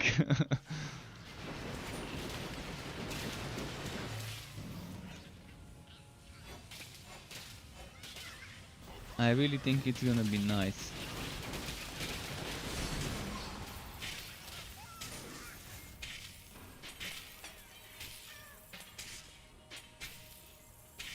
Complete the game on normal or easier difficulty, like normal or whatever the other one was, practice. then unlock the other difficulties and unlock the enemy's scaling in the other zones. This would be my suggestion. Unlock the enemy scaling in the other zones. And maybe New Game Plus mode to those who wanna be doing the story with enemy scaling with their level in every single zone. That wouldn't be a bad thing, and I know a lot of people love doing New Game Plus. I personally have done the story too many times to be able to mentally handle doing a second New Game Plus mode like Diablo's Nightmare and Hell and stuff like that. And I think many people would enjoy it if you make it optional. Something that people can just do if they want to. Opposed to just grinding Fazir and stuff like that. Or just let them, instead of restarting the story, to just farm if they want to the zones of the story with the enemy scaling. That's gonna be pretty fun.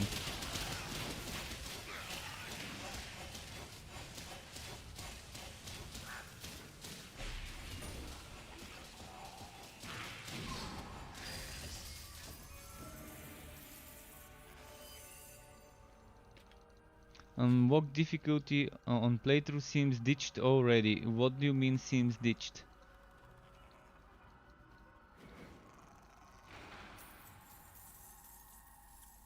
It's about having the difficulty settings up from the start or gated. Well, they had the difficulty settings gated before.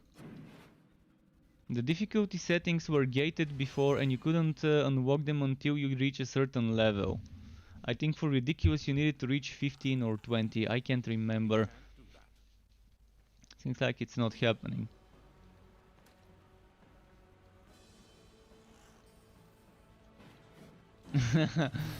Alright.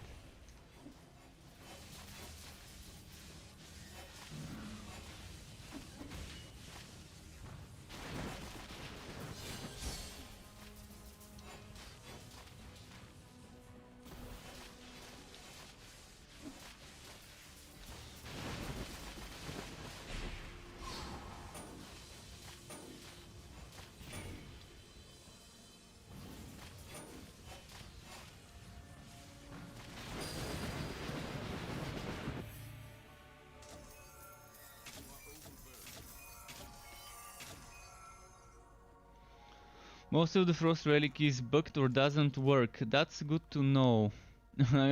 It used to be bugged like Snowstorm was doing 1 damage. Can you confirm whether Snowstorm works now? I've been looking for people to tell me whether those things got fixed. In the test realm, before the patch, a lot of things in the Frost Relic were broken. The golem was not teleporting and it was not doing damage. I heard that it's now fixed and does damage and does teleport.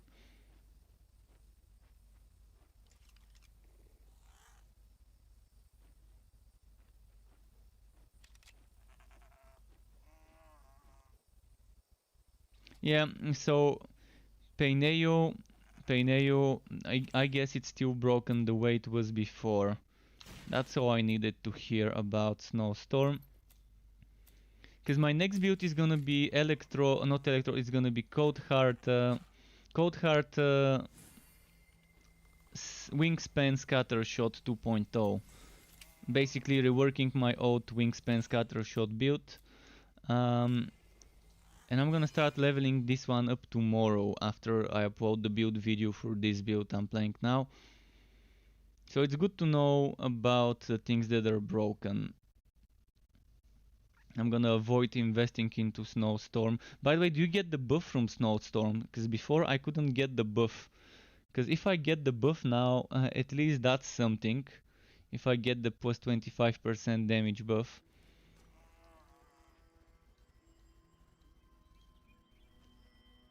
Ice Golem does damage, but sometimes doesn't spawn, but will still use energy. Alright, yeah, I'm broken. I mean, yeah, things are broken, I guess.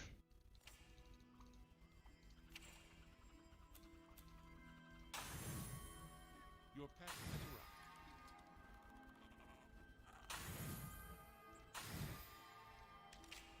Let's give the pet some more stuff to sell.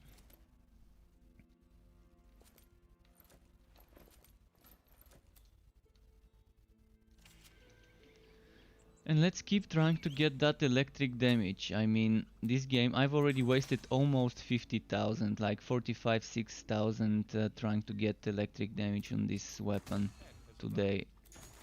I've been streaming for almost 4 hours and I got this one kind of early on my stream, and I've been spending all the money I get on this weapon trying to get that electric damage.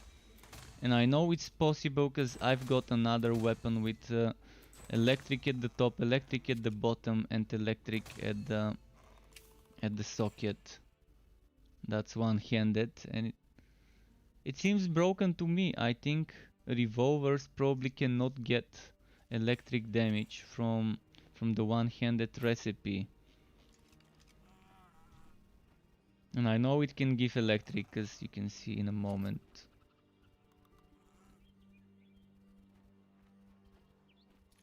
And I've gotten electric multiple times on other weapons with this one, so I know it's the right one. They really need to fix this, by the way, and the one with possible fixes. See, electric damage, it's doable.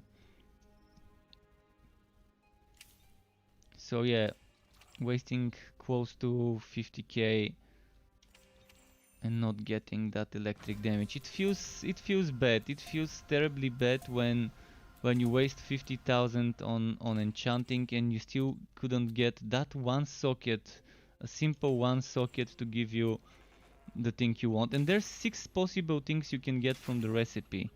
So if with 50,000 I can get one of the 6 things and it keeps giving me the other 5, there's probably a bug. I mean, I doubt it's not a bug. I think it's because it's a revolver.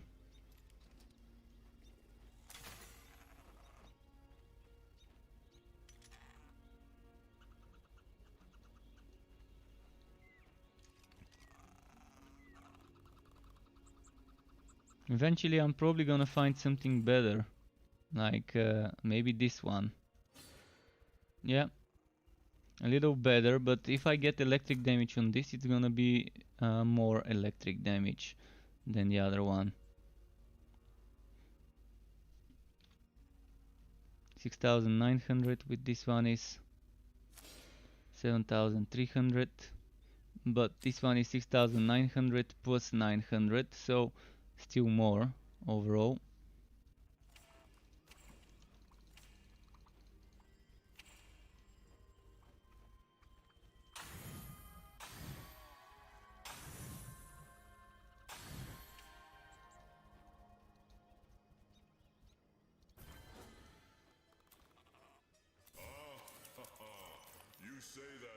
Unique's Reliquarian.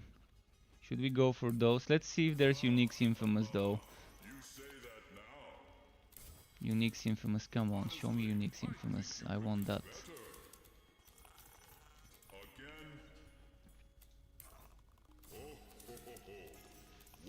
The best map to farm. I got it once today, I've not gotten it since. That doesn't sound so tough. Sweet, I just finished tightening up the graphics on that level. I don't think it has it. Oh, that's interesting. This RNG is very trolly sometimes, but you can't always get the good maps. You can't always get the good maps.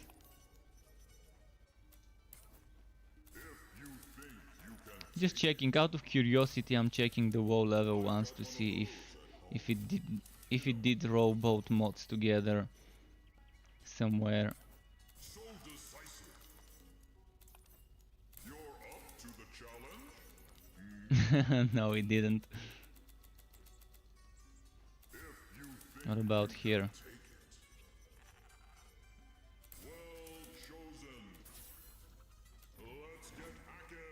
We'll do this one then. Let's get hacking. Let's do the hacking. Play the hardcore and do some hacking.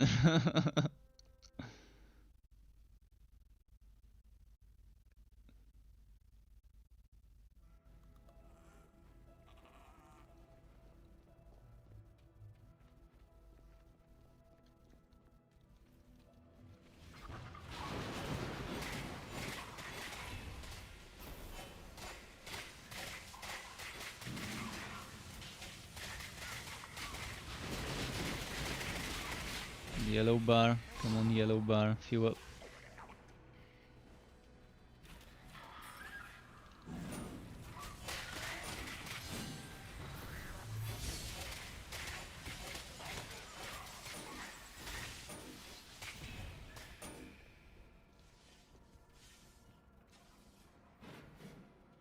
There we go, greeny green. It's a one-shotty shaman though. Oh, it's two of them, alright, so the game wants me dead.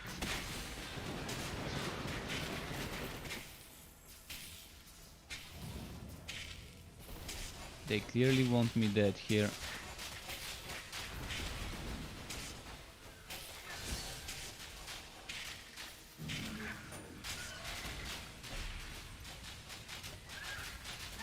No, I didn't even see fucking consecration. Why?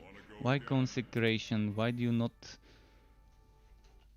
I wish the game would make it a little bit easier to tell when the enemy is attacking you with AoE. See, this siege is blending with consecration. I'm not colorblind, but it's really hard to see the beige in between the yellow.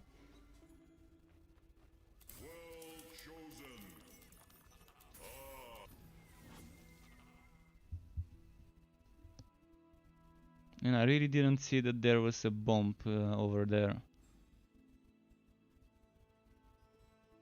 It would be nice to make it a nice, good red color for every enemy attack. And to make sure that the heroes don't have something that blends with it on the ground, the same color. And to overlap over your attacks, so to be one layer above your buffs or damage fields every time. Sometimes the whitening purple fields blend with dark spears or with spirit well, and it's super hard to tell that there's something underneath it.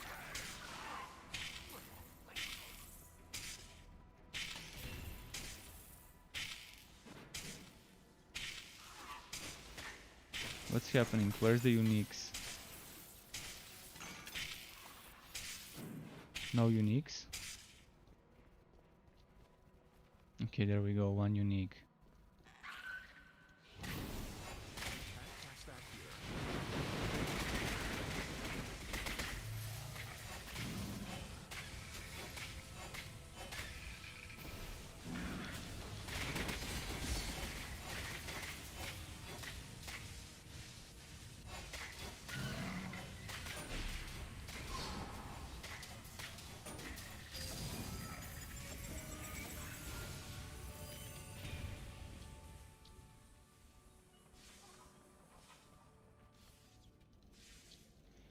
There weren't any uniques on the right side, there better be some here in the middle.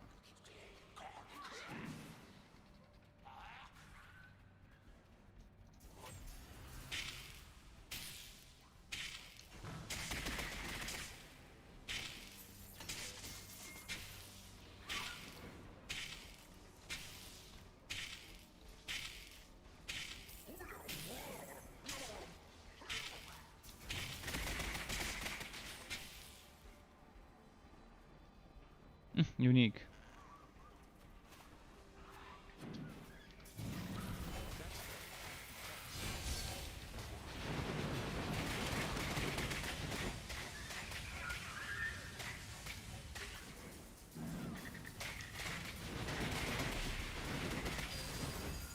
Okay, got this one.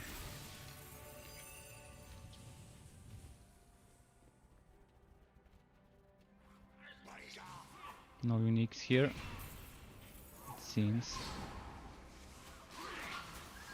Oh, there we go.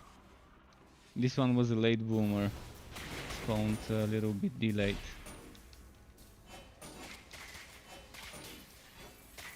Can't use that skill.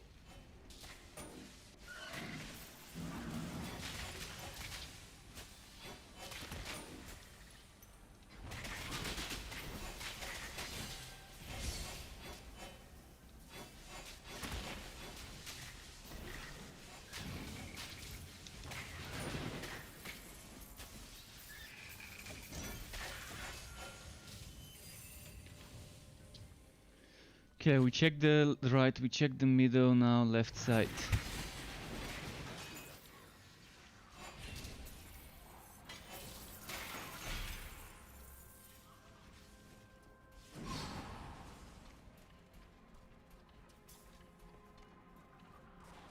There's gotta be 2 uniques here, or at least 1. Come on.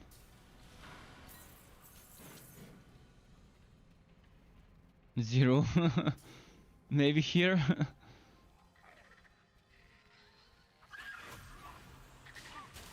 Alright, there we go, 1 late boomer.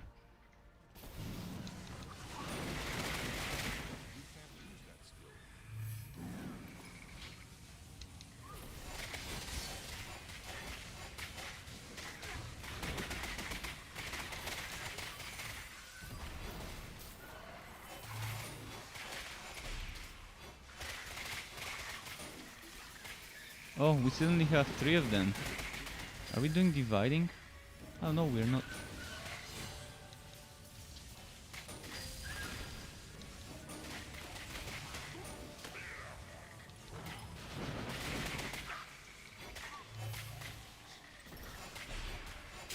No! Why? I saw it. I saw it, but it was just too late to dodge. Those one shots. At least we got some fame from this map. We're not there to complete the map, we're just there to kill unique enemies. 3 fame levels.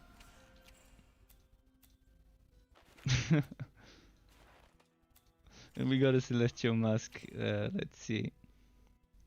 If it's not with mana again, I don't want it for this build. This one is nice though. For other builds, it could be useful. Let's keep it.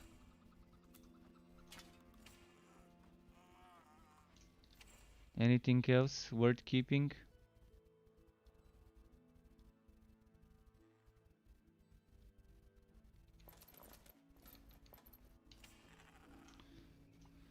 Alright, I'm gonna do one more map. 12:23, so 23 past midnight. Let's try and find another uniques map.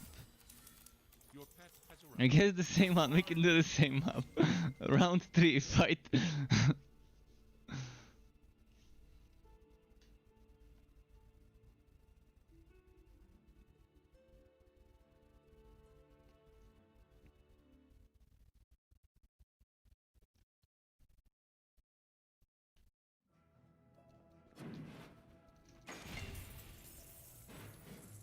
Here we go. Let's wait for a greeny green. Guess it's not spawning.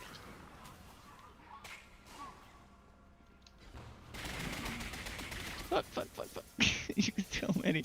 I need to clear them. They're gonna be trouble if I don't clear them now.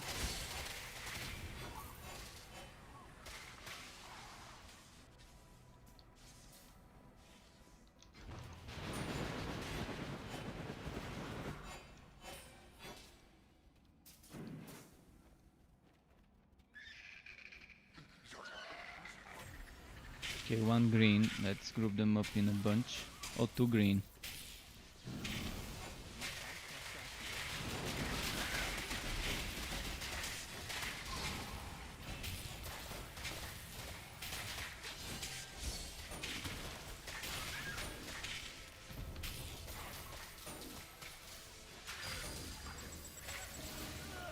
No! I tried to move on time. This timer is too short. They need to increase the timer of the bomb. Against insurmountable challenges. Boof. Fuck. Right, I need to complete it. Come on. What could go wrong? Limbs inside the portal, please.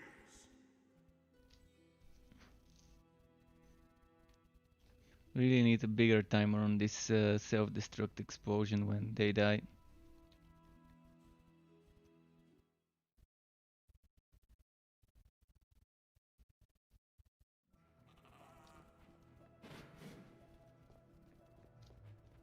They removed the auto-expose event enemies. The old one was kind of nice. You had time to avoid it, and it was obvious that it's gonna explode. The ones where it was a bomb falling or something like that. I liked it more than this one.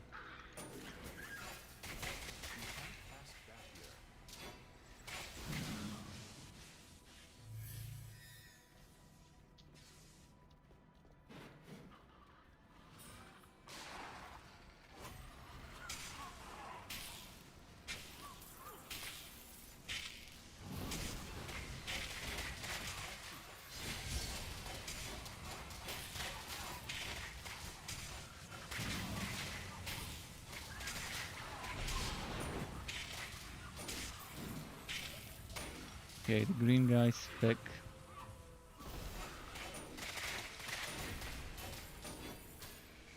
You can't cast that.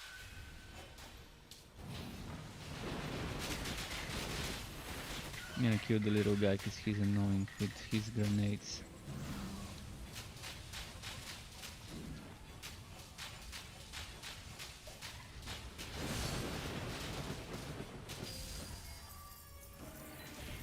But I'm such a fan of casting speed stuff in games, and I love it. I love they've taken the time to rework this relic in a way that includes some caster options with the casting speed.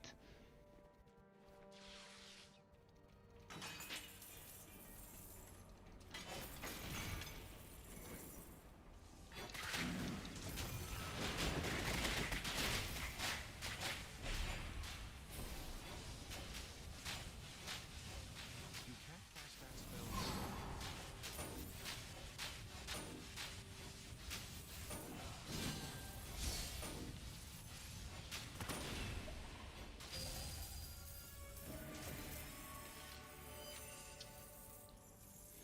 More greeny green maybe over here.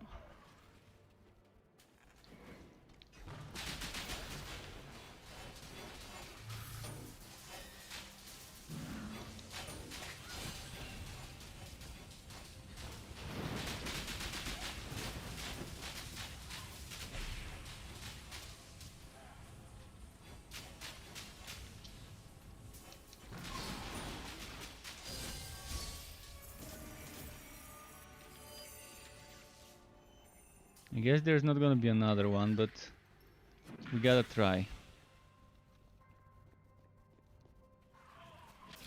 No, no. Shh, fuck. I'm gonna go away from this place.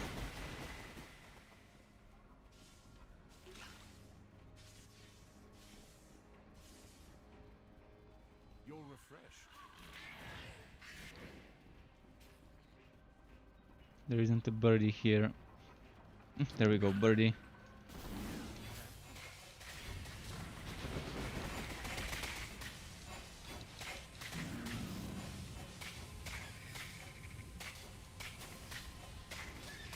I wish that hitting the enemy with multiple projectiles at once would do damage for each projectile. But I figured out that with Absolver, regardless how many projectiles you hit with, it seems to be always the same damage. I wish it was different. I wish each projectile had its own damage, so point blank. But that would have been so overpowered. It would have been overpowered. Point blank Absolver, 5 times the damage.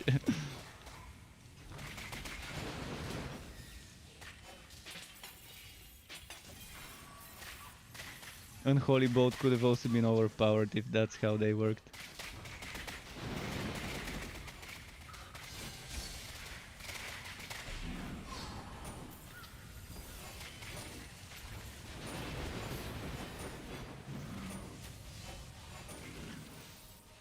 Alright, let's... No. Fuck. Wrong. I thought I'm gonna get stuck there with those. I'm gonna go and finish the map now. Had enough of unique hunting. Enough frying chicken. Let's go fry the big chicken from Sesame Street. You can't The big cast bird. Did we get the big bird as a boss? Saintwing the Scavenger. And the big bird's cousin. It's the big bird's cousin.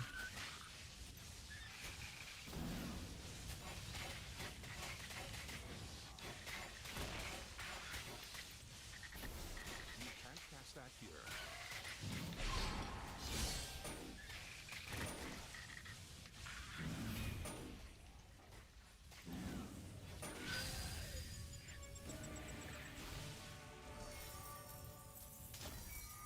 Your inventory is full.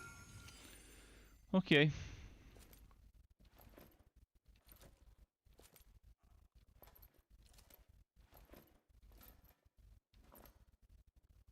Nice.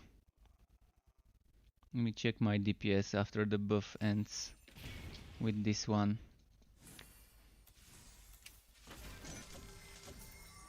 This one with the flat damage legs would be perfect. If only I could find a helmet. Celestial helmet with mana again. Then I can remove those legs and I can get the flat damage legs. And then I can put something like this, the percent damage chest.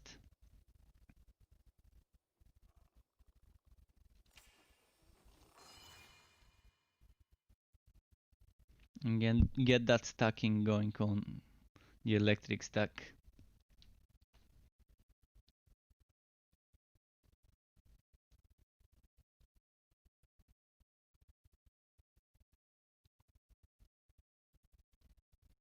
I think the hardest thing for this build to other people would be to get something like this. Mana cost for Absolver reduction, mana regen, mana cost for Absolver, mana regen, and then you want to roll another mana regen on it. Which I've been postponing rerolling this, so I can reroll that one. But I guess it's probably time to start rerolling. I think it was here, let me confirm. Mana... Yeah, if armor again is here, mana again is in the same place.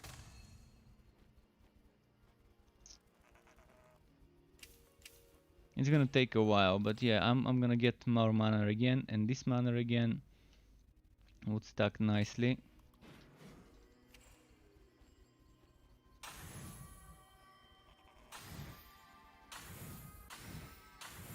I wanna quickly see the damage changes.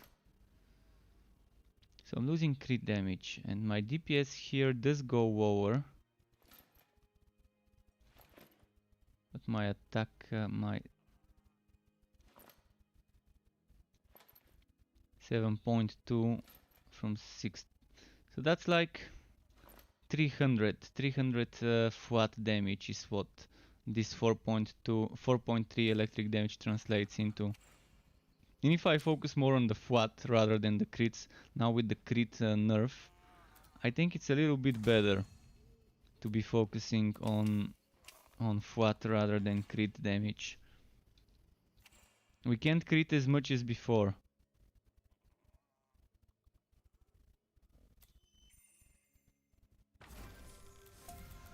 What else did I lose from this armor? I lost almost no defense. I lost the chance to knock back, which was actually pretty good synergy with entropy. I mean, the damage difference probably is gonna be very minimal, so maybe for now it's better to use that one until I roll some defense on the other one. Because it's 2 levels higher, and this one's probably gonna give me some nice defense rolls. Alright, I think that's it for today. Tomorrow this build, the Absolving Zealot build would be uploaded on my YouTube channel and on struckweb.xyz. Thanks for watching. It's 35 minutes past midnight here, so it's time to end it. Until next time, keep it cool and goodbye. Thanks again for watching.